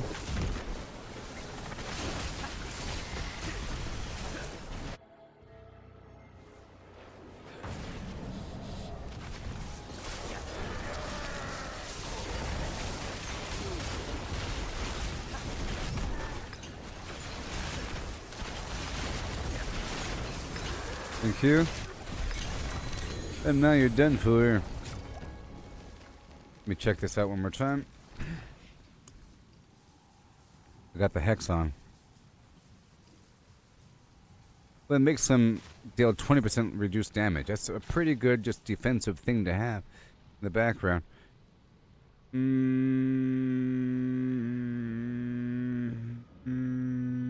I think it's fine. It's fine. Okay, over here. +2, yeah. We're at 34 now.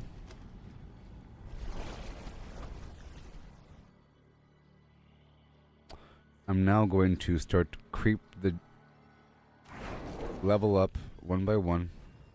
51. All the way back up to 65 again.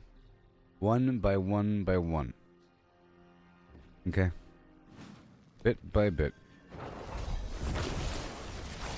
Harder and harder, because the higher ones will still be just +1 rank. So it's not worth it being harder if it's the same output. Know what I mean? Besides the XP.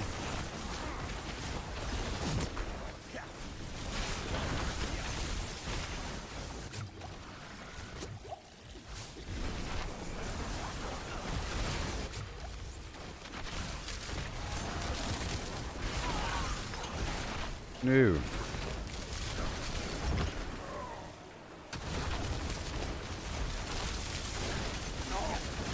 And then we're doing it right over here. I will still probably do some Marvel Rivals later on in about 3 hours.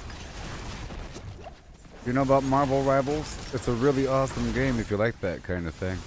Oh my goodness. It's like Overwatch, but Marvel Rivals. Yeah, I like to play as Loki and Penny Parker.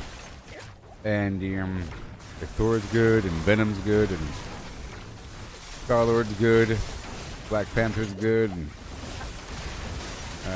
everybody's good. My goodness. Mr. Fantastic is pretty good. Hilarious. Fantastic. Really awesome. Graphics and the maps are well designed, and it has really great lore. The lore is awesome. Building up towards some future event featuring the Doom situation.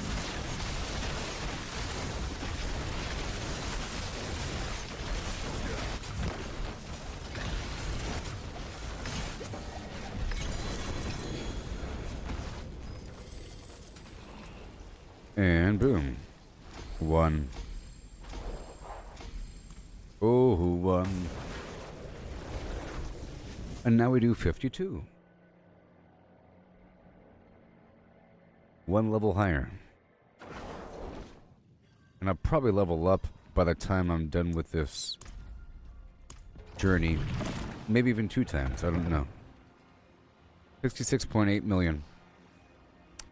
I don't know how much XP this difficulty provides.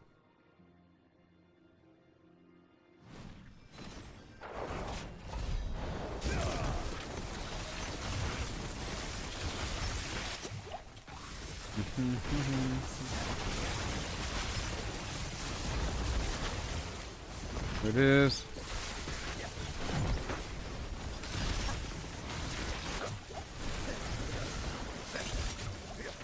Right there. More.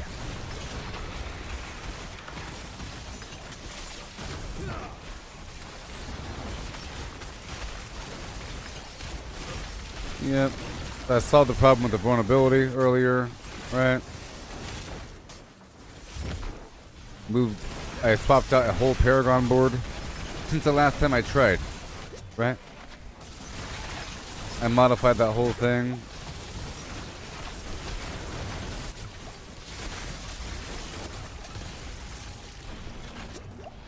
I swapped out a whole Paragon board. How about that?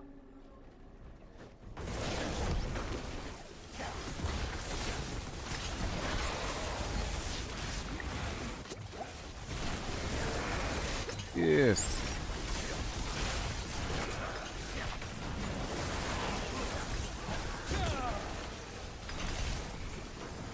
Well.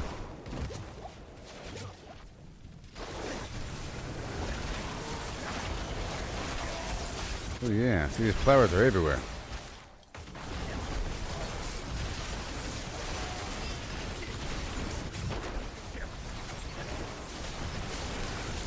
So, I think I'll make a druid next. That'll be fun.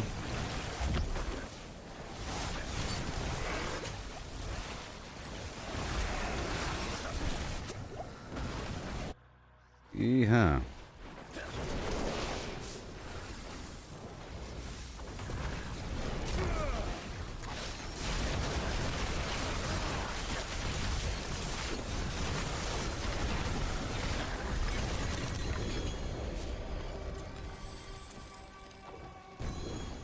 Okay. Getting closer.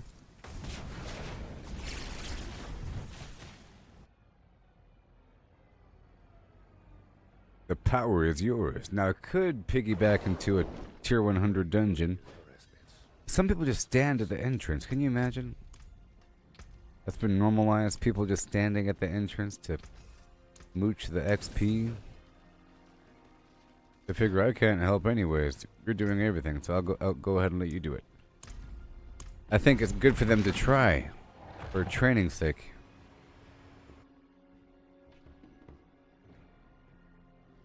Because at least they're doing something. You know what I mean? They're doing some crowd control, you know? Something. They're burning them so that some sort of status effect. You are still contributing more than just standing there. You're just making the enemies harder for no reason. Sucker.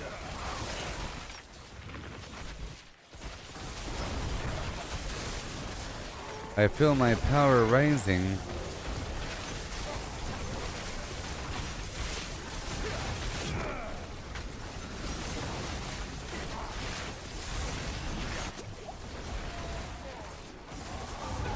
Last wave shrine. And then I might find some other rune combo to activate this teleport. In fact, I will, because this is the only rune I'm swapping between characters. I'll find some other combination. Sure, I'm just sure.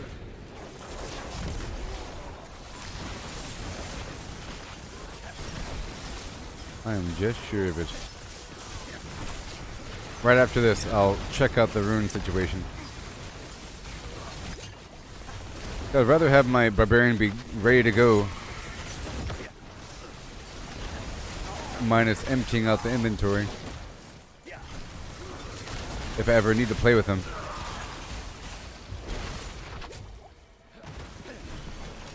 Because he's not done.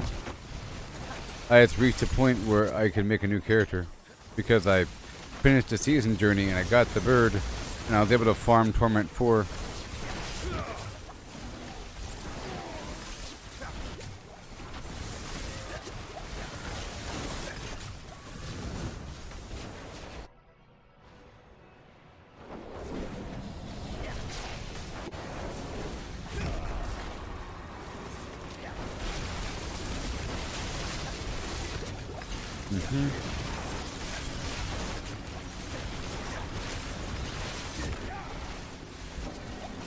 There you go.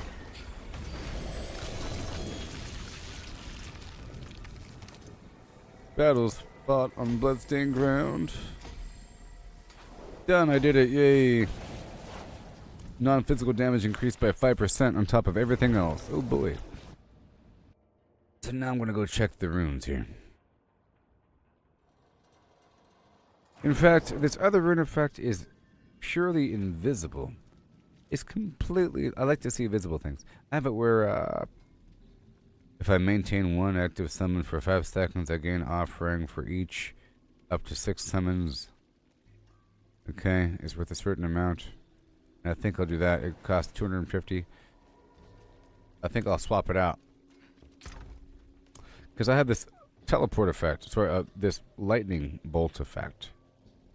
But it's invisible amongst all the other lightning bolts. So let's just see here. Oh.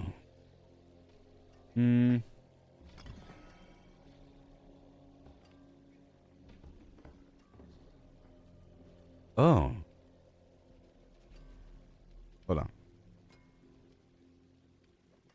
Every 5 seconds? Maybe? Overpower? Is that going to happen? Maybe. Cast increases damage by 1% per 10 offering? Oh my gosh. Hold on.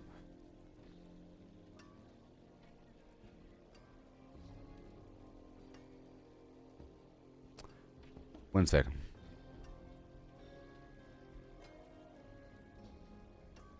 Every time I cast a cooldown 5 times. I think I tried that one time.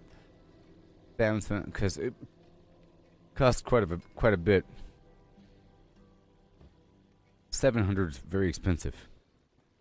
But what about the ultimate?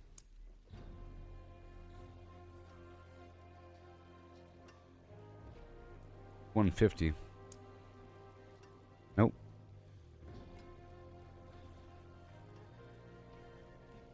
Very expensive. I think that'll work though. I'm kind of curious. And as for this other one,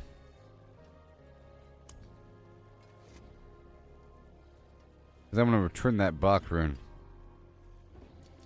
Let's see here.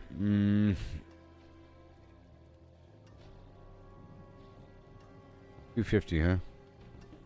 Every time I lucky hit.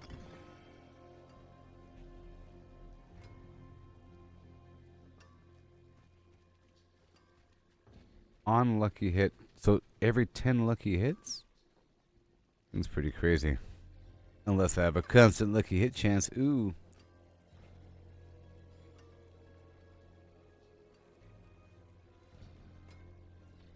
Health potion. Let's go with cooldown. Let's go from another class.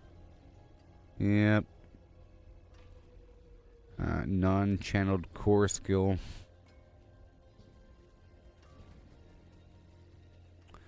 But I sort of want to try out this right here. Oh, I'm already using that. Cooldown. Boom. Okay, so first of all, let's just check out this out here in the field. See if it works.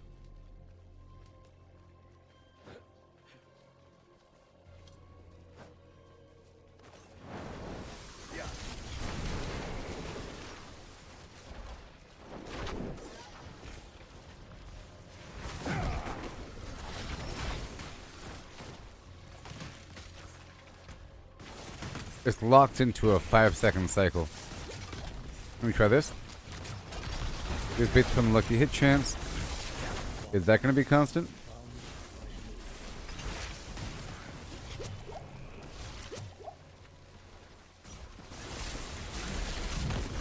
Nope. Let's try maintain one summon, blah, blah, blah.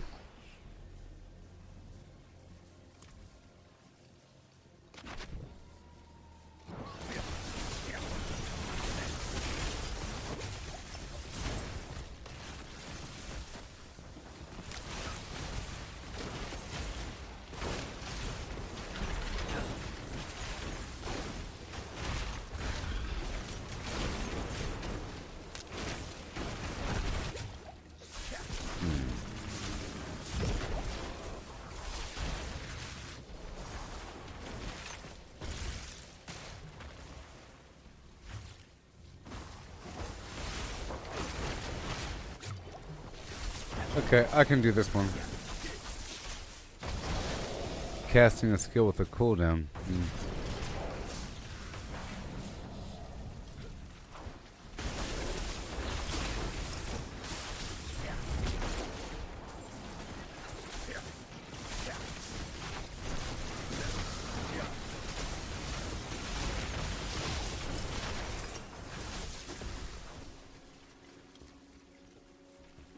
I'm still thinking about swapping out the ball lightning.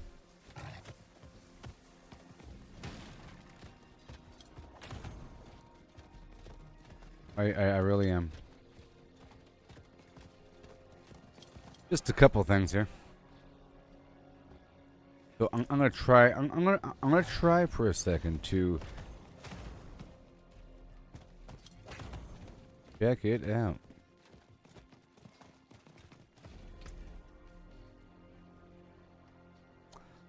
Maybe. Because I have to keep stopping and so forth and so on. You know, I'm gonna try it out because I sort of would like to see what it's like to have teleport back on the hotbar. I used to have it there. I'll put it right here, save, done, and then I'm gonna try to put teleport right back down here for a second before swapping out that item. I'll take off ball lightning for a second. I'll put teleport back on.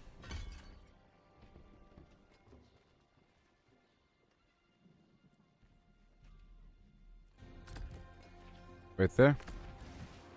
And now let's see what happens. Also, let me check out the enchantment situation.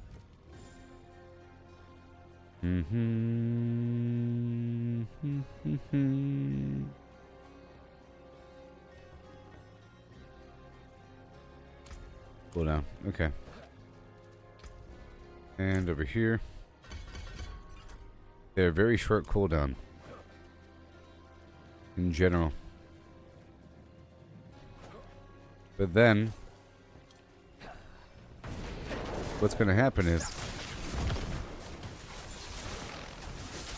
that'll count as an additional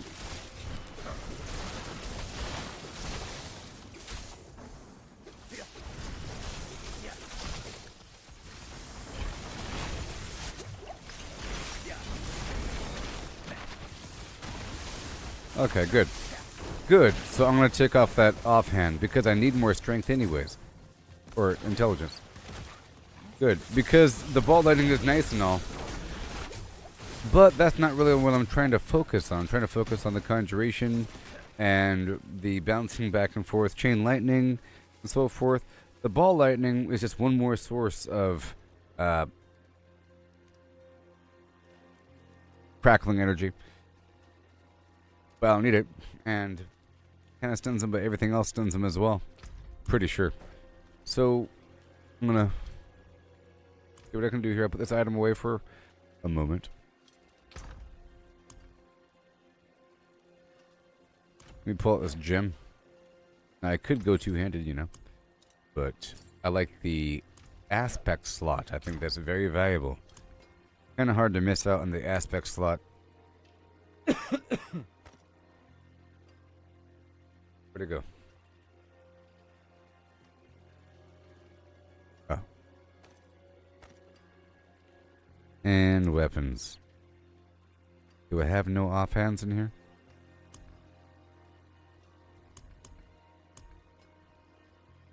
I don't have any sources in here. Amazing.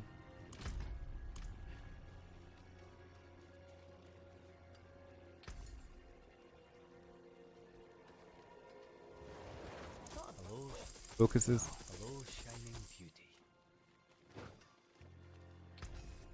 Suddenly I want something.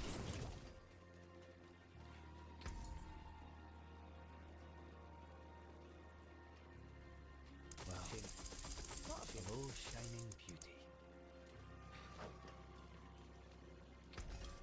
Okay, so I'm going to head on down to the den. It's one more source of free gear.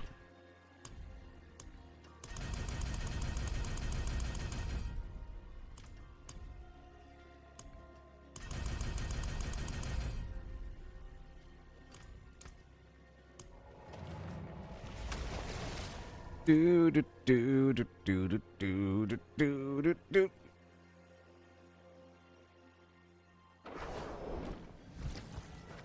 That cleaver of yours has seen its use, Mariana. Perhaps I'll fire up my forge and make you a new one. No one, old one. What matters most is the hand that wields it.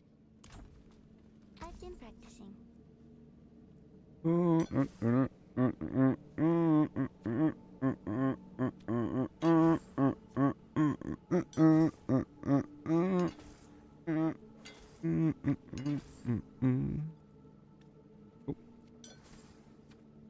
Nope. Nope. Nope.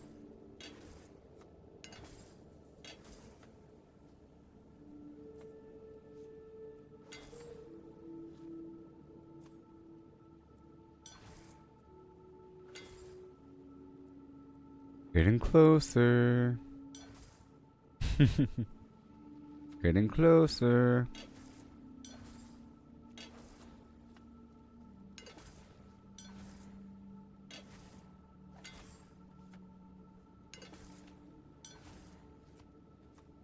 Closer.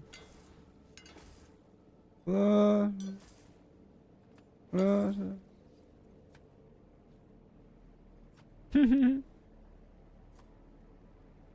Ooh.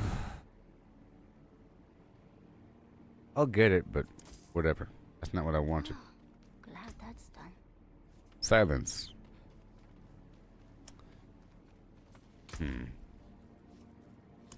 Amazing, I don't have any offhands in here. Putting that big pile of garbage I got rid of earlier, huh? Just amazing.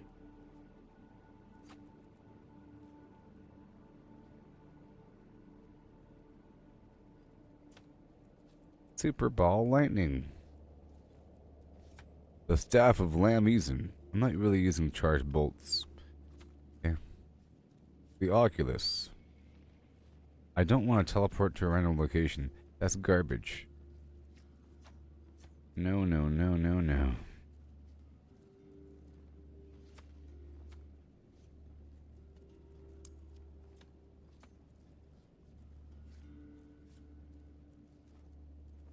In this rage. Big old chunk of intelligence.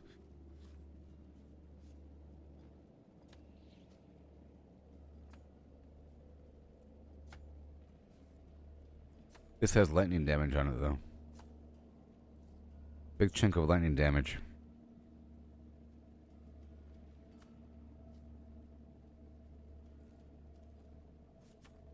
Might as well. Try it out.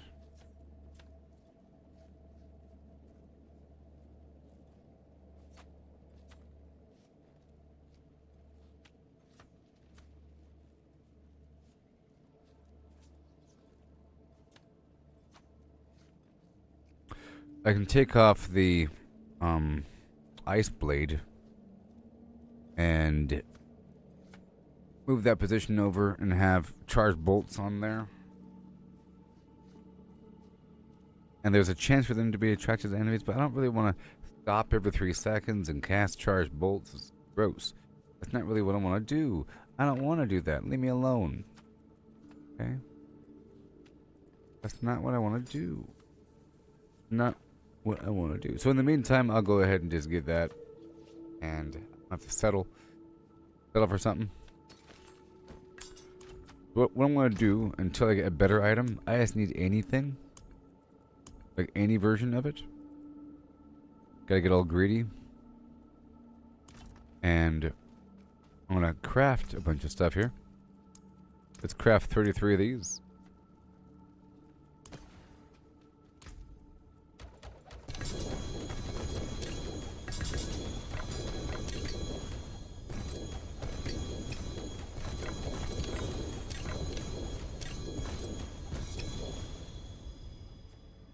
Okay, I found one. That's one.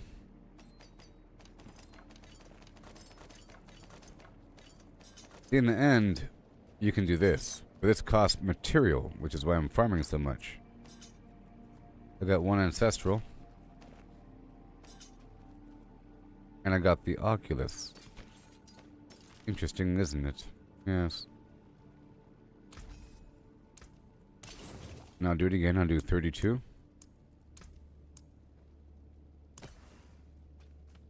Also a method to grind for aspects.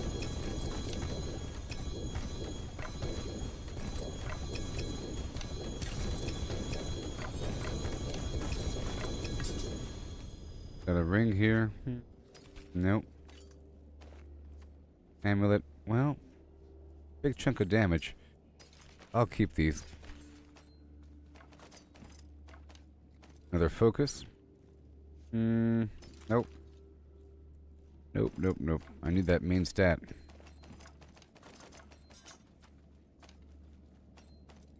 Sort of. Sort of. I don't have to reroll. You know, you can only reroll one thing. Okay, again. 31. 30.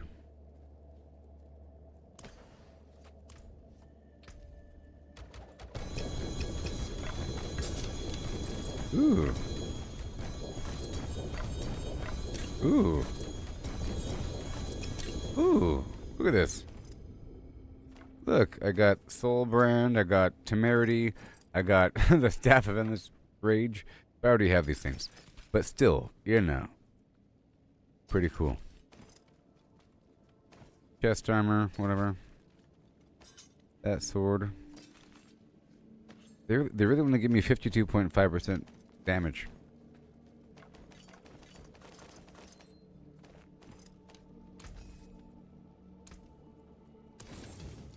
Alright, let's go for 29. Ooh, and now you know where we're getting rawhide and iron and so forth. Ooh, look, a 2-star helm. Okay, the odds of getting good stuff, it's actually not all that bad. Look at that. Nice. Keep you. And whatever.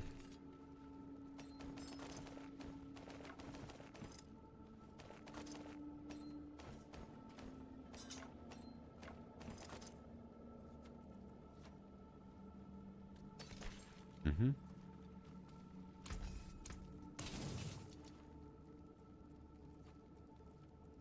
Okay. Let's go for 27 or something.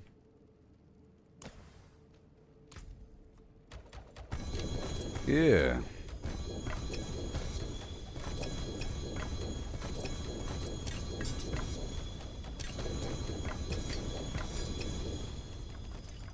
Staff. I'll hold on to it.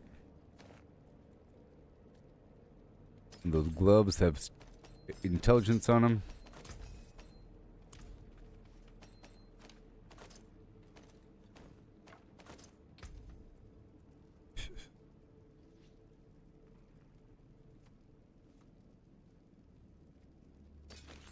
Okay. Wow.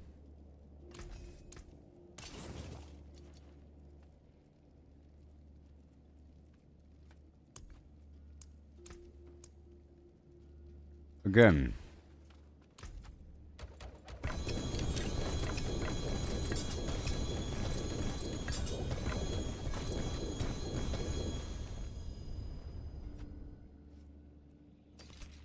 Okay, nothing.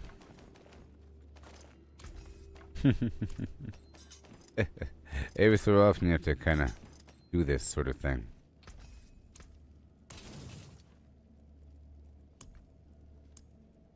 We got it. Be terrible if I typed in 124 right there. Goodness gracious. it'll all spill on the ground. Your inventory has 33 slots. Another focus. 94. Life. I'll hold on to it. I'm sure I can get some other aspect that'll help out my exact thing without having to... I don't really want to keep stopping. I don't mind shooting a couple chain lightnings, like down the hallway, because it'll start threading through the group and bouncing back and forth between me as I move through the hallway. You know what I mean? And there is the orbiting situation with the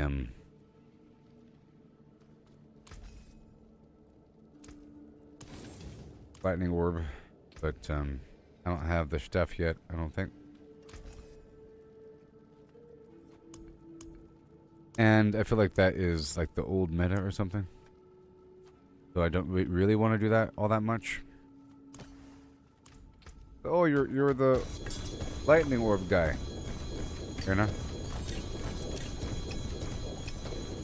Hey, look, 2-star gloves. +4 fireball. Maybe one day I'll go fire. Well, I will, because we're able to do that now with multiple build loadouts.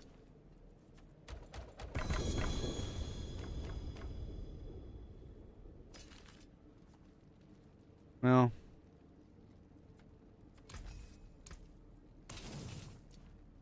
okay, now 22. This costs $1 million for every box, you know. Right here.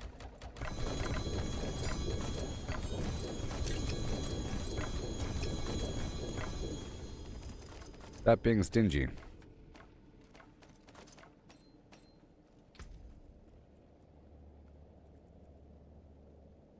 Nope. I have a couple options, but they eventually got to be replaced.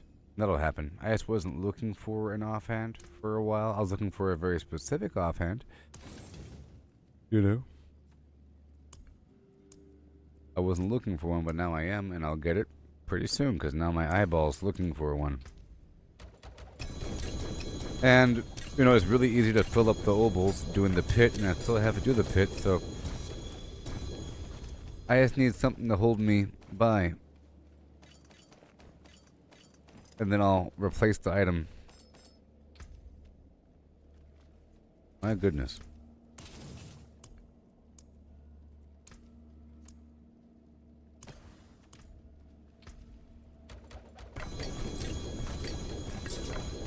You know, this is costing a large amount of resources, right? Yay! Cue the music, Mr. Beauregard. We've done the things, and it's actually pretty good. It has intelligence, life, and cooldown reduction. I'll probably reroll that lifeline for like raw damage or something. But we got it. You see, that didn't take an incredible long time. That was a lot of resources, by the way. But hey, I've done that before in the past. And that's why you need rawhide and whatever. Because it's a source to get items. Awesome. If you have enough. If you have enough material, it's worth it. And then you can do it over and over and over again. It's like a free whisper box. So now, or it's like a free...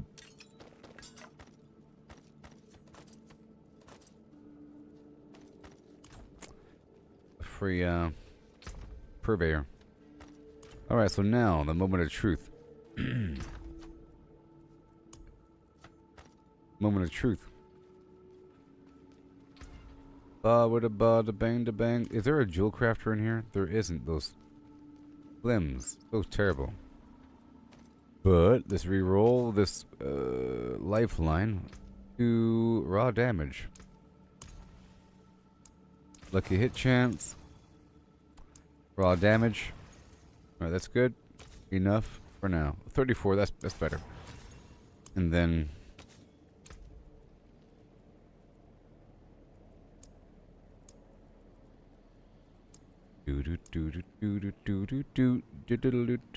Okay, it has more damage and chains to additional enemy. This, maybe. Maybe. I want that dagger. Unstable current has a chance to cast an additional shock skill. Oh boy, charged bolts. Every 1 second I zap nearby enemies for a bunch of lightning damage. I don't know if that's enough. Yep.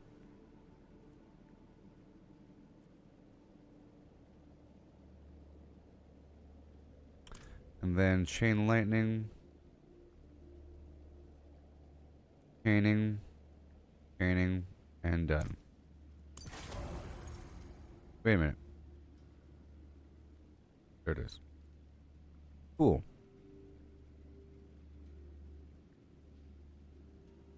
Has a chance to deal like almost double damage. And this lightning spear thing.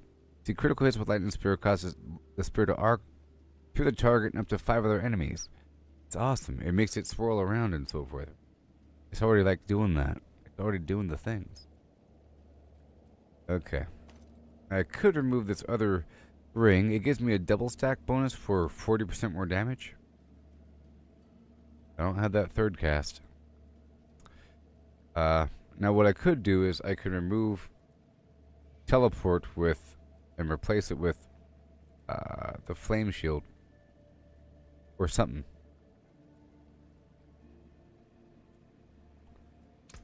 I think I'll keep that the way it is.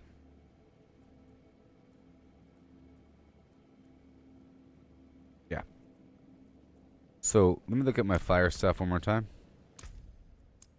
Fire. Hey. Pyromancy. Hey.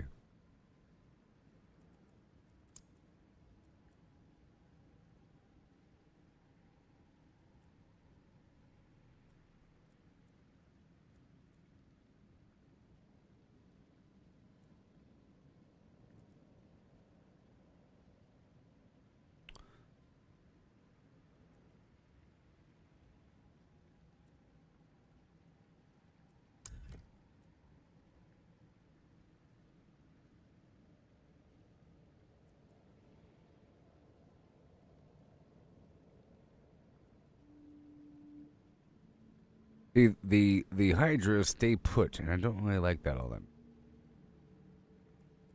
No, I don't.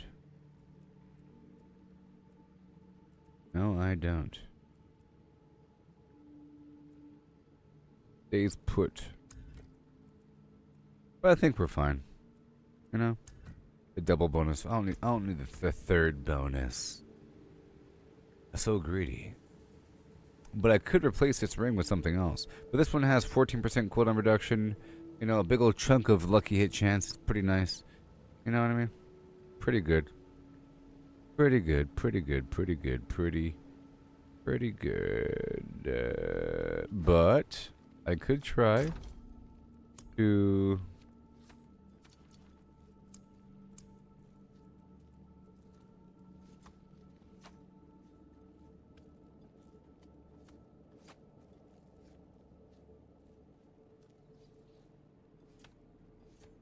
There's no intelligence on it.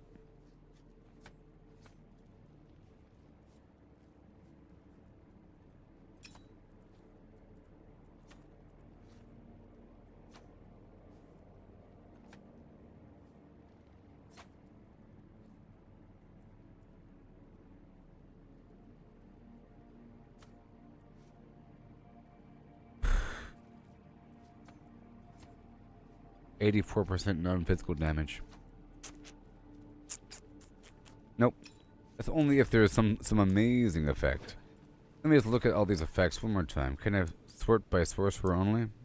Probably not.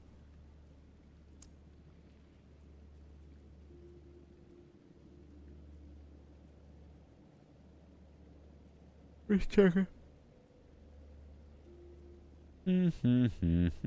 I'll make it some idea before I leave. Damage reduction, while not healthy, blah blah blah. And I want to go check out the legendary gems again. Ice armor, whatever, healing. Yeah, crackling energy has a chance to deal additional damage and chain to somebody else, and I should have that.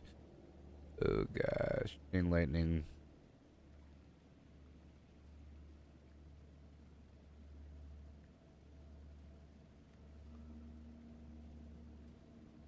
Maybe.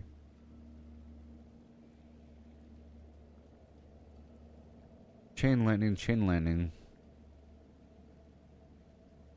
Pretty high chance there. You have all these other items. Now this can go on... Ugh. This can go on... Where was it?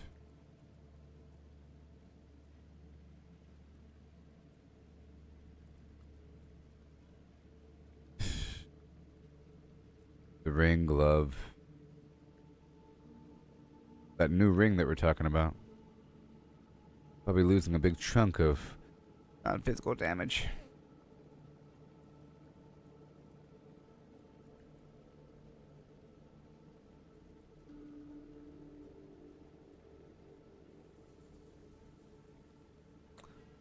Maybe. Am I getting unhindered from some other spot? I think. Primary. Yeah, right there. I'll have 3 or more growth and decay, which powers equipped. I gain primary core stat, 10% max life, and unhindered. I already have it. Let's go on back down to the tree. And I want to check out these witch powers.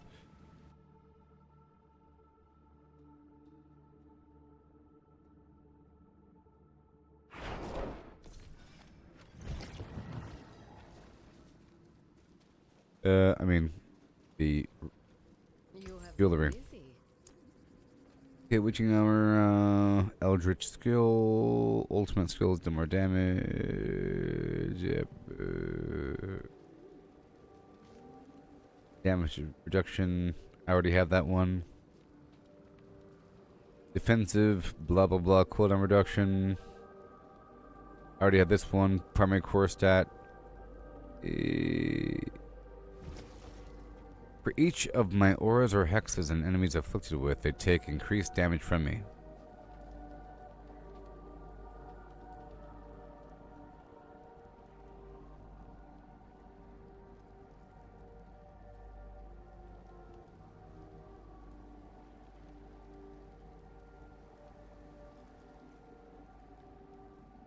Okay. That's what I'm doing. So what do I need? I need Toadling's Wish, Phantom Sting, Hungering Void. So I'm just going to pull out a bunch of heads.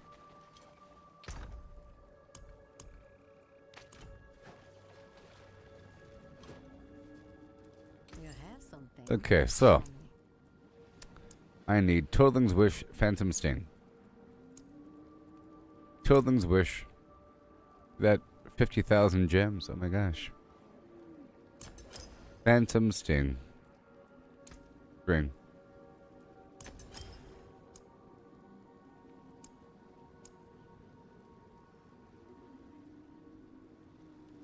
My summons deal increased direct damage to hexed elites. Elites, though.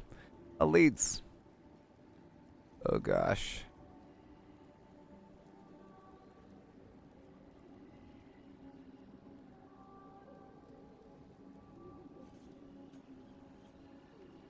Increased damage to hexed enemies. All enemies. Basically.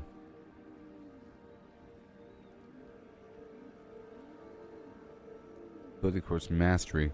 Well, see, that's the lightning orb.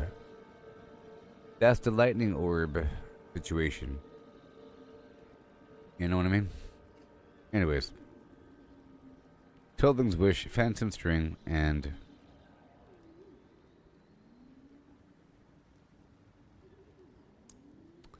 Hungering Void, which also takes Heart of Anima, and Vulture Talon. And that takes more sapphire. Oh gosh. I need 16,000 sapphire fragments.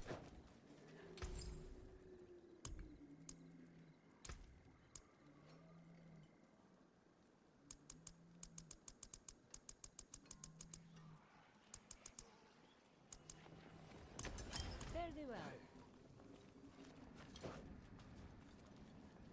Come, what have you brought?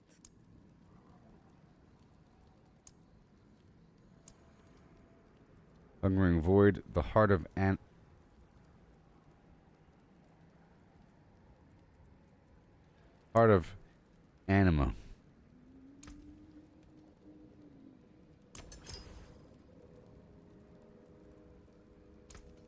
Hungering Void. Dust Stone. I did it! Oh my gosh. Another one. Another one bites the dust. Oh yeah. So I don't want to have this pulling effect anymore. You're done. And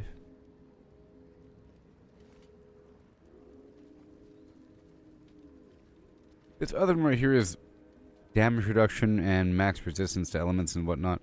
I think it'd be better if I had this extra damage to hexed enemies. If I have to hex them up, it says for every source, so I have to have 2 hexes and 2 auras, basically.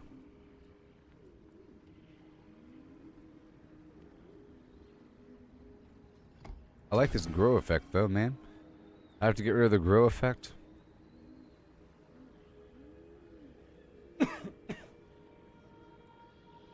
Okay, I deal increased critical strike damage to enemies in my auras, and that's very important as well.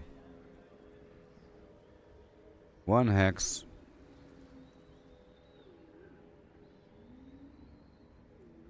I'll get rid of that core stat thing, and I'll get this other aura, because they will all be slowed down. Oh my gosh. They will all be in auras, overlapping.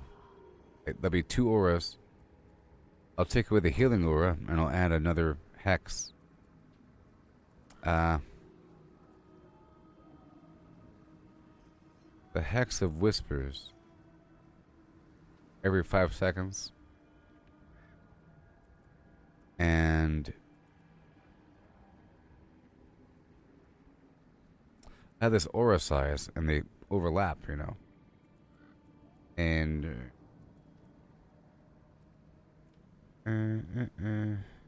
Hex of Flames. That's like on individual enemies, based upon lucky hit chance. So Hex of Flames,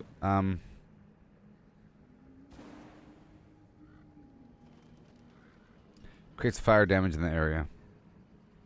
But whatever. And then we have the Aura of Misfortune. Increased aura size. I'm still trying to increase the Flim Flam.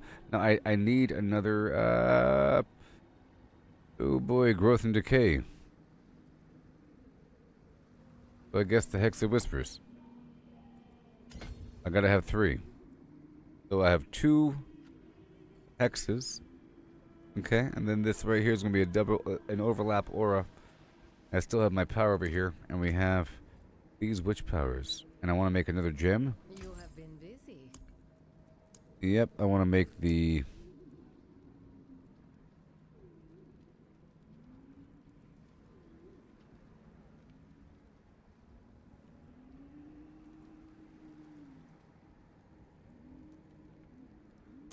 well, you have a summon witch power equipped. It'll save my life. Barrier now. Right here, this thing though. No. I think I'm fine. I think I'm fine. We're fine. Okay, I made some small changes there.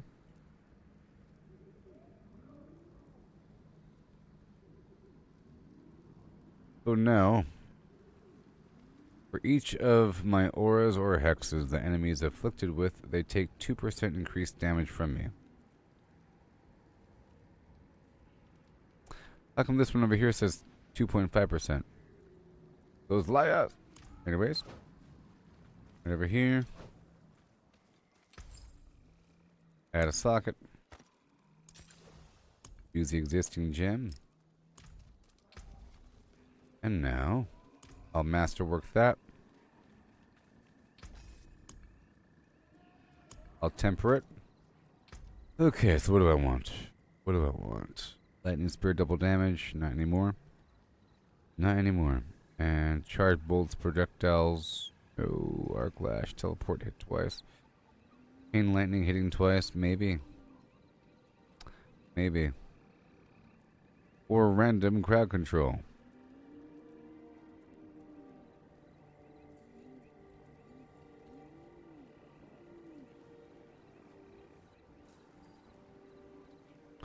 Let's go chance for lightning spear to deal double damage.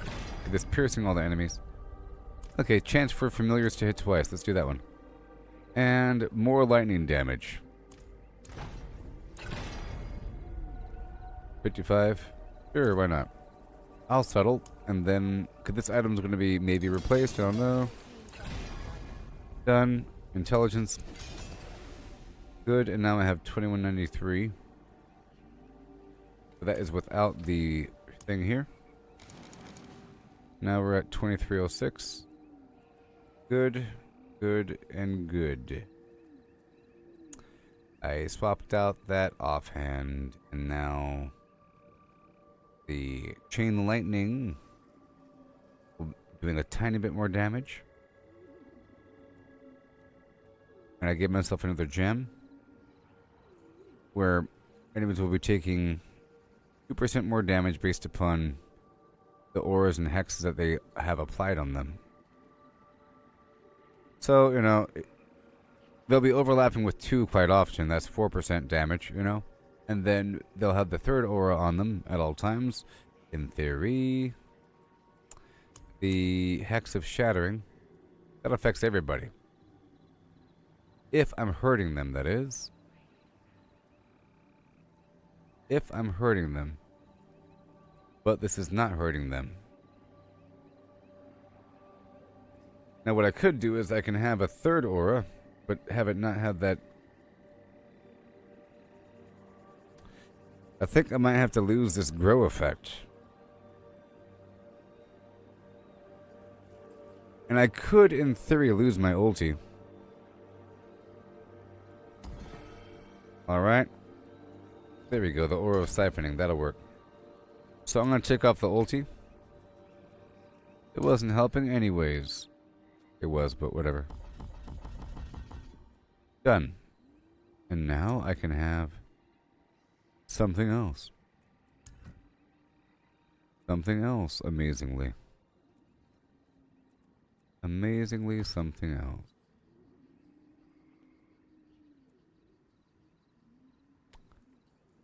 Okay. I pick up mana. Yes. Cooldown reduction, yes. And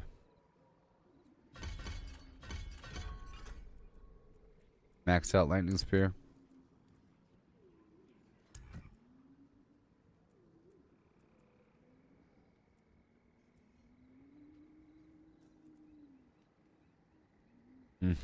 Extra barrier amount whenever I use a cooldown. And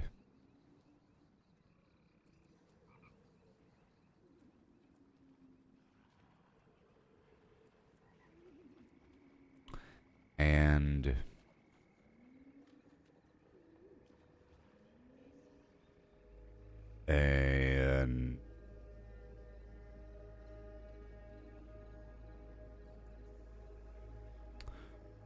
well, I kind of like it. Fine.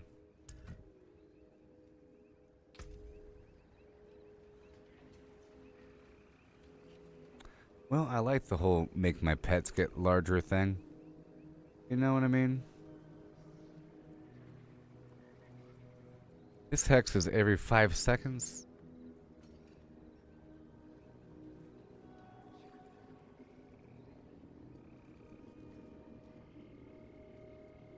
Oh, but then it transfers 6 times, but then multiple enemies can be affected by it. That'd be good. Dang it. Movement speed. Let's go for... No, not that one. This one. Aura of Lament. Okay, well, that's such a shame about the dudes getting big and 100% critical strike chance and all that stuff. So I'm going to take off the Hex of Whispers and add the Grow. Now we have 2 auras and 1 Hex of Shattering. That'd be good. That'd be good. And that means I can put back on the ulti. Because it was helping. It was helping. And I can add 1 more point to it. Alright, so now let's go back down to the thing. Let's see how this rolls, huh?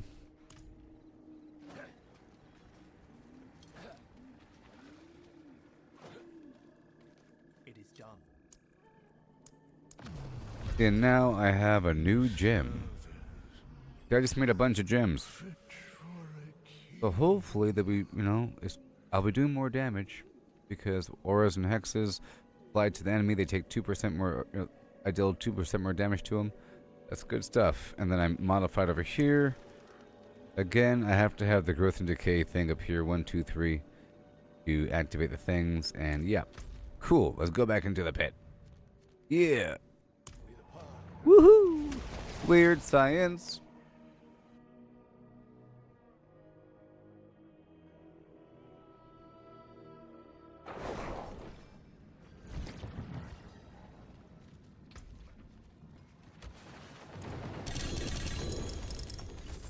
Lemon flamin' microchips. Pots and pans. Alright, I'm ready to go.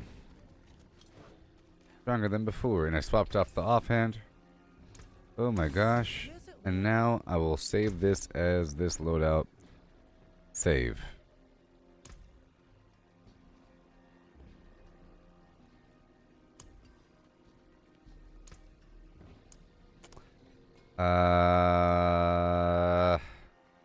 Faster? Question mark. Now let me load out this one. See, I'll be swapping out that gem back and forth. This guy to this one. Cool. Oh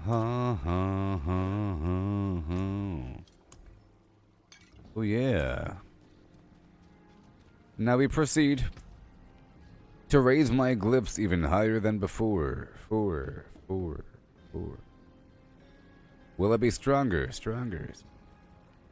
Find out next time. Yeah.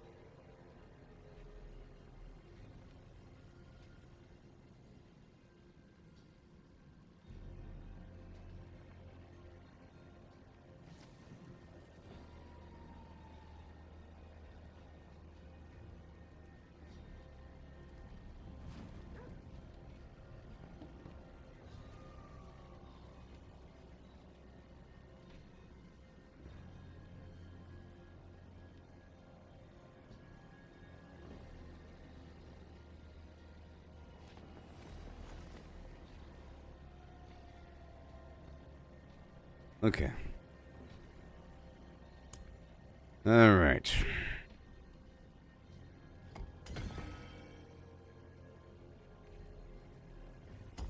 I'll keep the Aura of Lament and put Solar Harvest back on. And this guy is nothing. You're nothing. Maybe if I get siphoning back on, like that. There we go. Oh boy. But that's only one aura for the enemy, you know? I'll have to take the grow off. Maybe not this build. So maybe my other guy can do it, okay? So maybe my other character can use that gem. I don't have to use that gem. I don't have to use it. I'm getting greedy with the auras and hexes and it's messing up everything. There. That'll work. And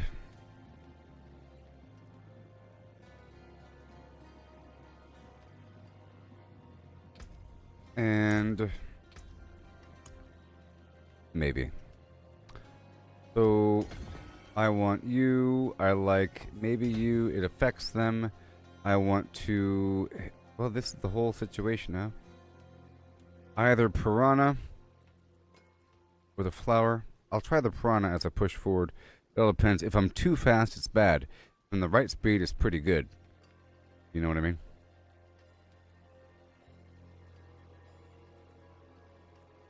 Well, in this case, I have the Hex on him.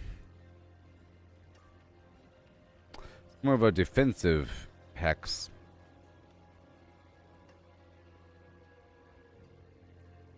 But that's good. Now, well, maybe I'll still use that. And they're still getting hexed up. Just not as much stuff. Just a little bit of an increase. Keep on going. 53.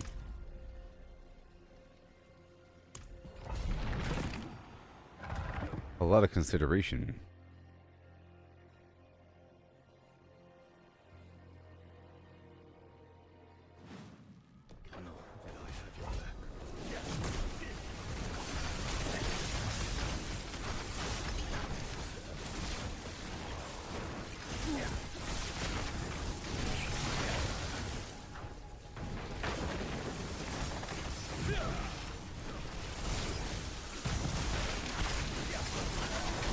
Okay. My main stat is much better now.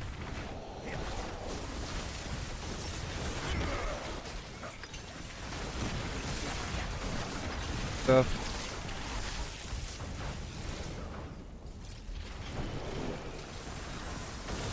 Beautiful.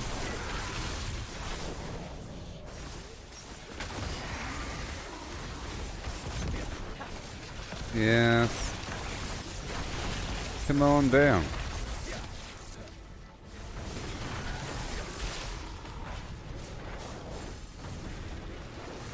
Bada boom.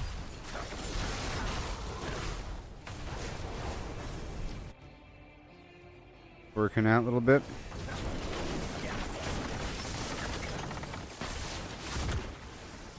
Yeah, I took off the lightning orb.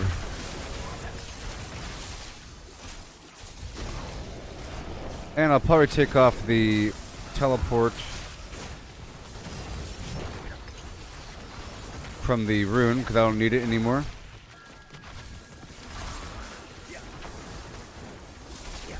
So my cooldowns are reducing anyways.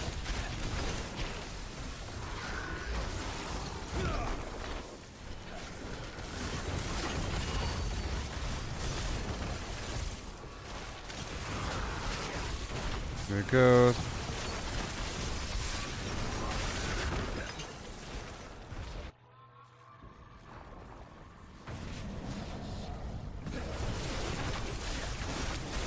Good stuff.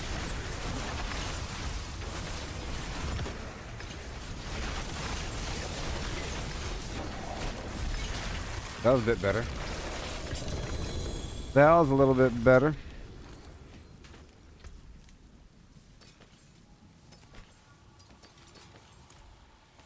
A little bit better. Okay. Very cool. Very cool. Trying to perfect the flim flams here. That poison aura, it hurts him.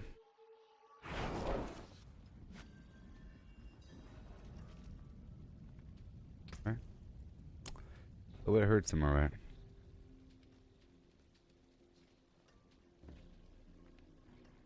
Hex and aura. Whenever I walk into them. What I want. Let's do 54. Oh, I want to swap out this rune.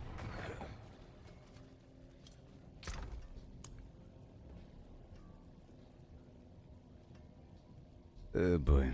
Now what can I do? So many things. 3 earthquakes would be hilarious.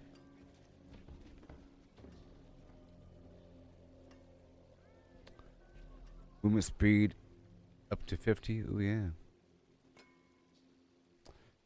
Yep. Spirit Wolf. Ultimate cooldown. Max life. Or decrepify. Concussive stomp.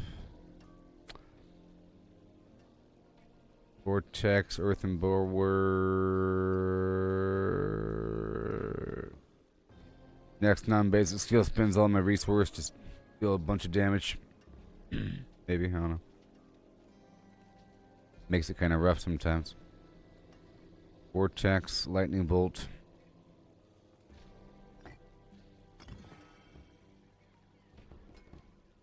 Okay, I'll do this. So every time I use a cooldown, 2 lightning bolts come out. 2 lightning bolts.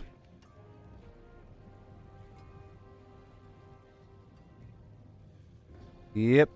Uh-huh. Reduce my active cooldowns.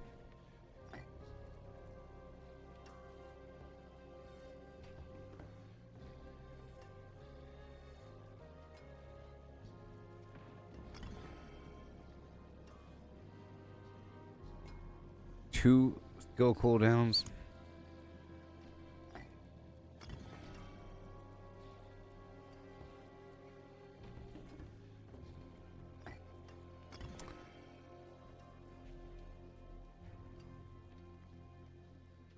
Every second, no. Right there, and we're not standing still, we are traveling. Good old Bach rune, you know?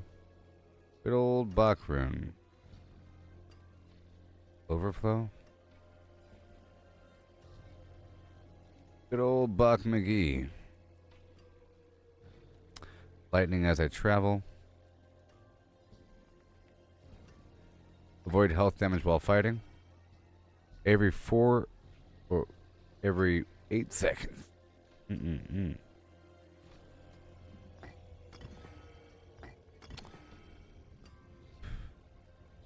Okay, so every 2 seconds I'll be exploding with lightning. Yep, and 70 meters guaranteed critical. That's kind of a long distance. Let's worry about something else. War Cry. Kind of expensive. 12 skill cooldowns. I can cast 12 things in 6 seconds. It lasts 6 seconds. I'll try that out. Let's try out War Cry.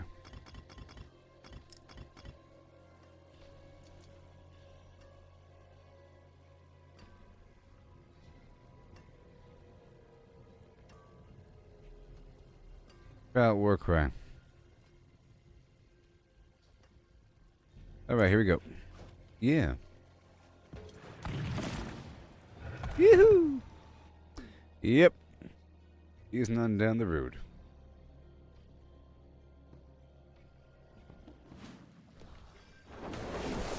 Oh no.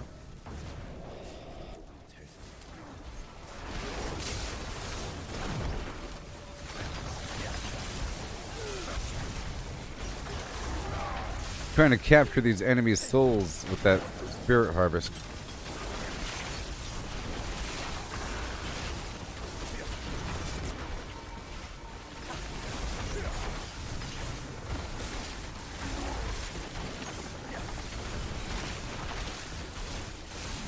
Yep.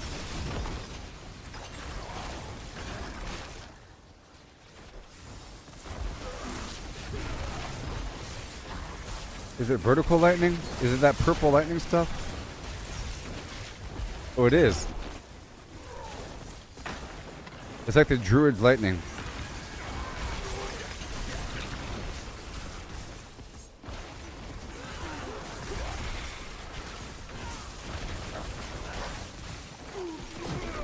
Beautiful.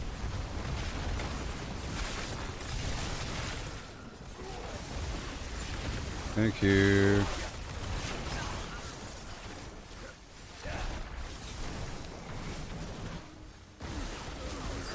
Very nice. So I guess I'll make some other gem. That's good. Good. It's good.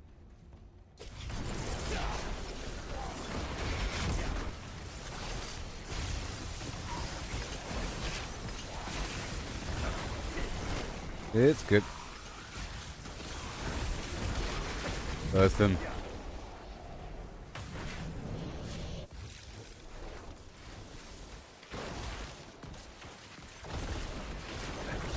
Keeps on refreshing.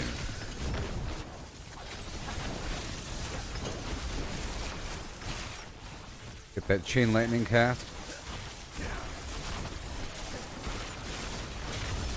Okay.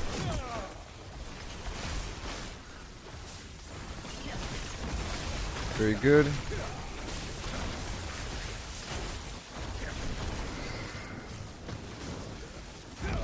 Very good. Yeah.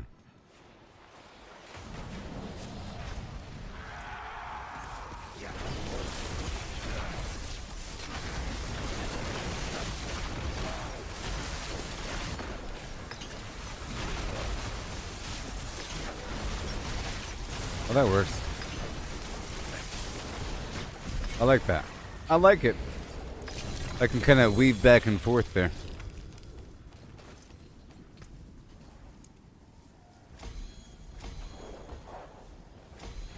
Okay, let's creep it up. I finally got the rune up to, or the glyph up to 50 something. And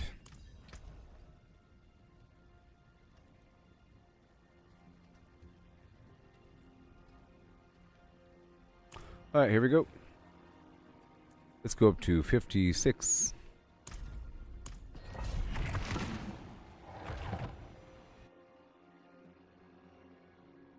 Nah, I mean, here we go.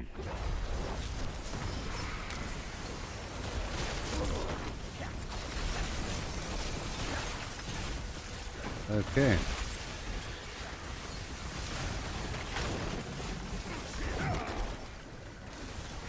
Don't you dare break my barrier.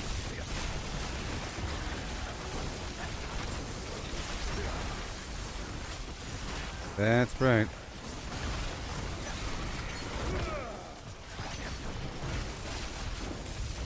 There we go.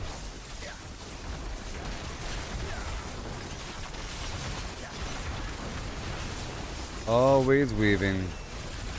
Hey, look at that. 247.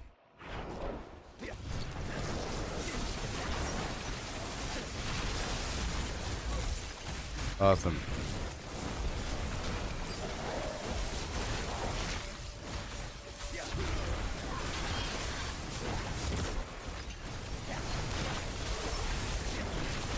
Awesome. I feel like I'm doing more damage.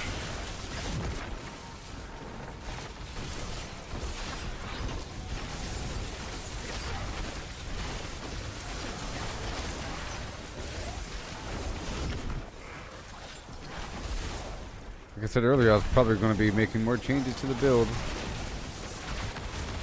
And it happened.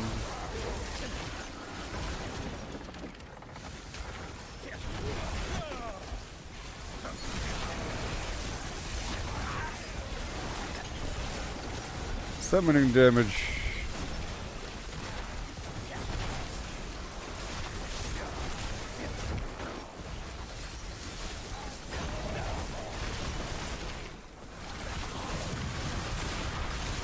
Yay for teleporting.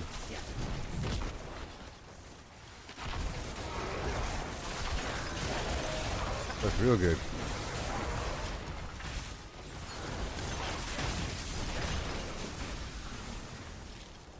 Oh yeah.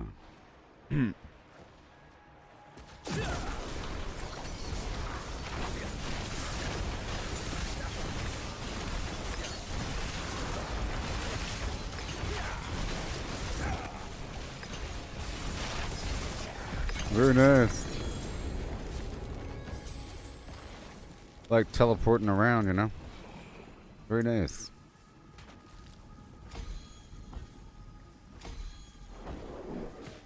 Oh boy.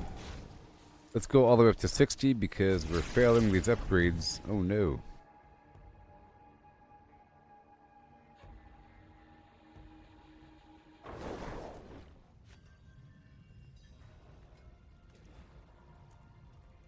$16.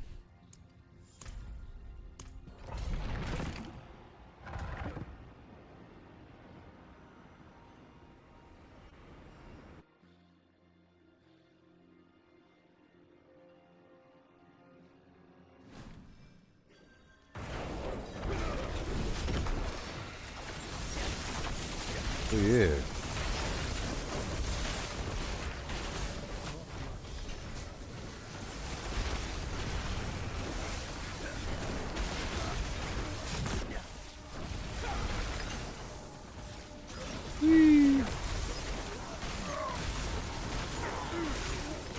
Right on down the bin.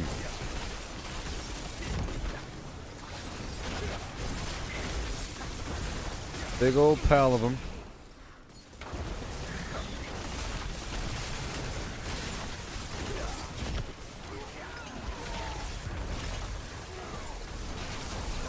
There it is.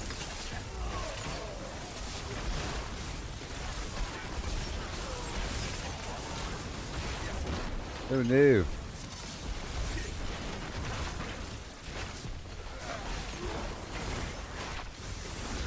Thank you. Way on down the way. Then that certainly works. Oh yeah, a lot of damage. And it groups them up. This teleportation system, predictable and ready. Hop over the walls. Kill everything.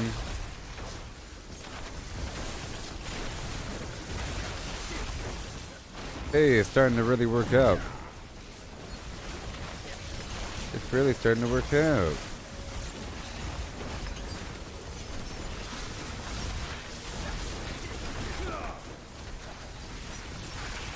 Really starting to work out.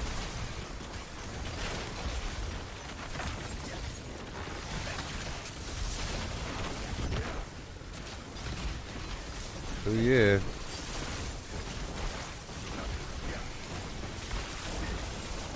Percentages.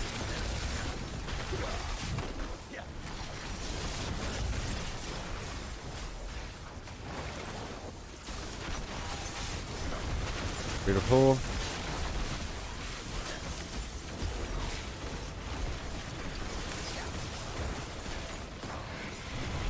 Bada boom.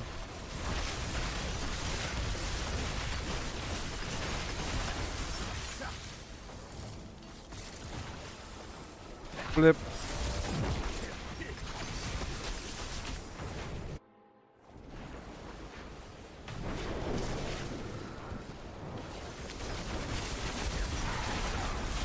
That works.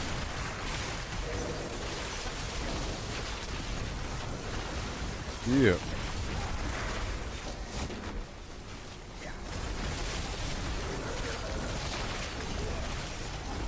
Almost. I want more.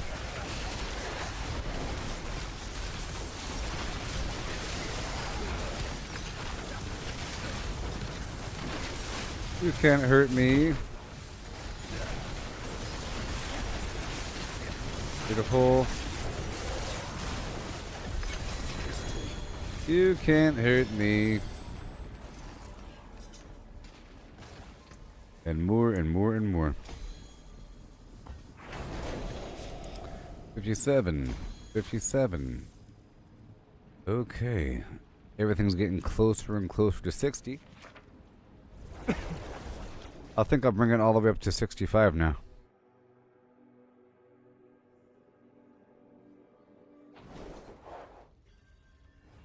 Or how about 70?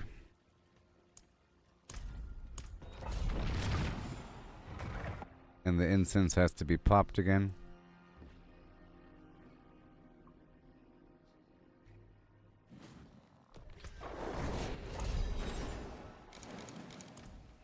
Oh no. There it is.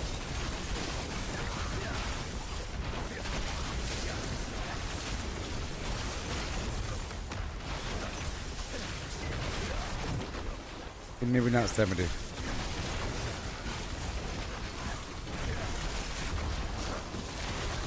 Maybe not 70.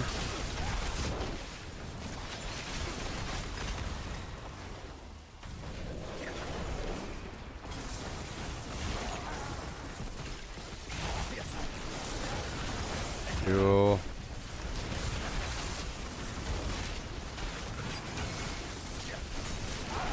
It's all very nice. Get over here, water. Thank you. He's over here stuck in one spot.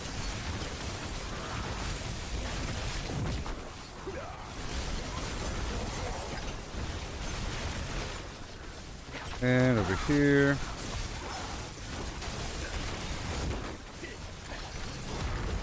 Even more.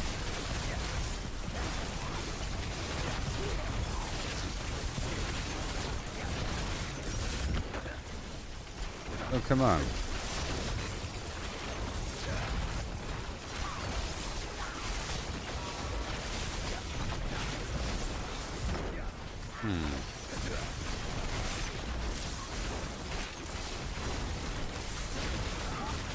Yeah, I think I'll back out of here. This is too much. Okay, I'm leaving. I'm leaving.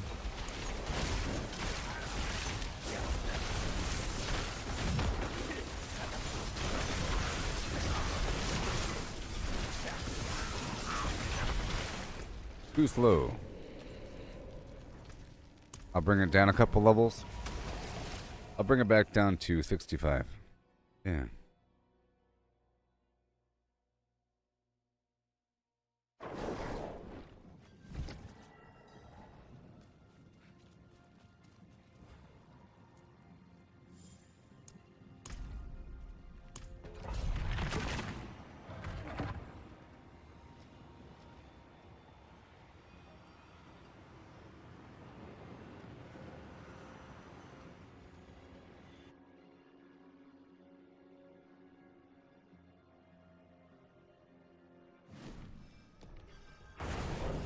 Oh yeah.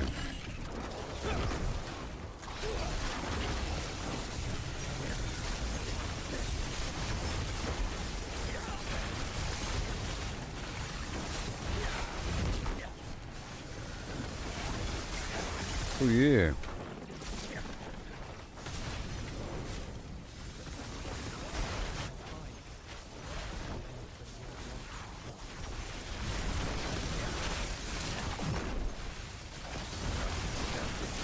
Bada bing. Right about there.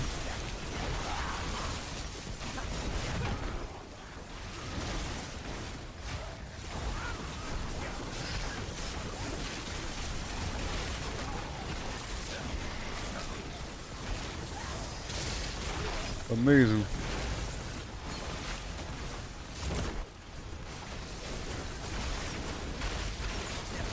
is very nice. That certainly works. And we keep on pushing through.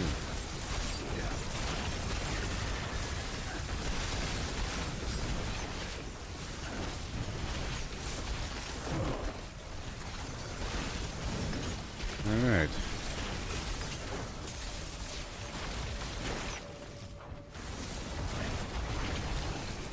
Thank you.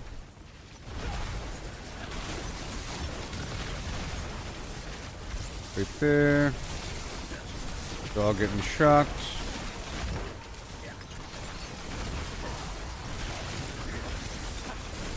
I got an extra point over here.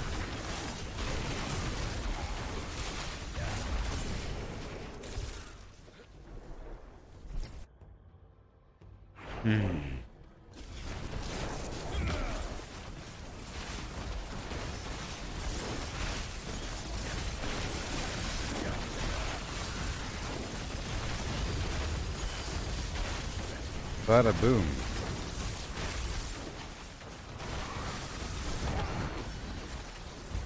Last grave shrine. And again.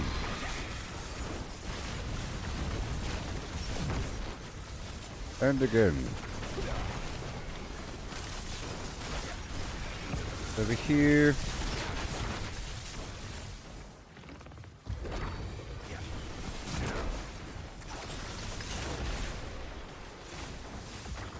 Right over there.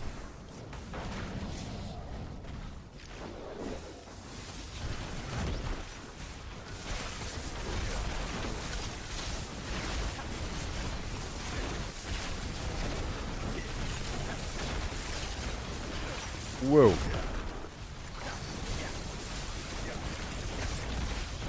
How many? 7, 8. Okay, let's try to get as many chain lightnings out as possible. Because they have a chance to do double damage. I'm gonna make sure I'm always casting this chain lightning.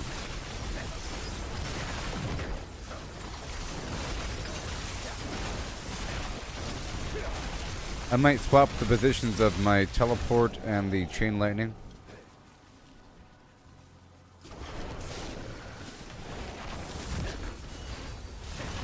On my hotbar.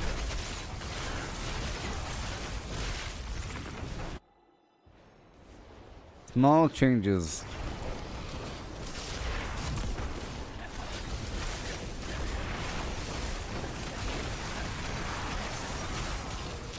Wow. Right there.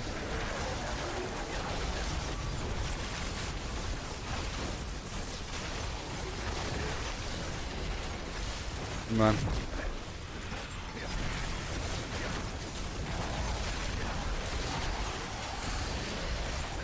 Yep.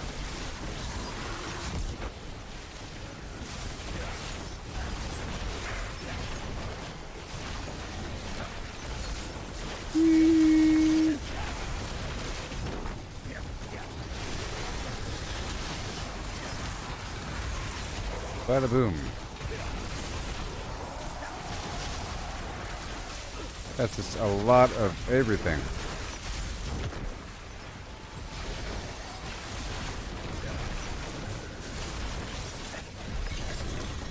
And you're gone. Amazing, I know. I know. Okay. Okay.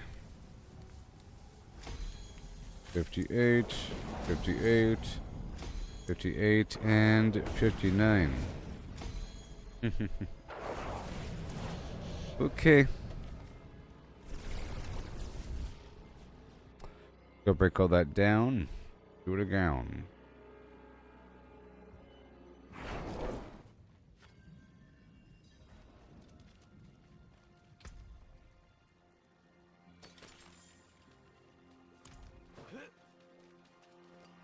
And right there. Yeah, have a wee gamble. And I have a point to place somewhere.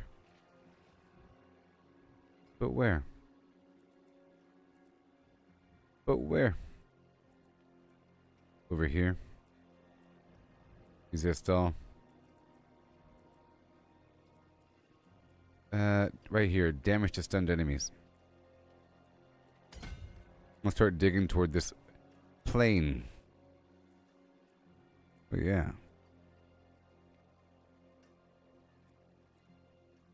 Where I'm going. Okay, let me consume something. I have no potion.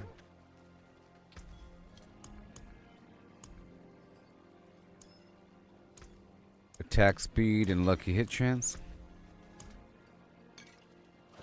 Here we go again. Let's do 67.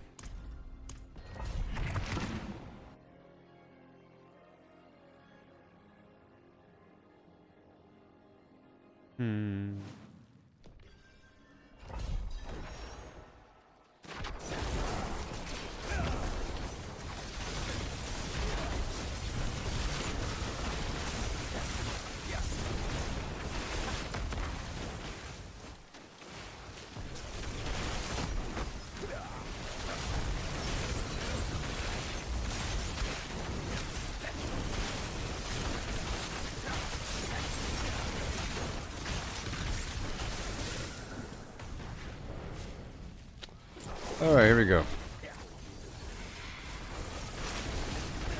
Okay, it's all good.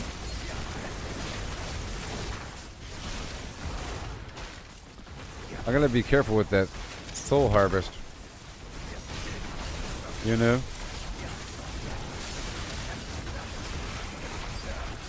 Yeah, I have to cast more chain lightning, I think. Yep.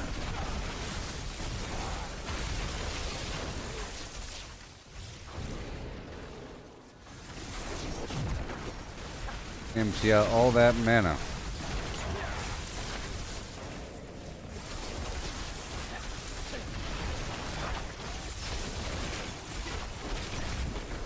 Pretty good.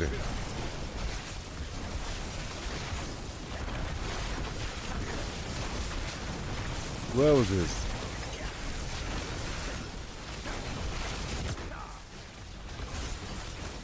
Going over here. All good. Just pushing the edge of what I can do.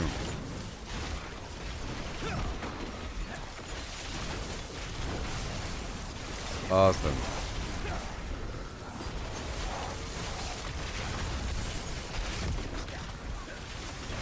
There it is, and then I'll get that shrine in just a moment, like right now.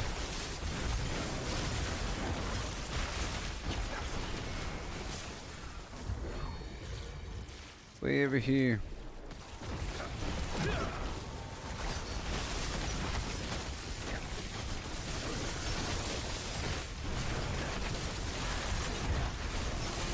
Yep. Even more.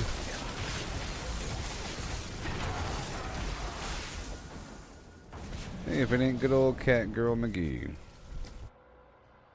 Working on things. Here we go. Now. Just trying to level up these glyphs.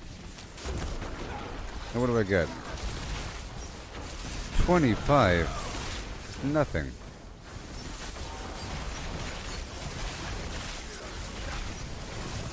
I was wondering what you would get after you level up everything and you find the shrine.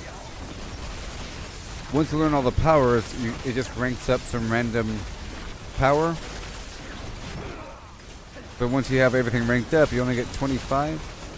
It's probably based upon the difficulty of the pit here. If you do like a tier 150 and you find that shrine, it'll probably have a nice bundle.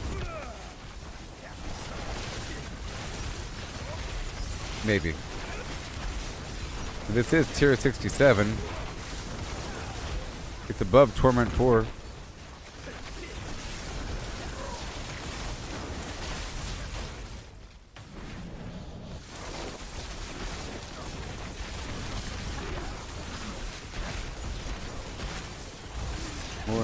More.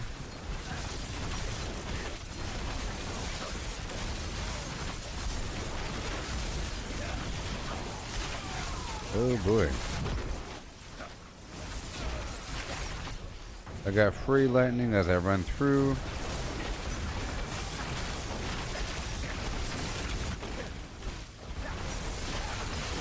I'm gonna try to use the war cry as opposed to this extra lightning thing.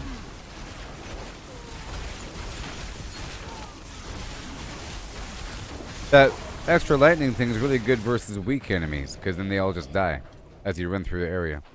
Like when I'm farming the whispers and everything. So I'll swap that out for the war cry. We'll see what's up.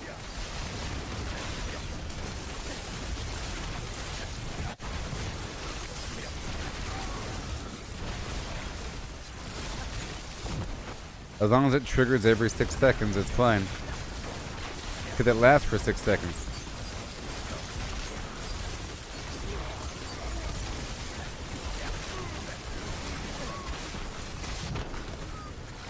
Good stuff. All this extra lightning.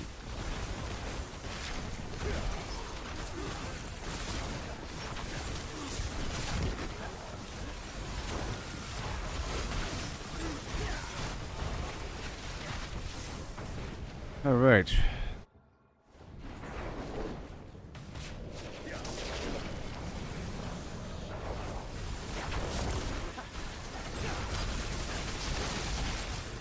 Get there.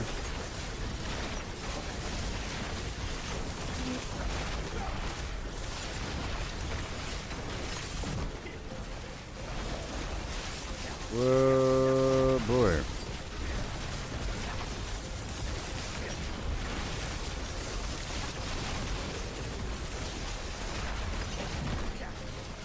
We got knocked out again.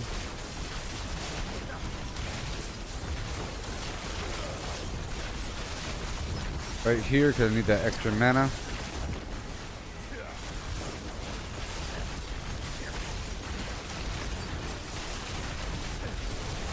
There it goes. I see how many I have.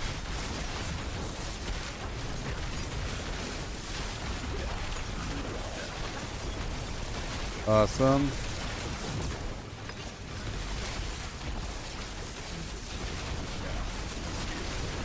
Yep.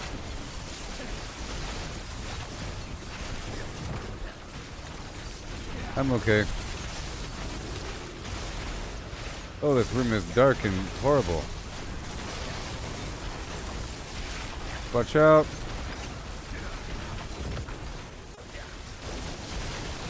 I'm taking the damage well, though. Considering I have 3 stacks of the negative garbage.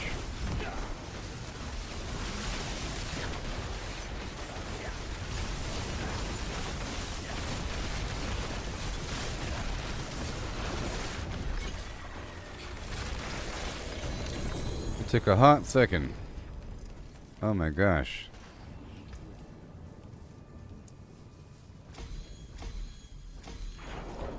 Alright, cool. About to get the first one up.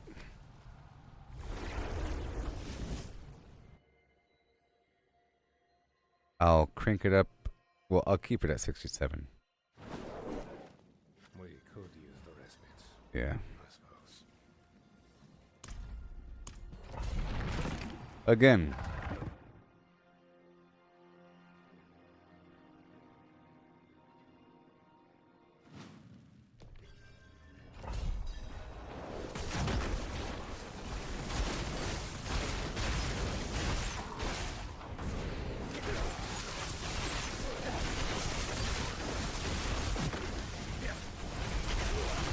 There we go.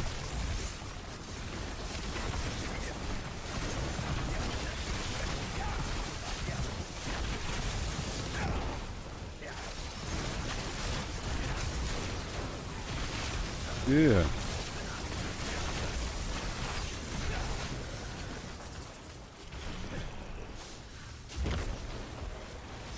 Follow me, follow me. Thank you so much. And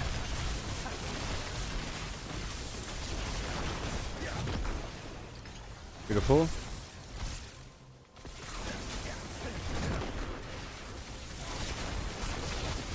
Almost there.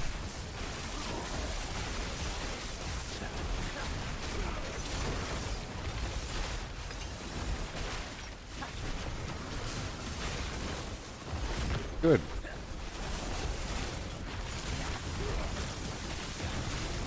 Awesome.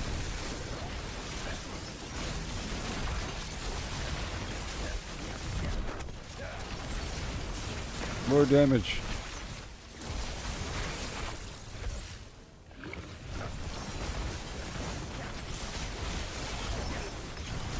Yeah. All the way through.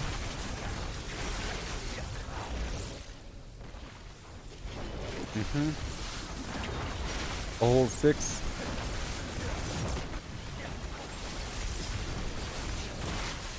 Right there.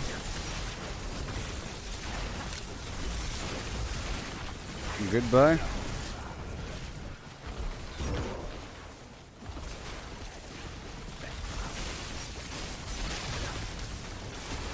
More lightning spears.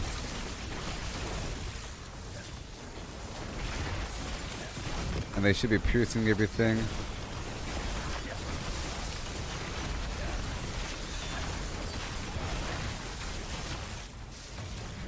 Yeah, buddy.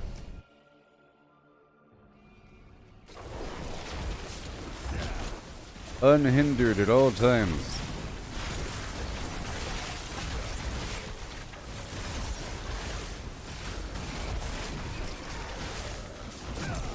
Yep.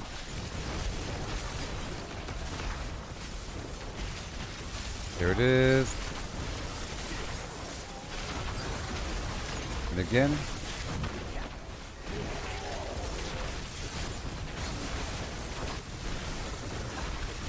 Oh, I know. I know. To activate this ability, I have to change the modifier on the familiar. Because it says it cycles through the different damages. Does it count as pyromancy, blah, blah, blah? It probably does. So I'll swap it over in just a second. I don't know. I don't even know what it counts as. But right now I have this ability where it spawns all 3 elements. I don't know how that's going to work with that fixed element.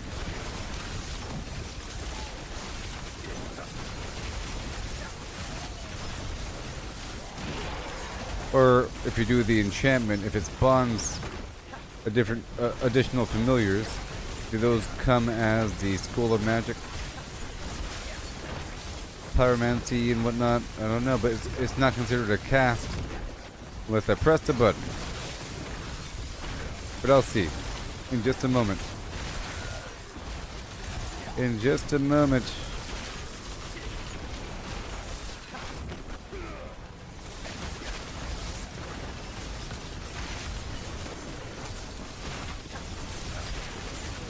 Yes.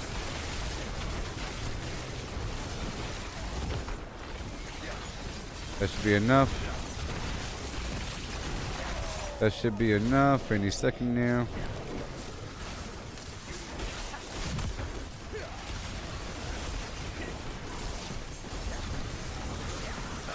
Yeah.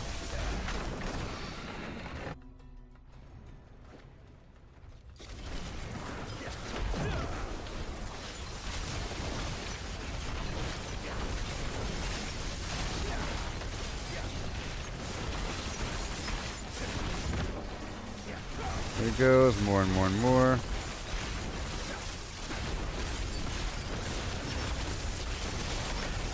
Right there.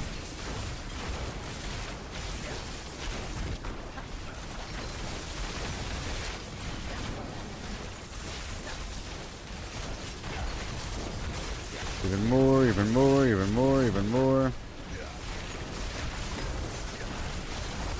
Hey.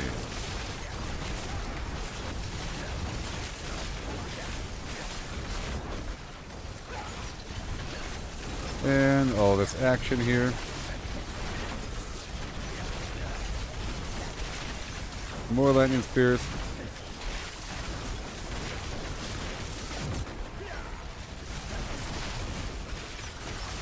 Beautiful.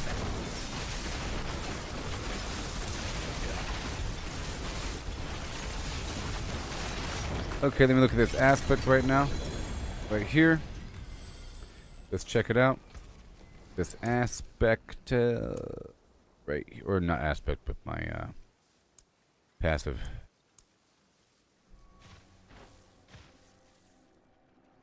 Okay, well, it says it cycles through fire, cold, lightning when I cast any skill.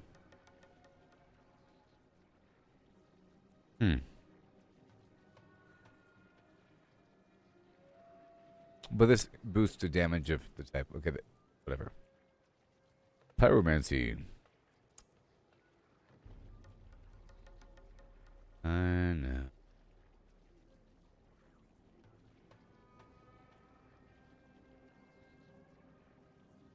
Alright, moving on.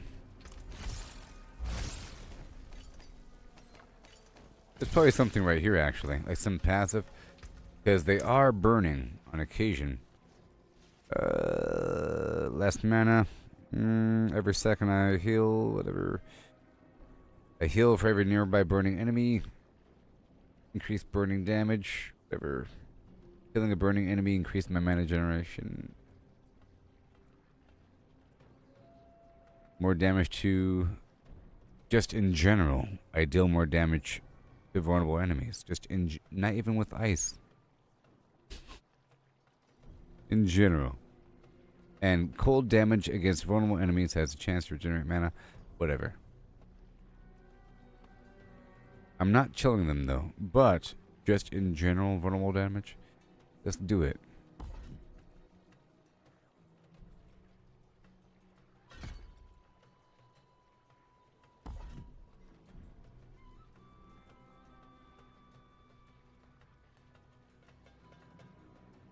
Oh, frost skills deal increased damage while there's a frost skill in the action bar.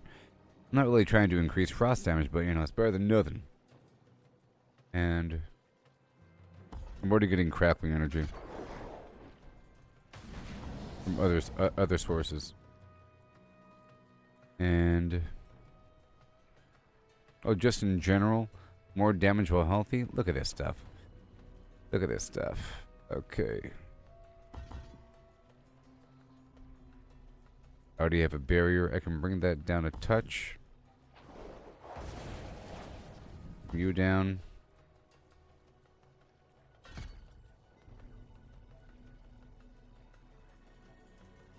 It's acting like it's pyromancy, but it sure ain't. Less of a barrier. Damage reduction stays the same. Chain lightning. This. Casting the skill grants all resistance and whatever. No, it's already just maxed out. Maxed out. 5 and everything.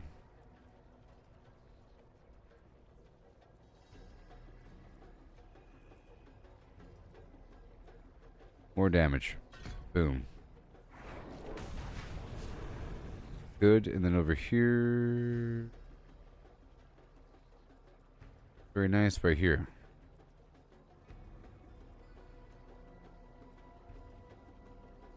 Barriers have increased duration. Nah. Nah. That's important. Oh boy, familiar up the wazoo.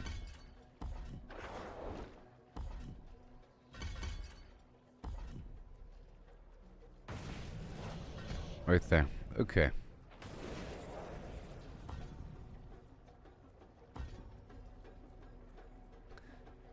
What we gotta do? Teleport? Whatever.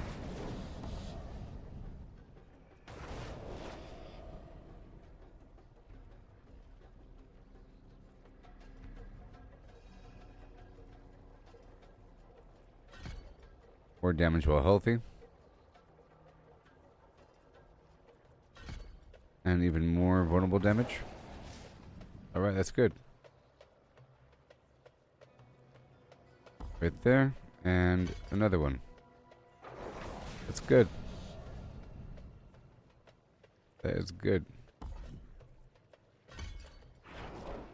That is good. Okay, again.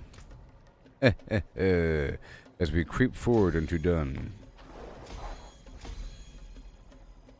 Alright, that's one. Next. Woohoo!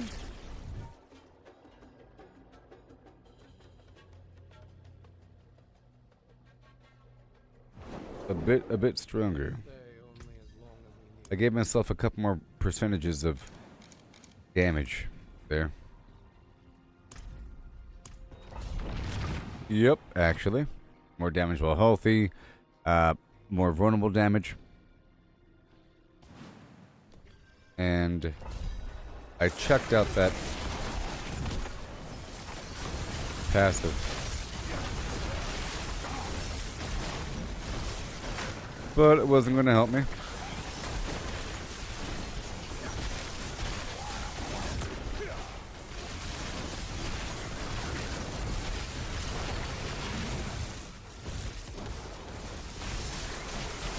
And I want to swap the positions of these abilities, maybe.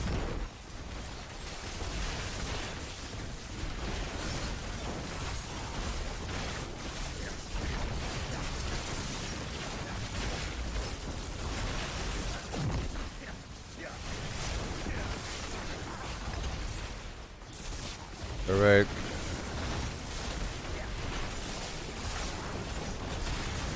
Very nice. All that, everything.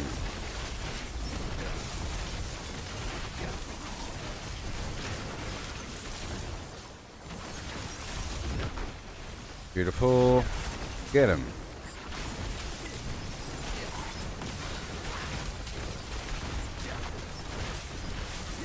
All that.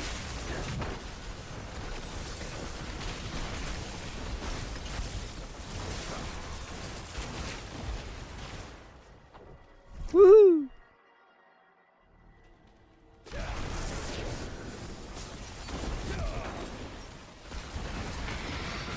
Right on through, thank you.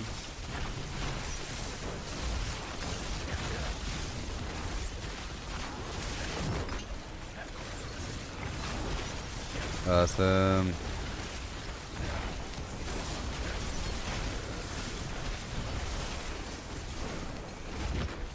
Excuse me.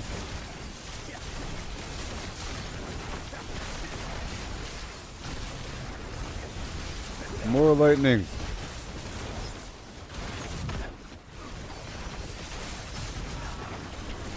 But they're certainly becoming crowd controlled.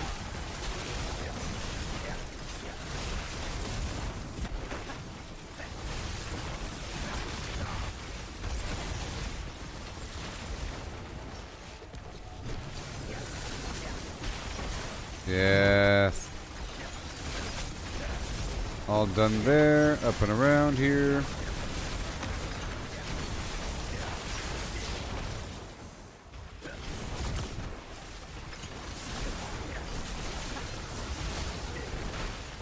Let me just run through the room here for a second.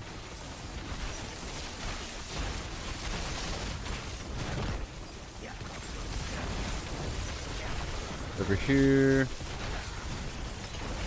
All these dudes are done for.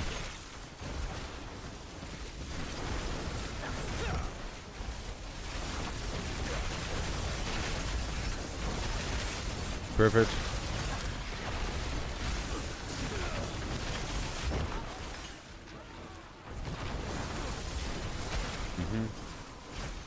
Gotta go all the way around the other side, huh? The lethal shrine.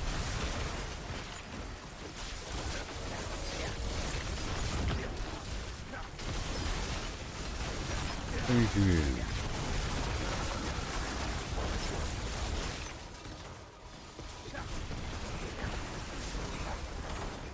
Zippity zappity.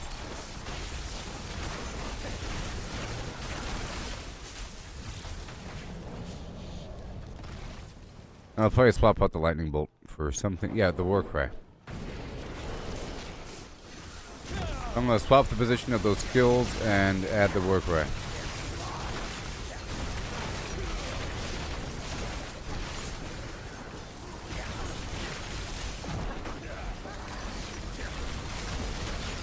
Probably have it set up with the back rune.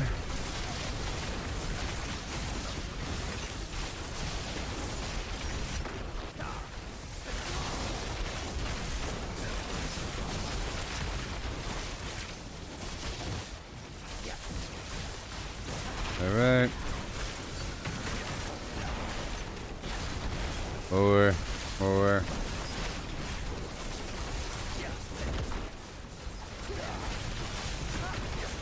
Yes.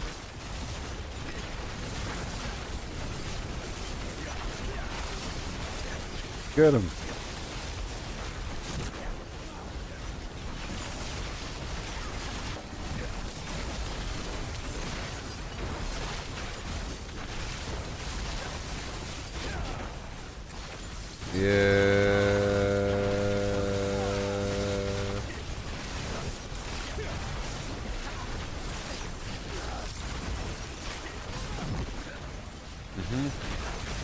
I'm picking up extra crackling energy as I sort of shuffle over here.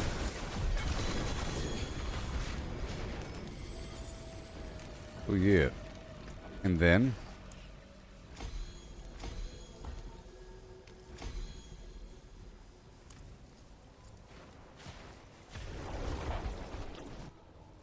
yep, once these guys are up there, we'll be good to go. Good to go. Okay, so I'm gonna flip-flop these two, and then swap out this rune.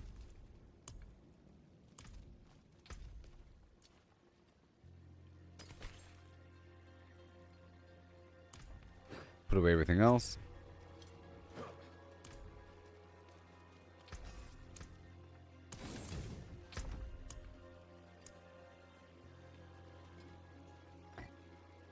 Right there. Let's see if that works, huh?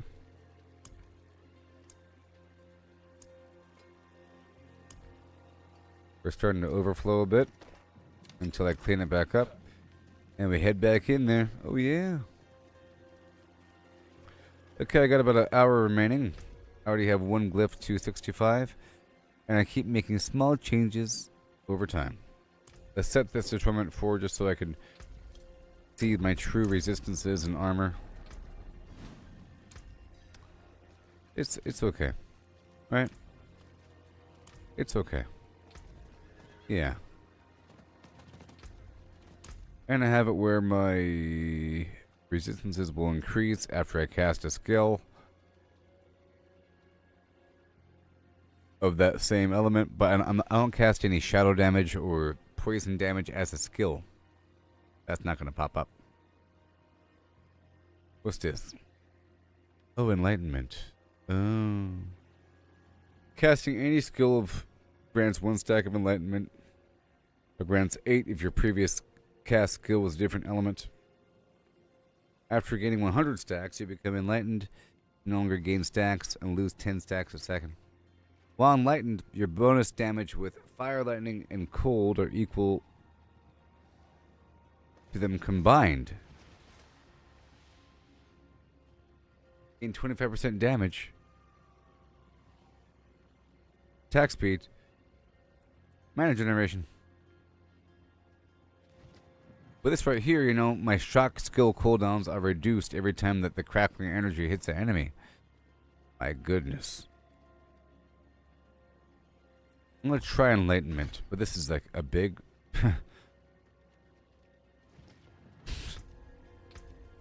bonus damage.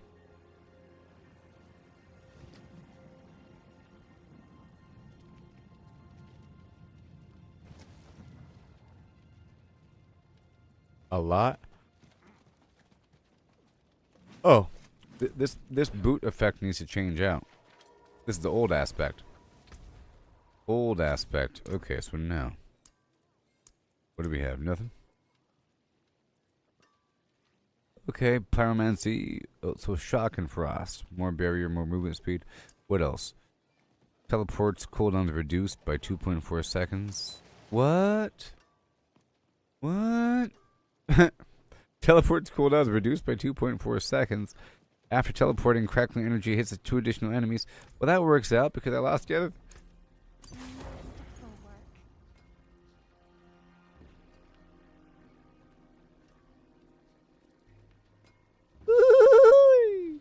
Well, that's awesome. That all works out. Yep, and then I'll be every 5. Oh yeah, well, The Bach rune and the war cry. Right?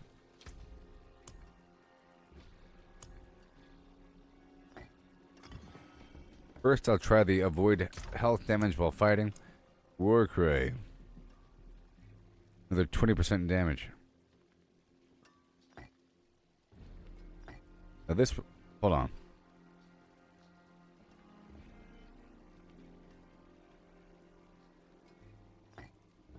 Oh, it's already in there. I already had it. Do something really quick. So... Every 6 seconds, I get a war cry that lasts for 6 seconds. Yeah. Yeah. And then what else? Not lightning. Not lightning. And I want to use the Bach rune.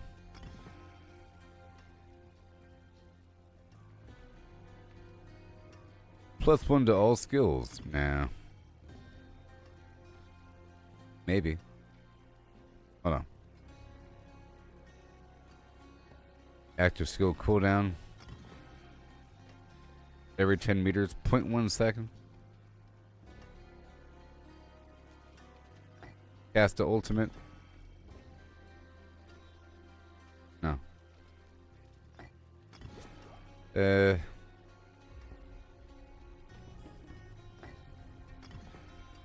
Every 70 meters, I'll get a free overpower. 70 meters. That's not that far. But it's kind of far. Extra vortex. No. Challenging shout.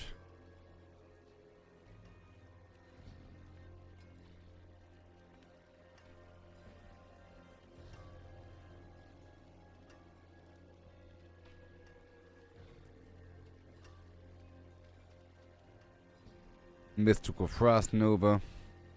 Concussive Stomp. It knocks him down. I could try that. Every 20 meters I knock him down. 20 meters.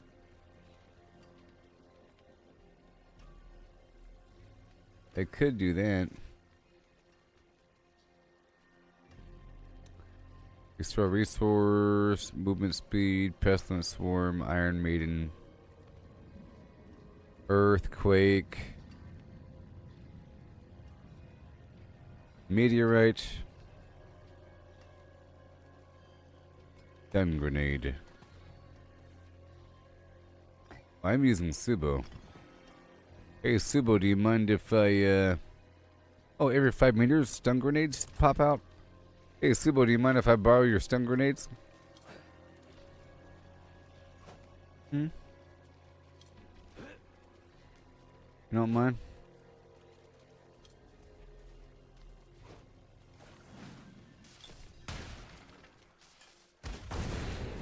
But they're like behind me and that sucks.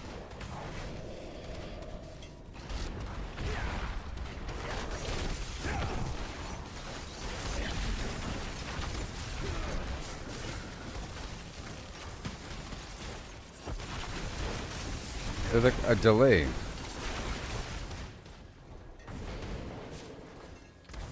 And that's sort of annoying.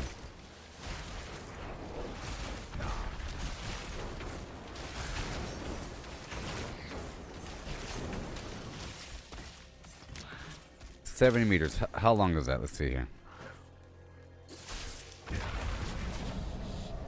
It's very far. Very, very, very, very, very, very far. That was 70 meters.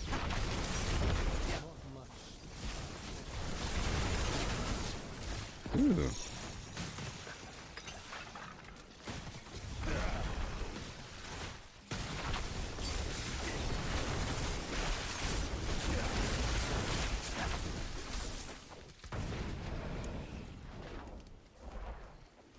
How many cooldowns? 14 cooldowns?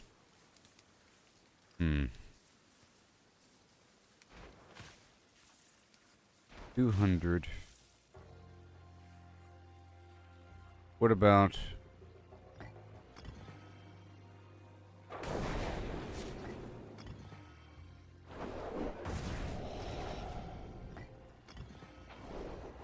...60 meters I shout? No. What about, avoid health damage while fighting for 8 seconds? Every 8 seconds in combat?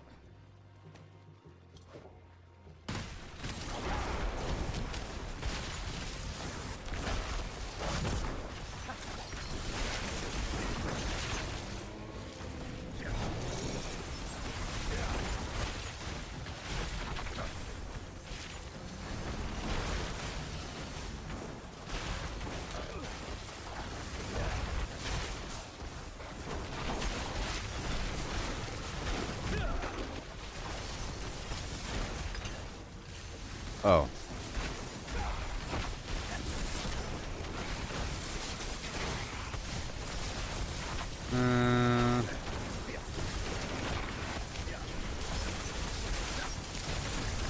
Yeah.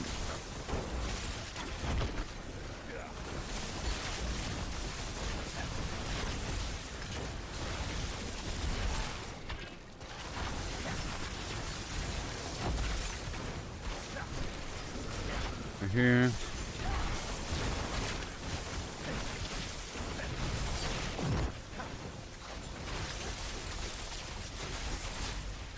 Okay, I like this flip-flopped again.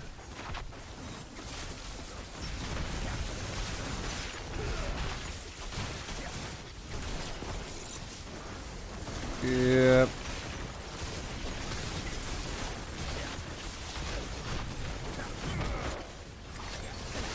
That shock skill cooldown thing, pretty important.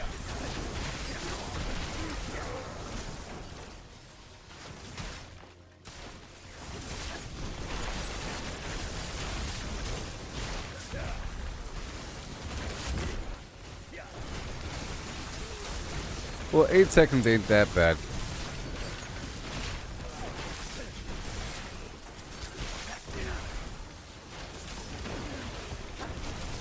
I got the shout that lasts for a little bit.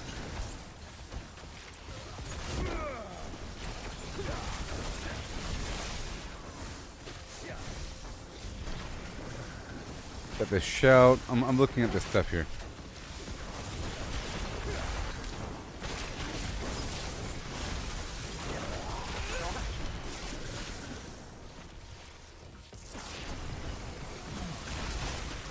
There it is.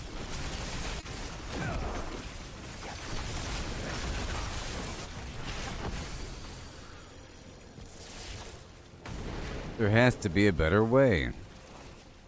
That's taking too long. Cast a skill with a cooldown. Let's see if I can do that.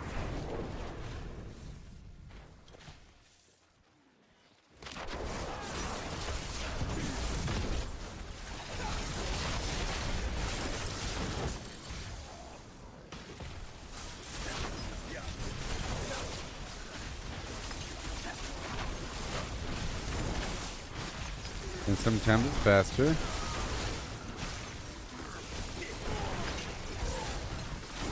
That does count, but 14 times.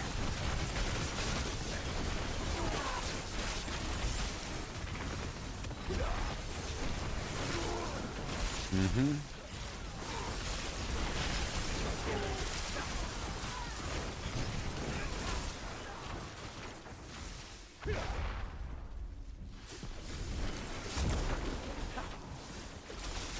Okay, let's try,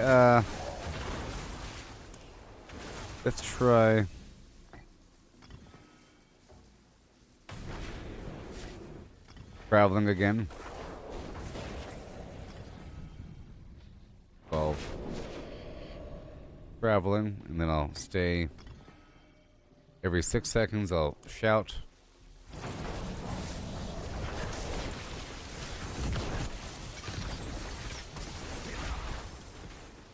Oh, you know what? It'll work, because I can just teleport.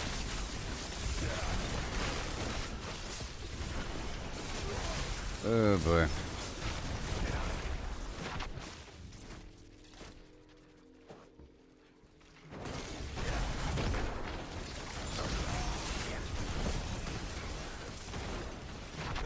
And 60 meters really is a long distance.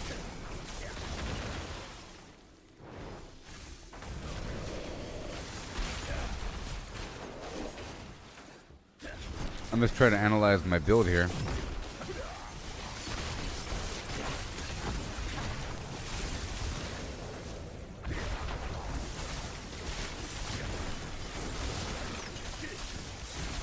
I think the cooldown thing is faster. Which is 14 times.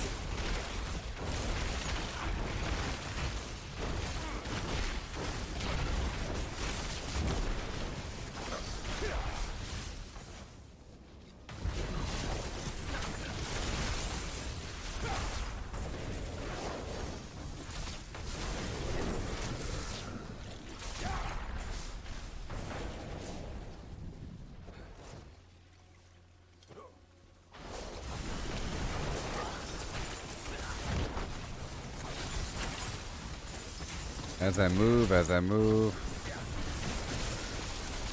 Casting.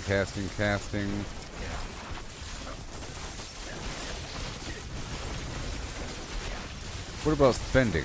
I think spending. I wonder if the draining effect from the chain lightning will help to spend, because it eats my mana. Let's try the spending thing. Spend.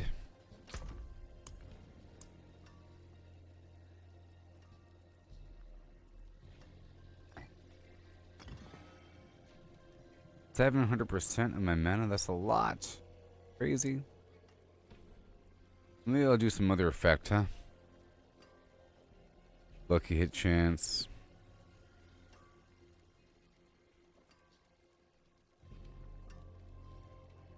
Inflict crowd control. 140 times. Gross. You know what I could do is I could just use one set of runes and not the second set and just have more intelligence. I could do that. Because I like that one set. Other set, iffy. Do I have any topaz? 40, 60.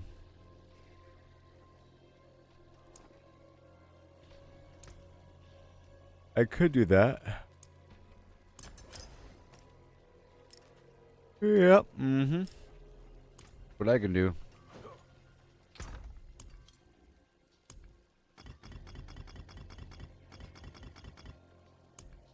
And this other one.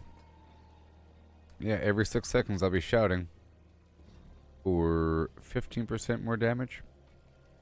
Sure. Everything else is fine.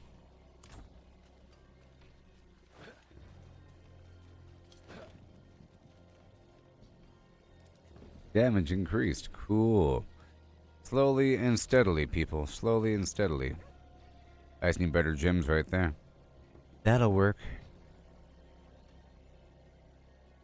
Let's go check out these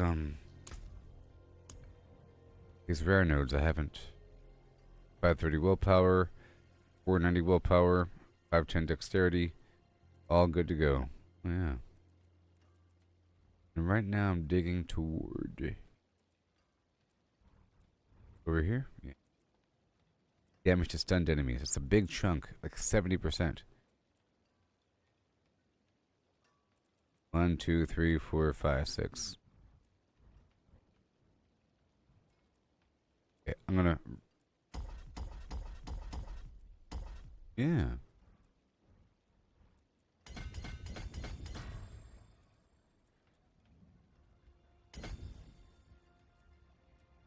One more. That was just some resistance right there. And life. And I'll pull this back. That's good. That's good. That's good.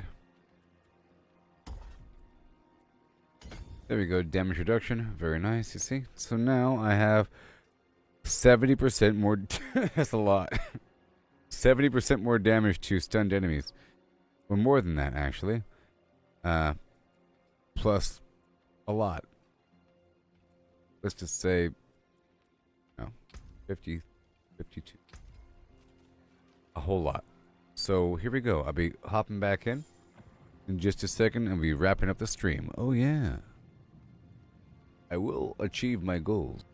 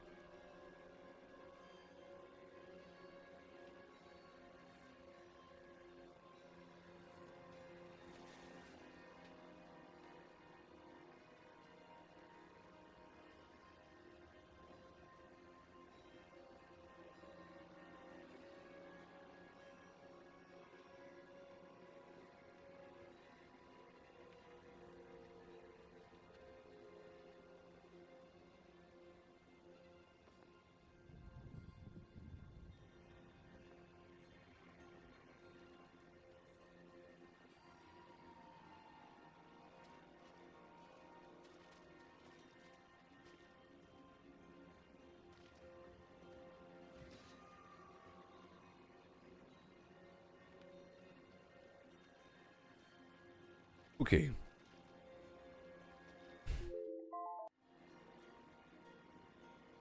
we go. The final push. Let's do 68. Let's try to get the rest of my glyphs up to 65.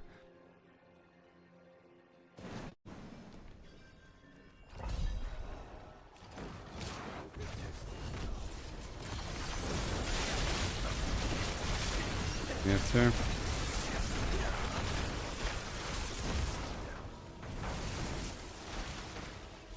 And then, beautiful. They're all stunned. Not that guy.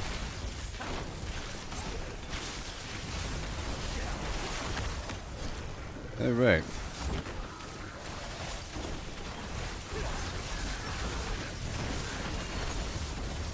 Yes, sir.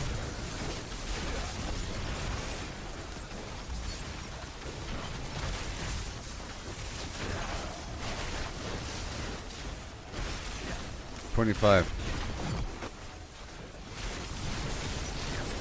This should be 1,000.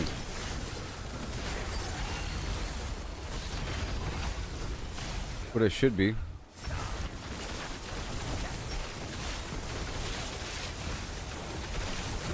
Yes.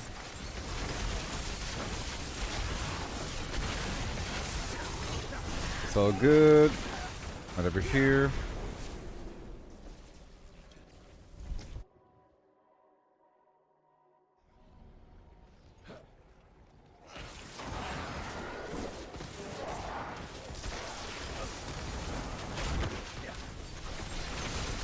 Right over here. Bada boom. More. All of this. Thank you.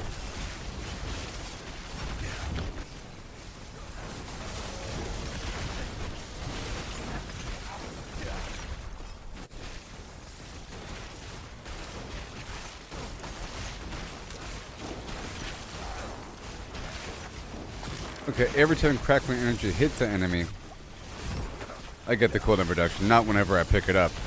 Picking it up just tops it off. It's supposed to consume every time it pops out. Right there. What's supposed to happen?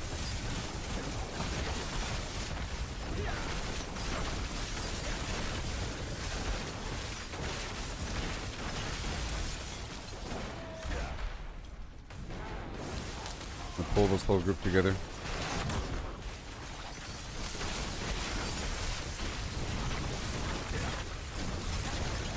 Lightning. Very nice. Over here.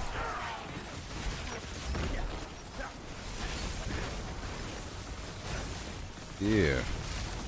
Done there. Small changes over time.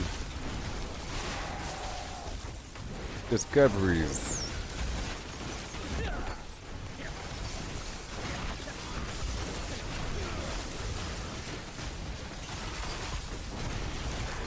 Da da da.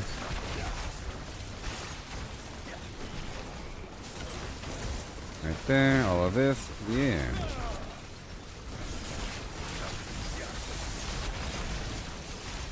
Beautiful. Again.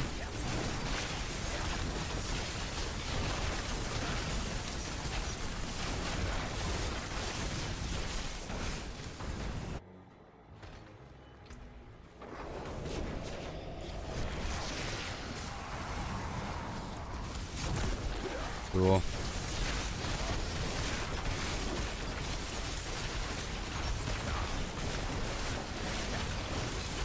Got the war cry shout. Yeah, I only have one set of runes now. And I gave myself just more topaz.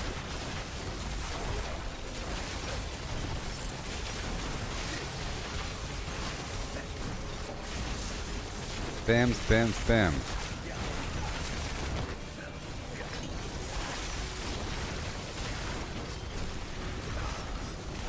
I'm not really taking the damage, you know?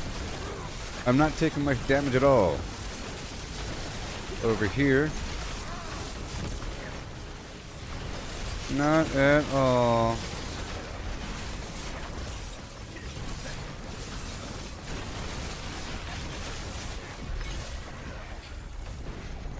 Yay.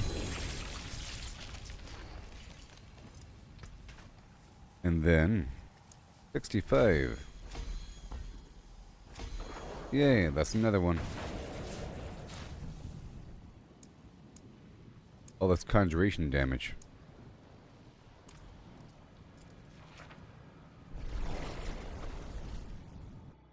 I'm gonna raise up the non-physical damage node next.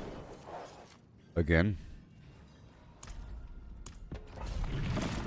I'm getting some XP in the process, you know? You learn a lot through incremental growth and so forth, as opposed to just being carried through. You know?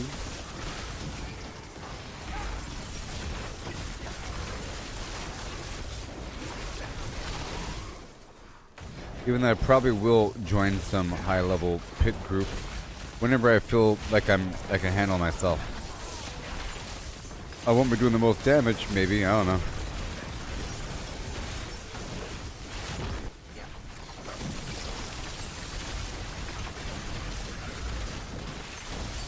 Yeah.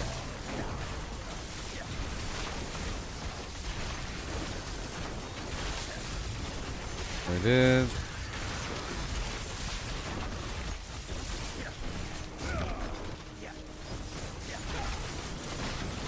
Oh yeah.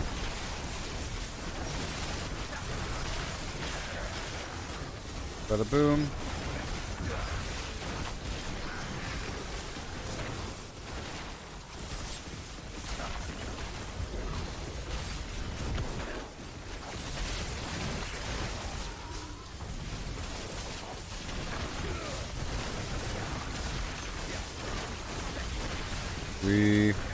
And I'm gonna keep on pushing forward here. A few more dungeon runs and we'll be done.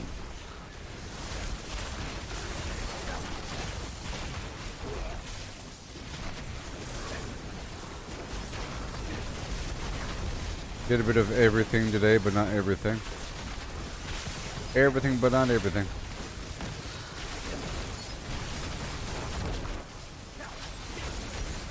Thank you. Gonna be surrounded by enemies. Massive cooldown reduction. Here we go, way over here.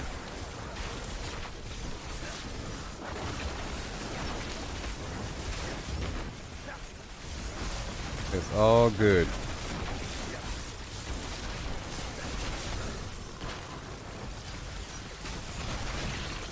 Spawn them.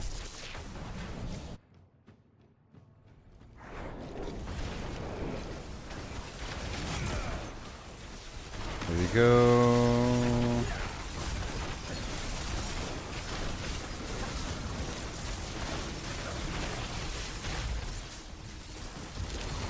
Artillery. Oh, very nice. Very nice.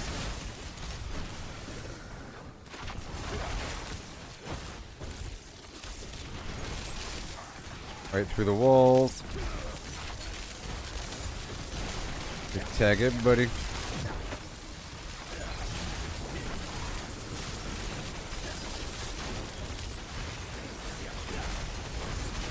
It's crazy. Then we go back down the hallway.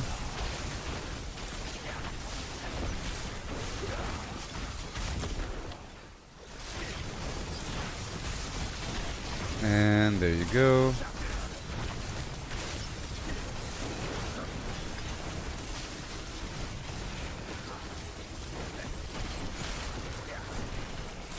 We keep pushing down the hallway and all the way over here.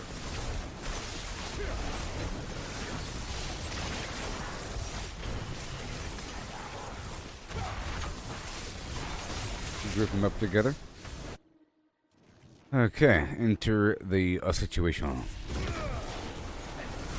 This is tier 68.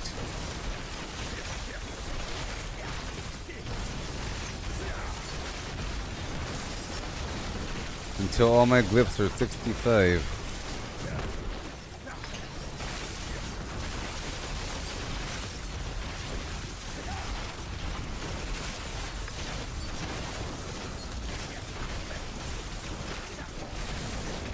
Awesome.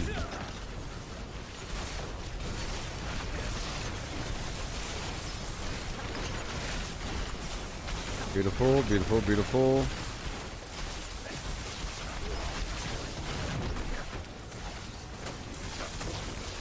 Woo. That was great. Nice bundle of everything, almost 200 obols. And next, let's go for the Elementalist for non-physical damage. Yeah. Yeah. Yep.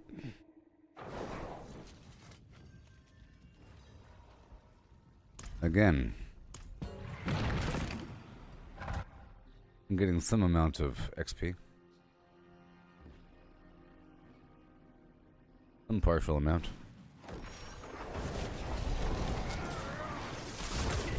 Oh, great.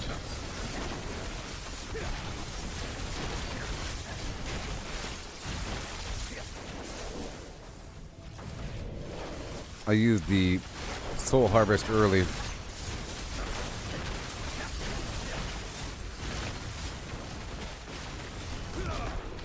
Early.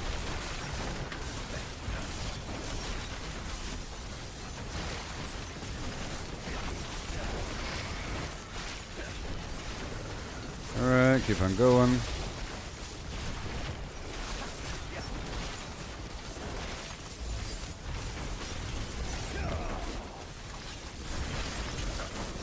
Beautiful. Explode them. Now I could just wait over here for a second. Out of combat. 4, 3, 2, 1, and... Come on, come on, come on. And... Oh, come on. Never mind.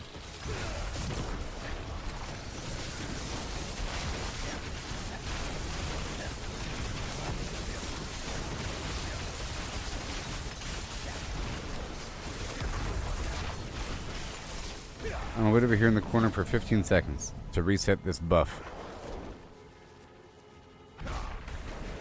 Hurry up. And then I have to run into the room, gather them all up, and then use my cooldown.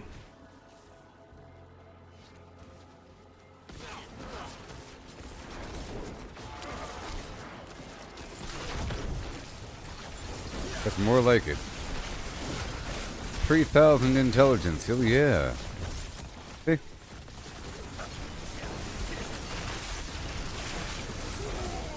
I did it.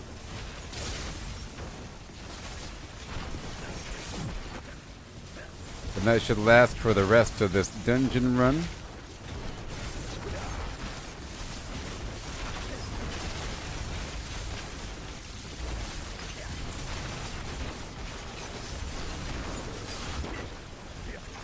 Yes, it should.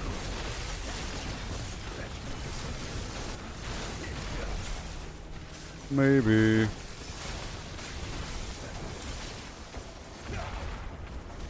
Go, go, go.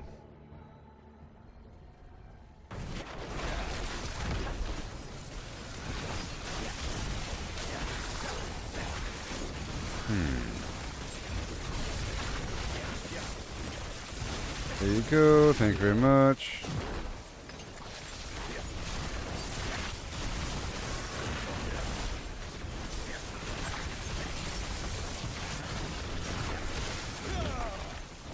That's in.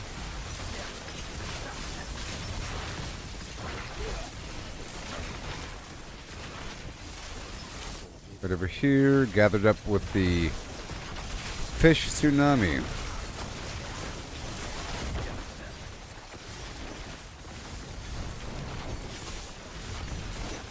Very cool. Get these guys going.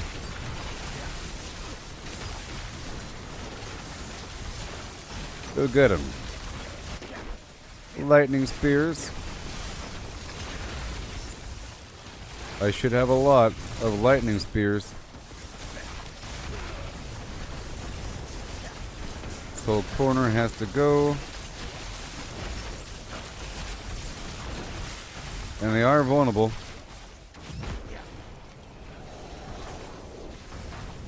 You know, Torment 3 is going to feel really easy after all this business. And then Torment 4 is going to feel okay, because it's above Torment 4 right now. It's above Torment 4.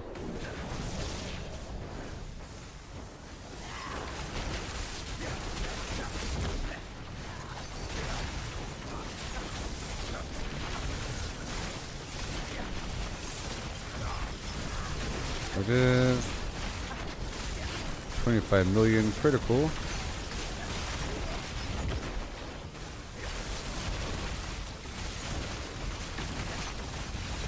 Right there.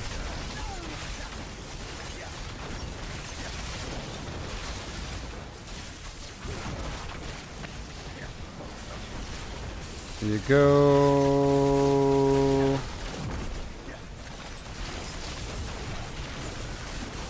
4 million.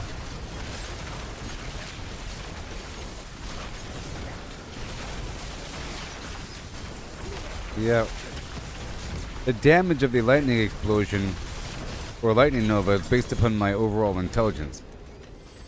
What the item says. Okay. Next. And now we're working on the lightning damage again. And the bonus node next to it. So it's a few more. Maybe 4 more runs here. I got 19 minutes left in the stream. I think I can wrap it up. Again, this time I'm going to try to gather a bunch of enemies. As many as possible. Before activating my skills. Here we go.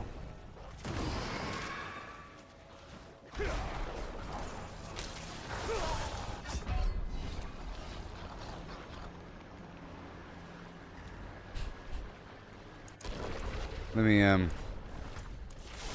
fine. What a waste of time. I gotta leave. I have to leave.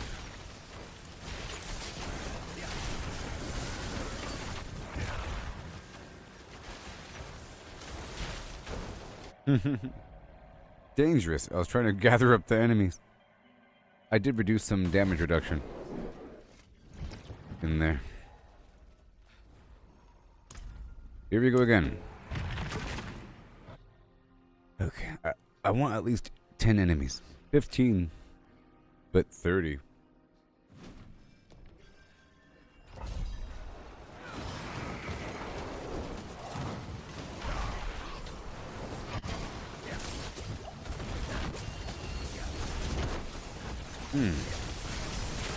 Suddenly I was taking some damage.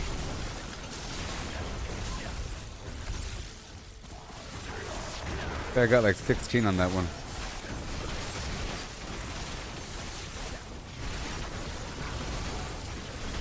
Super dangerous. See, I'm relying on stunning them a little bit.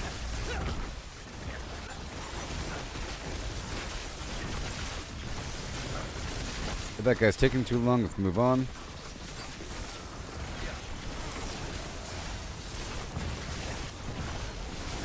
These stupid champions over here. Champions, barriers, garbage. You know that. Right there.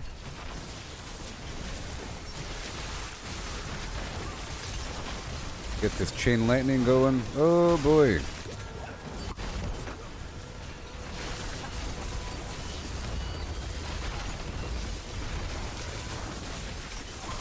Yes, sir. All good to go. And bam.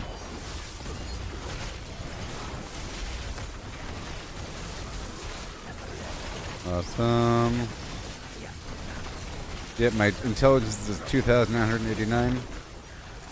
Good. Yeah.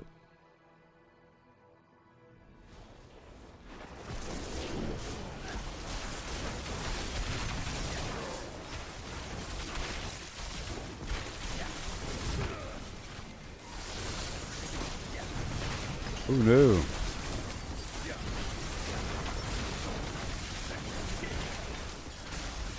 Whee. And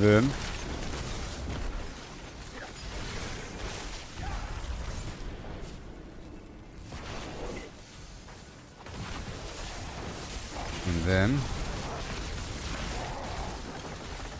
right over there, right over there.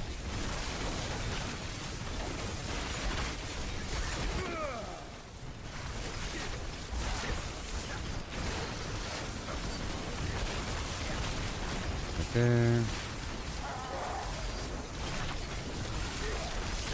Awesome.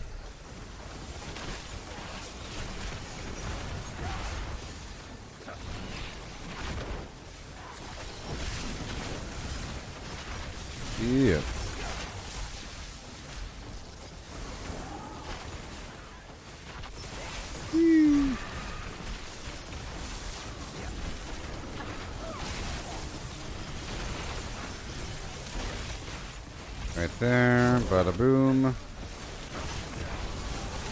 Woo.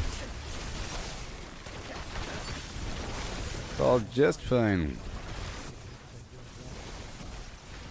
Got this amazing blast shrine that's gonna help out.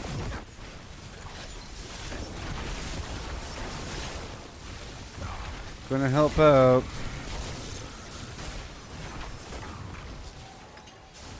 Get me up there. Oh, I can't. I'll try and teleport up above. Right there.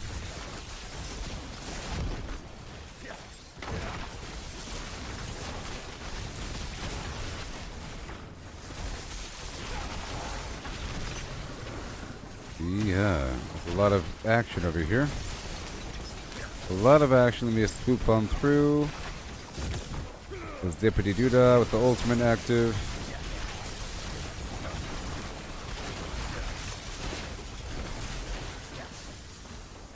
Okay, we're going in.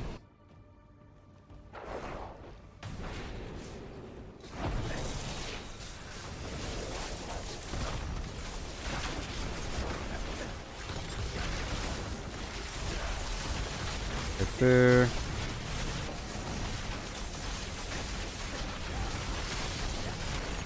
Awesome. Explode. 34 million.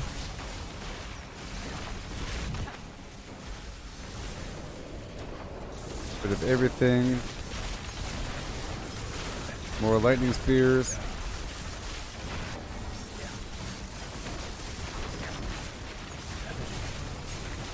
Gotta be real careful.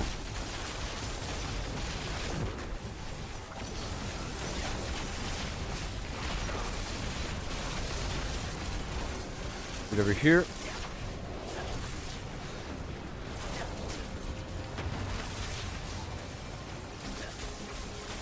There it is.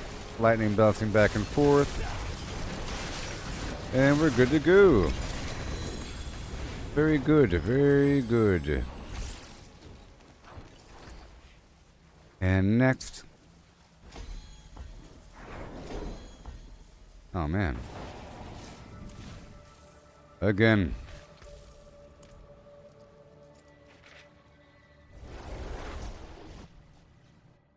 I only have 12 minutes left in the stream, and I have to run a few more dungeons here.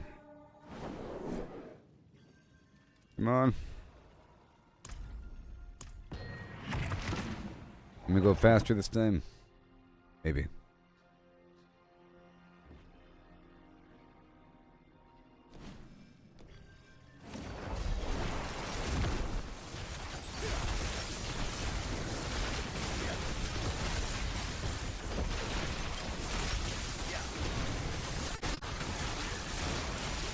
Over here.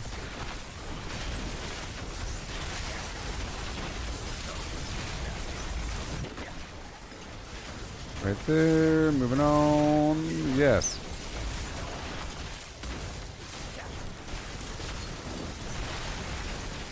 Keep on moving next to him. For that cooldown reduction.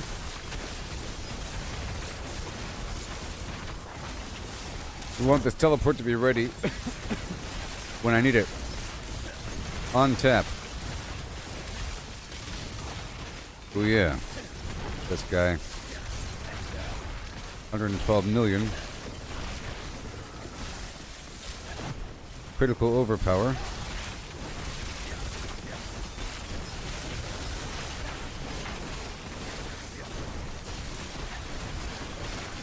And right over here.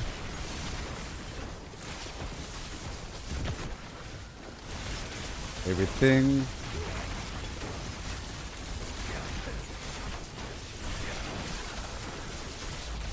Ooh, yeah.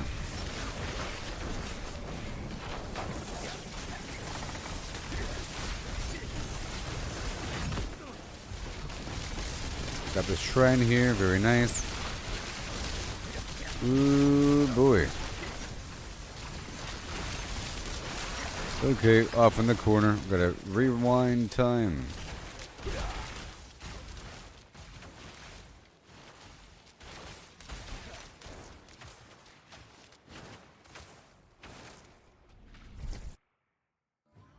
10 minutes.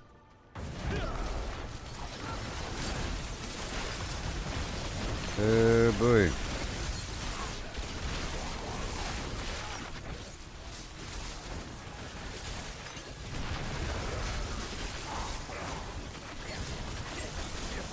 Yes.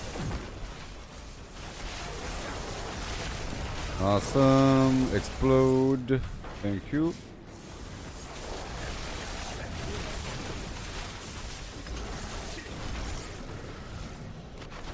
There you go. That's more like it. And now we're doing more damage for a little bit.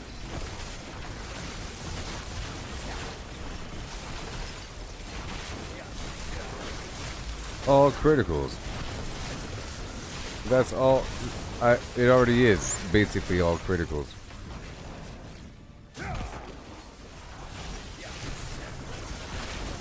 Great. Bunch of this, a bunch of that, and go.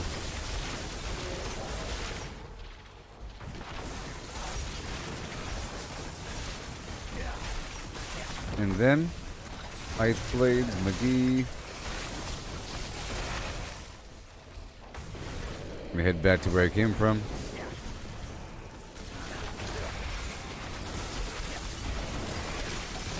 All the stuff going to town.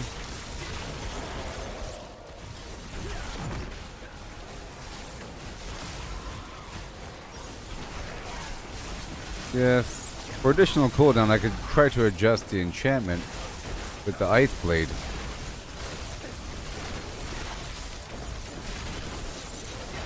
Right now I have it where there's a million crackling energy on the ground, and then the crackling energy gives me lightning spear.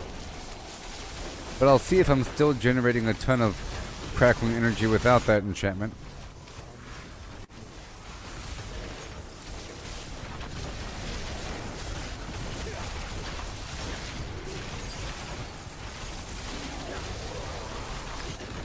I don't have much time. I could run maybe one more dungeon, I don't know.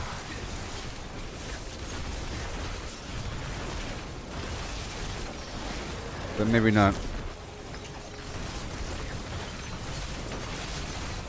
That was me testing out to see if I can tank the damage.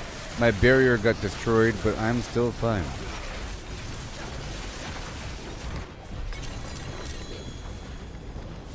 Alright.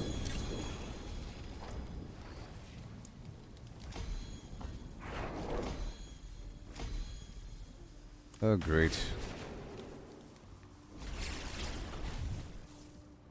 Alright, well. I think we're about done here. I'm just going to go out into the field and test this out. We're almost where I want to be. And my incense wore off at the very end there. So there it is. And break all this down. I think I could do one more. Let's do one more. Then I'll be happy.